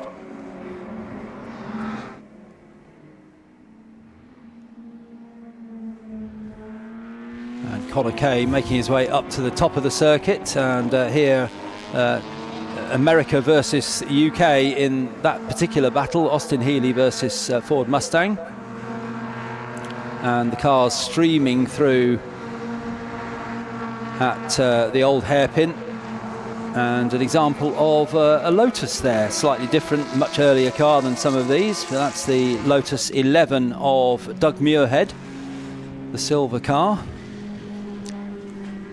But actually the point in that, I mean, it's only 6 or 7 years older than the Elan from behind. It looks like it comes from another age entirely. And again, that sort of rudimentary aerodynamics, the bodywork up behind the driver's head, again, to just reduce the instability and the buffeting that a driver gets. But by the time it got to the Lotus 15, it was a little bit more finesse than it was on the 11. But all along, it was incremental advances that the manufacturers were eking in. And of course, if it was a Lotus, it would be tinkered with the entire time by Colin Chapman, a man who never left a napkin on the table without a scribble on it.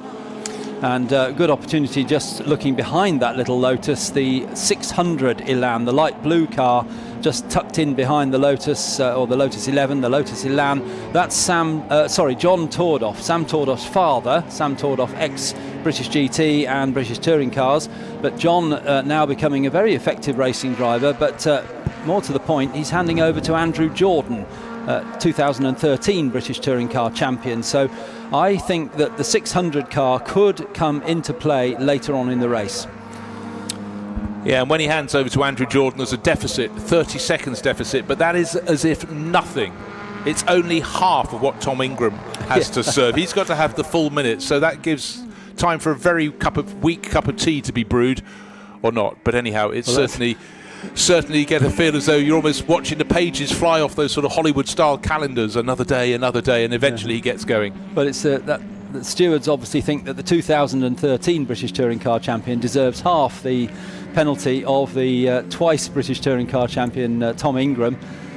So the more current driver in fact, still of course in the British Touring Car Championship, so he gets the full 60 seconds.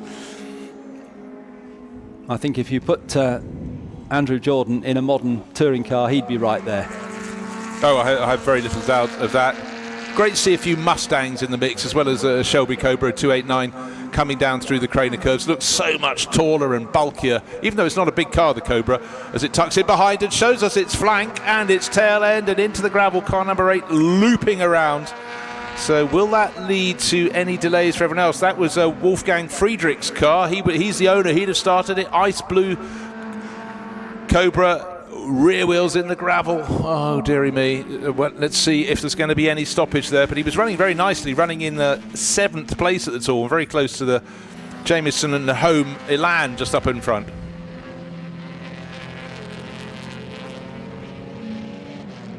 So our race leader, Lucas Salusa, in that low drag coupe E-Type, going nicely, 5.5 seconds clear. Another pit caller, an E-Type car number 44 has trickled in. This is ahead of time. This is Tom Roach. We heard him being interviewed by Alex Louis just before the start of the race. He was the one that did her knees in when she had to bend down so low, but it's good. The number 8 Shelby Cobra back out onto the circuit. I was worried that would lead to a stoppage, but luckily enough traction was found to get that back into the race without delay for anyone else. But certainly there has been delay there for Tom Roach. But fortunately, it's a 2-hour race. If it cost him a lap, which is pretty much... Oh dear, does that front right wheel look a little out? I think it was just the angle it was going with, a bit of dust on the sidewall there. Plenty of grunt, of course, from the Cobra. Busy day for Rudy Friedrichs, isn't it? He's here's a replay of his spin, just backs it into the gravel. He's already been out twice in pre-war and in pre-66 Grand Prix cars. Certainly plenty of variety there, but that was such a slow loop. But once it was starting to slide, with Tom Roach sitting down in the pit lane at the moment, not where he wants to be, but the crew from RBR having a little chat with him. Bonnet up, that amazing front hinge bonnet, and plenty of access to the engine. They'd rather not be accessing the engine right now, but that is the the situation. And that's Rob Boston himself actually working on that car, the owner of Rob Boston Racing, himself a effective racing driver in period a few years ago. And clearly, as you say, Bruce, engine issues with that car. They're working on the very front of the engine. That's very frustrating for Tom Roche. He's doing the race solo, so he's got the whole 2 hours behind the wheel. Well, have to just treat it as a rest, an unplanned rest. Right, gap between first and second actually coming down rather than going up. Here is our race leader, Lucas Alusa, again looking spectacular, sliding but in beautiful progressive fashion through the Craner curves, then settling the car and then on the throttle just balancing it and going back up the hill in the lead. I guess it quite possibly was traffic dependent there, where he suddenly sort of lost about a second. The giant Falcon is in the mix as well, car number 79 at the moment. That's running it down around the middle order, but again something different, another element of variety within this race. Christian van Landschot, we're showing with Carsten LeBlanc and Jeremy Welsh. A replay here of 135, again showing all of its flanks. That one is one of the many Lotus Land 26 hours. Peter Reynolds starting that, showing with Daniel Quintero, but got the job done and gets back onto the track. Let's face it, here at Donington, lots of very large, broad, grassy verges. So if you get it wrong on the right side of the track, you're okay. If you get it wrong on the other side of the track, you've got a big gravel trap to grab you.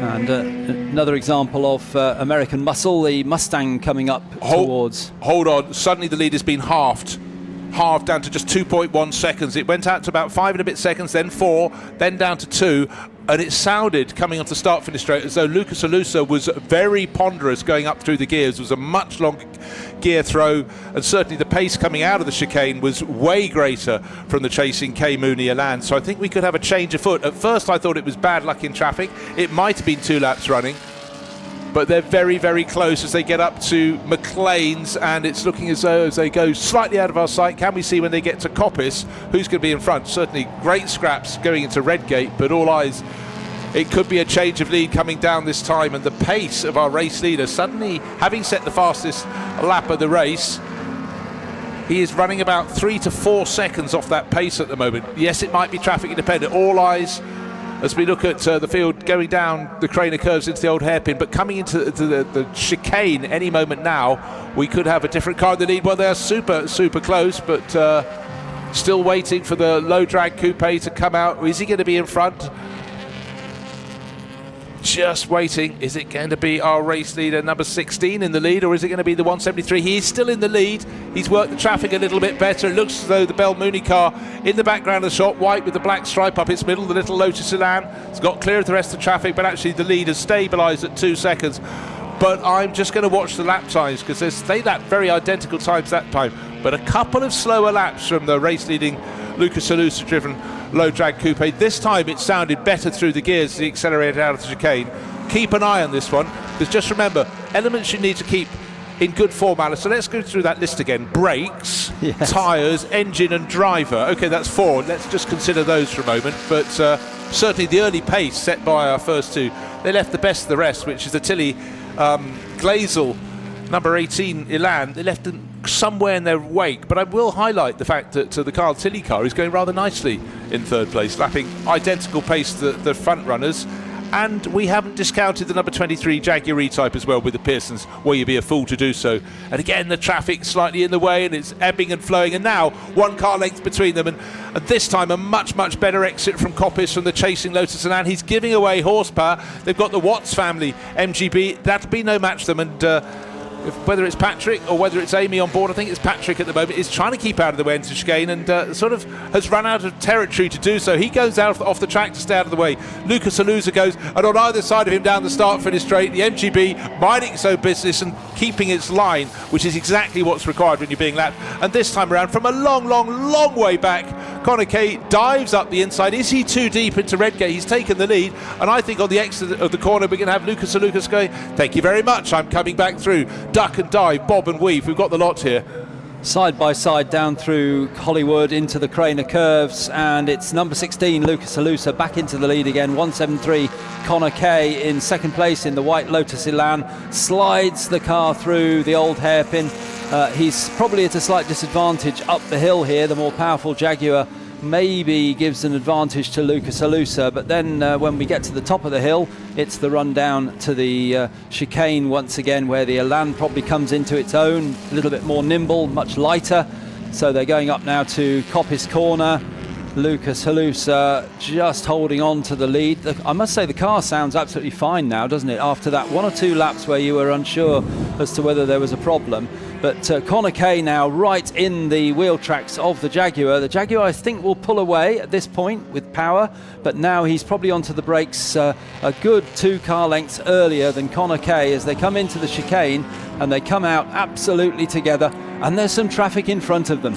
Who's going to work it better? When you get to the braking for Redgate, the Elan gains 2 or 3 car lengths again, and maybe is about to dive up the inside. Yes, again, Connor Cade really likes that entry to the corner. Picked off one of the MGBs, but what did we see last time? The Jaguar let him through and then overtook between the first part of Redgate and entering Hollywood, but this time the Lotus Elan keeps its nose just in front. There may have been a little bit of a biff or a kiss or a rub, or, you know, rubbing is racing, as they say, where they like to knock into each other, but we don't particularly here in historic racing. But super racing, look at these cars going sideways. How they work the traffic could define this for a moment, but certainly as long as there's no further problem for that low drag coupe, I think the E-Type could go back in front again sometime soon. But how the traffic falls, that is the question. I have to say, Connor Kay has worked really well through those 2 slower cars that kept out of the way. They didn't move in front of him, but he's really got that car, that Elan, going well, and he's managed to get through past the Austin Healey 3000, the white car with the black roof,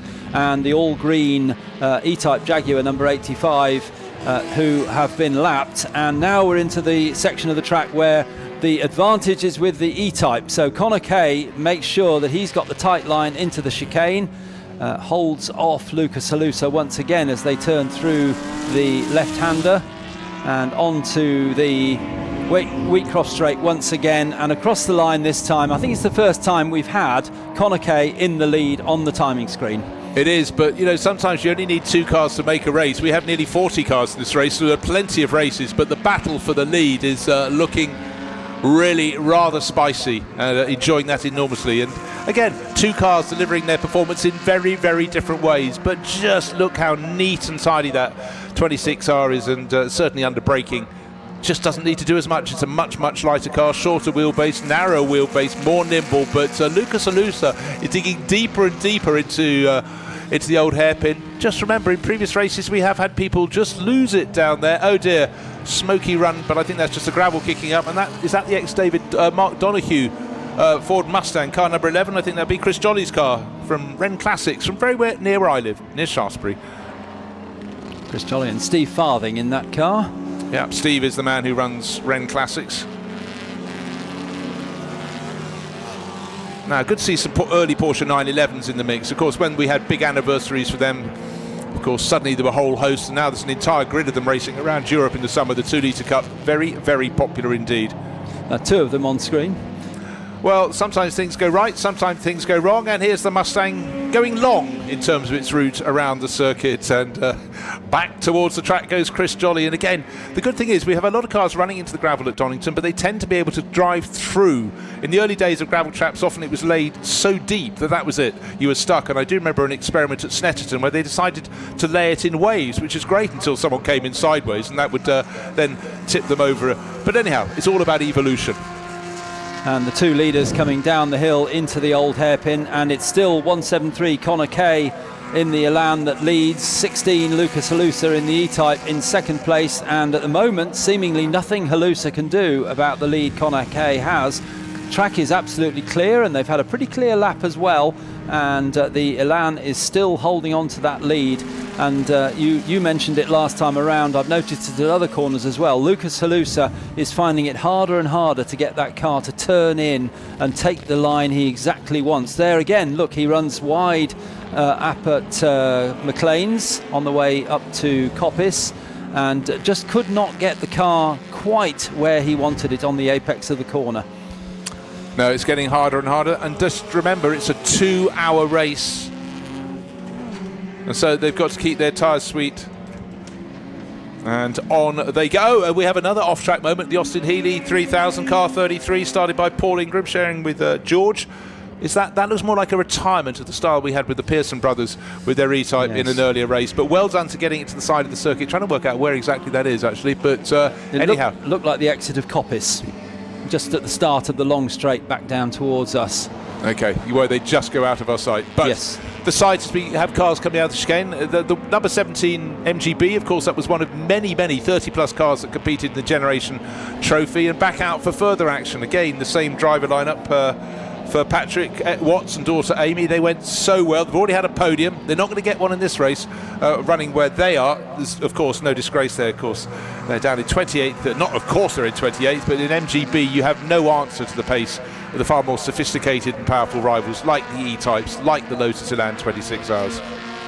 And the gold Jaguar, number 88, and the white Lotus, white and black Lotus Elan with the green stripes, battling hard there. The gold E-Type is number 88, driven by Steve Osborne and Chris Ward. Now, Chris Ward is one of the drivers, I think the only driver, that's sharing two cars. So talking to Chris this morning, he's also out in a Ginetta G4R. Talking to Chris this morning, I said, how are you going to do this? Because the owner has to start and you've got to drive two cars over the period of the 2-hour race. And he said, yeah, we haven't talked about that yet, but we'll sort it out. So Chris Ward is either in the, let's have a look, see if we were told beforehand. Steve Osborne started the E-Type, we're told. And the... Bear with me a moment, lots of cars to look through, but just looking for the number 66 car on the grid. Thank you very much. That started by Steve Ward, so I don't really understand how that works, because Chris Ward has got to drive two cars at once. However, I will offer up the fact we have two pit stops, and that does give scope. So one driver could go do two sessions and he could do one, and vice versa. Yeah, well, he did mention to me that Steve in the E-Type normally does the first two stints and Chris finishes the car, so maybe he'll agree with Steve Ward, unrelated Steve Ward in the Ginetta G4R, that he will do the middle stint. And with talent comes punishment in many ways in this, because of Chris's driver ranking. For each of those cars, he will have to have an extra 30 seconds at the pit stop. So it's going to set them back, but then with the driver of his merit, like a lot of the top historic racers, he will make that up, and that's how they've been judged. If they think 30 seconds is about right, what he can make up, then it adds to the luster of the race as you see these great chases back through the field. Real case of American muscle there. Mustang going past the Ford Falcon on the sweeps down the hill, wearing the Ford Falcon. Even though everyone thought, big American cars, they'd be really wallowy, in fact they got very nicely developed and were really good rally cars as well in period, the Ford Falcons.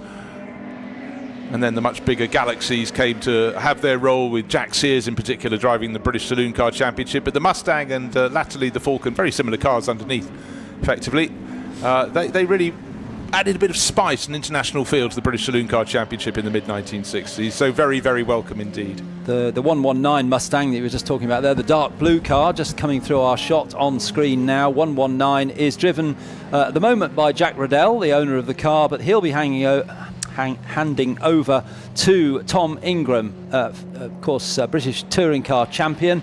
And Tom Ingram will be taking that car over, unless of course it's already been in for its pit stop and Tom is already driving it. But let's have a look where that car is on our timing screens. 15th place. Yeah, no pit stop. No pit stops. No. Anyone who's made a pit stop is off our timing screens, because we only have the top 30. We had more than 30 starters, so the half dozen or so who've been in are on a second timing screen.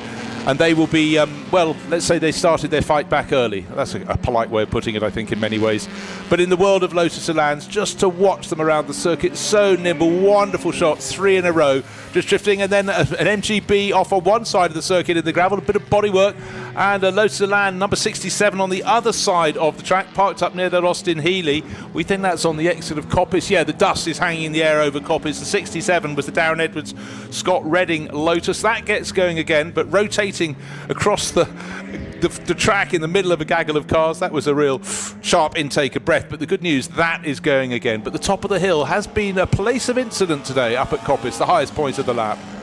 Front end damage on the number 82 Charlie Joy Kane Tilley MGB, and not surprisingly it reports into the pits, having just driven into the pit lane, but push and shove, rough and tumble. A little bit of deduction from me about the 66 car. It's got Chris Ward on board now because two reasons. One is it came into the came into the pits early on. We've got a replay of this incident. So the MGB was completely innocent and took avoiding action and ended up in the gravel because the Elan had started to lose control. But no harm done. Everybody, a little bit of time lost, but everybody got away with that. Yeah, but basically my interpretation of that, obviously the number 82 MGB that's damaged at the front, that was the unlucky partner. But basically the Elan had to lift. It got too close to the number 59 BB family MGB up there that then ran wide off the circuit. And so hammers, we like hammers. Oh, yes. Coming to straighten the front end, and no blame to portion. But actually the number 82 crew have already got in trouble. They were already having to go and see race control, and the Era Motorsport crew nipping down to try and sort the bodywork out. Charlie Joy sharing with Kane Tilley. I'm sure they can get it back into the race. It's just means they're going to be finishing further on. But look, it's the joy of the Royal Automobile Club Pall Mall Cup. They've got 2 hours of action to be getting on, and one of the Lotuses out there looking a little bit smoky, the 187-77 car of Andrew Jamieson and Matt Home, looks as though either it's starting to have engine troubles or a bit of bodywork is now starting to rub on the rear of that. But no problems at all for the leading 26R Lotus Elan, now with a 5.5 second or 5.25 second margin over the E-Type low drag of Lucas Salusa. It's still Connor Kay driving beautifully. There now is now another car running very, very close to the edge of the circuit at Coppice is the Lucas Salusa car, second place. You picked it out half a dozen laps ago, Alistair, having trouble to get turning into corners, and it still seems to be the case. This is an early point in the race. Does that mean the brakes are going, or the tyres are going, or he dislikes the wide line, and that's where the grease is at the moment, where the oil that's been put down? But anyhow, good news for our race leader. On to another lap. Here he comes, Connor Kay, the white Lotus Elan with the black stripe up the middle, picks off one of the Shelby Cobras. Again, he doesn't have the grunt between the corners, and the Cobra fights back, but there's a good lap between them. Just going back to my point about Chris Ward many moons ago, before we saw that incident, Chris Ward is on board the 66 Ginetta now because they made an early stop. Sadly, it was short. We've got a red number against their pit stop time, so I'm afraid it looks as though 66 has got a short pit stop to sort out. They can, of course, come in again and do another pit stop of the right length, and that will sort that out. But Chris Ward must have got on board very early. And the reason I know it's Chris is its lap times are the fastest on track at the moment. He's in the 120s, and even the leader is on 121. So the very quick Chris Ward now on the 66 Ginetta G4R. So all that for every quarter of a second gain by, or even more, by his pace, it's completely undone by picking up a penalty in the pit lane. So obviously the team Abacus had fallen to the floor, and they simply got the numbers wrong, came in short, but still the team not getting anything wrong at all is Connor Kay's team, leading the race into the 173 Lotus Elan. He's going to hand over to Dominic Mooney, car from 1965. In fact, I've just looked at my notes, it's a very dark blue stripe rather than the black, over that creamy white race livery. Light beginning to fade a bit here, not that it's the time of evening when it's fading, it's just the clouds are starting to roll in. And remember, one of the drivers in the run up to the race was going, we could have rain before the end. Wasn't wanting to be a doom monger, but you know, weather apps, you need good ones if you go racing. You can't rely on what you just get on your main feed. And I tell you what, if ever you're racing at the Nürburgring or Spa Francorchamps, you need the ultra high level weather forecast, because it really is so liable to rain there. And it could be in your valley or the one next door, and it makes a massive difference when you're trying to plan your race. You mentioned the Porsches earlier on and how nice it is to see them out. They're having a cracking battle for their class. First and second in class, 165, which is the Bates car, started by Mark Bates, handing over to James, I think it is. And then the second of the Porsches, just 2 seconds behind, is George Gamble, and Seb Perez will take over that car. A little bit further down the running order in 24th, 25th place, but nevertheless leading their class. This is quite an important pit stop. This is the first of the front runners. Came in from about 4th or 5th place. It's the Carl Tilley Christian Glazel car. It might say Christian Albrecht on the timing screens, but we understand it's Christian Glazel. And for the Era Motorsport crew, they've already had a problem with their number 82 MGB for Kane Tilley, but for Carl Tilley's car, this, when mechanic shouts to mechanic, it's not just to say hello, is it? So one feels there might be something a little bit untoward, but right now, no. The crew's ready to say you've reached getting close to your minimum pit stop time. Wait. We've got a stopwatch on the phone, and then you'll be able to get going. One of our solo drivers in this race is the well-known preparer of historic cars, Simon Hadfield, and he's driving solo in that absolutely gorgeous Aston Martin number 7, which is running in 12th place. No, it isn't in 12th place. It is a little bit further back than that. He must be on the second timing screen, because car number 7 is not on the front timing screen. So has he already had a pit stop? No, he's third. Oh, he's third. Good grief. I did expect to see. I started at the top for Simon because he's always quick. Yeah, exactly. But he's third. Last time I looked, he was in 7th place. But I also didn't move up the chart. I moved down. So the incompetence in the commentary box is quite extraordinary. Well, we always expect Simon Hadfield to be somewhere near the front, particularly at the end of the race. Well, plenty happening. Let's look at a replay. The wrong approach to Redgate, but a remarkable save. Well done to the little Lotus Elan going around the outside. The 88 E-Type Steve Osborne. That's another car that Chris Ward will be playing in, and he just did his bit to warm up the tyre walls. And Goldbug coming down into the chicane. And another of the many, many Lotus Elans. They're a bit like BMW M3s in the touring car race, aren't they, these Lotus Elans? Lots of them. But they're having a nice battle. Honestly, can't think why you'd want to race one. Nimble, quick, fun to drive, tick, tick, tick. So we've got about a dozen of them in this race. The 26R, it just looks right. It was right. But also, just think about it, in the swinging 60s, it was very much a la mode, wasn't it? It was indeed, and these two are battling for 6th and 7th places. John Davison and started 177 was Andrew Jameson in the green, all green Lotus Elan as they passed the Ford Falcon. And Jim Clark himself, double world champion, advertised his employer's wares with a very famous picture, sat at the front of his Lotus Elan. And Bruce might remind me of the exact wording, but it was something along the lines of, I like driving my Lotus Elan. Simple, clear, direct. It wasn't exactly that, but it was very, very close indeed. The farmer in his kilt up in the Scottish borders, beautiful, beautiful part of the world, brilliant roads as well, but what a place to grow up. Oh dear, smoky and slow Mustang. Ooh, that's the Jack Riddell Tom Ingram car, isn't it? Is that a puncture, rear left puncture? I don't know, it came across the line in 13th position overall, a lap down, which is about, no, it's smoking. It was smoking as it went through Redgate, now a little bit of flame out the back. So we don't, I think, have to worry about Tom Ingram's 60 seconds at his pit stop. He's not going to be able to take the car over, so that's really unfortunate. I like having a bit of American muscle in this race. And it's a race of 120 minutes, and we've only just really got past the half-hour mark. So and that car parked up against the barriers, no damage to the bodywork, possible damage underneath in the engine or gearbox department, but that will have to be moved.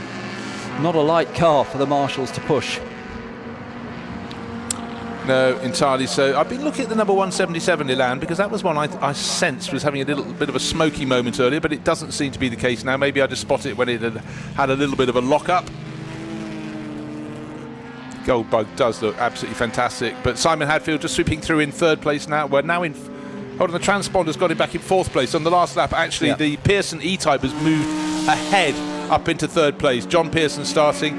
It's still Conor Kay leading. The margin is around 5 seconds, but actually the best lap of the race has been set by Nicholas Salusa. I tell you what, not by him. Let's try Lucas Salusa, other brother.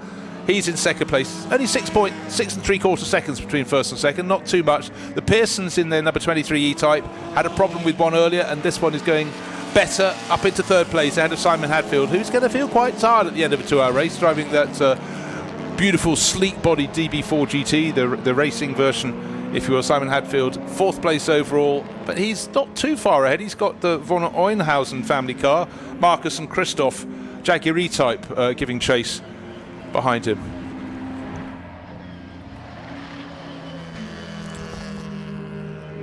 I think that might be the first shot we've had on our live stream of a TVR in this race, which has just come through, the red car just making its way through Coppice out onto the long exhibition straight. Behind it, loads of Elans, but there's the TVR ahead of the 1, 2, 3, 4 Elans, then a Cobra coming up behind them there. Such a different shaped car, and Colin Chapman's Lotus Elan, sleek, low, nimble, with a great engine in the front, the Lotus twin cam engine.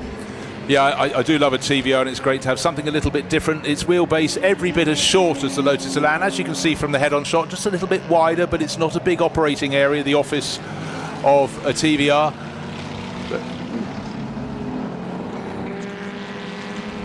the Elans continue to look nimble, but none nimbler than 173. Connor Kay leading the way. Here he comes down, lights blazing into the old hairpin. He's picked off, he's lapped some of his rival cars, similar cars, but not driven at the pace of his. But what he doesn't want to see in his mirror is the low drag coupe E-Type in second place. That's gained a bit on the previous lap. Traffic is definitely affecting them in various moments in the race. Another car we haven't looked at too much is the Ginetta, which is another car that's going to go very nicely in this race. But at the moment, it's the 173 Connor Kay driven Elan, worked the traffic very nicely, waiting for Lucas Halusa to come into the shot. They were only 5 seconds apart on the start-finish line, but as they get up to Coppice at the top, oh, a little bit of a slip and a slide there from our race leader. Maybe just went in slightly too deep in the corner, looking maybe to check where Lucas Halusa was, but of course you can't see him. If you're turning into Coppice, you can't see someone who's at McLean's, which is roughly where it would be, because they're downhill when you're looking behind you in your rearview mirror. Oh, and also Connor Kay was in the middle of overtaking some back markers, so yeah, he was more than busy. Onto the start-finish straight he comes, waiting, and just remember we had that moment in the background of the shot. The top is the E-Type that looks large in comparison to the rival cars there. It had a slight problem, or one lap, where it just didn't sound right. Since then, and judging by the fact it's since set the fastest lap of the race, I tell you what, that fastest lap was set on lap 3. But is the E-Type number 16 still as effective as it was in the early laps of the race when it built this lead and then got hauled back down? I'll just keep an eye on its lap times. Yes, at the moment traffic can affect every single lap you're out there, of course. Well, I think a team that will know exactly what pace to be pushing an E-Type at this stage in the race will be the Pearsons. John Pearson started the race. He's just done a 1:22.5 and Lucas Halusa a 1:22.4. So I'd put forward the thought that if John Pearson thinks a 22.5 is a good time for an E-Type at this point in the race, it's probably right. And the little Ginetta G4R leading, 4 Lotus Elans. Now, these very much are competitive cars, racing against each other in terms of the engines are the same. They're the little 1600cc twin-cam Lotus engine. Fitted in the Lotus Elan, but also in the Ginetta G4R, which was the racing version of the G4 that you could buy for the road. And with Chris Ward at the wheel of number 66, that's definitely a competitive car, although I still have that sword of Damocles handing over it for a short pit stop. And it wasn't just a few seconds. It looks like they forgot that Chris had got a 30-second compensation penalty for his skill and experience. So many elements that need to be knitted in. The benefit of having a pro driver, a top driver like Chris Ward is huge, but they do come with a time penalty. Not as much as he would have had if he was younger. Obviously, as you get more candles on your cake at birthday time, you eventually get dispensation. I'd be given about a 3-week head start, but hey ho, enough about me. I just love Lotus Elans. And in the background is the Tilley car, the white one with the orange nose. Remember, that got up to about 4th place overall, started near the sharp end of the grid. There's the little TVR just in front of the Grand Tourer. And of course, in short time after that, their American importer of TVRs went, why don't we put a bigger engine in? And that then became the theme of TVRs for a long time after that. I've got one, it goes nowhere. Even when it's running, it doesn't run. Oh no, it's great when it's running. But there we are. What I love, you have the sort of look at that Aston Martin DB4 with the streamlined bodywork, and it's just such an elegant thing. What's closing? First or second? No, closing Hadfield on the Pearson, or John Pearson in the 23 E-Type, which you mentioned earlier had gone past Simon Hadfield, but it looks to me as though Simon is closing up again. He's got the John Tordoff number 600 blue Elan in between them. As we look at the Beebys in the pit lane, the team that they've raced together in, to my memory, at least 2 if not 3 different cars in 4 different races.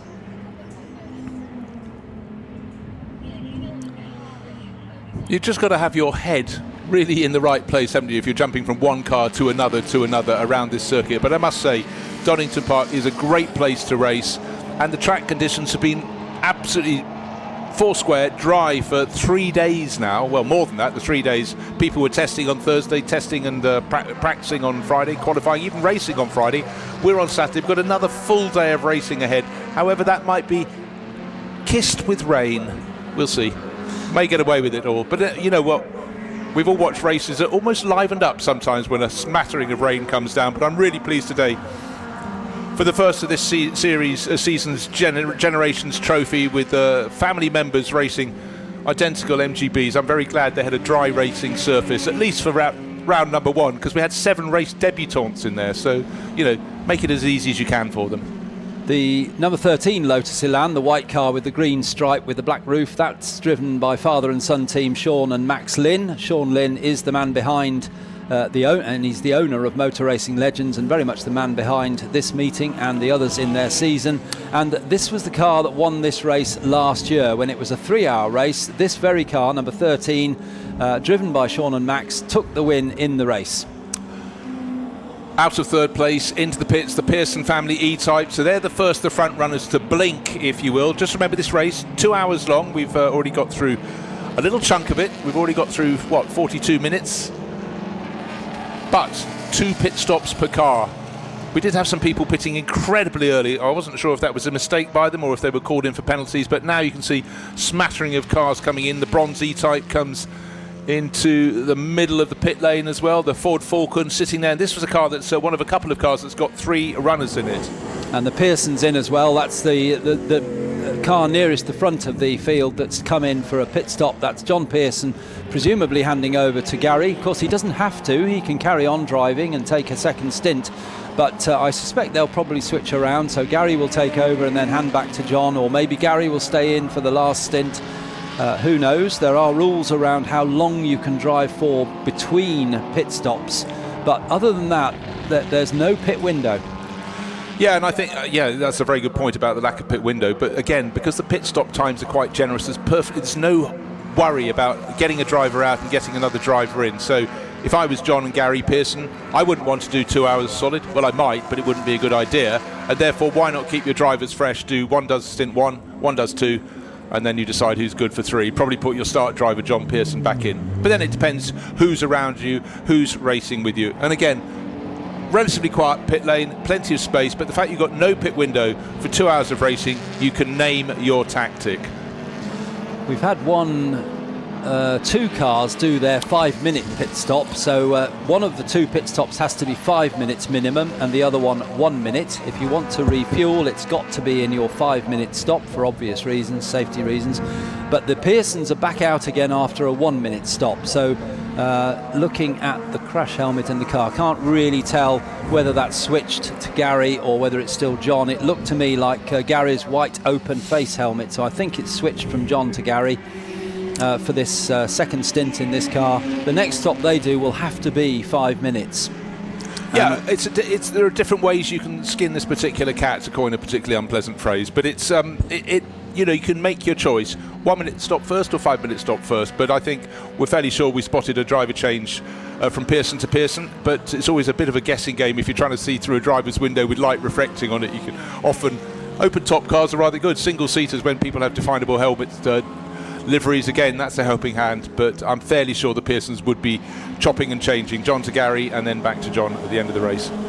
Huge gaggles of cars coming out onto the start-finish straight. Look at the orange nose Elan pushing on, trying to regain ground. Car number 18, that was the Carl Tilley Christian Glazel car, and that was one of the very first of the front runners to pit. Remember, that was in about 4th position. And they have tumbled way down the order, but they'll be fighting back. As I said, you can do your long pit stop early in the race, or you can save it till later on, but you can do your short one early or save it for later on. So plenty of tactics and strategies being concocted in this. Another of our leading drivers has done his first stop, and that's Simon Hadfield, and this is going to be a 1 minute stop because already the door is shut and the team showing him the clock through the windscreen to time his exit from the pits. So Simon Hadfield, number 7, driving solo. Talking about the Pearsons switching around, well, Simon is doing this race all on his own, as is a couple of other drivers.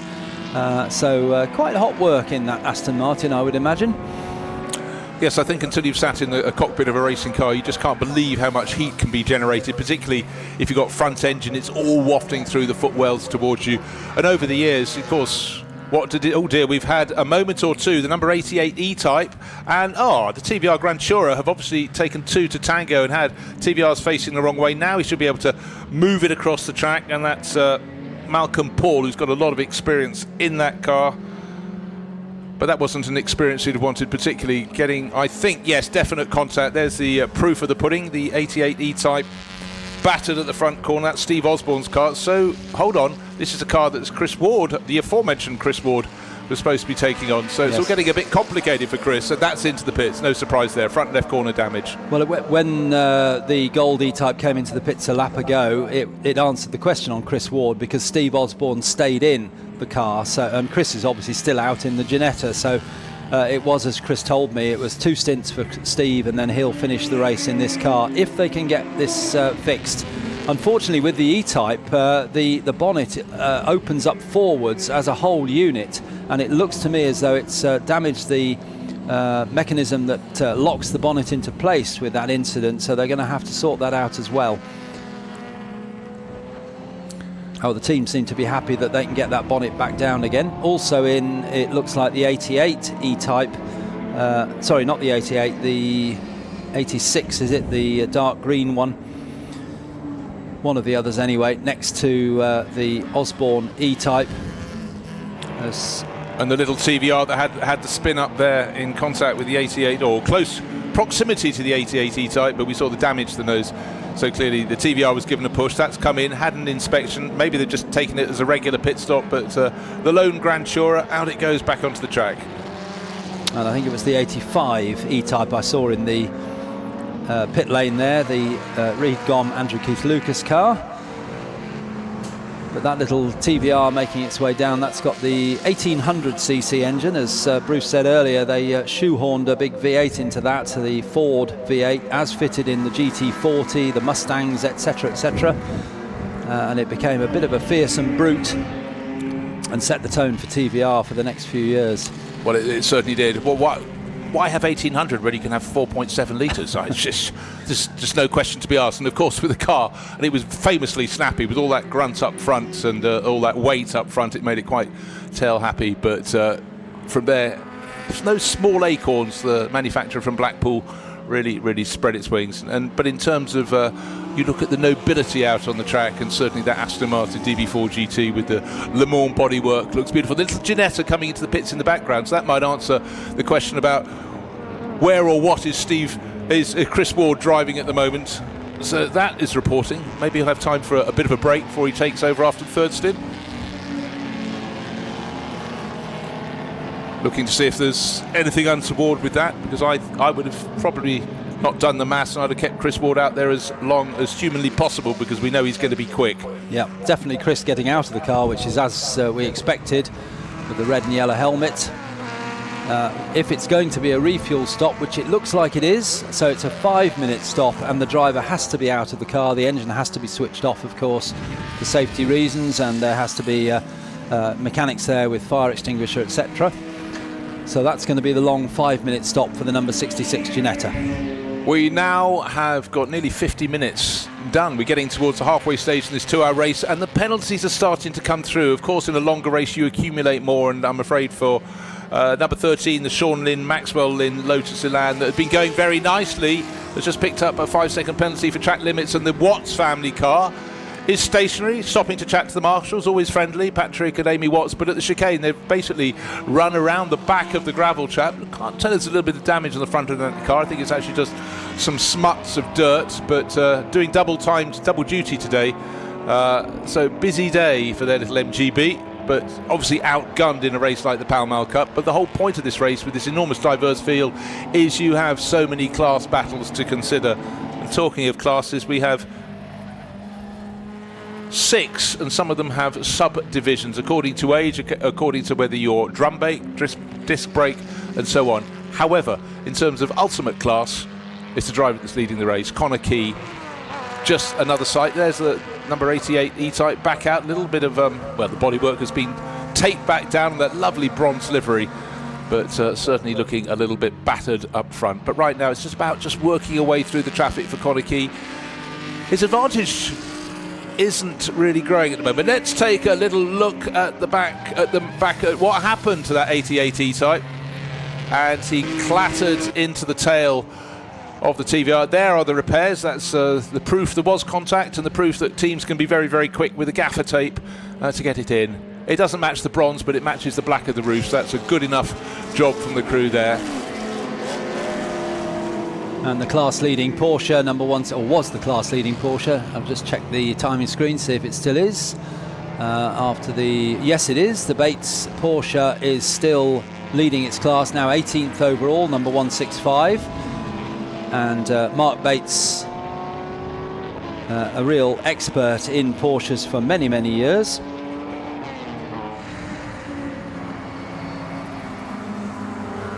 Mark started, James to take over, and I don't think that car's been into the pit lane yet. No, it hasn't, so it's still Mark Bates at the wheel of number 165. Still second in that class is the 771 car, which also hasn't done its pit stop.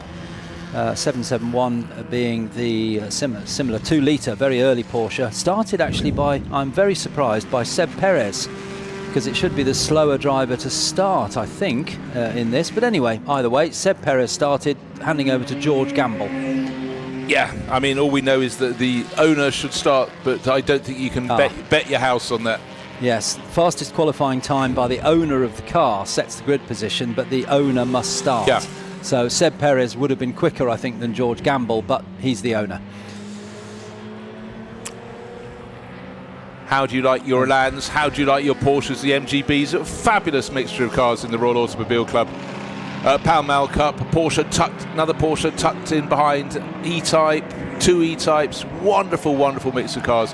At Donington Park, we're very nearly at the halfway stage of this 2-hour race that's going to bring a fantastic Saturday of racing here, Donington Park, to a conclusion. And at the moment, we've got this fantastic lead battle. It's sitting at 6 seconds, stable, between Konecki leading in the 173 Lotus Elan and the number 16 low drag coupe Jaguar. They've both been slightly interrupted by traffic, but what seems to give gets taken away next time around. But now you have moments where you just got this cross-pollination of different cars delivering their performance in different ways. Lotus Elan's always just finding a way to keep their momentum going, because the drivers just have such incredible handling capabilities on those gorgeous little mid-60 cars.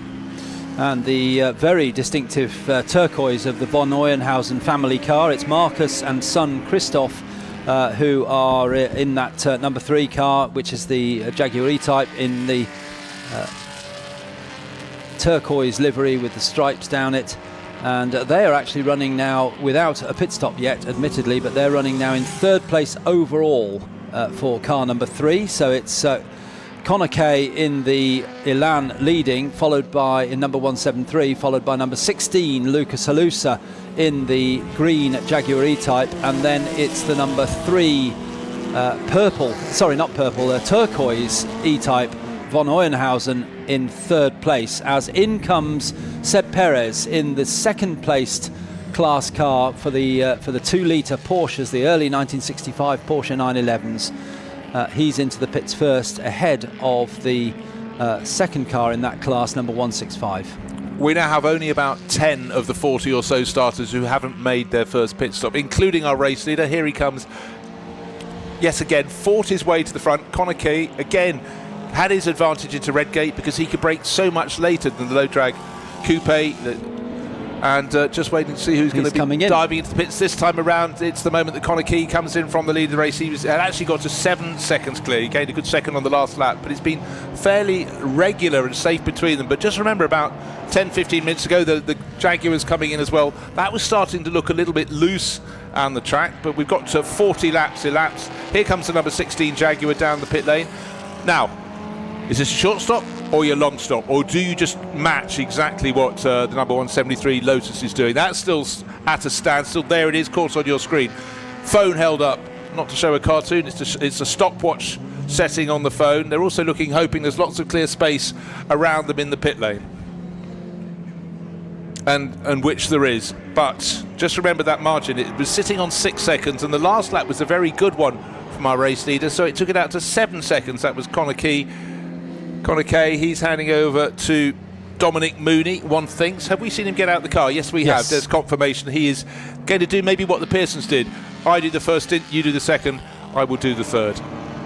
And I don't see them with fuel. No, so this is going to be the 1 minute stop. The Elan could actually do the whole race without a refuel, but it has to do a 5 minute stop under the regulations, so they probably choose to do a refuel in the second stop.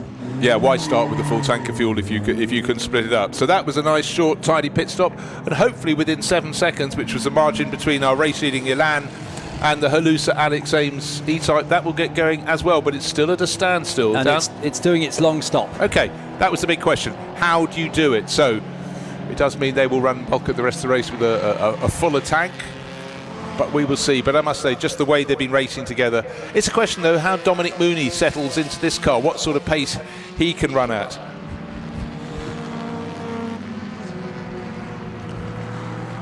And this, what's so vital at this point in the race is when the second driver takes over, how they settle in. You're talking a lot of racing about just maximising your in-lap and your out-lap to a pit stop, but it's also for the driver getting into how quickly they can feel confident in the car, how quickly they can get up to pace, or more to the point, can they avoid having a moment when they're just not quite up to speed in the car that's already warmed up and hot, and maybe the brakes going a little bit, maybe the tyres not as sweet. So the first lap you're out of the pits, maybe even the second lap, it's absolutely crucial. These are the laps when you're most likely to have a bit of a blooper and make a mistake.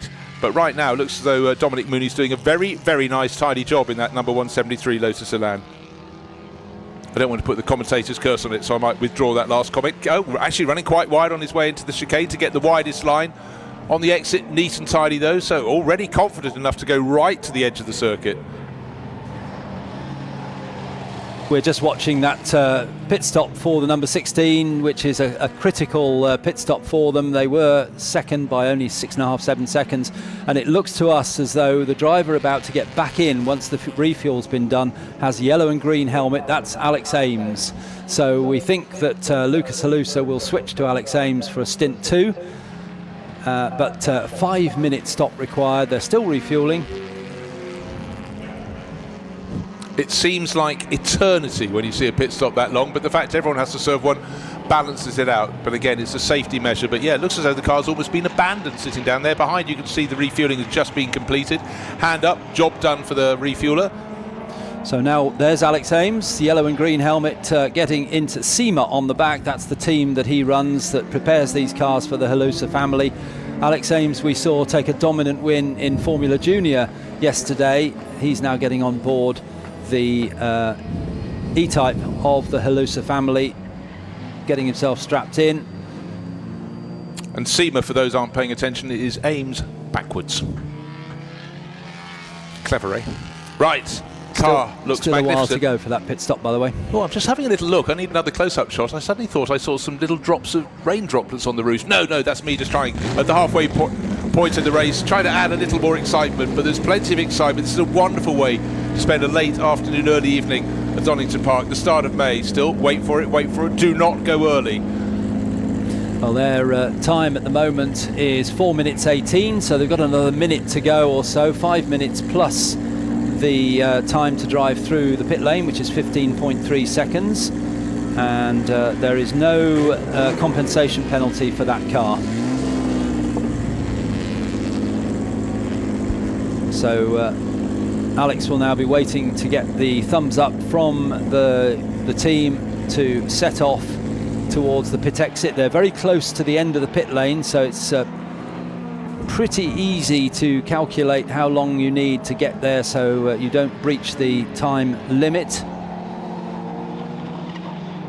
And out onto the track again goes the 771 Porsche that was started by Seb Perez, and it looks to me as though they've done their 5 minute stop as well, because they went in about 5 minutes ago, so they've done their long stop first.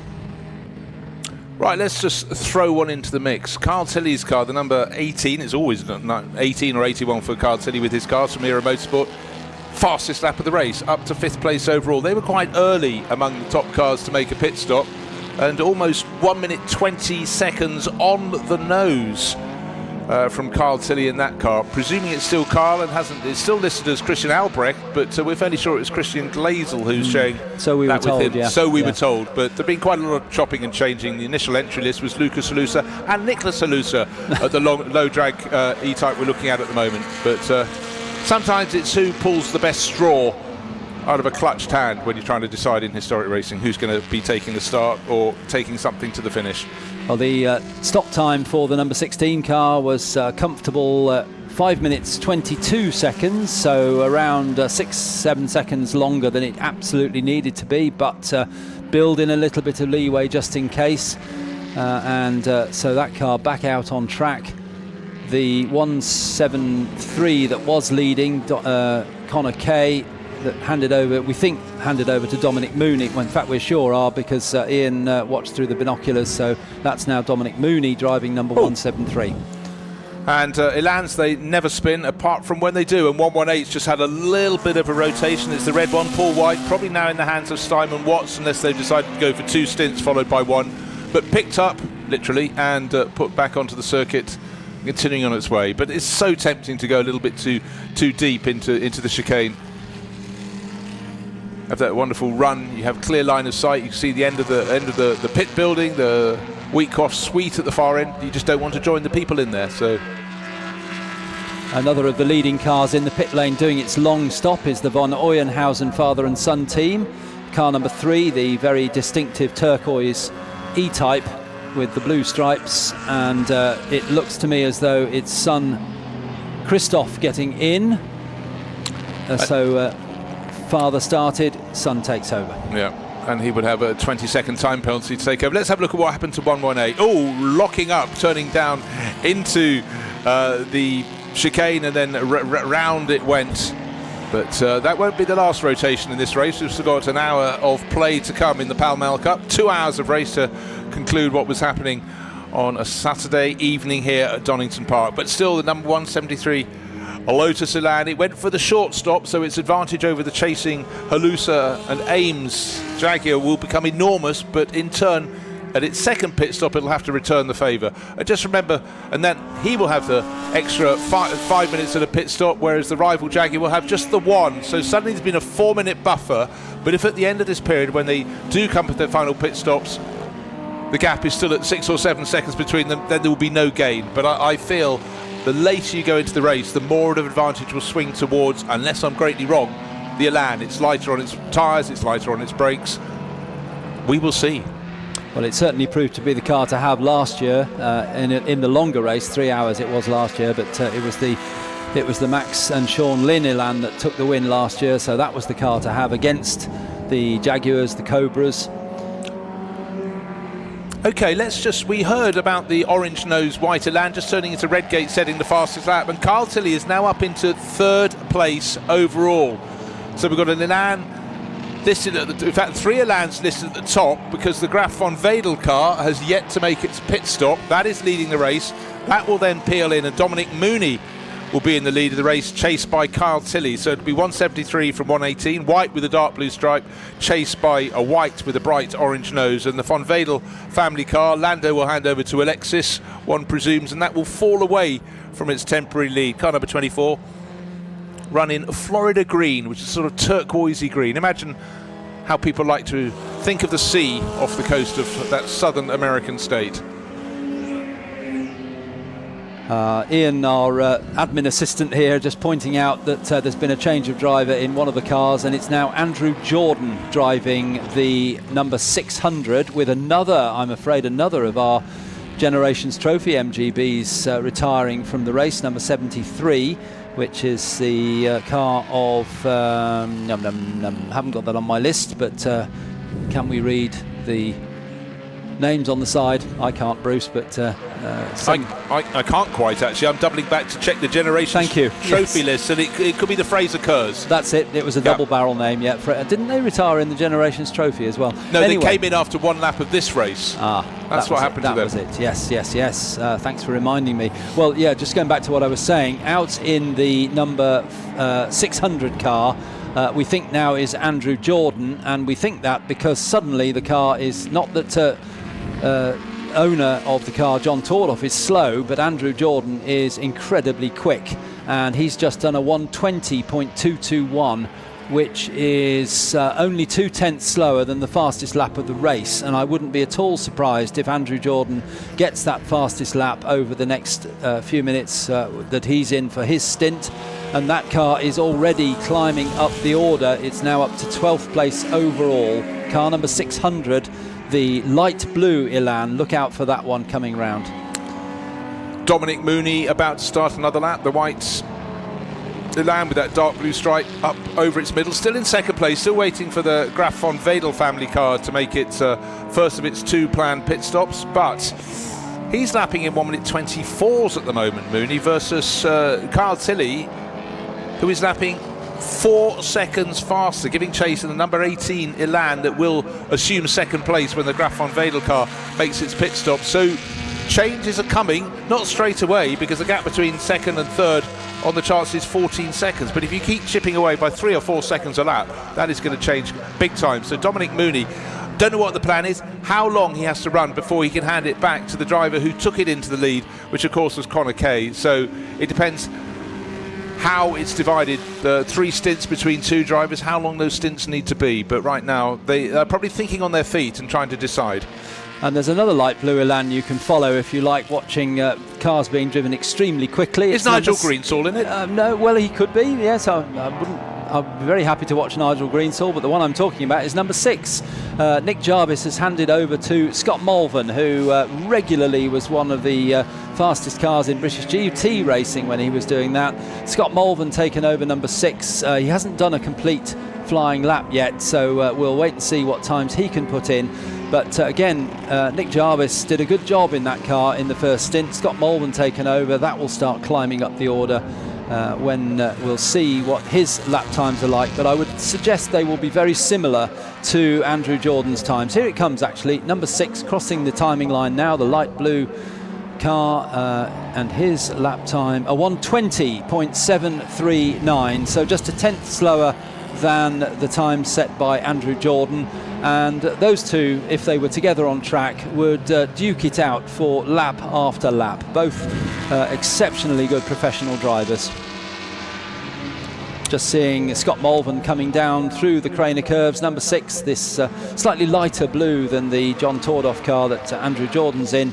But just you notice with these professional drivers, Bruce, they don't always look as though they're going particularly quickly. They're so smooth. In fact, it's their very smoothness that in many ways defines them. In some of the earlier cars, they have to be getting them sideways, but with the Lotus Elan, you don't have a lot of grunts, so you've got to keep it smooth, and it's their ability to, that wonderful sweep down through the Craner curves, through the old hairpin, then up the rise to McLean's, Coppice, the highest point of the circuit, and they're basically on one line through a double apex corner there, turning right all the time, and then a beautiful smooth run, wonderful camera work to pick that up. And again, an example of what these cars could do. Bear in mind, they are 60 years old. Extraordinary. Yes, absolutely extraordinary. And talking to Andy Wolf on Thursday, he'd done a little bit of work with the driver we're watching, number 6, the light blue Elan, Scott Mulvin, just done a bit of coaching with Andy. Now, Andy is a very, very quick driver, but Scott Mulvin was a third of a second a lap quicker than Andy Wolf in the same car. And when they looked at the telemetry, it was Andy was losing all the time on the chicane, the last corner of the circuit. He was quicker into the chicane, he was going faster than Scott, but because Scott was able to get the car through the corner more efficiently, come out faster, Andy was losing time all the way down through Redgate. So it was remarkable, he said, to look at the traces and work out where Scott was just doing things better. Oh, and we have another spinning Elan, number 135 this time. Probably Daniel Quintero in that car now. Peter Reynolds' car. Good to see the Cobra missed it, but don't forget, obviously, a chicane is a 2-part corner. But think, when these cars were racing in period, telemetry wasn't even a seed of an idea, but you come back and you could look at the stopwatch, that's all you could do, and say I was quite confident here. But there, to have the proof of the pudding where someone's quicker is just the elixir. And for a lot of drivers, they need a pro driver to give them one corner to focus on. Work your way around that, improve. And it was very interesting hearing from Amy Watts talking about how she's taking knowledge off Patrick Watts and now giving it back to him with a sort of contemporary twist. But there's so many ways you can analyse your lap time now, and really such a fantastic tool. But it still takes a driver who's personable enough to make a suggestion to the car's owner that doesn't offend them about how they can pick up their pace. And a lot of people can get it right and have fantastic careers as co-driver to a lot of historic people. A lot of people try it and they probably say the wrong thing.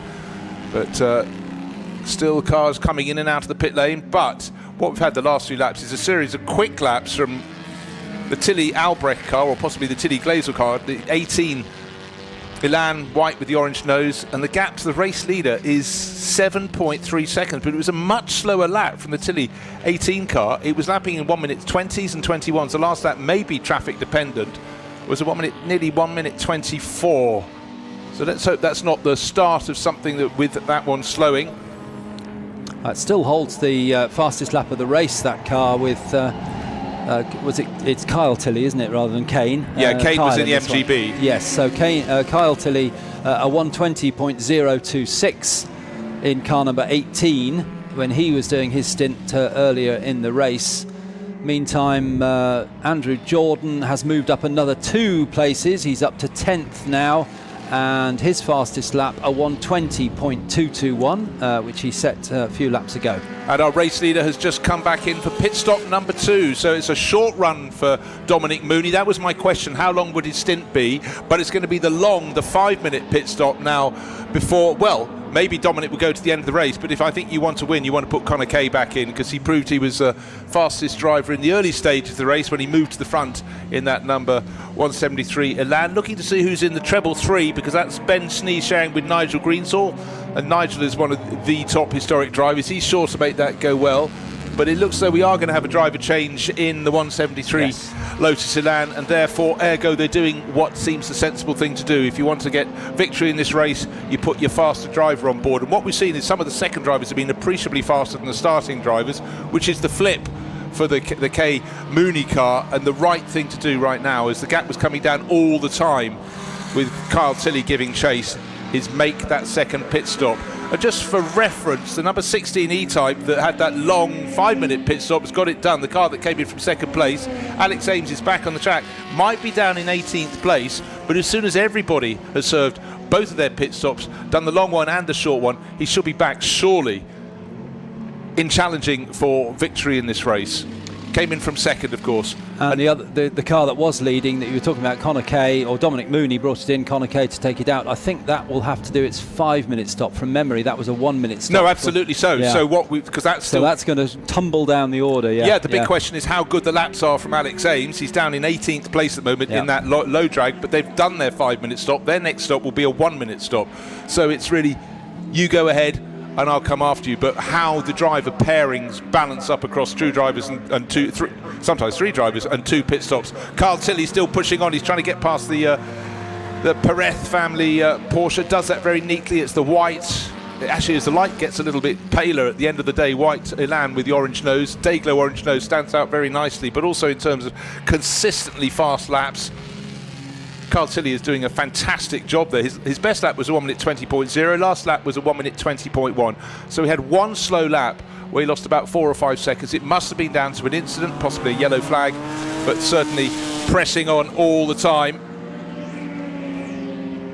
Can't afford to lose a 1/10 of a second. Looking to see who else is also setting quick laps, and Max Lynn has taken over the number 13 Elan. That's only done a 1-minute pit stop. It'll have a 5-minute pit stop to serve later in the race, but suddenly Maxwell Lynn is going very nicely indeed, lapping in 1 minute 21. Someone else bang on the pace is Andrew Jordan, up to 10th place now in the number 600 pale blue Lotus Elan, and also going very nicely, about half a second behind him is actually the 135 Elan. We saw having a rotation, but we think it might be Daniel Quintero on board, but he's done a lap that's very competitive indeed as well. So the pace isn't only of the cars at the top of the charts, but if you're looking at a timing screen, then you can pick it up TSL. If you go to their website, you'll see there are some really quick times being banged in right now. But just remember, those that did a short pit stop early on will have the long one to come, and we've only got 45 minutes remaining. Choose your time. And never count out the Pearson brothers either. They're back up to 4th now after their fairly early stop. They've Up to third, in fact, yes. Thank you, Bruce. They moved up to third now. Number 23, the dark green E-Type. We think it's Gary Pearson taking the middle stint. Possibly will go for the full rest of the race, or maybe John will take over. And another car to watch is Simon Hadfield, who we saw up in third place at one point. He's driving solo in the number 7, the gorgeous green Aston Martin. Number 7 in 5th place. And just to confirm, there is a penalty, track limits penalty of 5 seconds for Sean and Max Lynn in the number 13 Elan, the white car with the green stripes. That's our winner from last year, so they've got a hard job on their hands anyway, but they've now got an extra 5 seconds to add to their race time. Yeah, and likewise also a 5-second time penalty for number 8. That's the Cobra we saw spun around. That's the car shared by Friedrichs, Martin and Buhofer, a lot of prolific racers who do many races, not just on one day but over the course of a weekend. But we will certainly have more. In 2-hour races, the number of transgressions you can knit into the mix will obviously be far greater than in a half-hour race or others. The 962.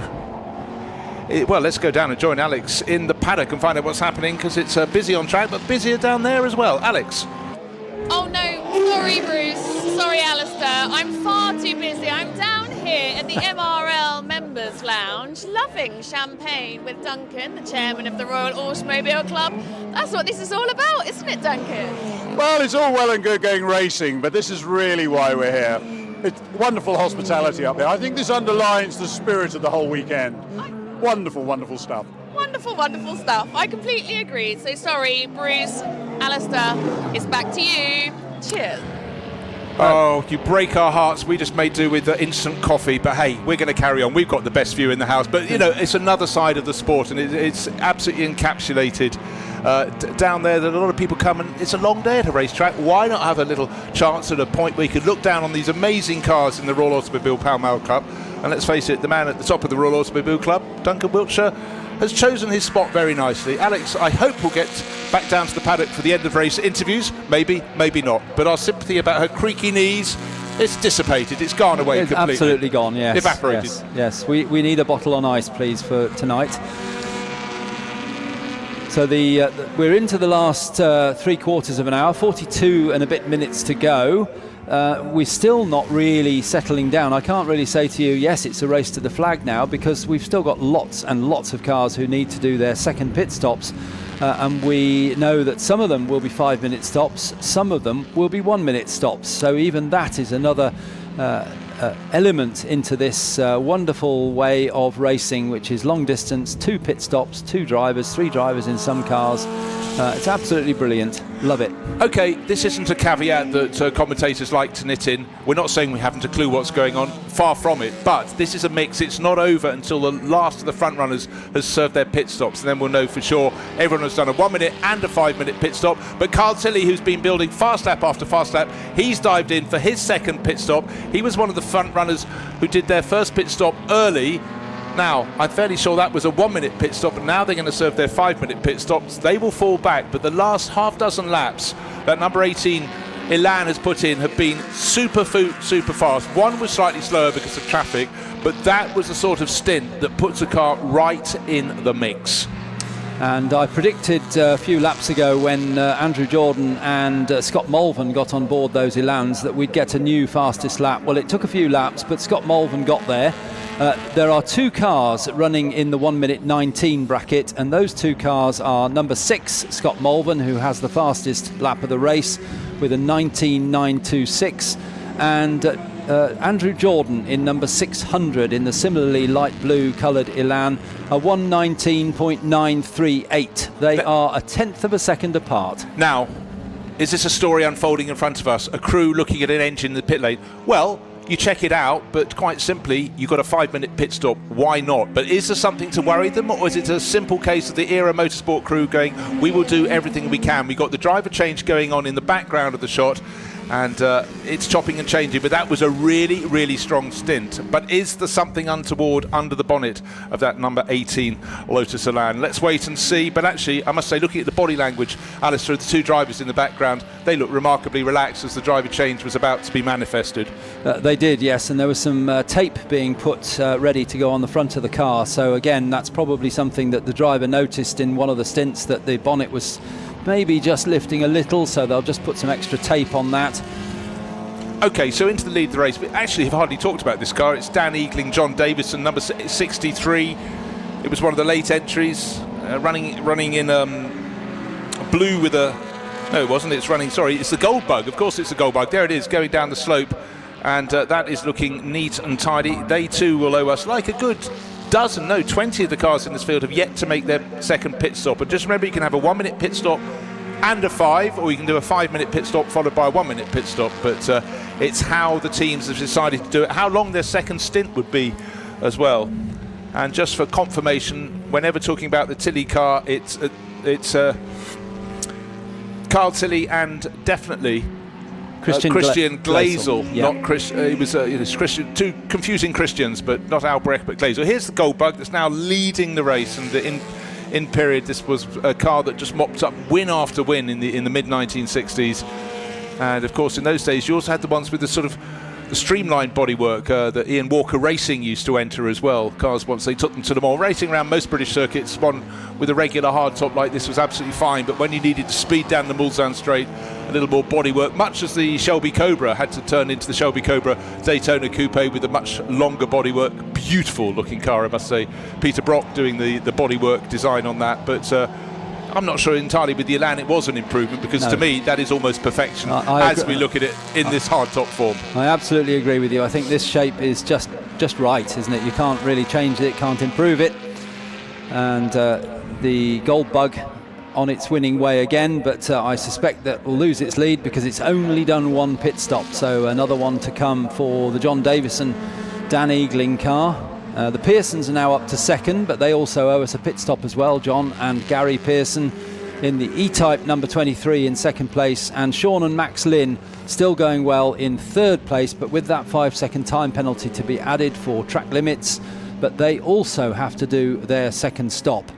Through comes Scott Malvern, number 6, past us here at the timing line, the driver who did have the fastest lap of the race, but guess who's pinched it from him? Andrew Jordan, number 600, has just set the fastest lap with a 1:19.607.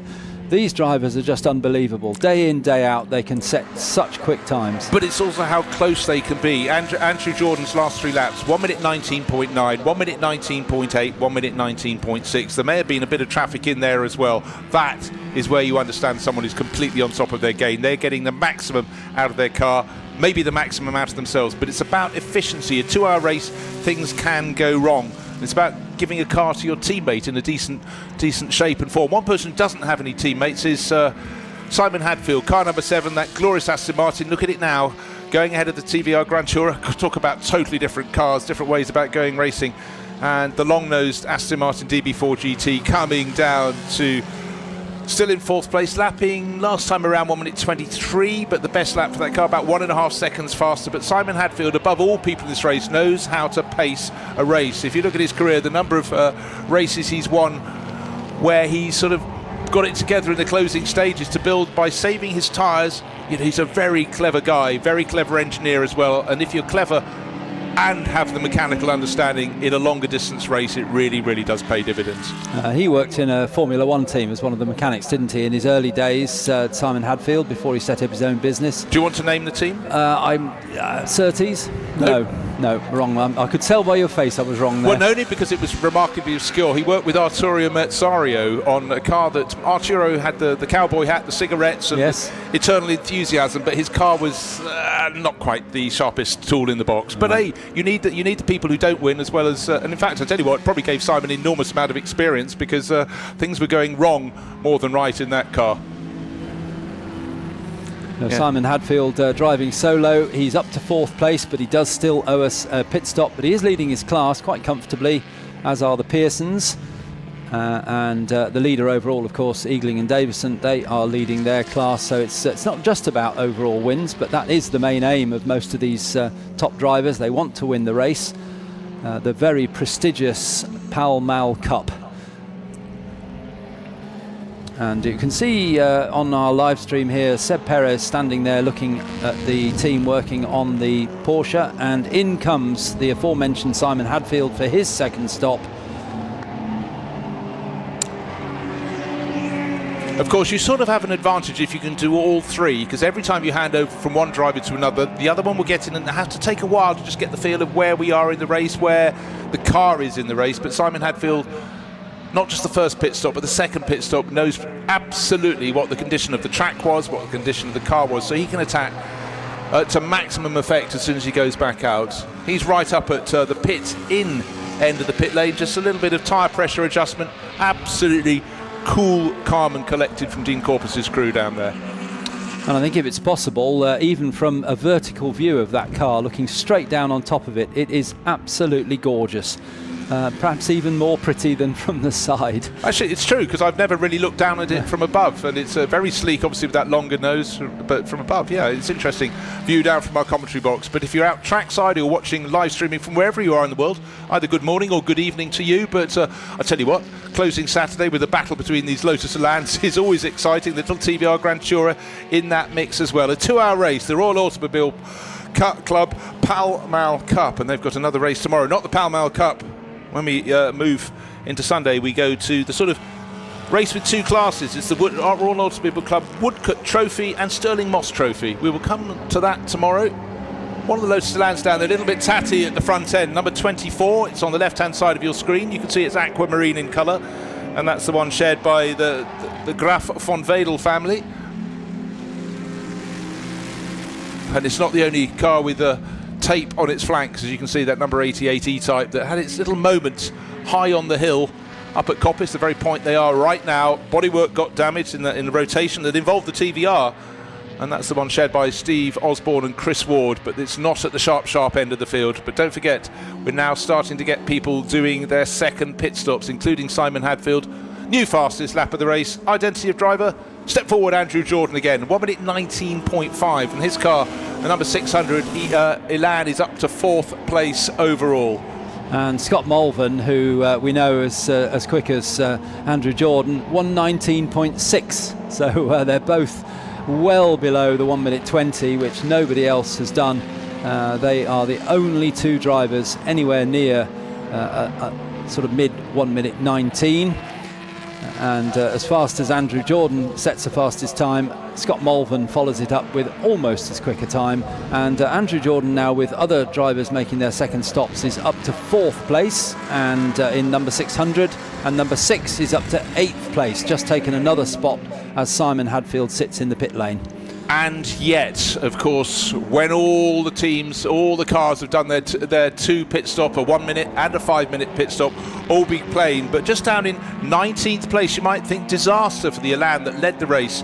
The Connor Kay, Dominic Mooney car, no, they have served their 2 pit stops, so combined 6.5 minutes of pit stop. Sorry, yeah, that's entirely right. The 2 pit stops should tally to 6.5 minutes. They, as all their competitors, their rivals will come in, ought to rise to the top, but just remember, Connor Kay had been much faster than Dominic Mooney, but that is why the team kept Dominic down to a fairly short middle stint time. If they have ambitions of winning this race, and certainly one of the challenging cars is going to be that white Elan just going through shot with the orange nose. Car number 18, Carl Tilley, been sharing that with Christian Glazel. Oh dear.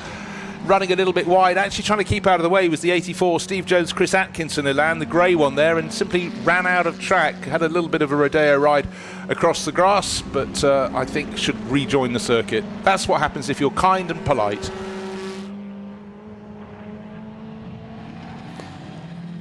So at this stage, leading is still the number 63 Elan of the Gold car, the Gold Bug as it's known, of Dan Eagling and John Davison.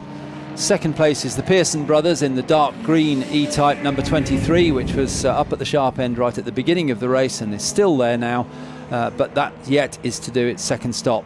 And third place, number 13, with a 5-second penalty to be added at the end of the race, and that's the Sean and Max Lynn Elan, the white car with the green stripe. Right. Wanted to have sight of where number 18 was, the car that had served its second pit stop as well. It has come out ahead of 173, or more to the point, remember the 173 Elan, Connor Kay handed Dominic Moody, handed back to Connor Kay. It is now behind the Carl Tilley and Christian Glazel car, but looking at their respective pace last time around, A second was gained. There's not too much, maybe 5 seconds between them. This is shaping up very nicely. Half an hour remaining in this race. We've reached the 3/4 point in the race, but certainly keeping us very entertained is the number 13 Elan, Sean Lynn, Maxwell Lynn. That was one that had 5 seconds extra with the time penalty early on, but looks like it's clawing it back very nicely at the moment, certainly lapping very nicely. 3rd place overall. However, there's a cloud over it. Not a bad cloud, it's just a simple fact they haven't done their second pit stop. And that looks like Max Lynn in the car, Sean the father handing over to Max's son. So the way he's driving that very, very quickly indeed. And isn't it nice to see the running lights on the cars, which were used for the long 24-hour races to help the teams know which of their team cars was coming in. This one runs with a green light on the roof, but we used to see years ago the 3 red lights or 3 white lights. And so the team knew which car was coming into the pit lane, because in these days there was no pit-to-car radio. It was just pit boards being hung out at Le Mans, at the pits, and also at the other end of the circuit at Mulsanne Corner. But that was the only way of communicating with the drivers.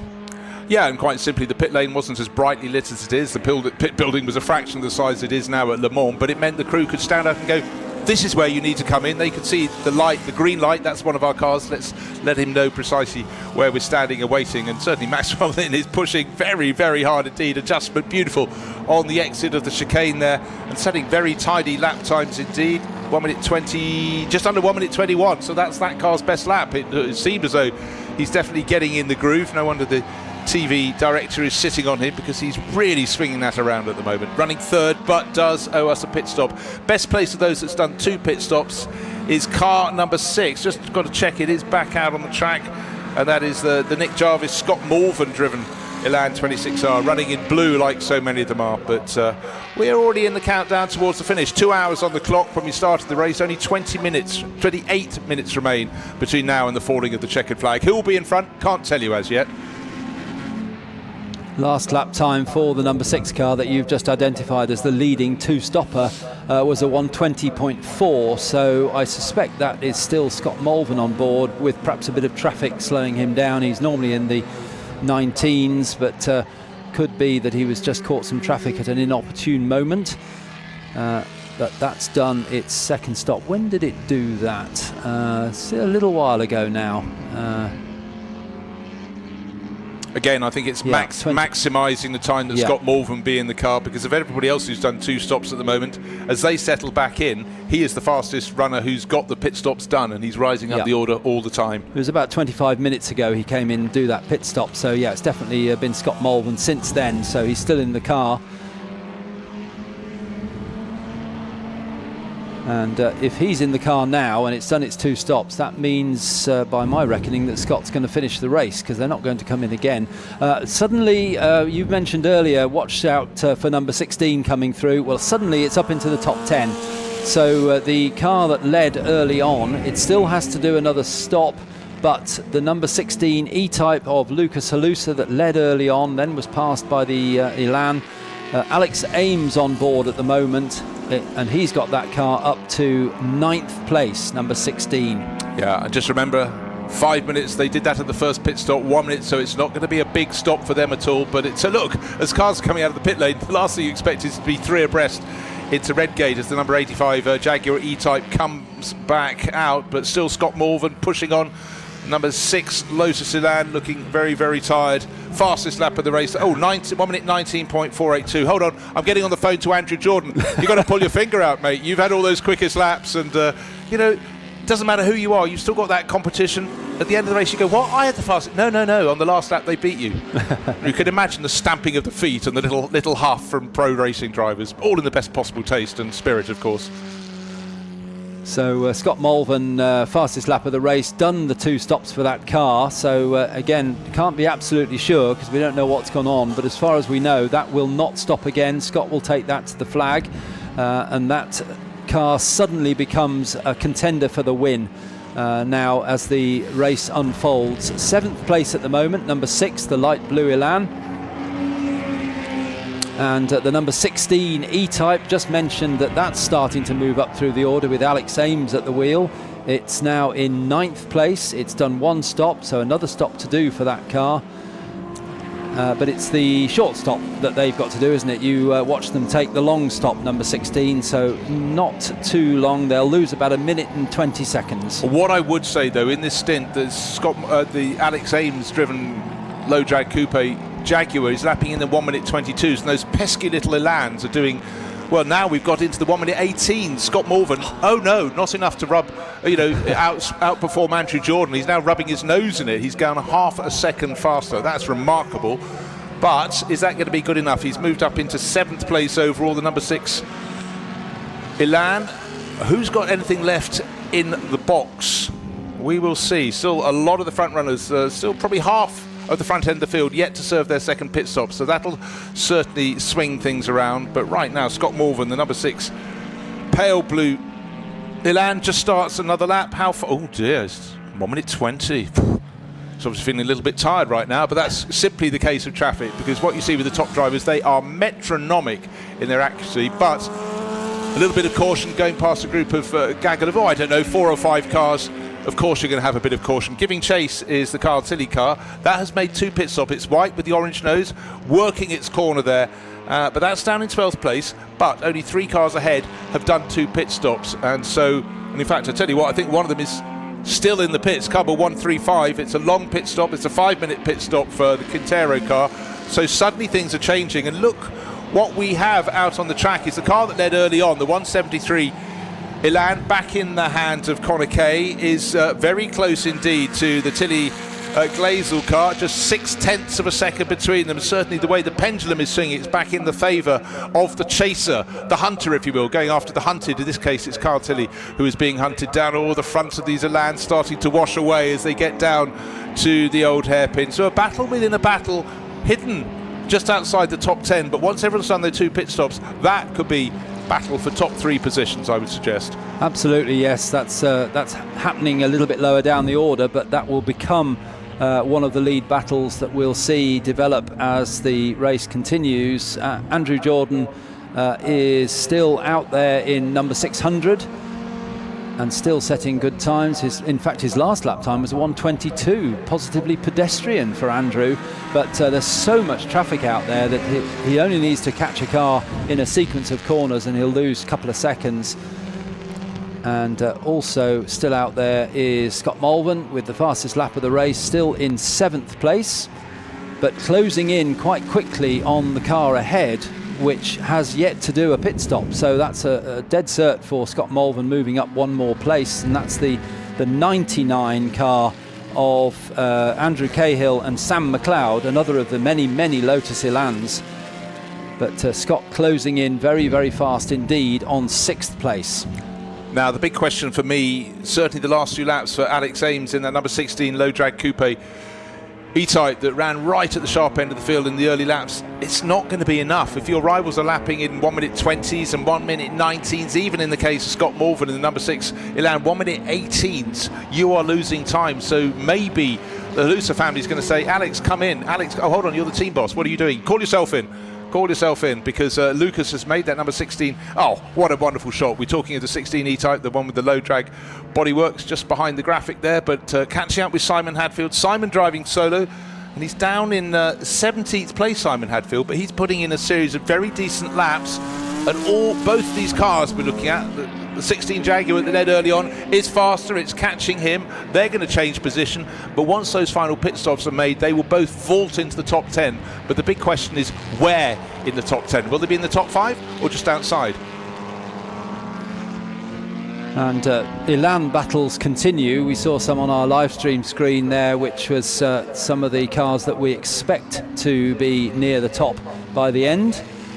And at the moment on the timing screen, because of pit stops being taken, it's the Pearsons that vault up into the lead. Number 23, the dark green E-Type of John and Gary Pearson, and I think it's still Gary Pearson on board. He's done the middle stint, and that is now leading from the Lynn family E-Type. And as I say that, the 23 E-Type comes into the pit lane. So this is the final stop for the car that was leading, but it was being caught by Max Lynn in the first of the Elans, and he's now taken the lead of the race. But he's got to do another pit stop but Max Lynn has just done the best lap for that car, a 1:20.909. So it just proves that Max Lynn is really pushing on in the number 13 Elan, and it currently leads. Here is the pit stop for the Pearson E-Type, and that's John with the red stripes, I think, on his overalls. Is it?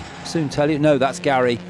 I can see now his face there. So Gary got out, as I expected, and John in the black overalls looks like he's got his helmet on, so he's going to get in as we see yet another Elan going off into the grass. So you might think that the drivers have all got it out of their system at this point, but don't forget, as you work your way towards the end of a 2-hour race, of course, you get moments where your car, your tyres, your brakes, other rather important elements are not quite what they were at the outset of the race. So we are getting towards those final pit stops for some of the front runners, and the order is going to be absolutely shaken up. But at the moment, in the next lap or so, we'll see where the Pearson car fits back in, and will that be at the head of the pack all of a sudden? I think it probably won't, but it's definitely going to be in the mix.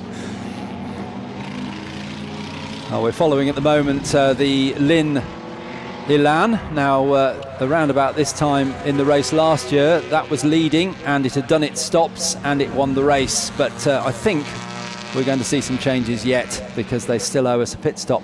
And it's although looking out of the windows, it's quite nice and quite bright, but on our live stream screen, there's Gary Pearson. So it is John Pearson going to do the last stint in the race. John wears the black overalls, Gary wears the white. Easy to tell them apart. But on our pictures, it's actually looking a little bit darker. And isn't it great to see the headlights coming down, particularly down through the Craner curves? Really atmospheric of long-distance sports car and GT racing. No, it really is, and that's why it was always popular in period as well, but certainly at some of the events down at Goodwood, you just hope there's a lovely sunset, because photographers get very excited, but also it's that moment. It's not going to happen to the drivers here where you're going to a lower light, sun in your face, because it's a grey evening, but we've had dry weather all day.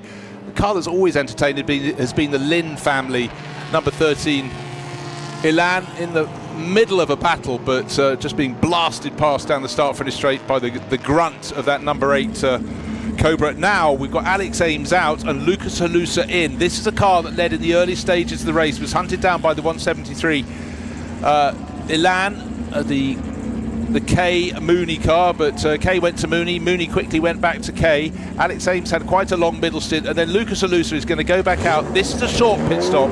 This is a 1 minute at a standstill, combined with the 15.3 seconds, which is minimum time from pit in to pit out. And let's hope they've got it right on the clock. They haven't stolen a second, because they have to give it back, plus the time that you take to come in through the pit lane. And it comes right back out in front of Simon Hadfield in the lovely long nose DB4 GT Aston Martin. So 2 pit stops completed by the Halusa and Ames crew, but I feel through the course of the race, it's really, the pendulum has swung towards the Lotus Elans. We sensed they would. This is a circuit that really suits their handling superiority, and there have been some really attacking drives. So at the top of the charts at the moment is Sean Lynn and his son, one of his sons, Maxwell Lynn. They are leading in the number 13 Elan, but they owe us a pit stop. They will go tumbling down the order, and the big question is who is going to be leaving. Right now, you tend to think after the pit stops, it could well be the Jarvis and Malvern number 6 Lotus Elan. They got their second pit stop done a while ago, and Scott Malvern has been chipping away at the best laps of the race.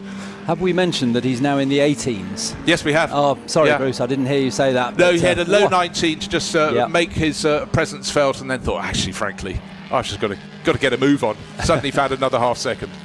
Well, the cream is coming to the top, because Andrew Jordan is currently second, but owes us a pit stop.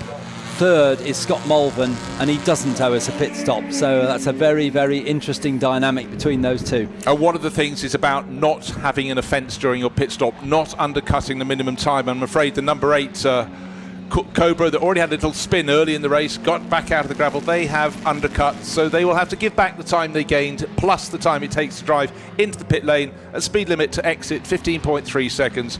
So I'm afraid that will have them tumbling down the order really somewhat, but they're not at the very sharp end of the field, so it's not like their hand has been prized off the victor's trophy. And I don't want to throw cold water on the fun we're having, but I think there's a red pit stop time for number 6.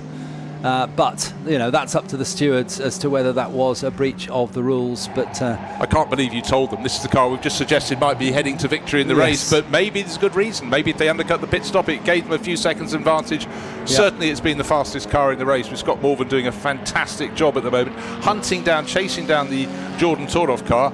But the Jordan Tordoff number 600 Elan still owes us its final pit stop, and we're getting into the final quarter of an hour of this 2-hour race, so they've left it very late indeed. But remember, some made their pit stop at the end of the opening lap, trying to do something a little bit different. That was a couple of MGs, but the Elan's still attacking. The number 14 looks absolutely immaculate, red. Almost from a distance we all think it's the gold leaf colours, red over white, but there's no gold on the flanks. But sorry, 14, I mean 114. That's David Gardner showing. Oh no, it's probably Jan Bitterim. Yeah. Got back on board. But having a great battle with the blue with the white roof, number 333. That's gone back past again. So Jan Bitterim, if it is him in the car, or David Gardner, got through at the top end of the circuit, coming onto the Wheatcroft straight. They switch back again. Well, I suppose the main story of the last few laps is that the 173 Elan, Connor Kay now back on board from Dominic Mooney. Remember, he came out just behind the Tilley and Glazel car. He's moved ahead in the last lap or so, and that could be something that could tilt who is going to go on and win this race, because certainly I almost don't dare look at the penalty screen to see if any of the front runners is about to have the best part of an hour and 3/4 of racing rather squandered.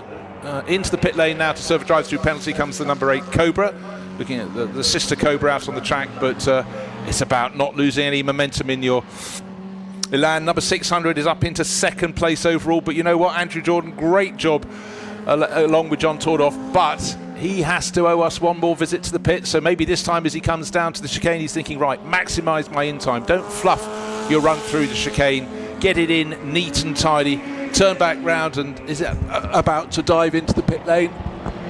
No. You have to wait, you never know, but it's running deep into this 2-hour race for the Pall Mall Cup. So many different ways you can plan your tactics in this race, and for so much it's about not getting yourself a penalty. The longer the race, more likely you are to build up more track limit offences. And one of the corners they've been pinged quite a lot has been down at the old hairpin, turn 4 if you want to give the numbers, which I don't. It's just for identification purposes. I want to make that absolutely clear. Car 135, that's had a decent run as well, but that is going to drop down the order a bit with that slower second pit stop. Not slower for any reason other than the fact they had to get the 5-minute pit stop done. They rose up the order by a short first pit stop, but the 135 crew at the moment running down just towards the tail of the top 20, but they've had some pretty good lap times from their Elan, so no shame there. Still the Lynns, father and son, Sean ahead of Maxwell at the front of the bunch. They owe us a pit stop. The car in second place, the number 600 Jordan Tordoff Elan, also owes us its final pit stop, but Jarvis and Malvern, car number 6, got their second pit stop done early on. Rob Jarvis handed it back to Scott Malvern, but still we wait to see if any further time penalties come. We wish them on no one, but certainly there is a procedure being followed. Who else is rising up to the top? Some people leaving their final pit stop really rather late indeed. Sometimes they're just seeing where the gap in the traffic's going to come, and others just trying to stay as high up the order as they can, but knowing a 5-minute pit stop is going to drop them a long way back. But you've got to put a lot of money, someone else's money preferably, on the number 6 Elan. That is going very nicely. The best place of the cars, third overall of those that have made their pit stops. Ergo, in theory, this is a car that could be at the front. Oh dear, the Goldbuck, car 63. John Davison showing that with Glenn Eagling, and it's off in the gravel. Dust kicked up in the background, and it's down at Redgate. And could this be an issue, because it's pretty much square ahead of the cars as they come down the start-finish straight, the Wheatcroft straight, past the pits. Redgate, how many cars has that gravel track grabbed over the course of the years? But obviously, I'll tell you what, I have no idea how this happened. Let's look back at a replay. Coming down Redgate, diving down the inside of the Tilley and Glazel car, reversing across the grass, and in terms of a pirouette, that was as neat as they come. But certainly for Kyle Tilley, he must have got stay right, stay left, stay left, and then eventually turned in. So that was a remarkable avoidance. But for a car that was in the top 10, I'm afraid for Eagling and Davison, that car is probably not going to be able to get out of there. It will need, on its own, it's going to need a tow, and it's going to take quite some while. So I'm afraid a good finish for them definitely now out of the window. But that's certainly one of the most dramatic moments in the race. You're showing your age. It's Dan Eagling, not Glenn. Glenn was his father. I always feel you should defer to the father. I always say that to my son. Easy mistake to make. Both very good racing drivers. We've got a local yellow down there at the moment. No safety car in the offing, no boards being readied. So let's hope that, because it's so visible, that the clerk of the course, there we are, there we've got the snatch vehicle coming out. We are allowed at Donington to do what's called live snatches, which is where the recovery vehicle can come out on track. Into the pit lane comes the Lynn family Elan, which has been leading for so long, but of course it does owe us that pit stop, which we knew. So will it be Max or will it be Sean that takes over? Sean's ready to take the car on. So Sean Lynn, the man who owns and runs this meeting, owns Motor Racing Legends, a great historic race enthusiast, will take the wheel for the final stint in the number 13 Elan. And so the lead will no longer be the lead, I'm afraid, but it's certainly liable to get a good top finish. But it's how we get it sorted out as the final few cars that are still running in the top 10 without a final pit stop get to serve their time, where they'll slot back in. Who was waiting for the Jordan and Tordoff car number 600 into the pit lane now. So suddenly first and second will drop out of the overall running at the very front end of the field. The Jarvis and Malvern, number 6, pale blue Elan just ahead of that gaggle of cars, going very nicely. It's been super consistent, has the fastest lap in the race, and surely that middle stint has been strong enough, and this late stint, to propel it to the top of the order. But I can't say surely until we see exactly where everything fits in, or even at this late state going past the von Oeynhausen family. E-Type locking up a little bit into the chicane. We've had thrills and spills in the closing laps before, but so cruel in a 2-hour race if you get something wrong. And don't forget, we've just had the Gold Bug Lotus that's already been removed from Redgate, going very nicely indeed. But it's just when you get the little mistake at the end, the tiny hiccup, one little overtaking error under duress, and things change big time. And it's possible that what prompted those two cars to come in, they had to come in anyway before the end of the race, but they probably came in thinking there might be a safety car, might be a bit of an advantage for us. As it is, thank goodness we've got that car cleared, no safety car, racing continues. I mean, you do sort of run out of options if you leave your pit stop very late, because you may be incredibly lucky, and if there was a safety car, everyone on the track would have to slow down behind the safety car, and you would get effectively almost a free pit stop, because they'd be running at a bated pace. But the clock isn't running at a bated pace, because we've only got 7 minutes remaining, and the number 6 Lotus Elan running smoothly at the front of the field. Rob Jarvis and Scott Malvern. And Scott, the fact he has the fastest lap as well is something to consider. 173 should be moving up. It was leading the race, but suddenly 173 back in the hands of Conor Kay is up into 5th place overall, but with 2 of the cars in front of it serving their final pit stop. That should take it into 3rd, but it's closing into Van Oeynhausen. E-Type dives in. The number 6 back in. So is this a penalty being served? You picked out the fact their pit stop might have been too short. Does the number 6 Elan go and stop in a penalty box?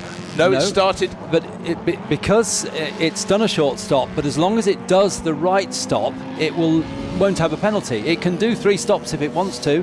One has to be a minute, the other has to be 5 minutes. It was short on its 1 minute stop. If it does a minute stop now, it gets rid of that penalty. But of course we've got the 3 leaders sitting there, line astern in the pit lane. Amazing. Those 3 cars all sitting in the pit lane, 1st, 2nd and 3rd in the race.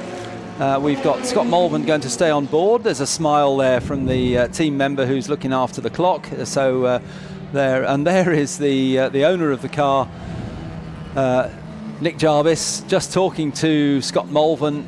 Gives him a little tap on the shoulder, as if to say, "Great work, chap.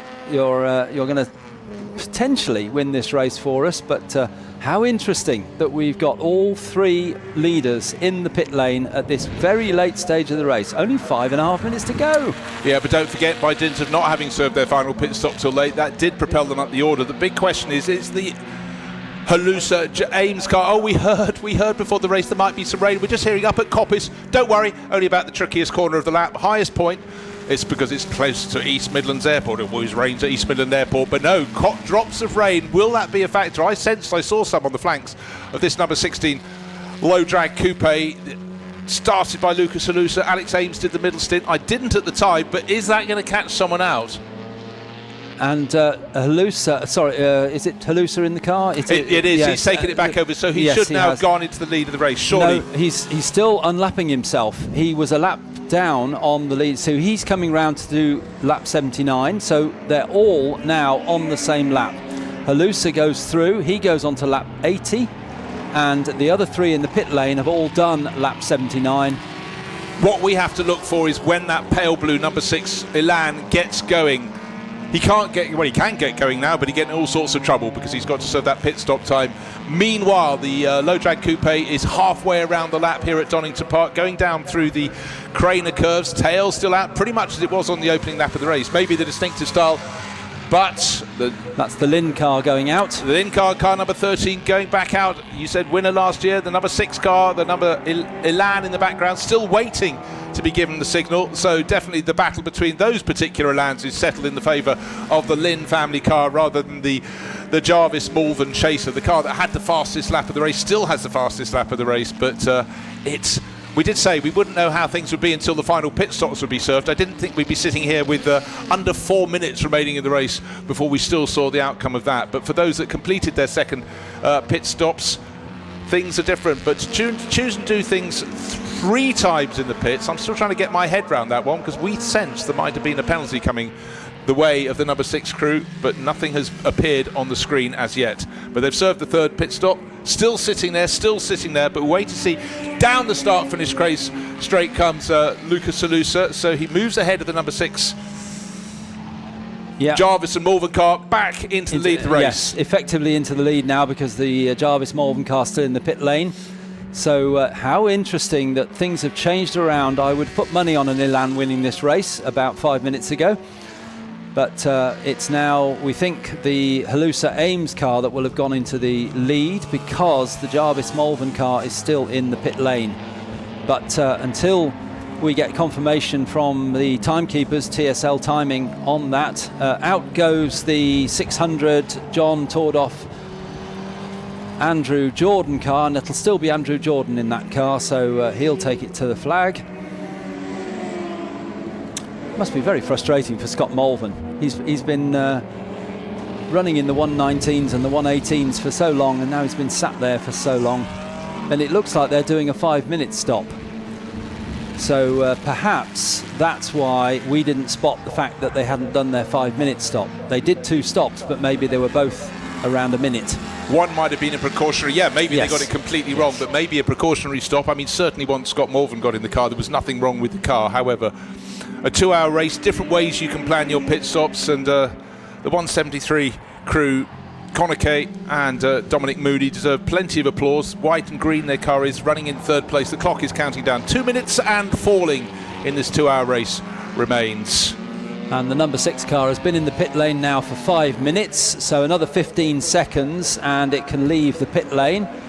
So we should see it waved out any moment now, but of course in time to do one final lap. Yes. That is all the time they'll have, if indeed it does rejoin the race, because if you pass the 5 minutes, you expect the door to be closed and driver departing. So for Lucas Halusa and Alex Ames, still that number 6 Elan sitting stationary in the pit lane, but with just half a lap to go. Well, 1 lap to go, because the Jaguar will come round with time to complete 1 further lap before we get to the end of 2 hours. But it's been an enthralling Royal Automobile Club Pall Mall Cup, and it really ebbed and flowed, and by dint of having these 2 different length pit stops, that really shuffled the pack, not once, not twice, but many times. Just want to know how heavy the rain, if indeed there is rain. The number 6 Elan goes back into the race. Gaggle of cars going past, none of which it was competing against for overall position. But for Lucas Halusa, for SEMA Racing, for Alex Ames, there goes the number 6 Elan back into the race, but it will have tumbled down the order, maybe even outside the top 10. But 3 pit stops is not as good as 2. Most people go for the mandatory 2 pit stops. I'm sure the reason was very clear for those, but the driver with the fastest lap in the race, Scott Malvern, is going to have to accept he's not going to end up on the podium. But for Lucas Halusa in car 16, and Alex Ames, you've got to think from now, as long as there's no mishap at the top of the hill, they've got this one in the bag. They're leading by 14 seconds from the car that challenged them in the early stages of the race up to the halfway point of the race. The number 173 Elan of Conor Kay, and late pit stop for number 82, and Dominic Mooney and Tilly and Albrecht, Tilly and Christian Glazel are going to come home in third place overall, about 8 seconds off the tail of second place, but plenty of distinction for all of these drivers who've managed to work the tactics, work the strategy, and come through. It's the end of the race when our race leader comes around. We've got to the end of 2 hours. The clock has stopped. We're just waiting for sight of car number 16 coming around the back. It's out of Coppice, coming down the slope for the final time. Just the chicane to come their way. And it's been a really good end to a fantastic day of racing here at the Donington Historic Festival. We've got it all to do again tomorrow. Accelerating hard, arm will go up. Lucas Alupa, he had an awful race earlier today when he didn't get, no, it was the end of yesterday, wasn't it? He didn't get off the line, but he tigered through the field, and this time he did the leading from the front. But what you want in a race like this, like the Pall Mall Cup, is competition between different sorts of cars, and we certainly got that with the best of the Elans very, very much in the mix. Kai Mooney came through eventually, just under 14 seconds down in second place, and just waiting for Carl Tilley to come through. He does exactly that, sharing with Christian Glazel. Third place, there's their car, white with the orange nose, so two Lotus Elans, but they were beaten by the car that's a little bit more pedigree in many ways, the Jaguar E-Type, but different ways going about the racing. But if there'd been one little slip from the Jaguar, those Elans were there to pounce. Oh, quite remarkable, isn't it? Two completely different sorts of cars. The big six-cylinder Jaguar, the four-cylinder Elans behind, but 2 hours of racing, two drivers, two pit stops, and they were all separated by less than 24 seconds at the end. So the gap at the leader to second place, 13.8, and second to third, a further 9.6. Absolutely remarkable race. Absolutely enthralling for 2 hours and all those pit stops. A privilege to watch that sort of racing, and that's what the Donington Historic Festival is all about. Yeah, and it absolutely makes you work your brain. If that was a 2 hour blast from start to finish, the pattern, it wouldn't have swung backwards and forwards. And then, of course, that whole element, do you do your longer pit stop first or second? How do you time it? Do you hope there's a safety car when you just happen to be in the pits? So many elements, and for a lot of the teams, if they're new to this sort of racing, that is going to be, they're going to be mentally as tired as they are physically. But I really thoroughly enjoyed that, and just the way, actually, I could watch Lotus Elans go around corners all day long. So much fun to be had. Just such nimble, dynamic cars, but lots of other people enjoying their races just as much. If you set off an MGB, you didn't expect to go for overall victory, but certainly for a lot of the drivers out there, they got 2 hours of racing, and you have to remember that that's really special. A lot of drivers don't get to do the longer distance racing. It's a very, very different mix, different way of going about things, but congratulations to SEMA Racing with their Jaguar low drag coupe, because that was a really, really good run. And from start to finish, 2 hours past. Let's look back to when it was lighter at the start of the race, looking back at the highlights. Packed field of cars, some still coming out of the chicane as there was blast off, and from pole position Lucas Alusa put his Jaguar up front, and already there was intent being shown from the number 173 Lotus Elan, nipping up into second place. Cobra's in the mix, some very early pit stoppers. They didn't intend to be in at that point. They had problems early on, but up front, it was enthralling, and the race was settling down a little moment at various points, including the number 8 Cobra going around into the gravel. That was recovered. We kept the racing very nice and clean out on track. And wherever you looked, one of the benefits of Donington, plenty of grass verges to have a spin across but not hit anything, so a spin came without too much of a punishment for the 135. Elan, back into the race it went, but all along up at the front end of the field, the 173 car, the Elan of Conor Key, was doing a great job tussling with the Jaguar for outright victory in the race, but it's a long way to go, and you had two pit stops to serve. One for 5 minutes and one for 1. Your choice is when you served them and which way around you took them. In came one Jaguar into the pits, the TVR on it, so the lone TVR, and then a spinning Elan. That wasn't the only one in the race, but such nimble cars. Once you drop them, you can gather them back together remarkably easily. All damage avoided, and a very, very tidy job there. And then one of the two Mustangs in the race going for a deep, deep, deep, deep run through the gravel at Redgate. That wasn't the last car in the gravel. The TVR was spun around, hit unfortunately by the 88 E-Type, which bore the scars of battle. And for the driving crew of that, repairs had to be made, and then it was how you served your pit stops. And most notably, the Elan, the 173 that was always at the sharp end of the field, was very much in the mix. Cobra still getting the juice put on board, but it was where they'd be after the second round of pit stops. And as hard as the 173 Elan pressed on, it was going to come out behind the E-Type. Was Lucas Alusa going to work through to take victory? And the car that was very much in the mix was the number 6 Elan, but their late pit stop took them out of challenging and put them down to the end. But eventually it went victory to Lucas Alusa in number 16 with Alex Ames.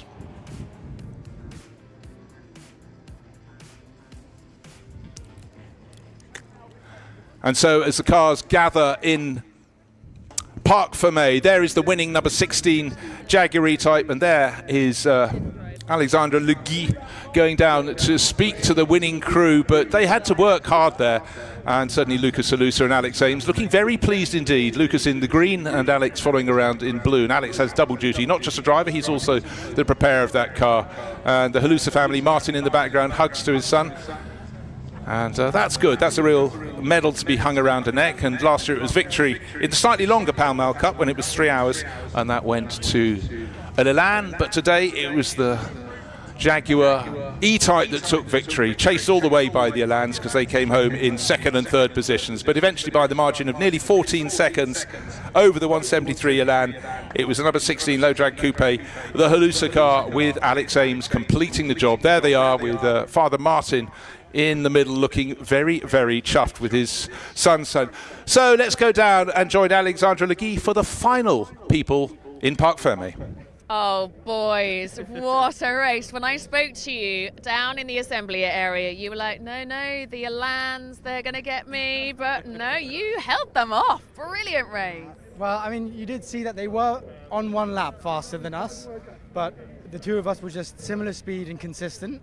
And I think we also got lucky that there wasn't a late safety car because we did our long stop early. Yeah. And the strategy paid off, didn't it? I was about to say, strategy really worked in your favour. We thought, let's put the fuel in early on and try and, if the car's a bit heavier, let's just try and get some laps in. So I was trying to be consistent of just doing that. But we did have a bit of clutch slip, didn't we? And so it was like managing the car a little bit, and second gear wasn't very good either. Second gear wasn't working, exactly. So I meant doing the chicane in third. Yeah, so it was a bit of a compromise, but we managed to keep the gap and worked really well, didn't it? So yeah, amazing well chuffed. Yeah. Jaguar worked very well. Brilliant. Good job, boys. Well done. Okay, let's try and grab our P2ers, Connor and Dominic. Have we... yeah, it's me and Christian. Congratulations, boys. You did very, very well there. Was expecting the Elan on the top step. Were you? Honestly, this time last week, it was still a box of bits. It only turned a wheel for the first time on Thursday, so to walk away with an overall podium, I think we'll say that as a win. Not too shabby then. How much were you relieved that the rain did not come down too hard earlier on in the race? I mean, yeah, for me, I think it was brilliant, no rain. For Kyle, I think with all your rally driving, it would have been better. But no, quite relieving. Good. Congratulations, boys. Enjoy your podium. And do we have any more? Connor, Dominic? Yes, we have Connor. Ah, yes, we do. Congratulations. That was a great race. Yeah, completely unexpected. But yeah, just pushed all the way through like it was quali. So. Well, you make it sound like it was very easy. It looked like it was a hard-fought battle out there from our perspective. Yeah, the get through the traffic especially was really difficult, and had a really good battle with P3 halfway through that second stint. So, yeah, it was pushing all the way. But Good, well done. And just repeat it again, right? And you? Well, a short stint, but it was all still very good. Don't know what else to say. Connor did the hard work, really. Put us in a position that we just got in the car and tried to hold position, came in, held it in first place, and handed it over in first, and Connor did the rest. Well done, boys. Well-deserved podium. They all make it sound very easy. Right, I'm going to go and do the podium.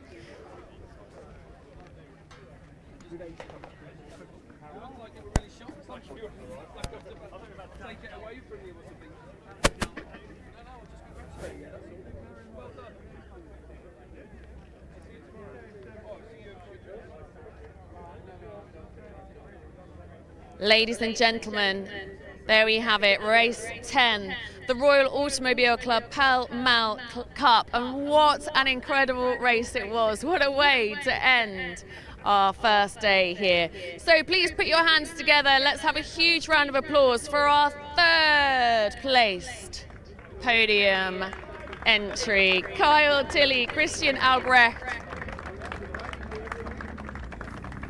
Keep the round of applause up and give some cheers to Connor Kay and Dominic Mooney, P2. Jeremy Vaughan there from the Royal Automobile Club presenting the trophies. And a huge round of applause and a big cheer, please, to Lucas Halusa and Alex Ames, car 16. A worthy top step of this Royal Automobile Club Pall Mall Cup podium. The champagne provided by Royal Automobile Club. Thank you very much, Jeremy.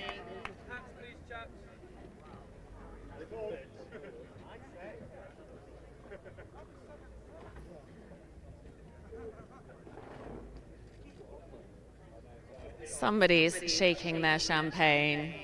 Uh-oh. Grab your bottles, gents. Grab them now. Champagne!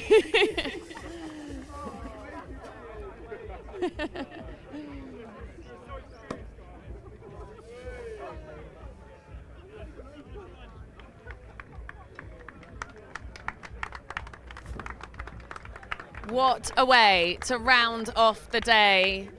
The Royal Automobile Club Pall Mall Cup. What a race. You can really feel the atmosphere, the energy down here. It's such a lovely way to finish this Saturday. Bruce! You've got your creaky knees, I've got my sore throat after what a fun day in the commentary box. And that last race, the Pall Mall Cup, trying to work out what was happening with the long pit stops, the short pit stops. It was epic. This is Bruce Jones. So this is one of the two commentators that you've heard chatting all day long. You've done a sterling job. You ready to do it again tomorrow? Oh yeah, more than ready. Good. But you know, you asked in a quick message, can you remember your highlights of the day? Keep walking. Freddie, you're going to Keep have to do some walking. backward Follow us, walking, follow I'm us. afraid. We're going that way. And here's Alistair. Alistair as well. Come. We keep walking that way. Carry on. Looking for highlights. Sometimes I get scrambled, but it was so easy today. It was a Generations Trophy because I just love that passion. Didn't matter if you were 1st, 5th, 17th or retired. It's generation racing with generation. And it's very difficult to get a brand new idea and make it work.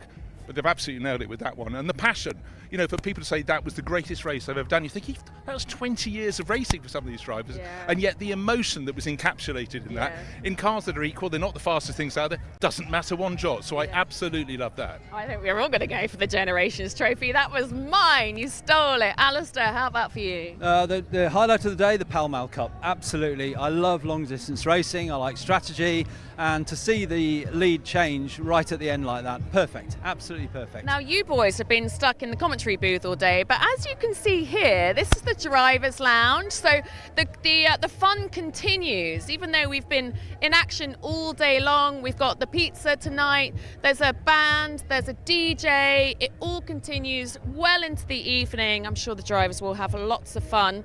And there's a lot of drivers who've got an awful lot to celebrate, haven't they? And gents, you're going to be so pleased with me because just before we sign off even, I've just got you some champagne. That's very kind. You left me 3 glasses of champagne. No, not 3. No. You know me better than that, Bruce. So, gents, we shall do more of the same tomorrow, yes? There may be rain, there may be sun, but it's going to be fun. I think this historic meeting at Donington, Donington Historic Festival, goes from strength to strength. I'm just so happy to be part of it again. Me too. Alistair? Well, it's my, 10th Donington Historic Festival. This has been one of the best so far. Absolutely wonderful racing. Great respect between the drivers, which is always nice to see in historic racing. Feels like it's going to get better and better. We've had incredible coverage on the live stream. Thank you, all of you, so much for joining us. Keep up the energy. make sure you drop your comments in the chatter tomorrow, because we will be using it. We'll be feeding and having conversations with you guys. We really appreciate all of the feedback you've had. We've got another day of incredible racing and we cannot wait. Let's just grab our champagne, can we? Because this is what it's all about. Champagne provided by the Royal Automobile Club. Thank you, ladies. Cheers, gents. Cheers. Cheers to MRL. And cheers to you guys out there.